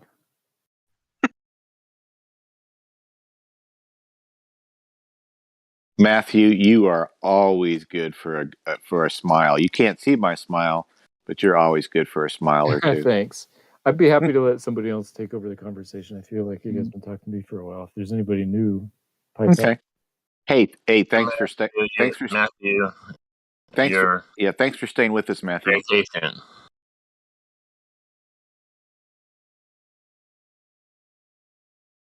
Yeah, I wouldn't trust that thing to take me around the corner, let alone take me to the moon.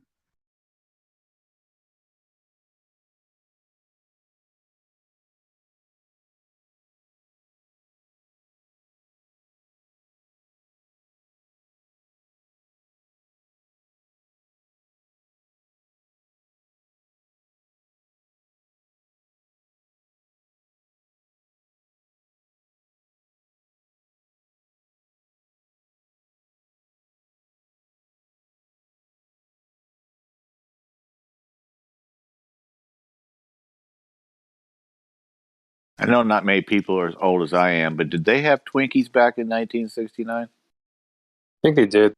Did they? Okay, I'm not sure. I probably would have eaten a few if they did. 1930. 1930. My goodness. Yeah, I know. I'm surprised too. Goodness gracious. They've been making money off people for a long time. Probably the corn syrup version's only since 1969. I wonder what food tasted like back then. You mean back when it was food? Yes. No, insane chemical created food and natural, like actual real flavors, not food that was derived from chemicals and stuff like that.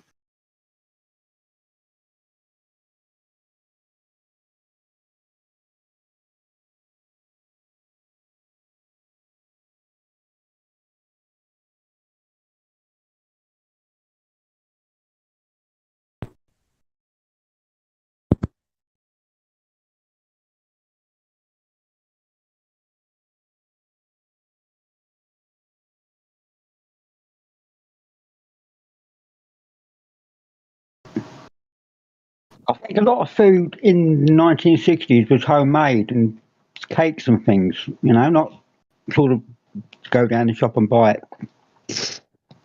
Oh, you should get an old school cookbook. They have all sorts of like crazy dishes. Like it's very creative. Like I have a 1950s cookbook. It's like I can't believe like people would make this shit.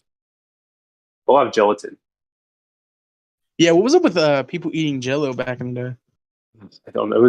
Maybe it was a psyop. Like it was like really popular. Apparently. Like they had like the Jello with like hot dogs in it.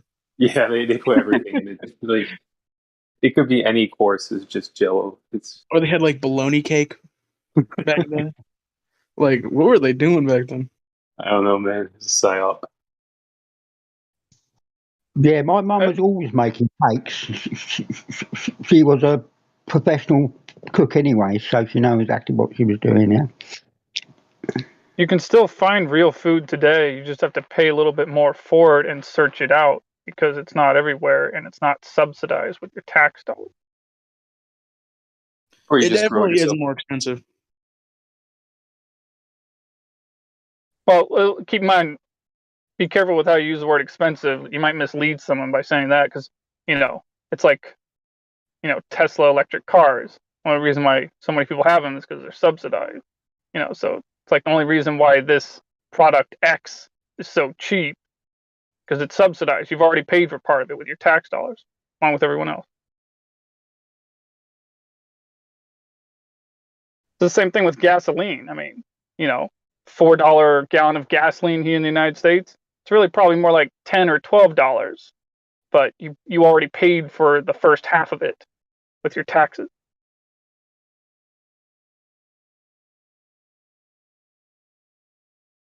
Through subsidy.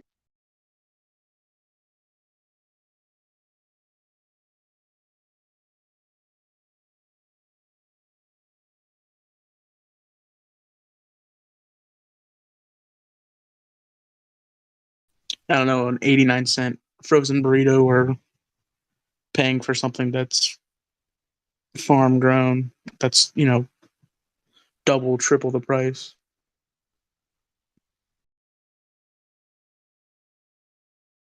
Most of those I food-like substances were grown on a farm. It's just a subsidized farm. I do agree that subsidized crop. You can shop smartly and get things that are better for you. There are ways, but you just have to you kind of have to know, like you have to do research before you go out shopping. Like you can't. It's very hard to go to the store and just grab a bunch of stuff that is healthy or whatever, because even like the food that's quote unquote healthy for you is not really that healthy for you. Well, one thing that might be healthy for one person might not be healthy for another. So that's kind of a case-by-case thing. True. I make my own bread now. You can always read the ingredients list. So if you know what's good for you and what's bad for you, you can always read the ingredients list. Yeah, but you have things like, there's ingredients that come from certain areas, like, or something like that seems harmless, like, canola oil or vegetable oil is different from something that's like extra virgin olive oil. I mean, if you just look at the packages, none of them seem that harmful. But when you know that one is clearly better than another, because you have to research it, you have to figure something out. Like, you can't just go into the store and look at the ingredients list, and the ingredients list lies to you. It says something like natural flavors, which is a lie, or something along those lines. So you can't always trust what it's saying. Yeah, I think you're confused. The natural flavors, that's not a lie. It's an unknown. So it does technically legally have to be from a natural source, but it doesn't have to be from the source that the flavor's of. So just because it's natural strawberry flavor, it's from a natural source, it tastes like strawberries. It doesn't mean they got it from strawberries. How about So they're this not one? technically lying.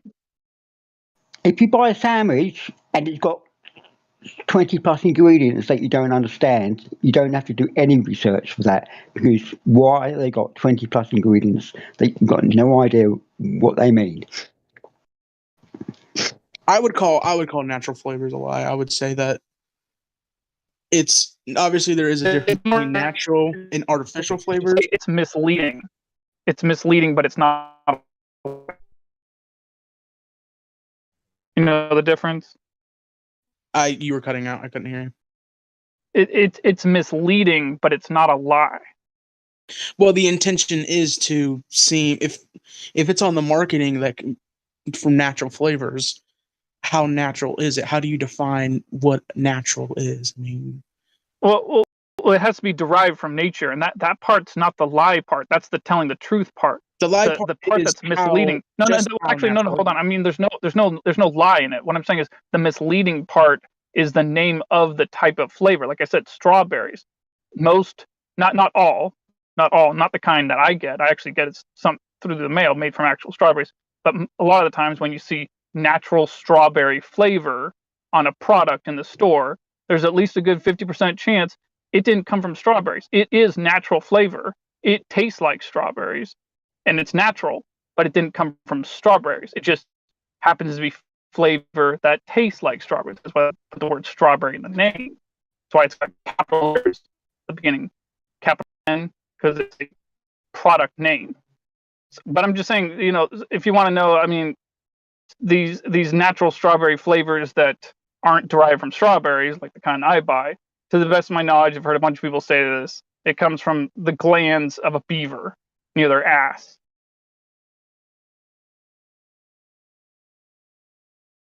I'll make of that what you will. Right. So in the end, my point was you can't always read an ingredients list.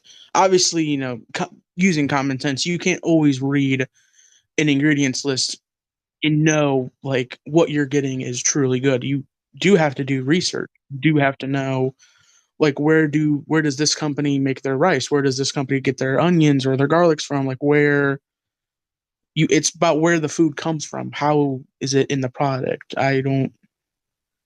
It's not, you can't just go to a store and get something and it's going to be totally healthy for you. You have to know what to buy and what not to buy. Speaking of which, I was amazed when I was scanning through at this convenience store, this Plaid Pantry, all these different drinks. And I swear there's got to be like maybe 20 different, maybe 25, I don't know, different drinks all in the refrigerated section. Most of them like energy drinks, but not even all that. A lot of them coffees, a lot of them just other things that all have sucrose in it, which is kind of a sister chemical to aspartame. They're both made by the same process and they're both used as sweeteners. But aspartame is in fewer things these days, and sucralose is in a lot more things these days. It just blows my mind, like how hard it was to find like anything other than just water and like one or two other items in the whole refrigerated section that didn't have sucralose in it. Like, I can't believe there's like not a documentary about that one freaking chemical. Seriously. Even water has, added things to it. Like they add things to it, whether it's good or bad. That's I don't really know, but it's hard just to find like normal water. Yeah,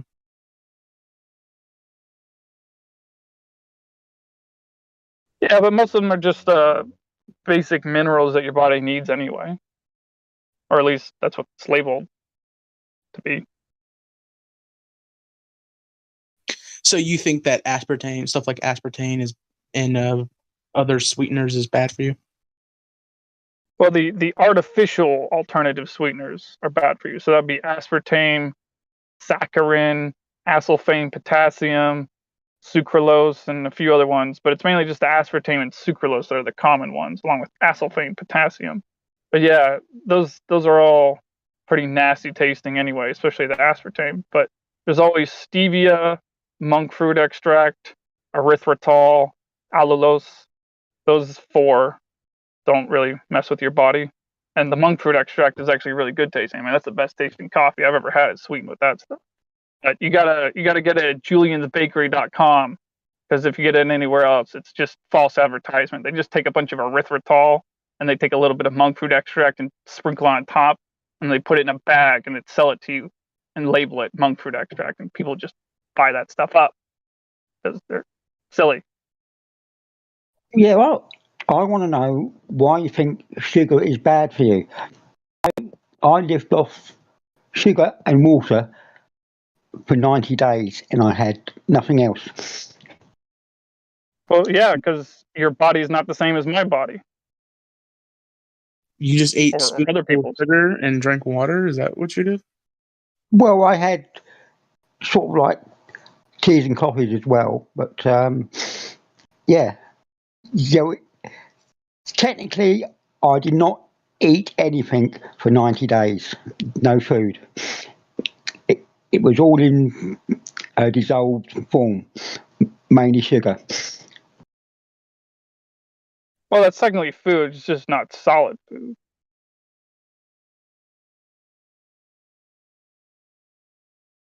Yeah, it was technically. I could say yeah. I agree with that, but it's but it's not the same as going out and buying a sandwich, going out and get some pieces of chicken or yeah, whatever things like that. Yeah.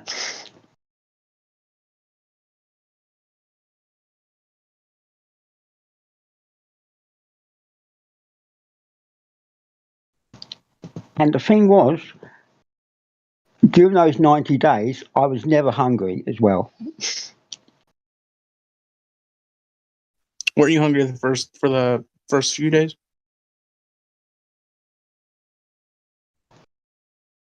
Maybe for a day or two, but I can't actually remember. But I never felt hungry as far as I can remember. Yeah, there's a lot of things you got to watch out for. Yeah, you see, sugar is pure. There's nothing bad in sugar that's been added to it, unless they sneaked it in and, oh, you know what I mean.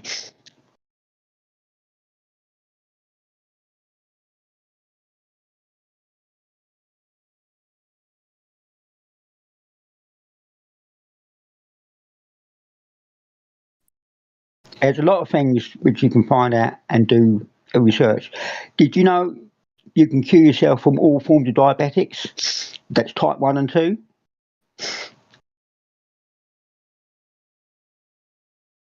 Cures are magic. There's just such thing as proper treatment, effective treatment, and ineffective treatment. There's no such thing as a cure, for the most part, I think. That word is Well, mostly thrown around, but it's magic the way people use it. No, it's just proper treatment, effective treatment, and ineffective treatment. well, I know a guy, and he was a type 1, and he was getting insulin. Then he said, I don't want insulin, I'm going to do it my own way. And he successfully cured himself from being diabetic type 1, and he was never on insulin again, as far as I know.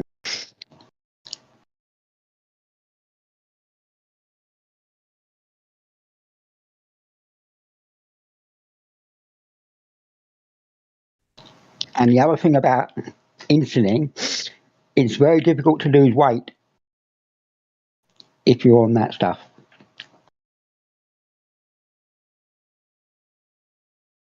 Well, yeah, that's because it's a hormone that has multiple purposes. One of the primary purposes is to help your body store energy. That's the purpose of insulin, one of the primary purposes. So, yeah, no kidding.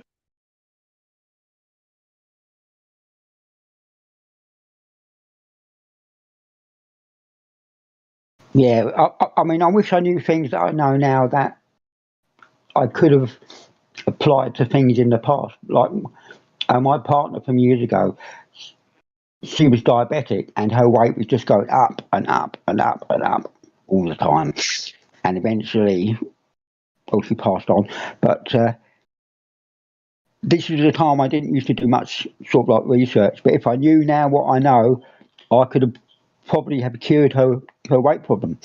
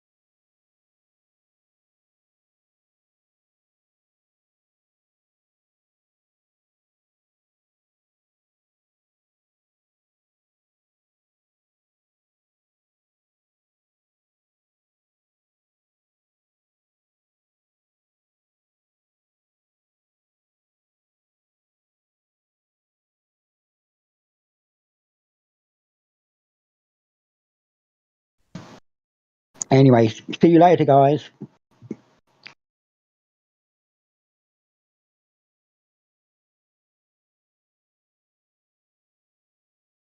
Good night.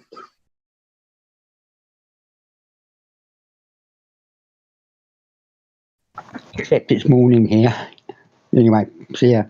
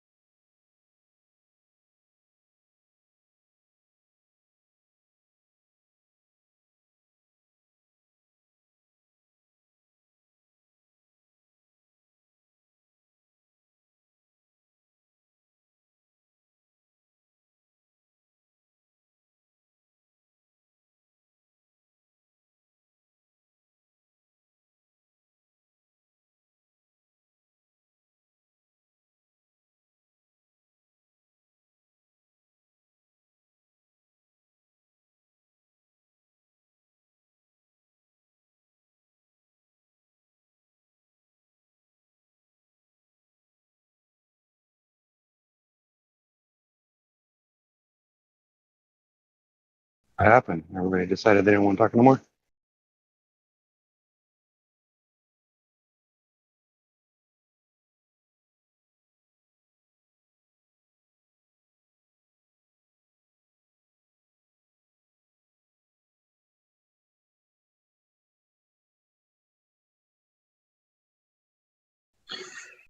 You just volunteered. Soliloquy.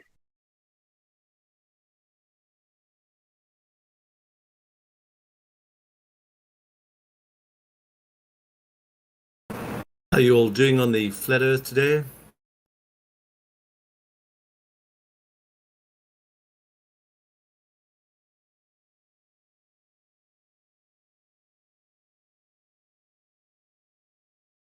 Anyone got some arguments that they want to oppose the flat Earth on? Any globe arguments here? Bring them along. Anyone want to try prove that the Earth is round or something like that? Come along and try your best.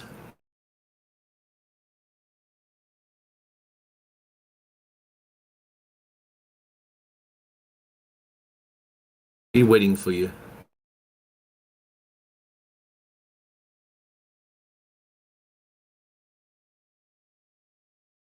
Of course, we know you can't do it, but we'd like to see you try anyway. It's going to be fun.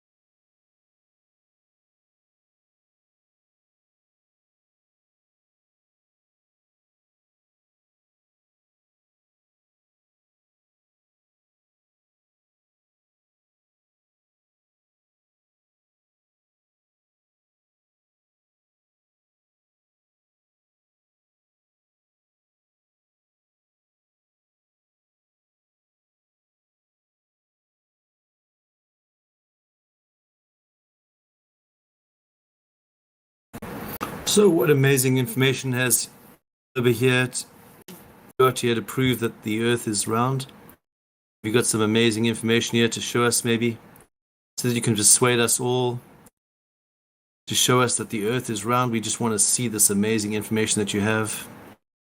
We've just been looking for it for ages. Can't find any. We looked through history, can't find any either. And there's just nothing. So have you got anything, anybody? You all given up? All you Globers, you given up? Sorry to hear. Have you finally realized that the Earth's flat? Well done.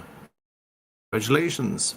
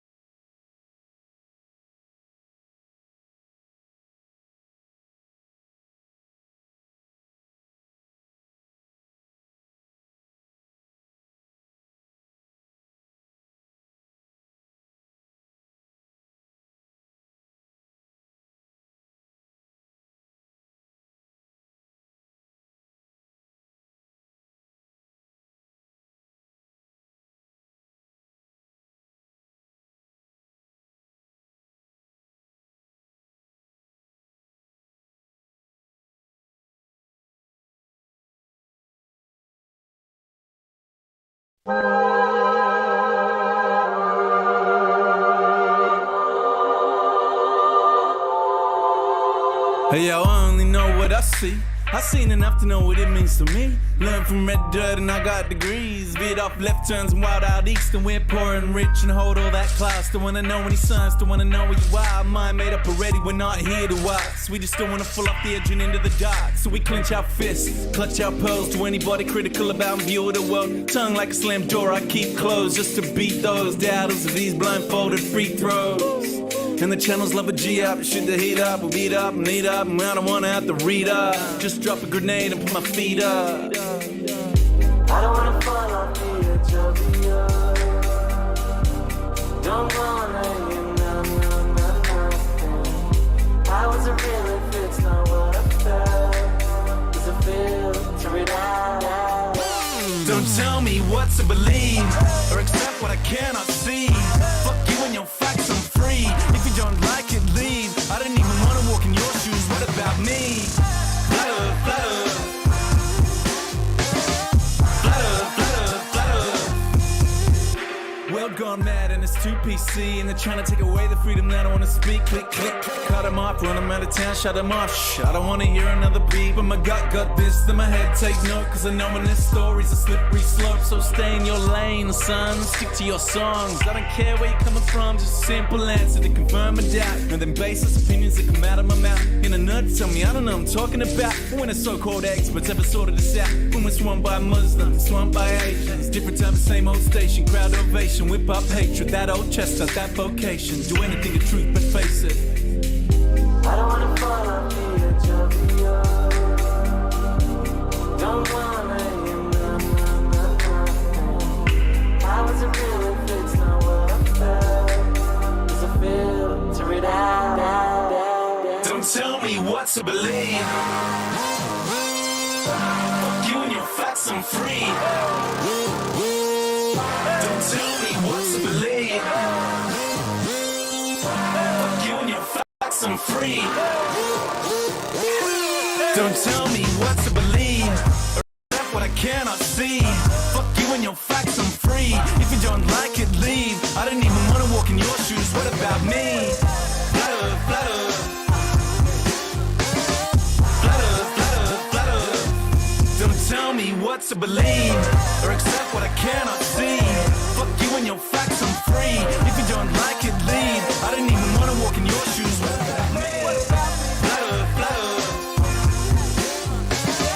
Flutter, flutter, flutter.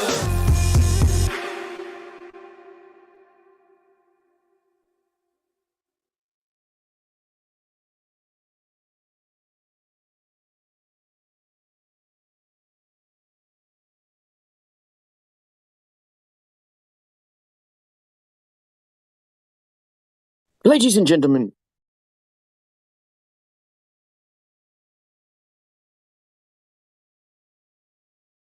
Flatty Orion. Hello. Oh, Howard's in the house.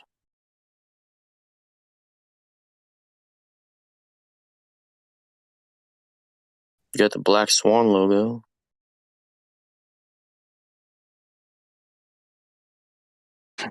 You like that? You got the Black Swan logo.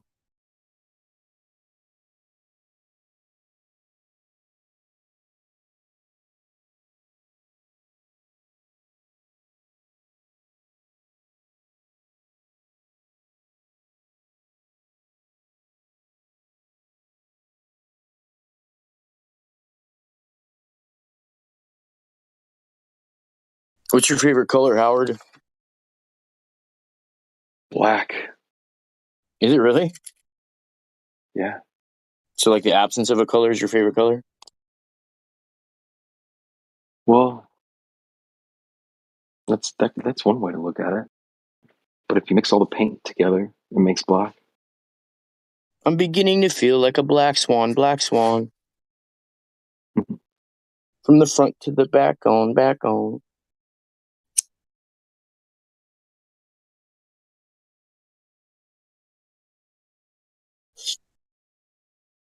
Yeah, I smoked some DMTZ last night. Whoa, that was a trip.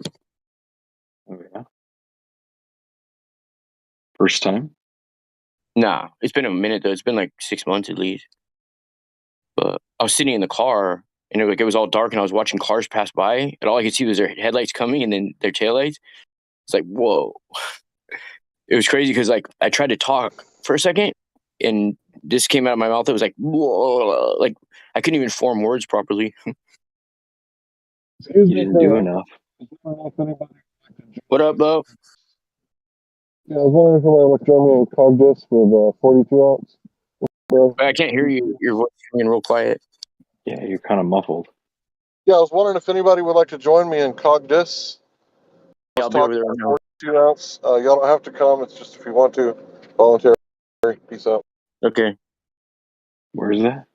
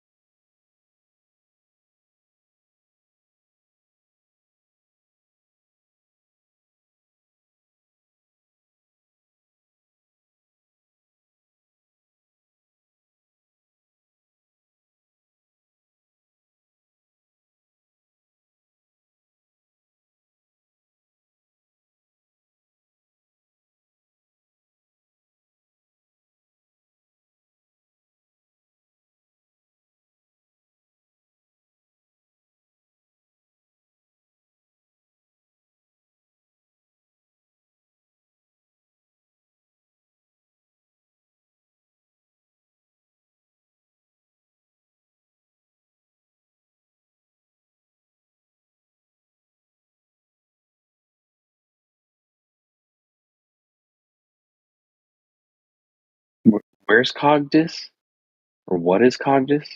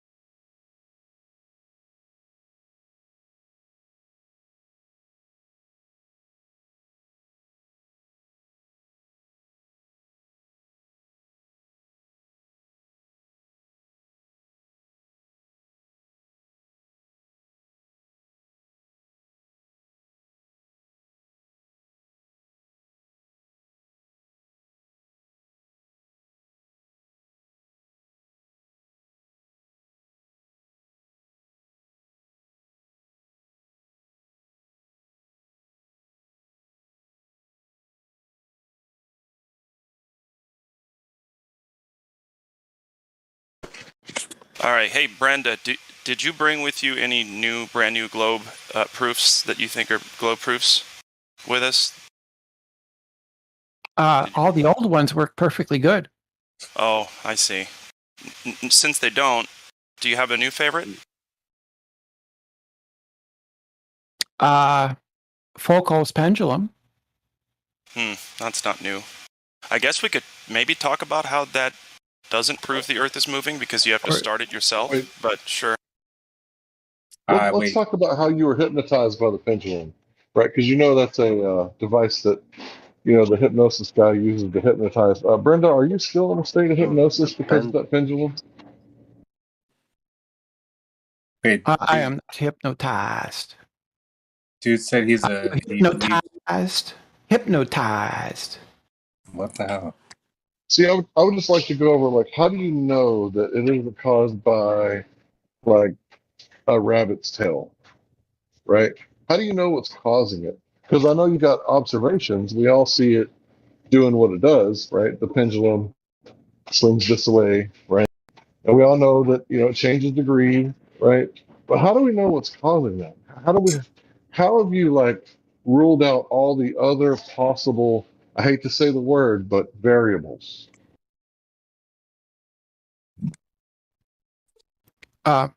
Basically, if the Earth is rotating, if the Earth is stationary, the pendulum will not diverge. The pendulum does diverge. Therefore, it cannot be stationary.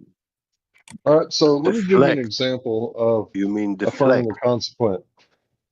Affirming the consequence. So the lamp isn't working, therefore it has to be the bulb.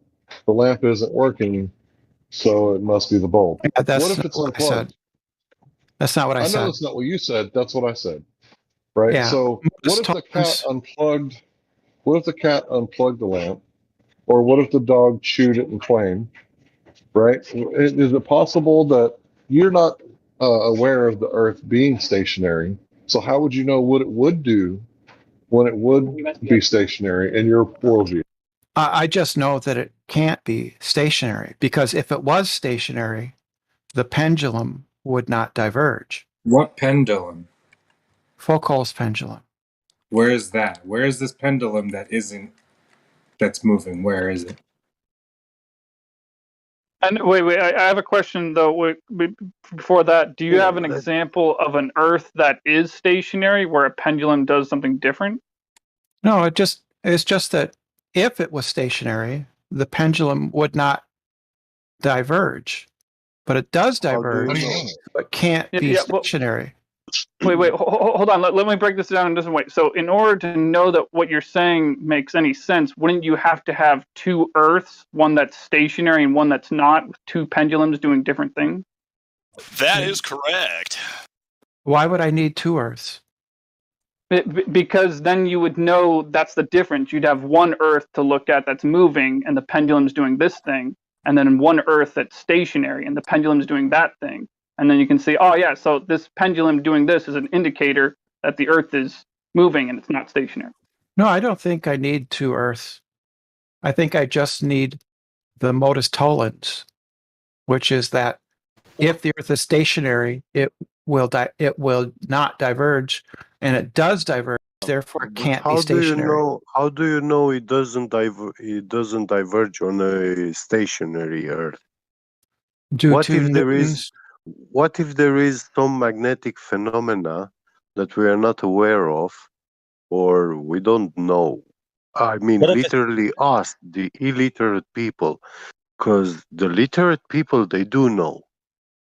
What if there is some magnetic phenomena which actually makes that pendulum deflect? I think you mean deflection, not divergence.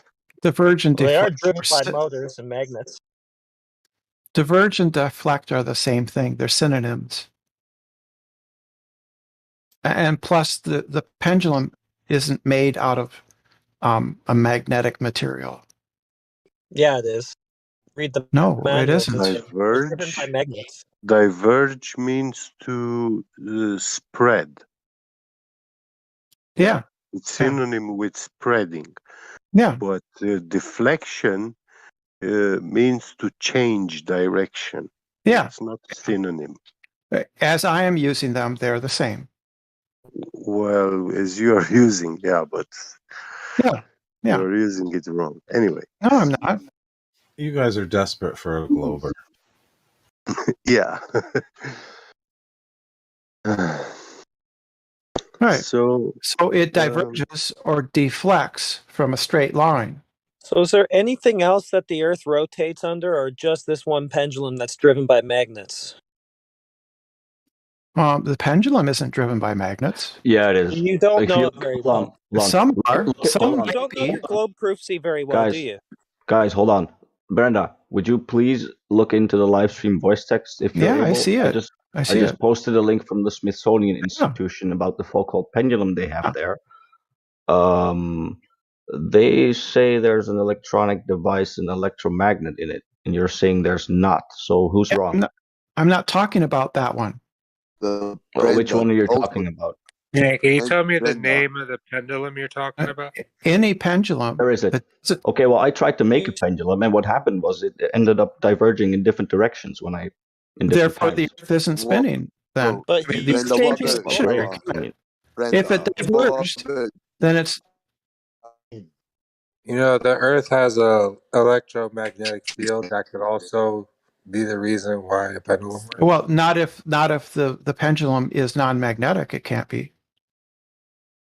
So do these pendulums start themselves, or do they have to be started, Brenda? They eventually just come to rest, right? That's not an answer to the question. That is an answer. He said. He asked No, if he they. asked, I he said asked, they do you do. have to start them? And you said, well, they eventually come to rest. No, he asked do you if have to they start stop. it? No, he asked if they stop. No, you How might have do they misheard the Scottish start? accent. Yeah, I did Yeah. misunderstand him. Okay, so how do these start? Do they start themselves? No, you have to start them. Right. So, and then if you look at what's been posted, you'll see magnets and more energy is needed to continue them on their swing. Or I'm they talking about. come to stop. I'm talking about pendulums that don't have magnets. No, Okay, you're so you're talking about saying, Foucault's hold on, pendulum. That's okay. what you said Can I to ask him start with. can I genuinely ask him something, please? You're saying that whether it's the Well, he's rotation, lying. what are you saying is happening causing the pendulum to swing back and forth? Well, there is a Coriolis force applied to the pendulum, which causes it to diverge from a straight line. Coriolis is a Right? force. When did it become a force? Coriolis is a force. No, right? it's not. It's an apparent deflection. Yeah, it's a pseudo force. Yes, you're right, but it's still a force. It's a pseudo force, but it still counts as a force. Pseudo force is. How can you say? So wait, is a Coriolis pseudo force as a force? gravity? Is Coriolis People are- density, gravity, magnetization? No. What is it? Coriolis is conservation of momentum. But so then you have to initiate the movement for it to keep going. You're talking about perpetual motion. I'm not talking about perpetual motion. I'm talking about the motion of the bob on the pendulum, It right? should be. Surely, if it's affected by the Earth, then surely it should be perpetual. We should be able to harness this Why would it be energy perpetual? because the Earth's constantly moving. In your model, Welcome to Globe Earth. you cut out there. Sorry. According to the Coriolis force, wow. Okay, I just don't believe that at all, honestly. Coriolis is Coriolis. It's a pseudo force. Brenda. Well, rotation, orbit around. You're roboting. You're roboting. Yeah, you're roboting hard, Sasha. Can you hear me now? Can you hear me now? Yeah. Yeah. As always, as soon as you ask, "Can you hear me now?" people stop roboting. That happens every single time. Listen to this. This is what Google says. If you don't like Google, I'm sorry, but it says in physics, the Coriolis force is an inertial or fictitious force that acts on objects in motion. Yeah, that's within a correct. frame. Yeah. So does that means this is a theory, right? Because this is literally using the word fictitious. Yeah. Yes, it's a pseudo force or a fictitious force. Yeah. That doesn't mean it isn't real. But is this are you subscribing to this? Are you willing to look beyond this? No, You should they look say beyond it. I will raise my hand. I will raise my hand. My hand is upraised. I don't have a Bible with me. I will swear No, that you're that swearing was on a an Bible, on accurate. science. It's Why? an accurate. The Google definition that the guy just read is an accurate. You can swear on the globe. Definition of a Coriolis force that I subscribe Okay, to. can I tell you something, man? You can You swear don't on have to swear on Karl anything. Marx This Capital. is just like we're just exploring stuff. Like I'm just I have being a a quick little. question for subscribing the to something audience. when you hear it Dude, because Google says it. I'm just being a little lighthearted to sort of cut the tension. That's all. That's great, and that's fine, and that's fun. I I like just you, have bro, a quick but I wanna question. I'll go say- away. Listen, I'll have a quick question and I'll go away. Brenda, what's the opposite of fact? A fiction. Thank you. Boom. Right. As you were. I don't Yes. even like using Google, but you know, the fact that they put the word Brenda. fictitious in the definition of it is crazy to me. It started out here that your proof was Foucault's pendulum. You found out that they're driven by magnets, and then you shifted the goalposts to, I'm not talking about that pendulum. So which pendulum are you talking about? I'm talking about all of the pendulums that don't have a magnetic device So attached not to them. Foucault's pendulum. What you started with. So not that. Those are Foucault pendulums. They're just ones with. Okay. Okay. One moment. So- One moment, please. Brenda, you said you're talking about all the pendulums which do not have a magnetic device attached to them. Now, I personally debunked the Foucault's pendulum, and I can teach you how to do it When are very you easily. Sure. You make a pendulum, and When are you picking up your instead. Nobel Prize? When are you picking up your Nobel Prize in physics? No, I'm not interested in Oh, Nobel you'll Prize. do that if somebody can prove Well, because you gravity. refuted Foucault. What? would When are you- you going to get yours? If you want to get one, you do so. You try to You do so. refuted a major But conservation I'm law not going. in physics. Look. Listen. Why don't you measure some I tell Earth you what curvature to and go do. get your Nobel Prize? Can I finish at least? Sorry. Yeah, I've got a question Yeah. after you. Go for it, bro. Go for it. Now, when you change the pendulum's weight, yeah, if you use like iron balls, lead balls, yeah, you will observe that pendulum deflection. But The pendulum, if what? you put, I didn't hear you. I didn't hear you. Could you repeat that? when you use a pendulum which has a iron weight or lead weight metal, yeah, which you are swinging, you will observe that deflection. And the funny thing is, iron, gold, and lead, they don't deflect at the same rate. They show different deflection ratios. Now, the thing is, when you change the weight with two opposing magnets, yeah, you glue together two opposing magnets, and you use those as the pendulum weight, you will see that you swing them from left to right, and they will swing in that way, and they will not deflect. How Why do you would I? explain that? Yeah, How do you explain this? yeah. I would not use magnets because they could be affected by any magnets or metal that's around it, and I wouldn't You would not use the proof No, that you you are not cited, which is around Foucault's pendulum. metals. Well, suppose I don't know that. I could be. Magnets can be affected if you have some metals close enough to them, Or they could be or affected. strong magnets close enough. But if they are not close enough, yeah, they are just magnets. Could they be affected by the Earth's magnetic field?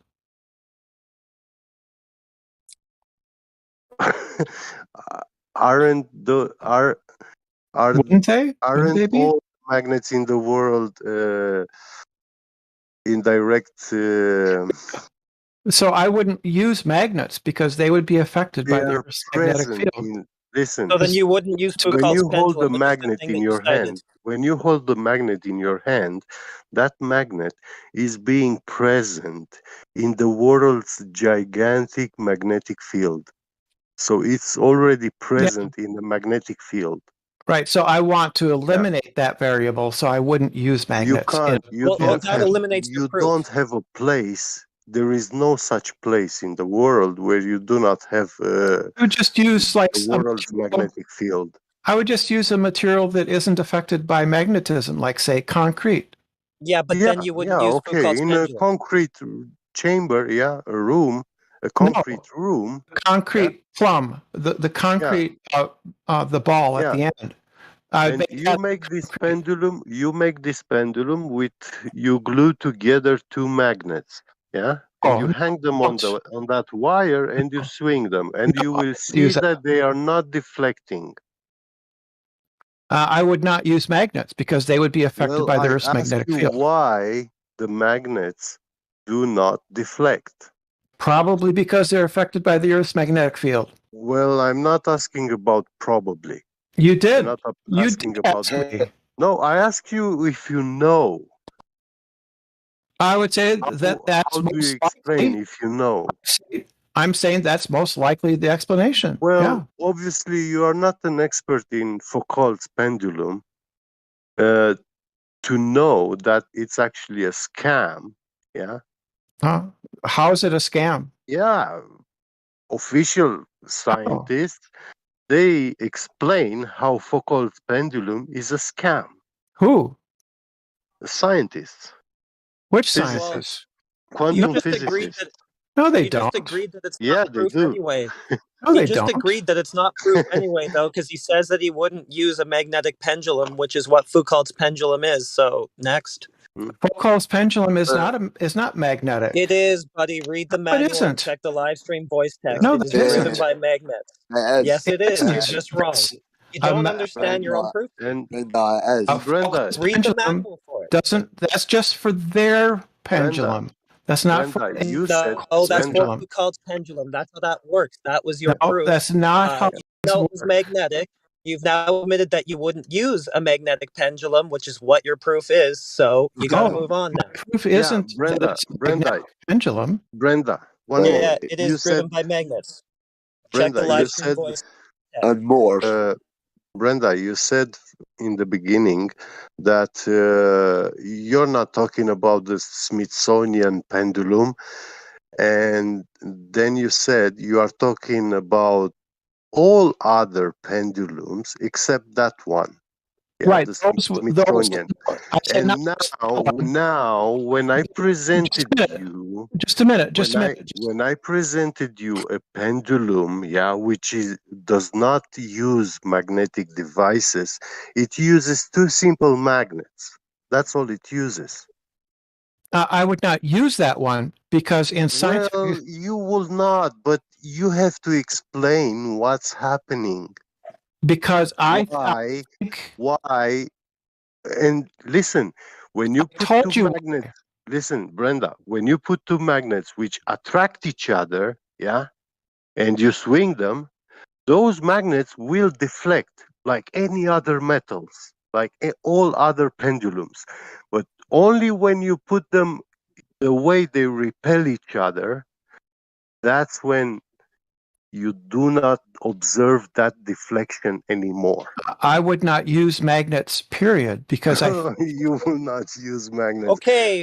Because it debunks because I want to do a proper scientific experiment where I eliminate all possible confounding variables. Okay, Brenda, you haven't eliminated the magnetic field and the electric field, The ground is negative. Things that are affected. Listen, we live between two Gaussian planes, The ground negative and the sky positive. You haven't got. That's not what I'm testing for. And we don't live between two planes. Listen, you exist inside a magnetic and electric field. That's your claim. No, it's not my claim. That's This is measurable. scientifically explained. That's why I wouldn't It's use scientific magnets. fact. That's It why is I wouldn't scientific use. fact, Brenda. No, thunder So Brenda, strikes from the That's cloud why to I the wouldn't ground. use magnets. Brenda, basically you're saying that if you don't use magnets, then you're not using Foucault's pendulum as one of your proofs. You're using what, John Smith's pendulum, or That's not what I'm Steve Wright, saying. or like who? That's not No, what I'm that saying. you're saying. Well, the basically the information for the Foucault's pendulum is in the live stream voice text. You could take a look at it and see that magnets and motors are used, and it has to be That's just the started itself. Smithsonian. That's just the Then, Smithsonian one. then, No, I just posted then another you've one. got. Hold on. I just posted Then, something. The original then what about? Foucault pendulum was a lead bulb with brass. And then I posted a link from an educational site saying lead can be affected by magnetic field. So the Brenda, original, what hold on, about? the original Foucault pendulum used a material susceptible to being influenced by magnetic fields. The end. So did he have Yeah, but all those metals, all those metals, lead and brass, they are both very good electroconductors. Yeah, but they are not affected by They magnetism. conduct electricity. Well, they are affected by electricity, by the electric field that they are present in. Okay, let's move forward. Magnetism. Let's move forward, because now we Agreed. realize that one device one device can, how to say, we can with focus pendulum we can realize that it's earth rotating. Let's go out and find out, is that true? Well, Brenda, I'd like to point out a logical fallacy. How do you explain? Sorry.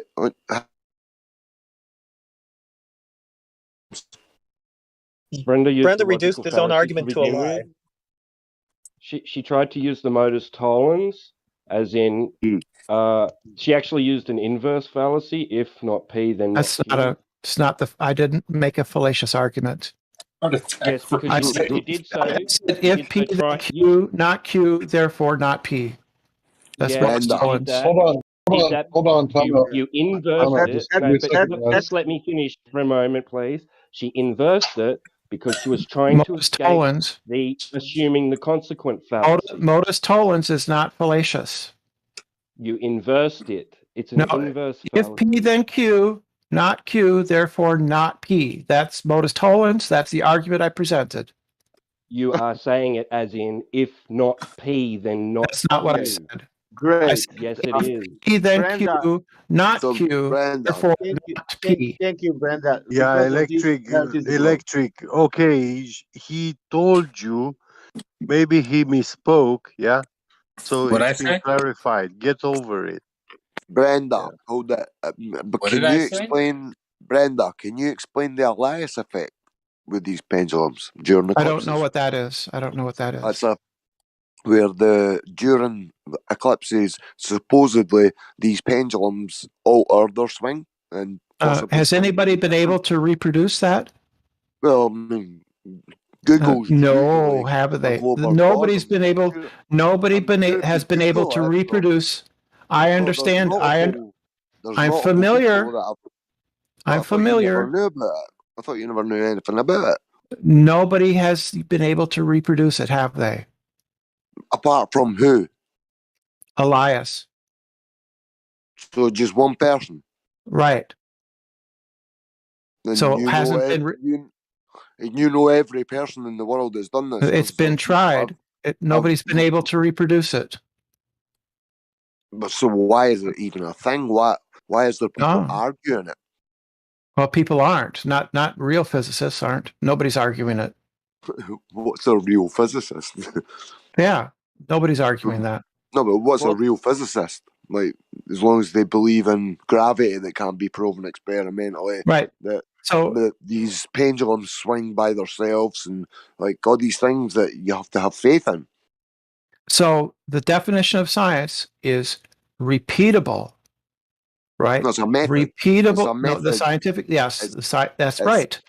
Repeatable, falsifiable, verifiable. That's what science is. Repeatable, falsifiable, verifiable. Brenda, if that's the case, then where's the experiment for? If Gravity. What? Oh, people do that every day at Cavendish. That's not an experiment. Yeah, it Doesn't is. follow the scientific Brenda, method. Yes, it does. What's the independent variable for Cavendish? The distance. The distance. Yeah, the distance so between. Your distance is your cause. That's what you're saying. Yeah, you vary the distance, your and cause you was gravity. You may be proving gravity, no distance. gravity. Gravity varies with distance between the centers of the two masses. So you vary the distance, and you vary the strength of gravity. Oh, did you prove Can you gravity show me before a you claimed it? Cavendish? See, before you actually do claim gravity does things, you can't just say, "Well, gravity does this, so I'll do this experiment because gravity does this." You can't just claim. It's a formally valid experiment, right? Okay, how did you isolate gravity you're from the electromagnetic independent. forces? The independent variable is the cause. If you're proving gravity, then that's your cause, obviously. No, your distance. Well, the IV doesn't have to be the direct cause. It could be an indirect cause. Oh my So God.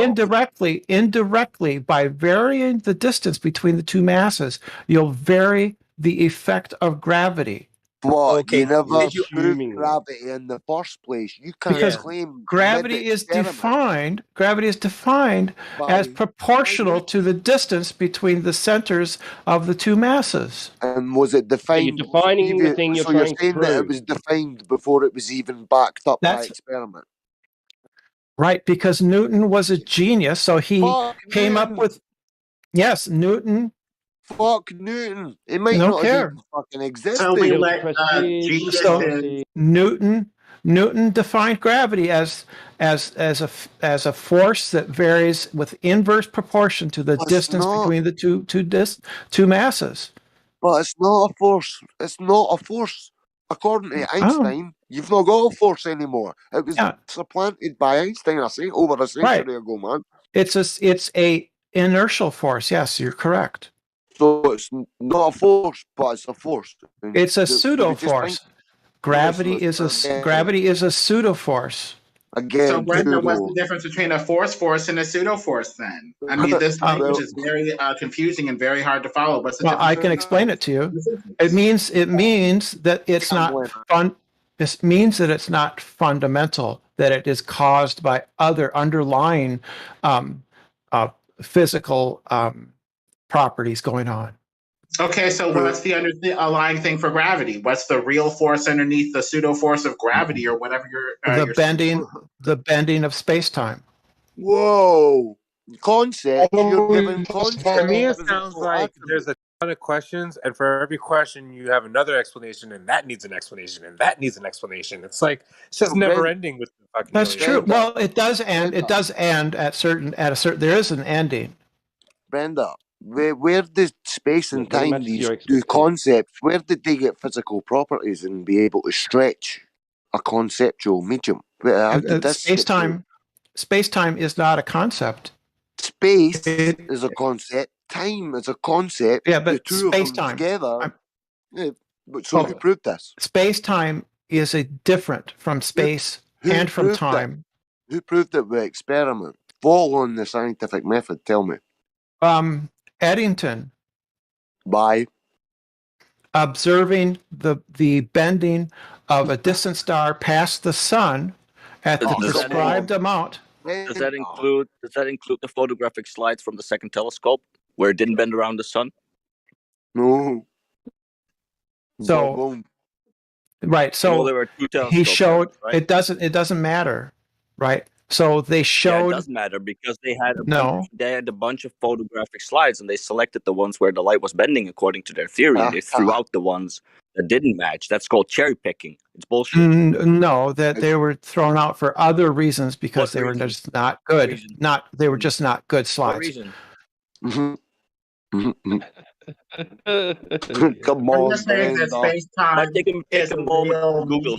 How about that? I mean, like I do not have Windows open, dude. Like so we have space-time being a real information. I can't hear when everybody talks at once. I can't hear. I'm just trying to say one thing. You're being presented a ton of information that doesn't align with like the basic model of the globe Earth. Like you have to try to look past the ship for a second, bro. Gravity doesn't have anything to do with the globe Earth or the geometric shape of the Earth. Reasons, by the way. Of course What it reasons does. did they have for throwing away the slides? You said they had reasons. Can you specify? No, I can't. So why did you say they have reasons? Because I just assumed that they did. All right, fair enough. And because they did subsequent observations afterwards. There have been other observations. But can you remember when I asked you for experimental evidence for space-time bending and you gave me an observation? That would just be an observation. It's not an experiment. You cannot manipulate what's up in the sky, trillions of light years or whatever away. An observation's not an experiment, Brenda. Come on. Sure, it's part of the process, but you can't just say, oh, I saw something and I assume this and it backs up what I already believe, so fuck it. Well, there have been plenty of other observations, and observations are used. Bro, so sorry, Brenda, I'm asking you specifically for an experiment following the scientific method that proves the existence of this space-time. Right, so observations are perfectly good for giving contradictory. Can you give me an experiment rather than waffling about observations are perfectly acceptable for giving confirmation evidence, confirmatory or disconfirmatory evidence to support or otherwise refute or disconfirm a theory. Brenda, come on now. I asked you for an experiment. I don't have to give you an experiment. I can give you observation. You don't have one at all for either gravity. You literally have nothing apart from That's not true. No, that's not true. Dependent, independent variable and a viable hypothesis. No, I already gave it to you. Distance is the independent variable. Come on. I already gave it to you. It's the Cavendish. The IV is the cause. Yes. When the distance is not the cause, you're trying to prove gravity, not distance. If the force varies with if the force varies in inverse proportion to the distance, then varying the distance would be varying the cause. What force? The force of gravity. It's a pseudo. It's a pseudo force. It's a pseudo force. Exactly. I'm a pseudo doctor, Brenda. That's a different sense of the word. Right, but what the problem is, what he's basically doing is saying there are invisible pixies pulling things down. If there are, then my lighter's gonna drop. Here, look, it dropped. So there must be pixies. This is literally the argument he's making. That would be affirming the consequent, which I've not done. Which is what that's what you've done. I used modus tollens. I used modus tollens, not affirming the consequent. You're affirming the consequent if you're saying that the distance I'm not. If you're saying the distance is the IV, and you're claiming that distance not affirming the consequent. That's the IV. Your IV is your cause. You're trying to prove gravity, not distance. I never asked you for an experiment to prove distance, did I? Well, we know that the distance. You don't know. You've not proven anything. You can't claim shit before you've proved it. That's the hypothesis. The hypothesis is that the strength of the force varies in inverse proportion to the distance between the masses. And the hypothesis has not been proven until the experiment is finished. So then, if you vary the distance between the objects, you are varying the IV. Wait, hold on. That's not true. Isn't it? I thought it had to do with like wind and air pressure. That's what the amount of density in the object doesn't change how fast it's going to fall to the earth. It's supposed to be like the amount of wind or something. Am I incorrect? I'm not talking about things falling. I'm talking about gravity. Oh, I'm sorry. Why do gravity is the property that makes things fall? Gravity is the property of two objects having mass being. Gravity is a theory, by the way. Just, so please, it's a scientific theory. It's a scientific theory. It's not just something. No, it's not. It's not scientific whatsoever. There's no scientific experiment. You've not got science in either gravity. Neither of them are a theory. I told you. Just real fast. hold on, Brenda, just real fast. I want to put something in there. So, flat earthers are the ones that claim that things fall down, right? What the globe earthers are claiming is that balls circle each other in the sky like a perpetual motion machine without ever like falling away from each other. No, that's not and they fall like, perpetual. oh, really? When's it going to end? Eventually, Millions of years. Is it like 5 million years or some shit like yeah, that? some shit like that. Yeah, something like that. Yeah. I'll put that in my calendar, man, just to make sure. Yeah, it takes a very long time, but eventually orbits decay, right? And the object will fall to the heavier object. When did anyone ever prove anything of the sort when you're talking on time With the scales? Cavendish experiment. With the Cavendish. Okay, how does Cavendish isolate gravity? Doesn't How does Cavendish isolate gravity from electrostatic forces? Nah, he thinks by using non-magnetic materials. That's how. You know the laws of natural density the explains observed natural everything. phenomena? Like you don't need all this like explanations of gravitational pull and buoyancy. Like you don't need all that to explain it when you have natural density. And density is not a force. Forces are present in all intermolecular interactions. Yeah, but no, that doesn't matter. What did you do to isolate? Yeah, what did you do to isolate your Cavendish from that? From matter? Buoyancy is a force. Buoyancy literally contains gravity in one of the terms of the formula. Yeah, even though you've not proved gravity. Prove it. It's literally in the formula. Another word for buoyancy is another word for made up formulas. It's not made up. It's based on observations and experiments. Observations. Who made the formula? You've not got I experiments. don't know who came up with the all formula for buoyancy. Man wrote it. Isn't that the same reason why you don't believe in historical books, right? Like the Bible. Well, humans do science. That's what humans do. Yeah. Globers don't seem to want to do any science. So we do. What are you gravity, talking about, Brenda? Yeah, well, can we gravity? You're trying to say Cavendish is if scientific. I could not be interrupted for once, gravity I'm not is an apparent. Gravity is an apparent force of attraction between objects having mass. Would that be Newton's version of gravity? Yeah. So what about Einstein? He supplanted Newton. It's more or less the same thing, except more that or less. We got 3 space and then 4 space. Is Newton got a 4 space continuum space time?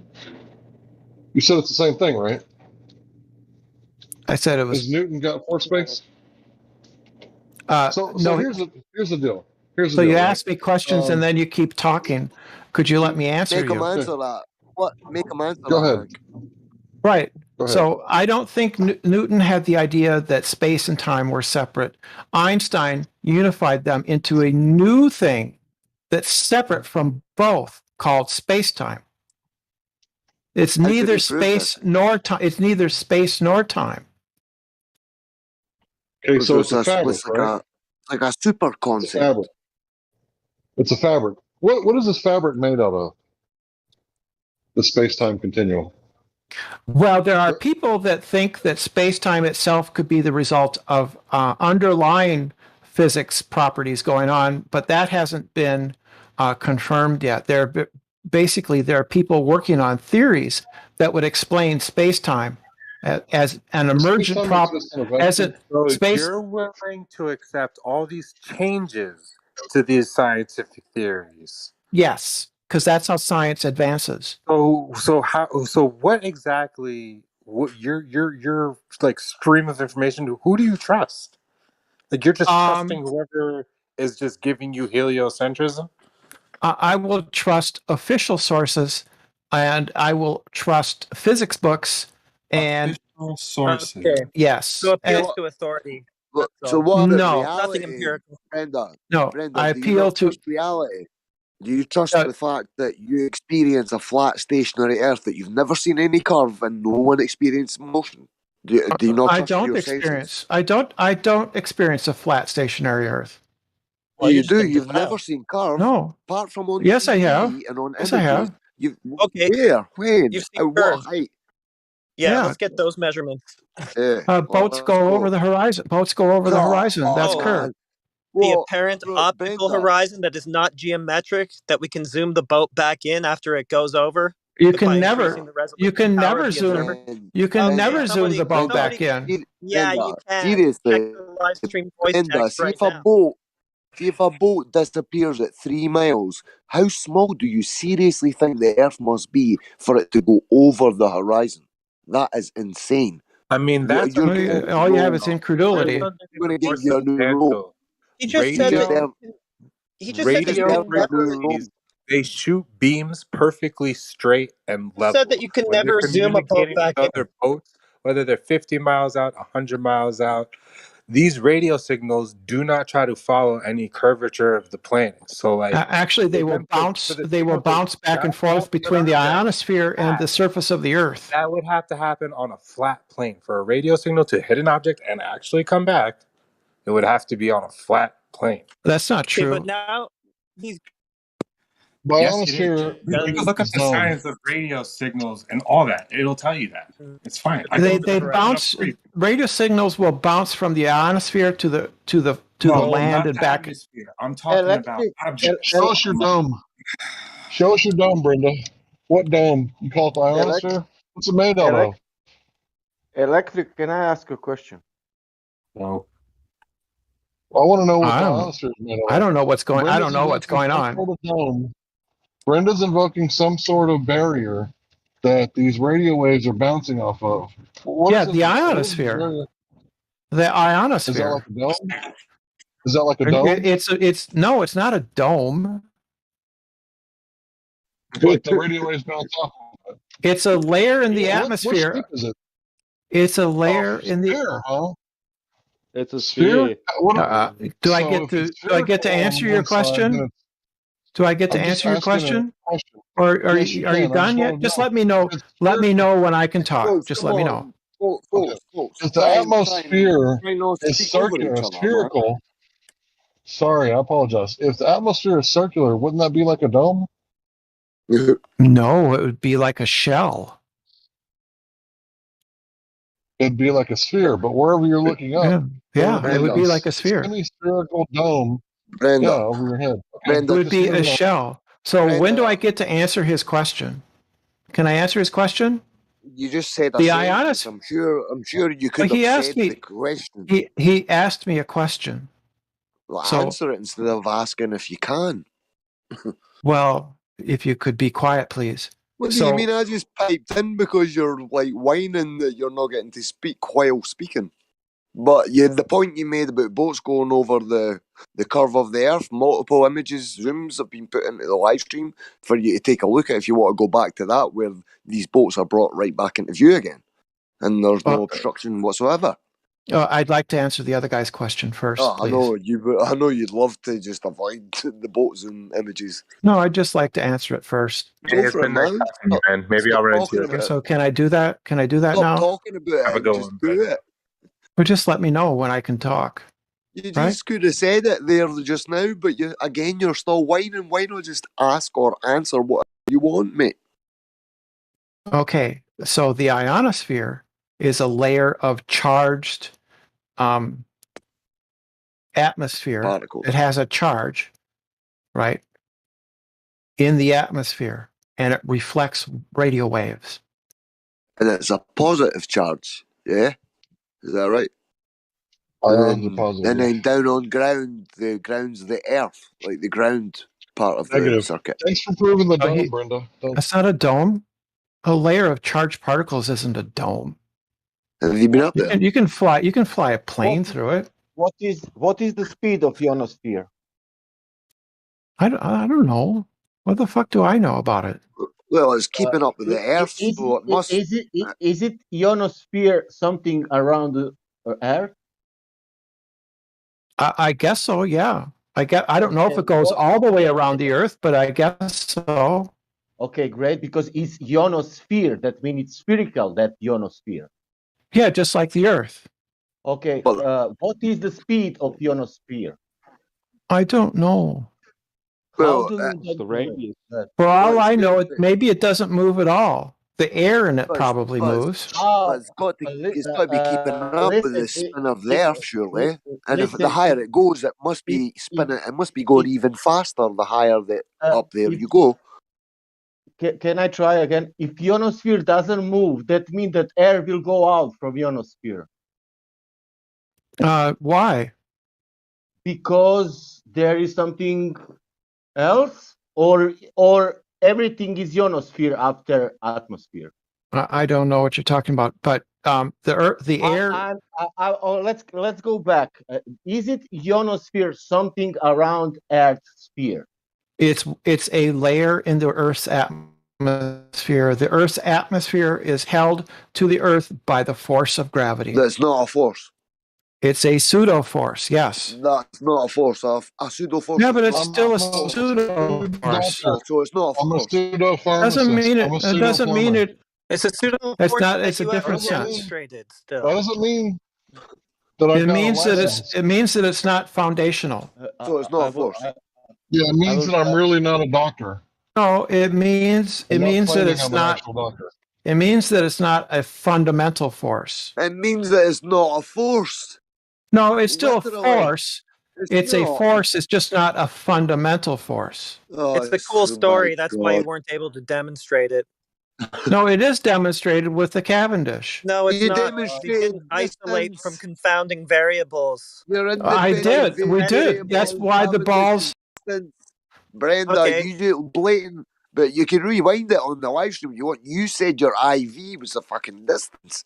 Yes, Not the you cause. vary the distance. So that- You vary the distance not the between the two cause. weights. Well, that's What's not the the natural cause, is it? phenomenon? The cause is the The distance. force. not The force is inversely proportional to the distance. So yes, you're varying the force. No, you're not What's the varying observed gravity from natural exponentially phenomenon? stronger forces. If the strength of the force depends on the distance, and you vary the distance, you've varied the strength of the force. But It has it's to be not a gravity. force.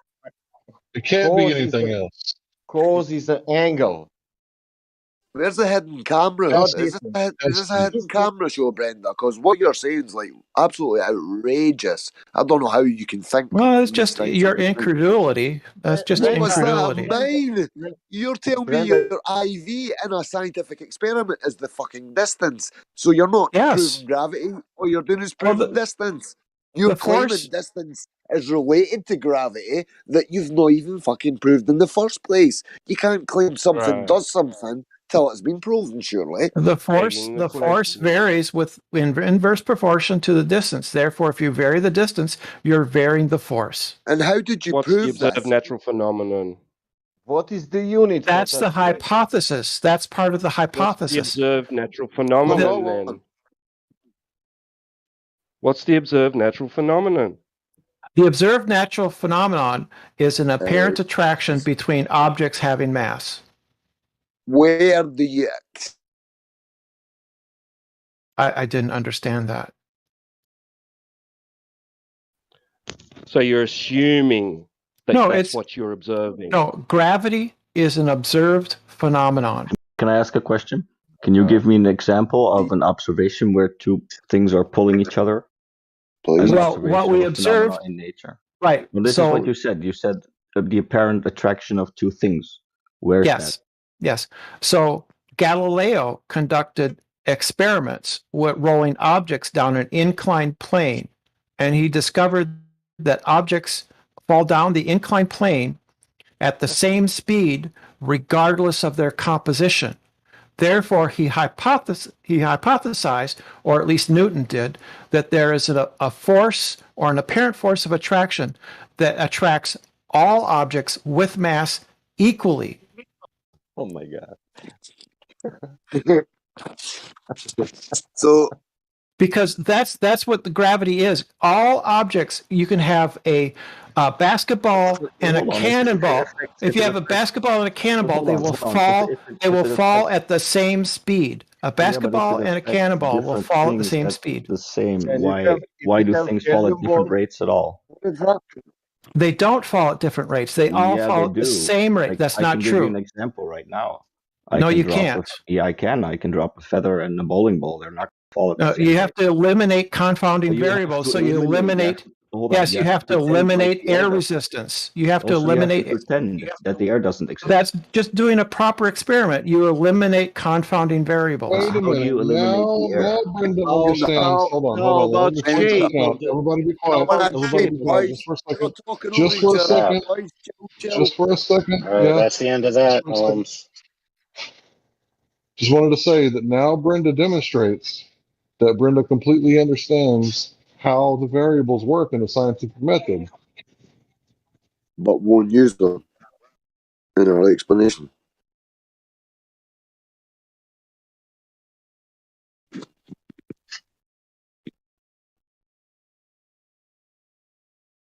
I just want to know how you're eliminating the air.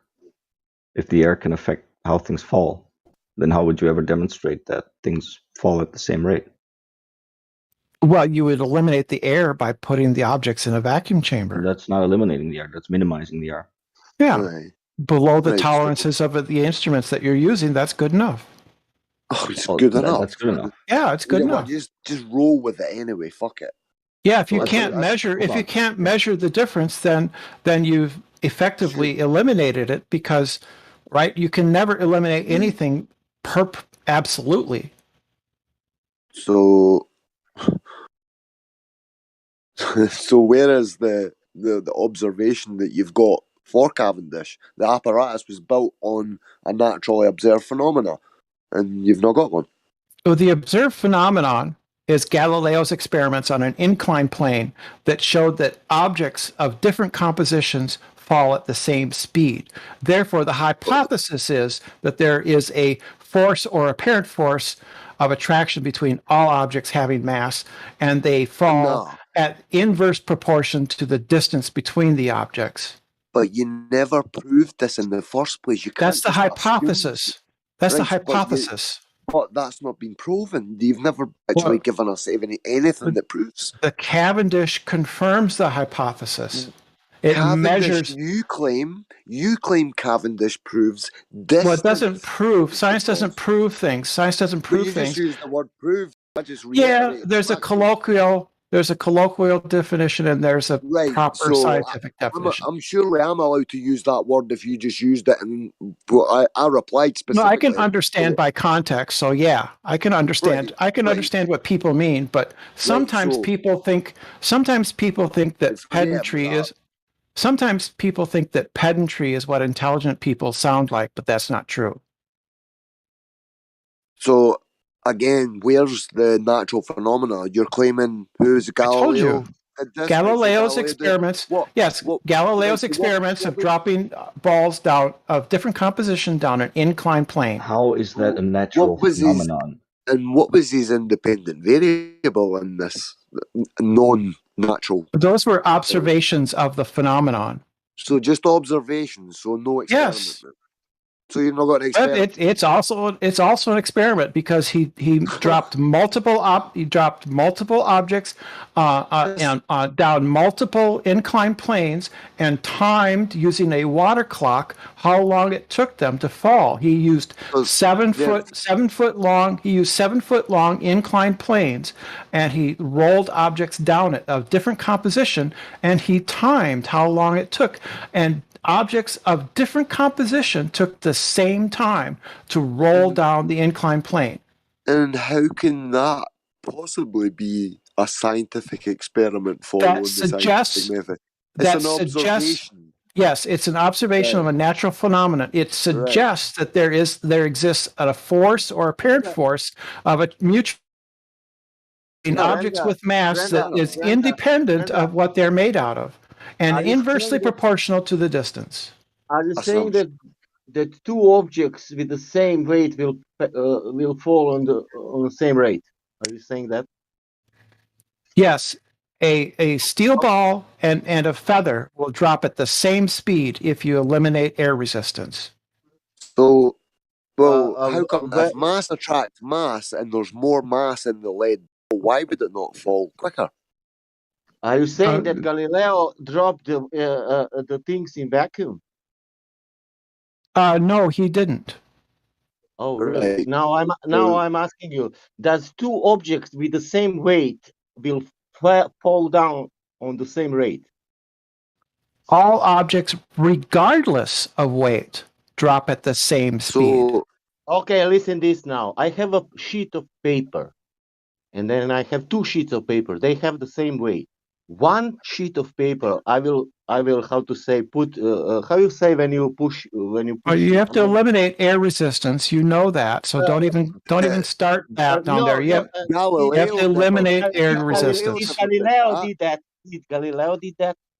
He never eliminated it. You just admitted Galileo that he never did this. Is So eliminating air resistance a natural phenomenon? Does Galileo, eliminate resistance of the air? Yeah, you eliminate air resistance by dropping the objects. Does Galileo did that? No, he didn't. He didn't.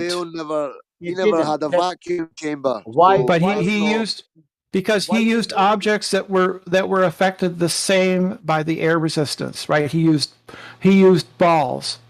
He used small objects that would roll down. He didn't use a feather because a feather would not roll down the inclined plane. Listen this, I will take the two sheets of paper and I will stay in my room without wind, without anything. This is only Air resistance will still cause them to. Great. Finish, Brenda.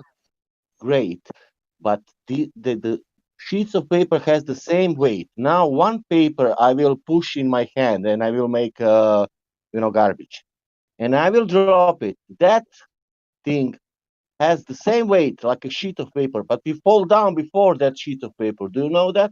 Because of air resistance. I've told you this already. Stop wasting my time. Stop wasting my time.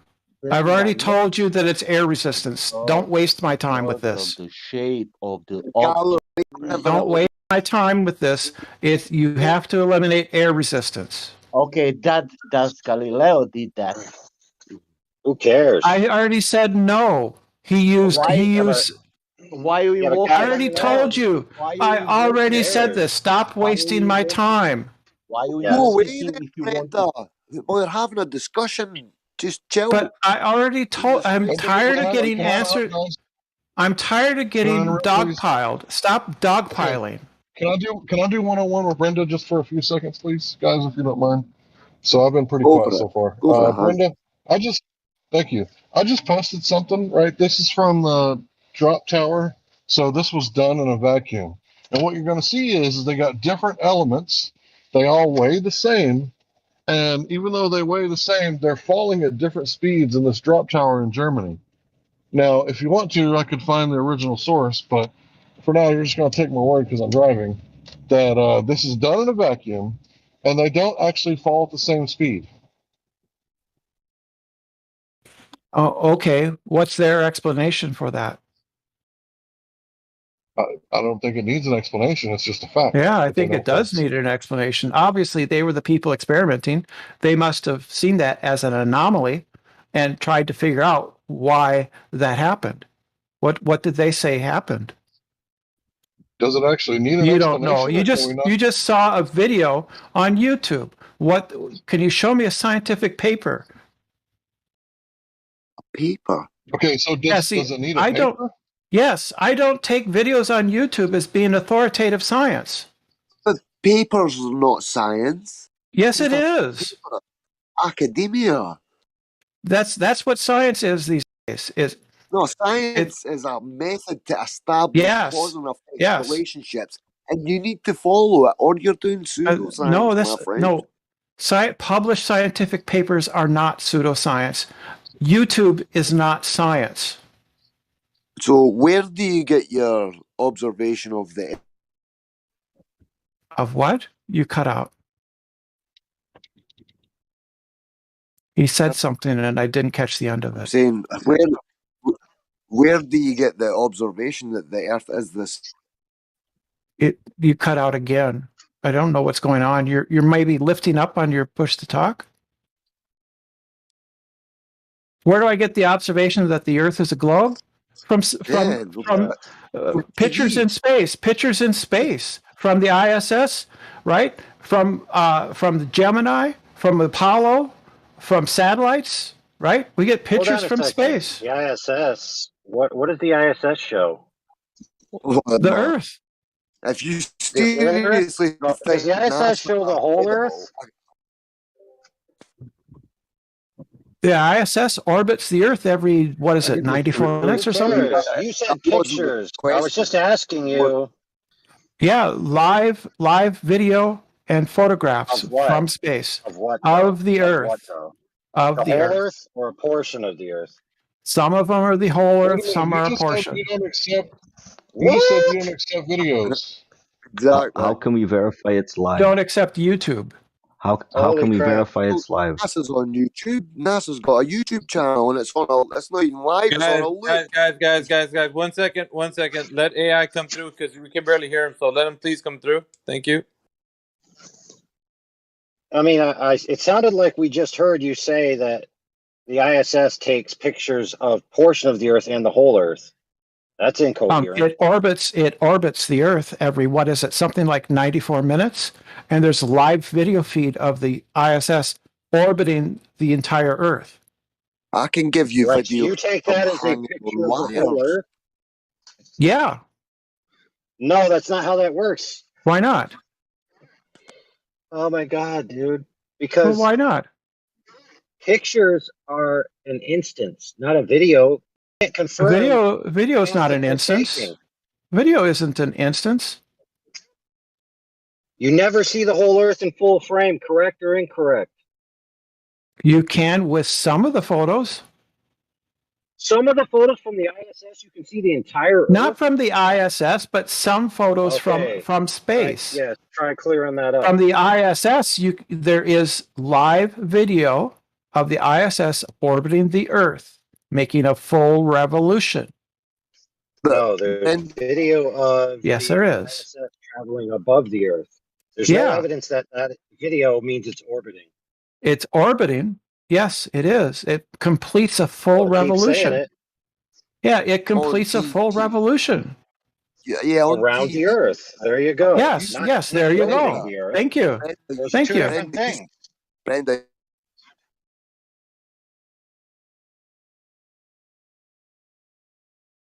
Bro, you got to reconnect or something. Yeah, if he's saying something and I can't hear anything.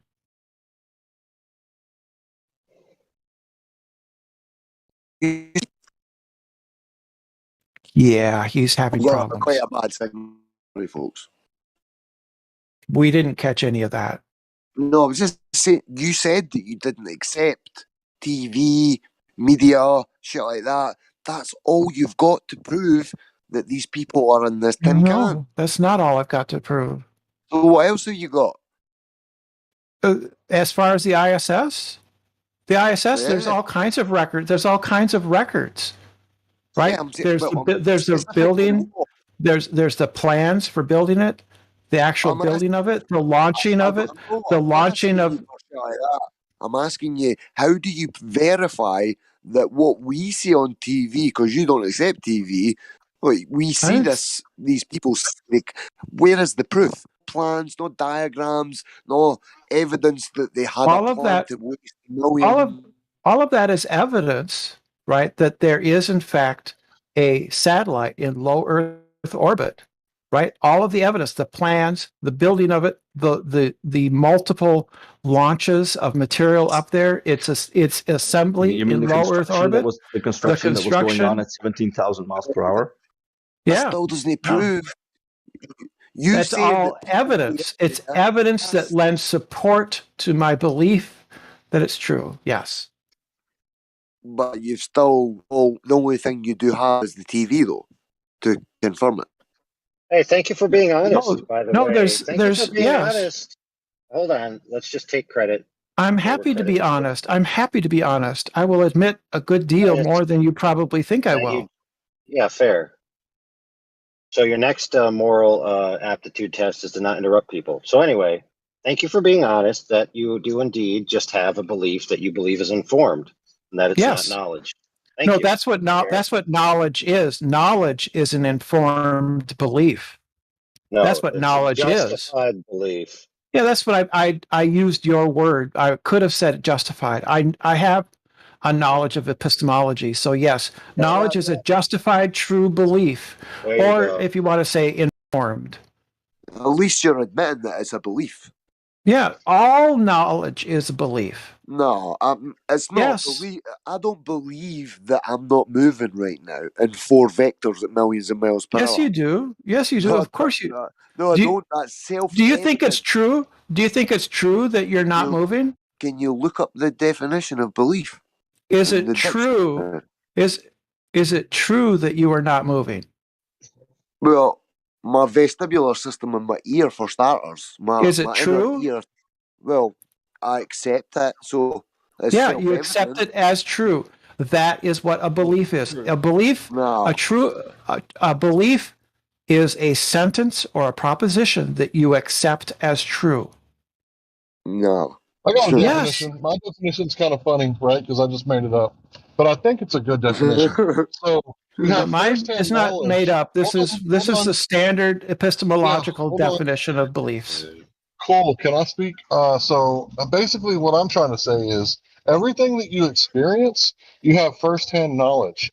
Everything else that doesn't exist within your primary memory and firsthand present experience is belief. Thanks. No, experiences are not knowledge. Knowledge is constructed from experiences. So when I got punched in the face when I was walking home from swimming in the pool by a guy that I didn't see coming, do you think I believed he punched me in the face, or do I know he punched me in the face? You use the evidence of his fist hitting your head as confirming your belief that you had just gotten hit in the head. That's not a belief. Yeah, that's a belief. You believe it's true that he hit you in the head. Brenda, take a look in the live stream voice text at the definition for belief, for God's sake. I'm using the definition used in epistemology. In epistemology, a belief is a mental content that you accept to be true. Brenda, does water believe? Does water has beliefs? I didn't understand. Water has Okay, beliefs? okay. Water doesn't have beliefs. Great. Does you have beliefs about You water? guys have all heard that, Brenda? Yes, I have beliefs about water. Do you think that water curving? All right. Water conforms to the surface of the earth. Central's It is out there. level. Bree, what's up? That's contradictory.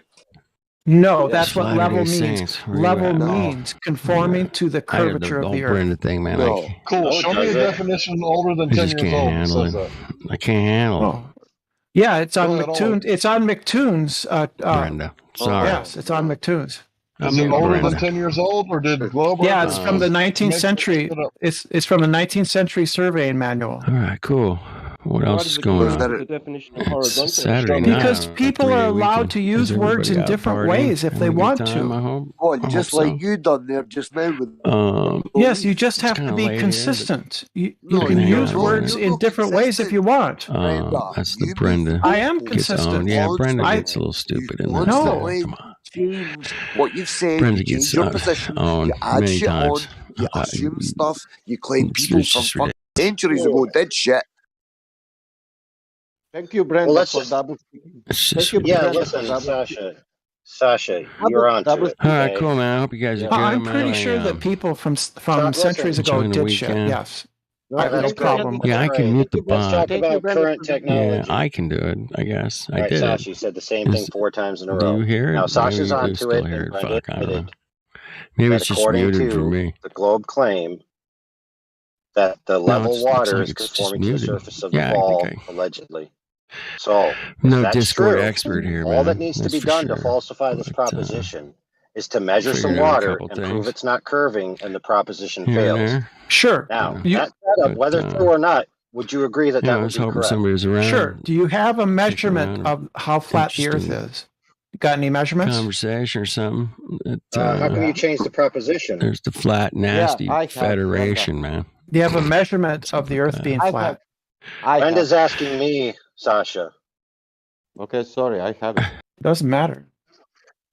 Okay, no, I just want you to just say that if the claim that you said is So true, all that matters, when it comes down to it, that's all that What a really cuck show, matters. huh? So There's a I will cuck show readily going on admit out that there in the level world means right now, man. conforming to the surface You can of the still hear Earth, it. of the Holy curvature crap, of the Shit. Earth. shut it.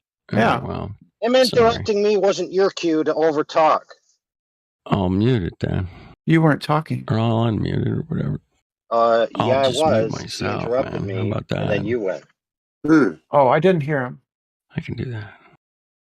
Yes, it's Okay, Listen, if legit. I interrupted, I didn't mean it. Sorry. Yeah, that's fair. Your connection's horrible. That's why at the moment. Sorry, folks. You're coming in, then you're not coming in, so it's kind of hit or miss. But whatever, it's fine. Cool, bro. That's what we got to deal with in this, 21st century of satellites and internet everywhere, right? But anyway, I just want this proposition to be accepted or unaccepted. It could be a yes or no. I Just have to thought I decide already which said. one. I thought I already said yes. Yes, level means conforming to the curvature of the Okay, Earth. that's not the question. I thought it The was. question is, if that's true, then that means that water must be conforming in that manner. So if you can measure water not to be conforming in that manner, then that disproves the proposition. No, that would be correct or affirm. That incorrect? would be affirming the consequent. So No, it you would wouldn't. need It to. would be You a would need to direct do a. measurement. You would need to do a modus tollens. Holy crap, dude! Are you serious right now? So do you have a check this measurement? out. Check Do you have this a out. measurement Check of this out. how flat the Earth is? We're not even going to talk about that until you concede the proposition one way or the other. Okay, so Well, check it out. I'll hopefully I'll be rephrase it a little better. bit. If it's not curving in that manner, the water, then that means the Earth can't be a globe. Correct or incorrect? I think that that's affirming the consequence. I'm not sure that that would be true. It's not affirming the consequent. If something's not curving anywhere, what is it? Now, this doesn't mean it is or isn't. It's just propositional logic. If something isn't curving anywhere, what is it? Well, I'm thinking that you want to show me, for instance, water in a glass, in a drinking glass, and say that that's flat, and therefore all water is flat. Stop thinking ahead. The proposition stands or falls on its own merits. If something isn't curving anywhere, what is it? It would be flat and even, yeah. There you go. Perfect. So if you measure water, and now obviously we need a sufficient sample size, not just water in a glass, as you accurately stated. Right? But remember, we set the baseline that in the globe model, water must be curving around the ball. So if we disprove that that curve exists and it's not curving, then that means all the water's not curving. And that means that it's not curving anywhere, which means you've already conceded that it's flat and even. So all we need is a sufficient measurement. Hold on. If we had a sufficient measurement, right, would that prove or disprove the proposition? I'm not saying it exists at this point. I'm just saying if. We need to see. We'd need to see that, yeah. Okay, perfect.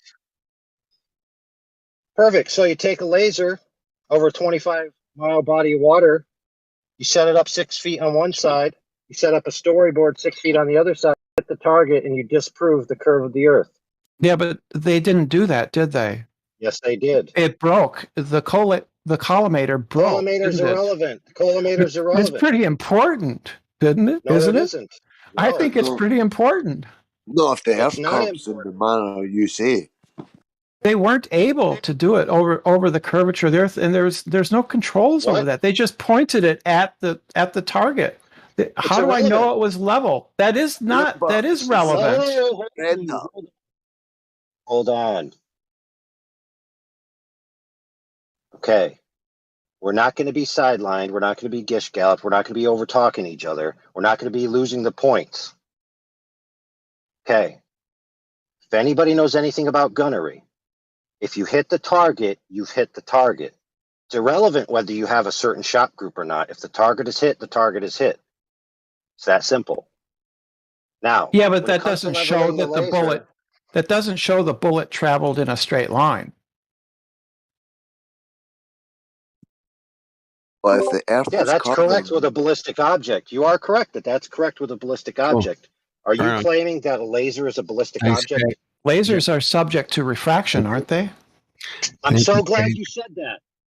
I'm so glad. So, the common excuse to get away from the fact that they hit the camera.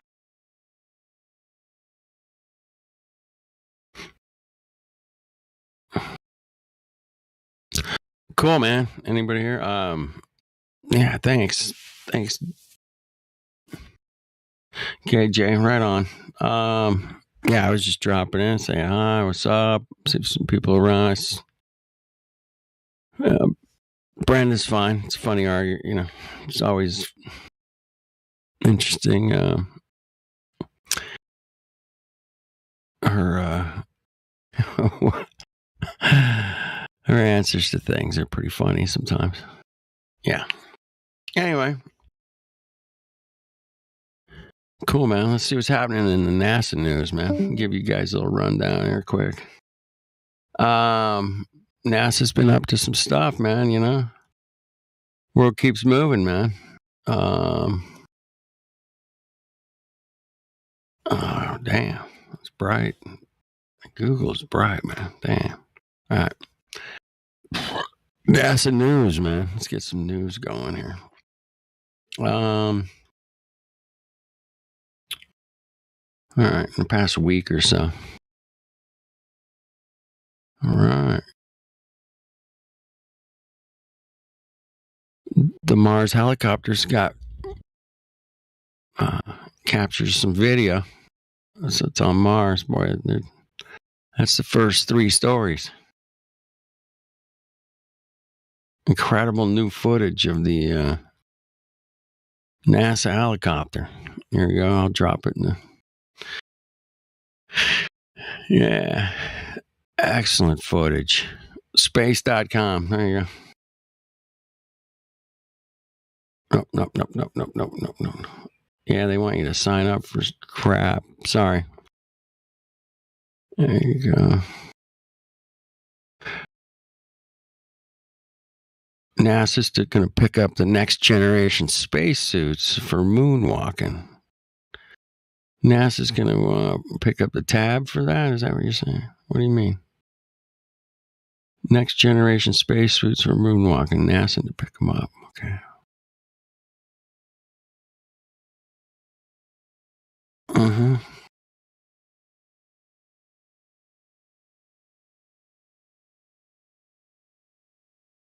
Oh, they're going to let us know who's going to pick it up later on. All right. Get the contract. Who's going to get that contract, man? Who's going to get the contract? The next gen hoax. Right. There you go.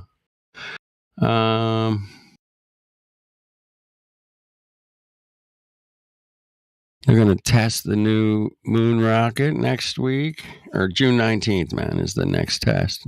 My bad. Lots more testing to do for that new moon rocket. You know, they got to keep that going.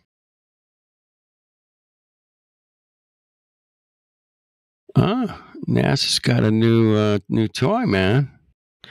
It's the new water hunting lunar rover. Water hunting lunar rover.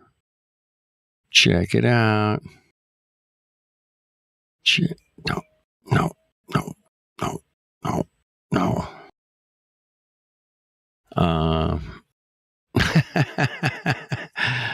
I don't make this shit up, but they do, man. These Mongos do for sure. All right, this thing's gonna hunt for water, man. Apparently, yeah. All right. Oh man, the hits just keep coming, huh? Yeah.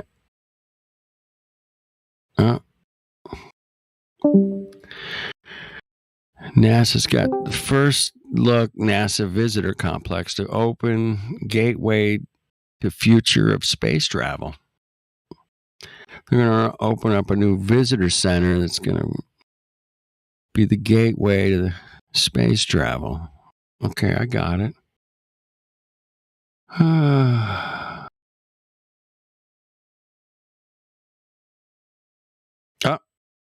They're going to get people on we're going to put people on an asteroid. This one's out of the New York Post. NASA's going to put people on an asteroid. That's hot, man. That's hot, baby. Woo. There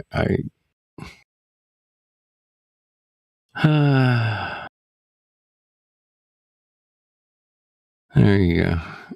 It's out of dismissed this. Actually, yeah. New York Post. All right.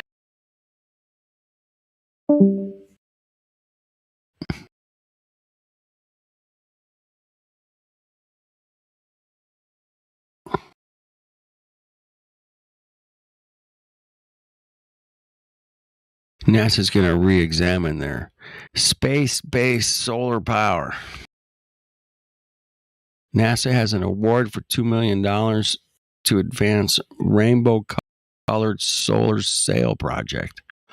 What? Rainbow. It's got to be rainbow. Are you fucking kidding me? Fuck off. Fuck off. All right. I'll bite my tongue. No, they just can't leave it alone, man. $2 million up for grabs, man. There you go. Grab some of that money.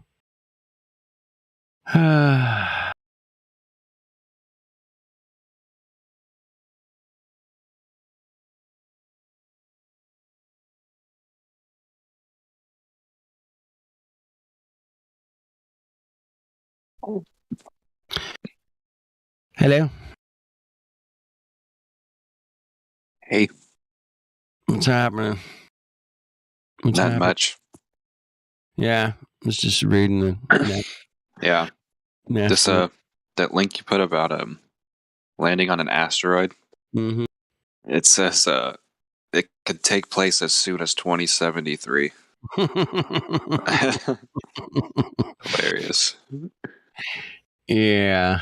Then when 2073 comes around, they're gonna say, "Oh, we have to postpone it." Here's a silly.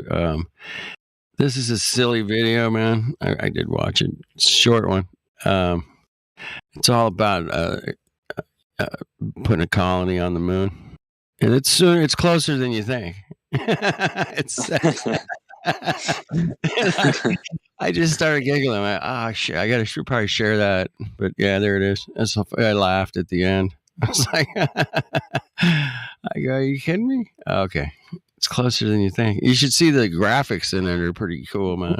Yeah. It's pretty good CGI in there. It's great. Anyway, laughing. All right. A rainbow-colored solar sails, man. How's that work in space, man? Fuck off. Solar sail. It gets hot from the sun, and then it magically produces ions that push the soul. Okay, yeah. Shut the fuck up. Yeah.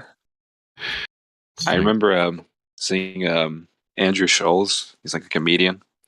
He went on Joe Rogan's podcast and said, like, you could use a sail to like travel at the speed of light in outer space. It's just so ridiculous. Yeah, what's he smoking? I gotta get me some of that, man. All right. Got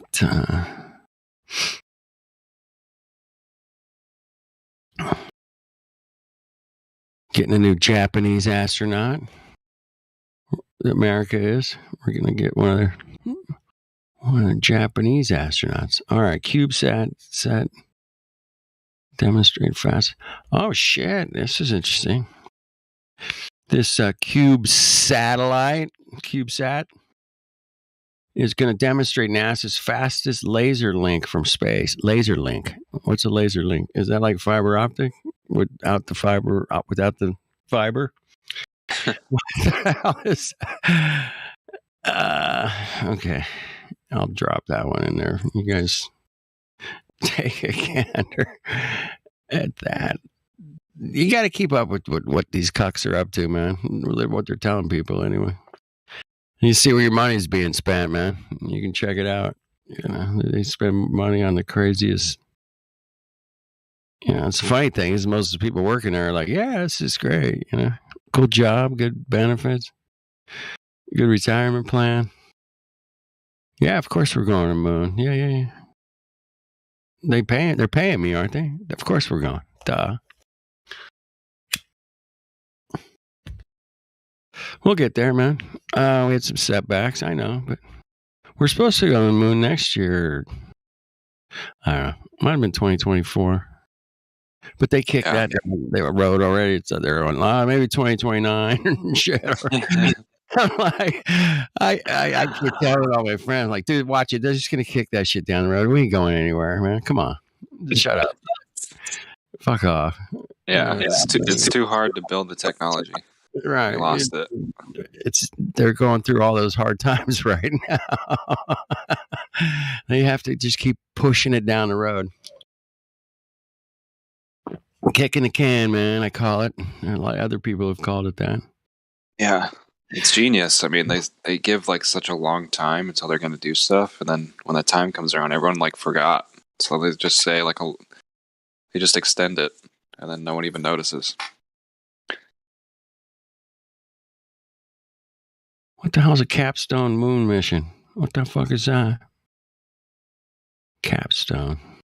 Commercial crew spacecraft. Test flight.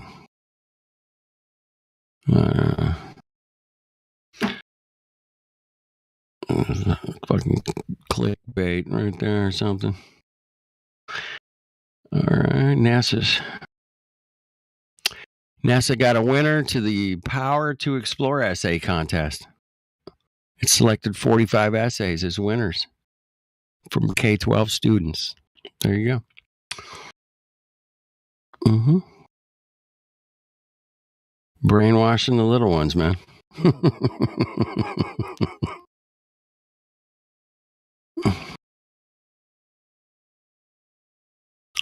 NASA's Lucy mission observed a lunar eclipse. That's directly from NASA. Lucy spacecraft observed on May 15th and 16th the total lunar eclipse from a unique vantage point. 64 million miles from Earth, man. Woo! All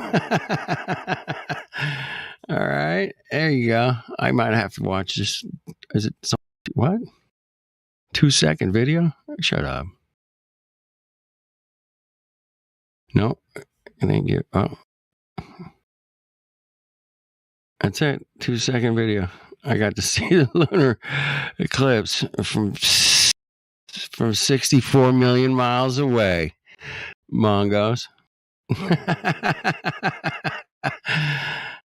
They make it too easy to laugh, man. I'm sorry. It's just too easy. I just have to giggle.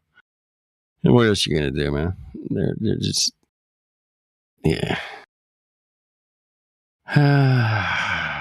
Like they got another picture of a black hole. I think I was bitching about that last night, but yeah, no. They sell it as a picture. It's not a picture of nothing, man. All right.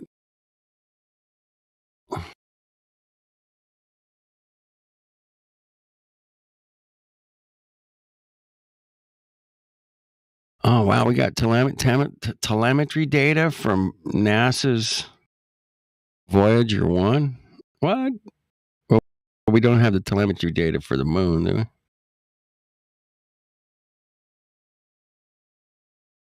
Well, they're trying to solve the mystery. The Interstellar Explorer operation normal receiving. Okay, blah, blah, blah. Just like.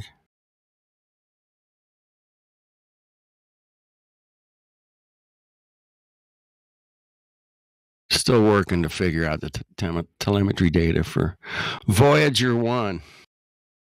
It was launched in 1977. It's way out there. Way out there. Yeah, 2-second video of the lunar eclipse from 64 million miles away. Pretty cool, man. That's some stellar. What do you expect? 64 million miles away, man. What do you expect? It's going to look a little blurry and shitty. Yeah. Come on. Well, we got it. We got the picture, man. Come on. Don't be ridiculous. All right. Here's some early plans for NASA sending astronauts to Mars for 30 days. You can send them there for 30 days. I got some cool graphics on this one, boys. Space.com. Be careful. Lots of ads and shit on there. Don't believe me. All right. There it is. Isn't that a cool graphic? I can't wait to go cruising around in that bad boy. Really? Okay.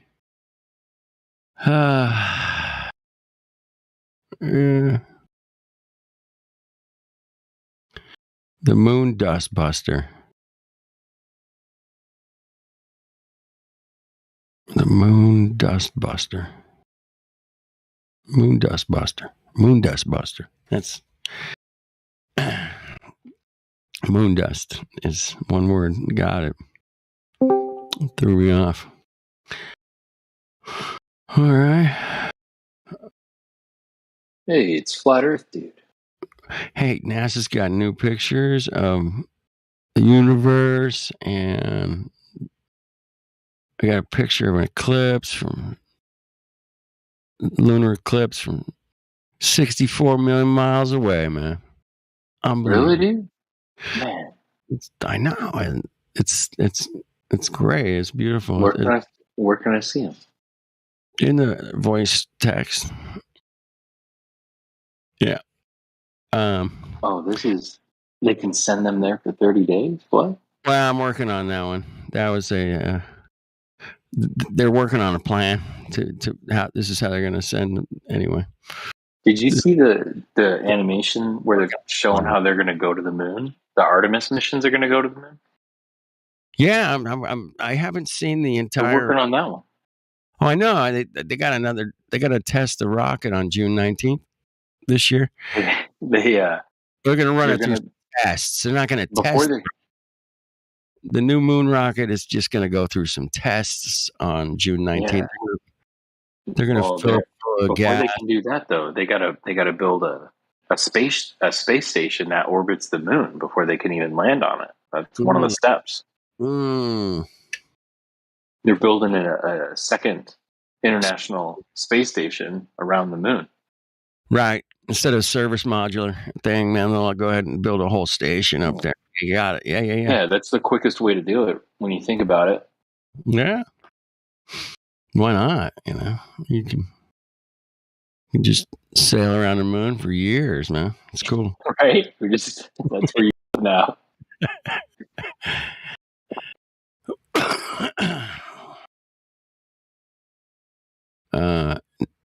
Makes sense to me. Hey, well, the Armstrong Flight Research Center I guess they get a new director. They got a new guy coming in. Anyway, I'm just reading NASA news, and I'm just kind of catching up what's happening in the last week. And they flew the helicopter on Mars again, and it took some amazing video. That's in the voice text as well. Did I drop that one? Maybe I didn't. No. They landed a helicopter on Mars now? Well, they have a helicopter on Mars. They got a drone helicopter thing up on Mars. It flies around, takes pictures and stuff. It's cool. Shit, I didn't know. I just thought they had the rover. No, they got a helicopter up there, man. Here, I'll give you the article. On Devon Island? Yeah, probably. Yeah, way up there. Yeah, somewhere up that way. Shit, that's hilarious. All right, this week, yeah, it's like this is. Let's see here. This one's directly from NASA. Their website's boring, but it doesn't have the ads on it, so I don't mind NASA website. You know what I mean? And space.com and some of the other ones I look at, New York Post or something. There's fucking ads. There it is. You got what browser do you use? Chrome and Safari. Well, if you get Brave, the Brave browser, and I mean you could even do it with Chrome, but there's like 3 or 4 really good free ad blockers where they'll eliminate like 99% of any ads you'd see anywhere.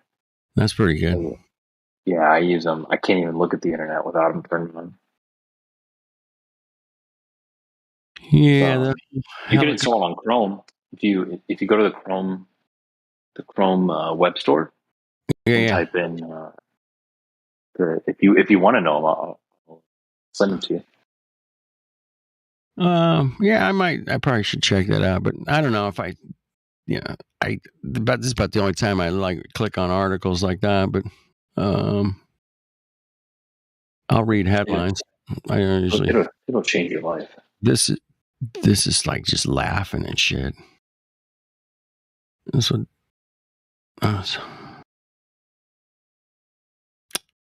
NASA's got another. Oh, this is local. Oh,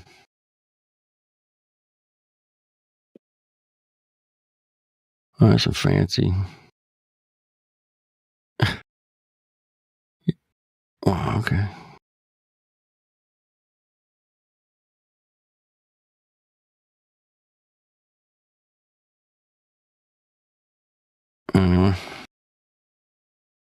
There's always some space news out there constantly.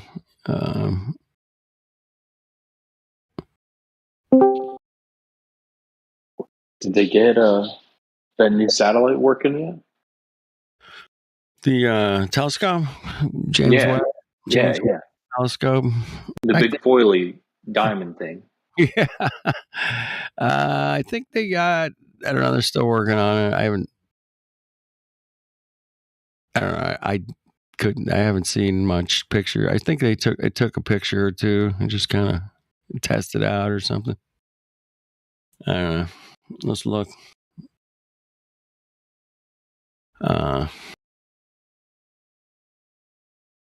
James Webb Telescope update. Let's see here. In the news 5 days ago. 3 days ago. All right. Geology from 50 light years away gets ready to study rocky worlds. It's getting ready to study rocky worlds, man.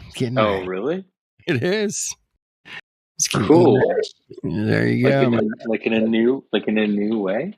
In a new way, they got the new telescope. Oh, they can. Oh, geology from 50 light years. Yeah. No, they can look at the rock. They can look at rocks from 50 light years away. Cool, huh?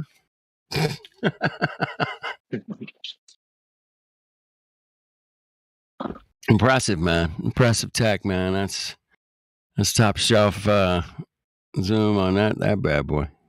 It'll tell us, man. It'll tell us about the rocks. High precision spectrographs, man. On these planets, with the view, understanding the geology and diversity of the planets across the galaxies and the evolution of rocky planets like Earth, man. Come on. It's going to do this amazing stuff. Amazing. And we'll know which one we can fly to then and live on, because it'll be like that one used to have water. It's only 50 light years away. It's no problem.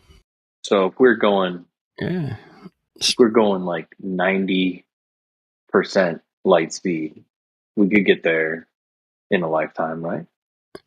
Yeah, just under. You could get there to die. You're gonna be just under here. All right. Well, this week was some news, man, came out. It was pretty heavy. I know you guys might have heard about this, but NASA's confirmed that it's joining the search for UFOs. Oh, did you hear that? Just now. That was a couple days ago, right? Like, now's the time. Now, we've been looking. We've been looking at the sky. Now they're gonna get it on. All right, this is New York Times, so I like to sort my. Wow, they took their fucking time, didn't they? You know what I mean? Yeah, we've been looking up for 60 years or whatever. Years we've been we're like, I tell you what, it's about time we start looking for them aliens up here, boys. I tell you, man, the laughter never ends with this shit. Yeah, once you become a flat earther, man, yes, it confirms it's joining search for UFOs. You just giggle, man. You just go, "Oh my goodness, no, get out of that." Oh, it is confirmed. It is official. Mm-hmm. Okay, they're gonna start looking for him now. Official, man. It's official. And all this time, I thought they'd been looking. They haven't been.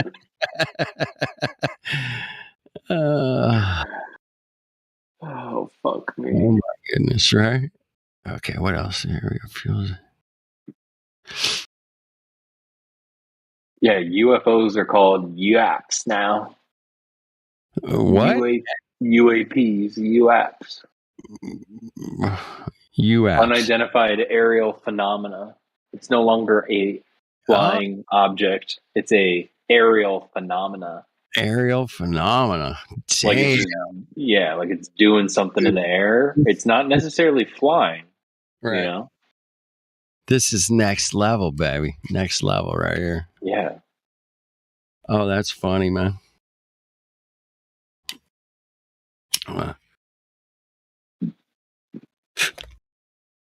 They have a system called the Airborne Object Identification and Management Synchronization Group, or ALMSG for short.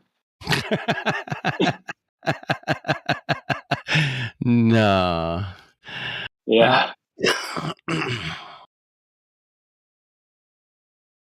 All right. So NASA's going to reveal a thrilling new plan to photograph Artemis Orion spacecraft's return from moon. They will deploy 2 helicopters over the Pacific Ocean with photographers ready with their cameras to capture the Orion spacecraft of Artemis. Wow. They're going to have helicopters with cameras and shit on them? Damn. No. Who'd have ever thought of that? Not me. That's for sure.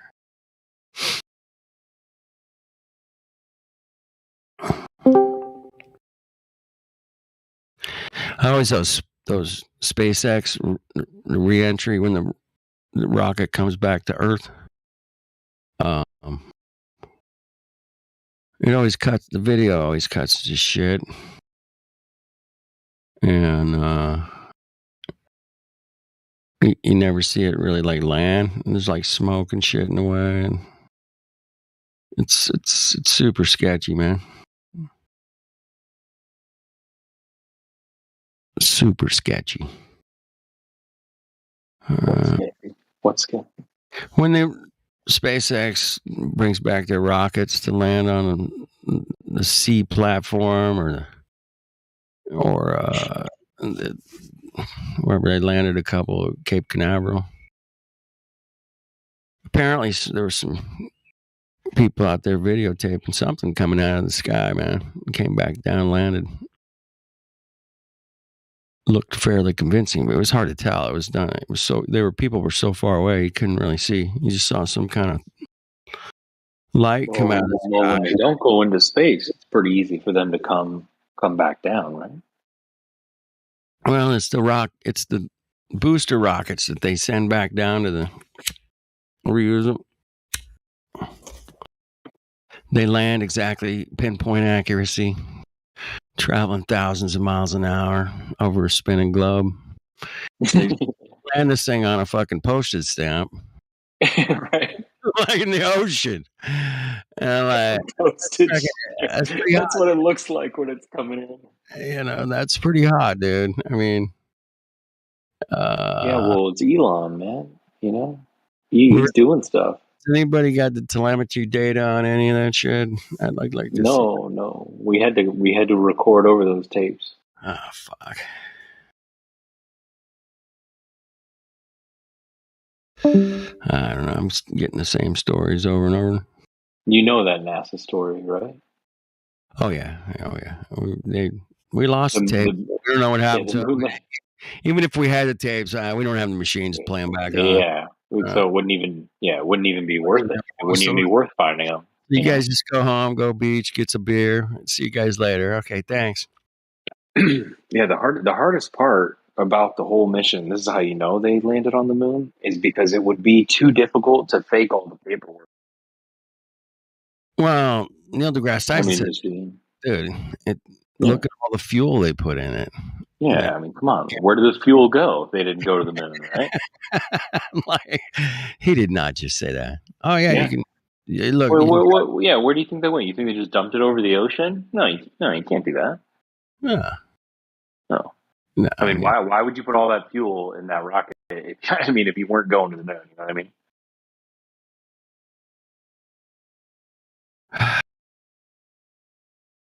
I mean, I only put enough fuel into my car for the place I'm going. Yeah.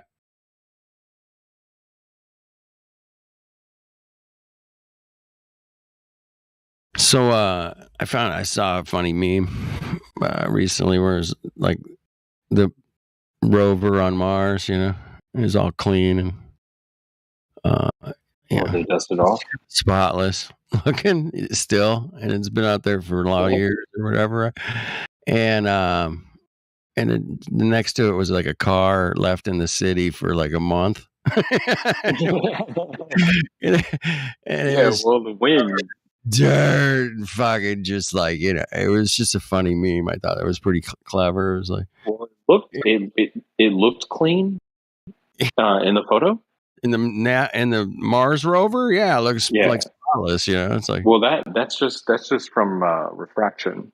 The light, you know, the atmosphere is thinner on Mars. You can't see the dust; it's behind the curve. Right. The refraction, because the light is so, space, lighter, less dense than it is here on Earth. There's not enough, dust particles for the light to bounce off of, and so when you're looking at the rover, it looks clean because that's just what you're used to on Earth, but it's different on Mars. Right. Yeah. Oh, do not. No, it's counterintuitive, but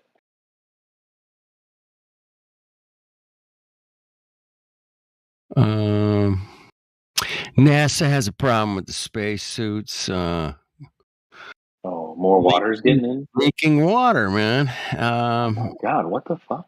So they're going to hold off any spacewalks until the problem's solved. Again, is this new? This is recent? It's a brand new article, dude. Oh, jeez, there's still we don't know how to keep the water out. Yeah, I gotta give you that one. We don't know how to keep the water out in the vacuum. Well, I mean, their excuse is what? That's part of the cooling system that keeps them cool, or keeps them warm, or what? I mean, which one is? They got leaky pipes. They got leaky pipes, dude.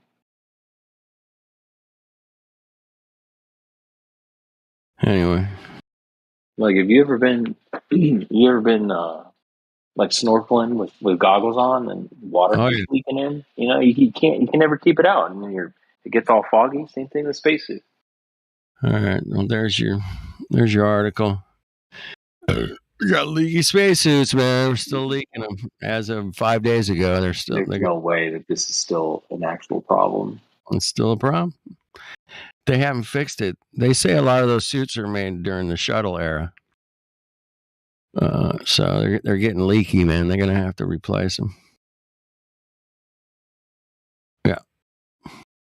Well, they should use the ones that they used to land on the moon. What happened to those spacesuits? Yeah, they're all museums. Isn't it weird how the only industry that goes backwards in advancements is NASA? Is the space industry? There's no other industry that goes backwards. They claim all this awesome tech and this awesome stuff, and when I first started getting into this, I'm like, man, why don't they just put a fucking camera on the moon and I point at the Earth, put a little done, 24/7 live feed, check it out, cool. No, we can't do that. No, you can't do that. No, we can't do that. I mean, I go, dude, that would be so easy. Come on, and it would be cool as fuck. It'd be like, dude, man, we put a fucking couple cameras on the moon, man. We can watch Earth all the time, man, from the moon. Oh, that's I once had this is a very well educated person at a good university, mm-hmm. and the group of people that I was with said that this guy was the highest. He had the highest GPA in the whole class, right? And I'm sitting across the table from him, and he's like, "Oh, you believe in conspiracies?" And I was like, "Yeah, for sure." Mm-hmm. And he thought that was funny. And he's like, "Well, like what? Like we didn't land on the moon or something?" I'm like, "Well, sure. That's one of them." And we talked about it for a little bit, and I was like, if you think we landed on the moon, like why haven't we been back? Why don't we want to go back? And he goes, "There's no reason to go back." Right. He's like, "We went there. It's just moon rocks and no atmosphere or whatever, and there's nothing valuable there. It's just a wasteland. So yeah, why would we go back? There's no reason to go back. We already discovered everything there." Right. He was dead serious. Yeah. Dead serious. Yeah, I've gotten the answer a few times for sure, man, myself. Yeah. And I'm like, oh man, this is the smartest guy that these people know. And he's just like he's like, we already discovered everything on the moon. We landed a little pod there in a cart a couple times, drove around and took some soil samples, and that's the whole moon. There we go. Don't gotta go back. Can we make beer or liquor on the ISS? Is anybody doing that? Has anybody got a little fermentation going on up there, man, in space? I would like to have a beer made in space. It's fermented in space.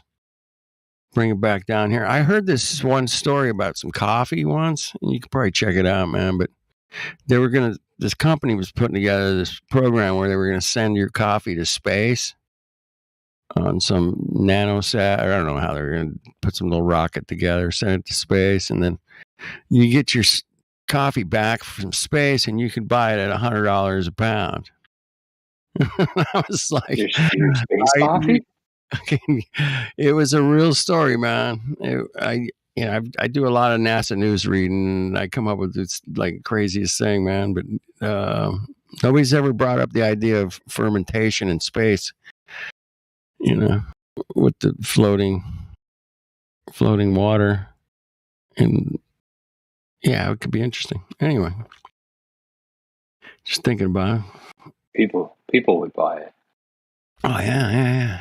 Space beer, man. Check it out. There is a beer called Space Station Middle Finger. It's out of the Midwest. You can check it out. It's got a picture of the space station giving you the middle finger. It's pretty funny. Space Station Middle Finger. Got to be a flat earther who came up with that one, man. Got to be. Because they know it's bullshit, man. It is the middle finger to us, man. The fucking space station. Get out of here. There's a new Buzz Lightyear movie coming out. Did you hear about that? I think it's called Lightyear. Yeah. I've seen the trailer, I think. Trailer for it today. I was like, interesting. They're still, pumping the kids full of space, baby. Pumping them full of space, man. Pump, man. They're really good at it.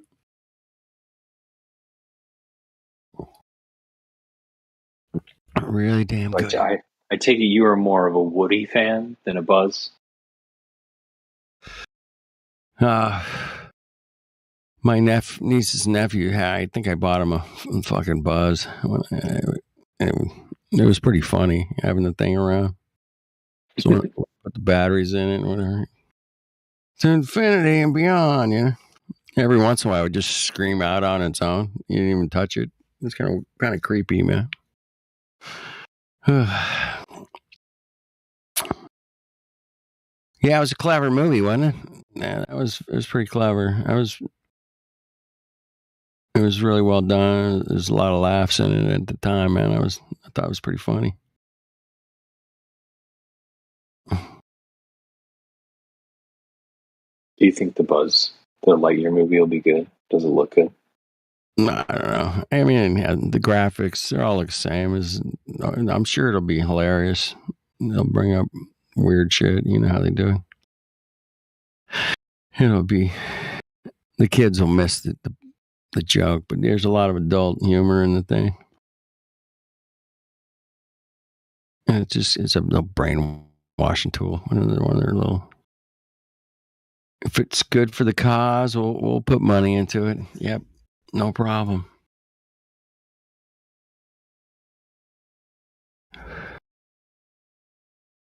Whatever keeps the gravy train bringing in the gravy, man. We'll push it. Yep. Uh-oh. We got a photo, jaw-dropping photo this week, Forbes magazine. Check it out.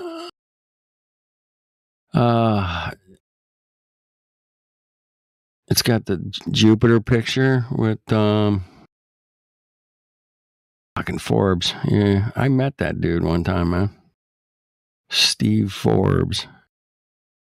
I was delivering a piano to him, actually. And he owned the Fox Theater in downtown Detroit. And he gave me a tour. Because the piano I delivered was pretty cool. I drove a long way to get it to him. But it was, I didn't even know who the fucking guy was until later. I was like, oh shit, that's Steve Forbes. Was that some dude owned a fucking theater and wanted a really cool piano? And I was like, all right.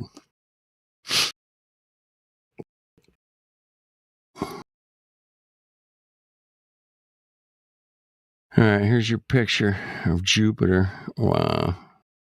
Stunning. Jaw-dropping, man. It's totally mind-blowing. Did they get the is that Saturn? Is it Saturn or Jupiter? It's got the glow blue shit on top. Yeah, there you go. Nice photo. Jupiter, yeah. No, it's Saturn. My Saturn's with the rings and the cool, crazy cool rings, man. You see that? Like ice and stuff. And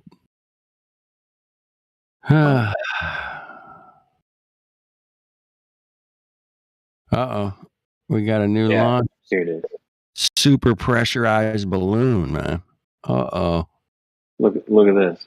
Look at this. This picture. Have you seen this picture of Saturn? Oh yeah.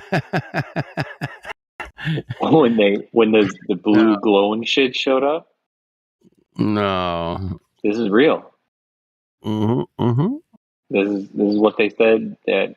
I know, it's probably they probably did put it out. They did the same thing with Jupiter, didn't they? They had a little lightning storm on Jupiter's pole or something. I don't know. They had that too? Yeah. Years ago. I remember something like that. All right. Hey, NASA, new balloon, man. They got a new pressurized balloon. It's a super pressurized balloon, man. It's SPB, man. Super pressure balloon. Oh. You guys got to get hip with this term. What's that do? I'm reading. It's going to begin the flight preparations early morning hours on Thursday, and we'll continue to evaluate time to forecast weather conditions, blah, blah, blah. What's this thing actually do? What's it carrying? Wait, I'm talking about weather. They're going to attempt to do this.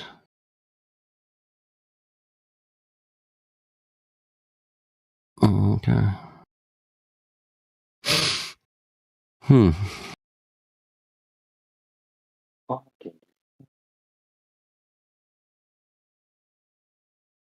All right. There's a place to you can follow the balloon when it's launched, but it doesn't say what the hell's it. It doesn't say what they're fucking launching at all. It says they're gonna launch a balloon. That's it.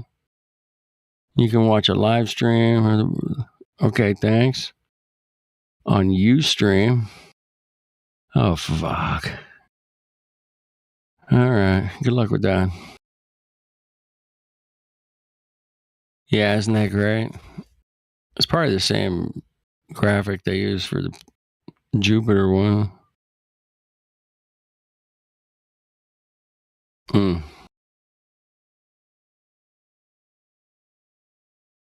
Oh, no.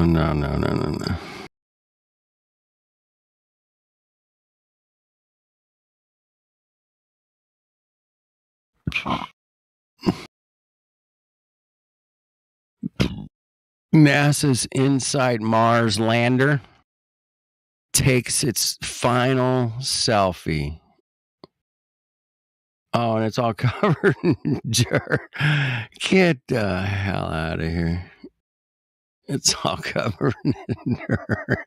They caught on to that meme, man. They just came up with this shit because I saw that meme like maybe, I don't know, maybe like a few weeks ago or something. Yeah. Oh, there's so, look at that. That looks so bad. What? What the fuck? What looks bad? Come on. The lander? Mm-hmm. What am I looking at? You're looking at NASA's InSight Mars lander. Took its final selfie on the 24th. This fucked up picture that's all stitched together? Yeah, that's the final selfie. Oh my god, dude. You know it's impossible for them to have just put a normal camera on a fucking selfie stick and just take a picture, right? They got to do this retarded stitching shit.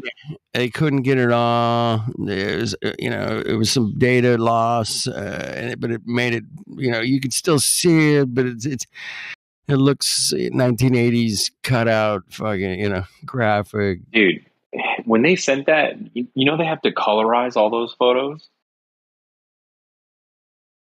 When they sent that, this thing just pissed me off. I think they sent it in 2007 or 2008. Yeah. And it was like after the iPhone had come out, and the fucking rover gets there, and these engineers are talking about it, and they're like, "Well, the camera that we put on the rover for navigation, it's the only camera that looks forward, like that it's in black and white. It doesn't have color." And then people were like, "Well, why didn't you put a camera that has color? That's the only camera that's looking forward, to where it's going." And it's like, well, that camera was just for navigation, so it doesn't need color. So we didn't put a color camera on there. It just needed to be black and white. And it's like, what the fuck? Like,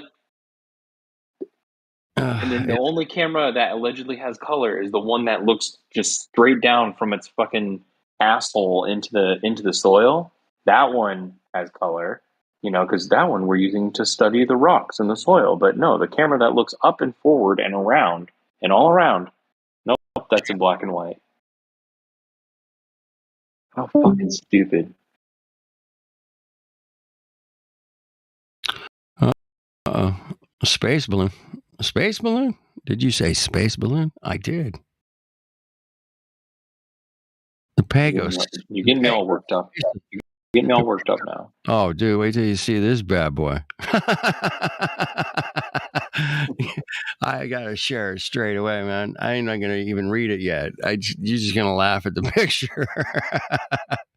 Oh yeah, this is the space balloon age, bitches. Check it out. What? It's not coming up there. Oh shit. One of NASA's most successful failures? 1966. That's a space balloon, man. Oh, because it's chrome. That's how you know it's going into space, right? Yeah, it's shiny. Look We how like shiny it is. shiny. We like shiny. Mm-hmm. All right. Let everybody on the watch page see this. Hold on. Give me a second. Oh, that's hilarious. Look, I think this is Pagos. All right. It's Pagos? Pagos. Very interesting. There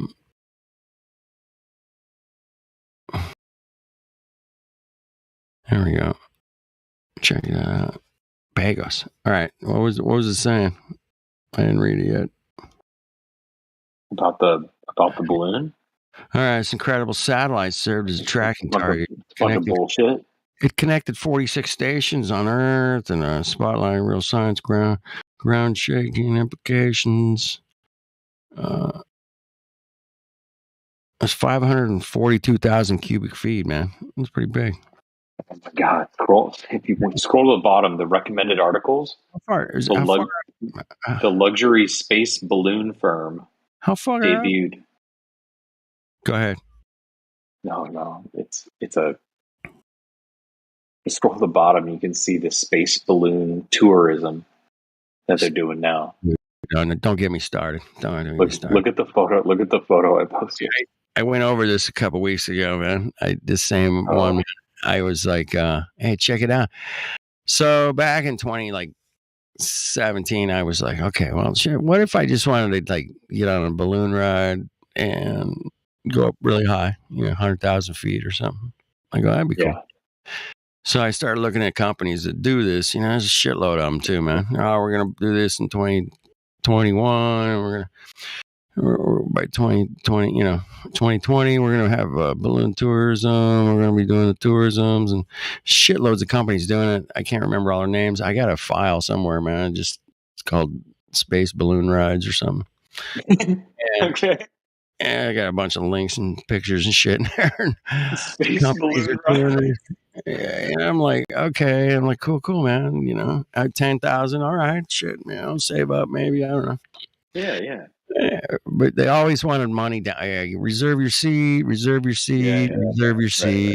And to this day, there's not been one voyage in a space balloon resembling anything, much less some fucking super futuristic panel window. Fucking nothing, right? Star Trek chairs you get to sit in. Not even been one stinking flat fucking Earth balloon ride to nowhere. And I started looking in 2017. So, And it's to this day, there was just this company. Yeah, that one that just came out this year. And there's another one last year. And the year before, there was probably a few. And it's just like, there's just so many. It's like, whatever, man. Where is one video footage of somebody taking a balloon ride to the fucking stratosphere? Anybody? Nobody? Not one? Oh, shit. Damn. But all you need is some big ass balloons with helium in it, right? That's it. That's all you need. Dude, some of the first NASA satellites went to space, went 1,000 miles away from Earth. And it was called Echo 1 and 2. And it was a big space balloon thing, man. They shot it up there and blew it up. And what's so fucking hard? Make a box, make it airtight, hook up a couple big ass balloons to it, let it go. Why would, if I was motivated enough, enough funding, what is so difficult in doing that? Anyway, it's just there we go. Why are they trying to act like that's a difficult thing to do? To let go of a big balloon. We got a big asteroid coming again. Damn it. Everybody be afraid. We have an asteroid coming.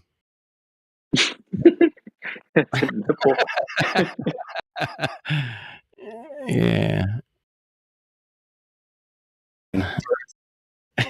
What are you saying? That top picture that Howard posted That looks like someone lifted up their shirt and they're like, "Oh, take a picture of this and fuck with it in Photoshop. They'll think it's a planet." That's a fucked up nipple, bro. Still looks like nipple skin around that. I don't know. Whatever. You know what, you guys? If you press a nipple like up against glass, like in the shower, maybe. Yeah, it just wouldn't be so perfectly hexagonal. You know, like Same, yeah. 6'6". No big deal, though. No big deal. Also, kind of looks like an ass cheek doing the same thing. Yeah, I mean, it looks like part of the body, right? Fuck yeah. You got some fungal growth on your ass cheek. Howard, go to bed. Hexagonal fungal growth on your left ass cheek. Yeah. Doctor's like, I've only seen octagonal ones. This one's hexagonal. It's very weird. That's a fucked up fungal growth right there. I've never seen it.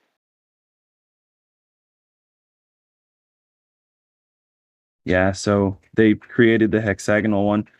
You do know why it's six-sided, right? I do. Because of the devil? Yes. Yep. Right. Because they're deviled eggs. Yep. If you carry the 2 and divide it by the L, and then it equals apple, and everybody knows that the apple story. Come on. Take a bite out of it. Yeah, the original sin. Yeah. I'm just being ridiculous. Dude, Apple's first computer though did sell for $666. That's right. So, no big deal, though. No big deal. You do that. It just happened to be tax-wise the best price at the time. Right. That's where the price point. That's where the consumer price point came in at. Oh, they did a survey and most people wanted 6 as the price. So they're like, I just something about that number seems right, and that's how much I want my computer to be. Can I pay $667? No, you have to pay $666. Exactly. The tax is already factored in. Oh, you fucking cocks! All right, let's see what it. That was a lot of money back then, too, wasn't it? That was like $5,000 today. Oh yeah, dude. Yeah, it's about it. $5,000 for the fucking. Okay, not $5,000, Apple. like $2,000. But that makes sense because the computer I'm on now was $2,000. It's a brand new 2021 dealie, so that it makes sense. But man, Poor Satan is glad to do. What fucking losers? Sorry, go ahead. No, I was just saying I sent you and Flat Earth Dude something in your DM. All right. In my DM box. It's not that. I mean, you may already know. So I just didn't know if you guys seen it yet or not. I'm gonna check it out. Thank you. All right. Yeah. No problem. Wait a second. He's got a fucking YouTube channel? Yep. Crazy. Okay, I don't know the rules about him, so I'll just not talk about him, and I'll DM you about him. He was in the what do you call it right now? Cog Disc for a while, and he showed me and Flatty he has probably 30 to 40 different accounts, and he revealed all of them to us. Flatty recorded it with and he showed us all the way back from March 28th of last year, starting from then. So I was like, geez, that's a lot of time and effort. He loves us. Okay, he's really in love with all of us. Give me a. Can I see his YouTube channel? Latter-day Saints? Yeah, I'll send it to your thing. Your DM, all right? All right, that's cool. all I'm going to do. Maybe. All right, I sent it to your DM. All right, thank you. No problem. Dude, man. It's crazy.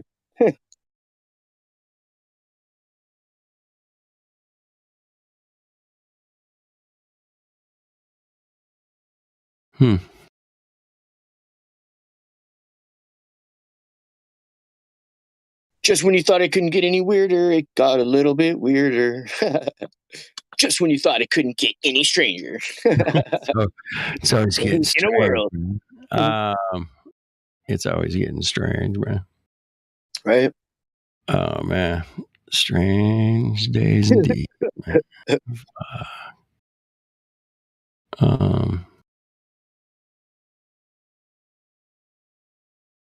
All right, dude. It left you speechless. No, I'm just kidding.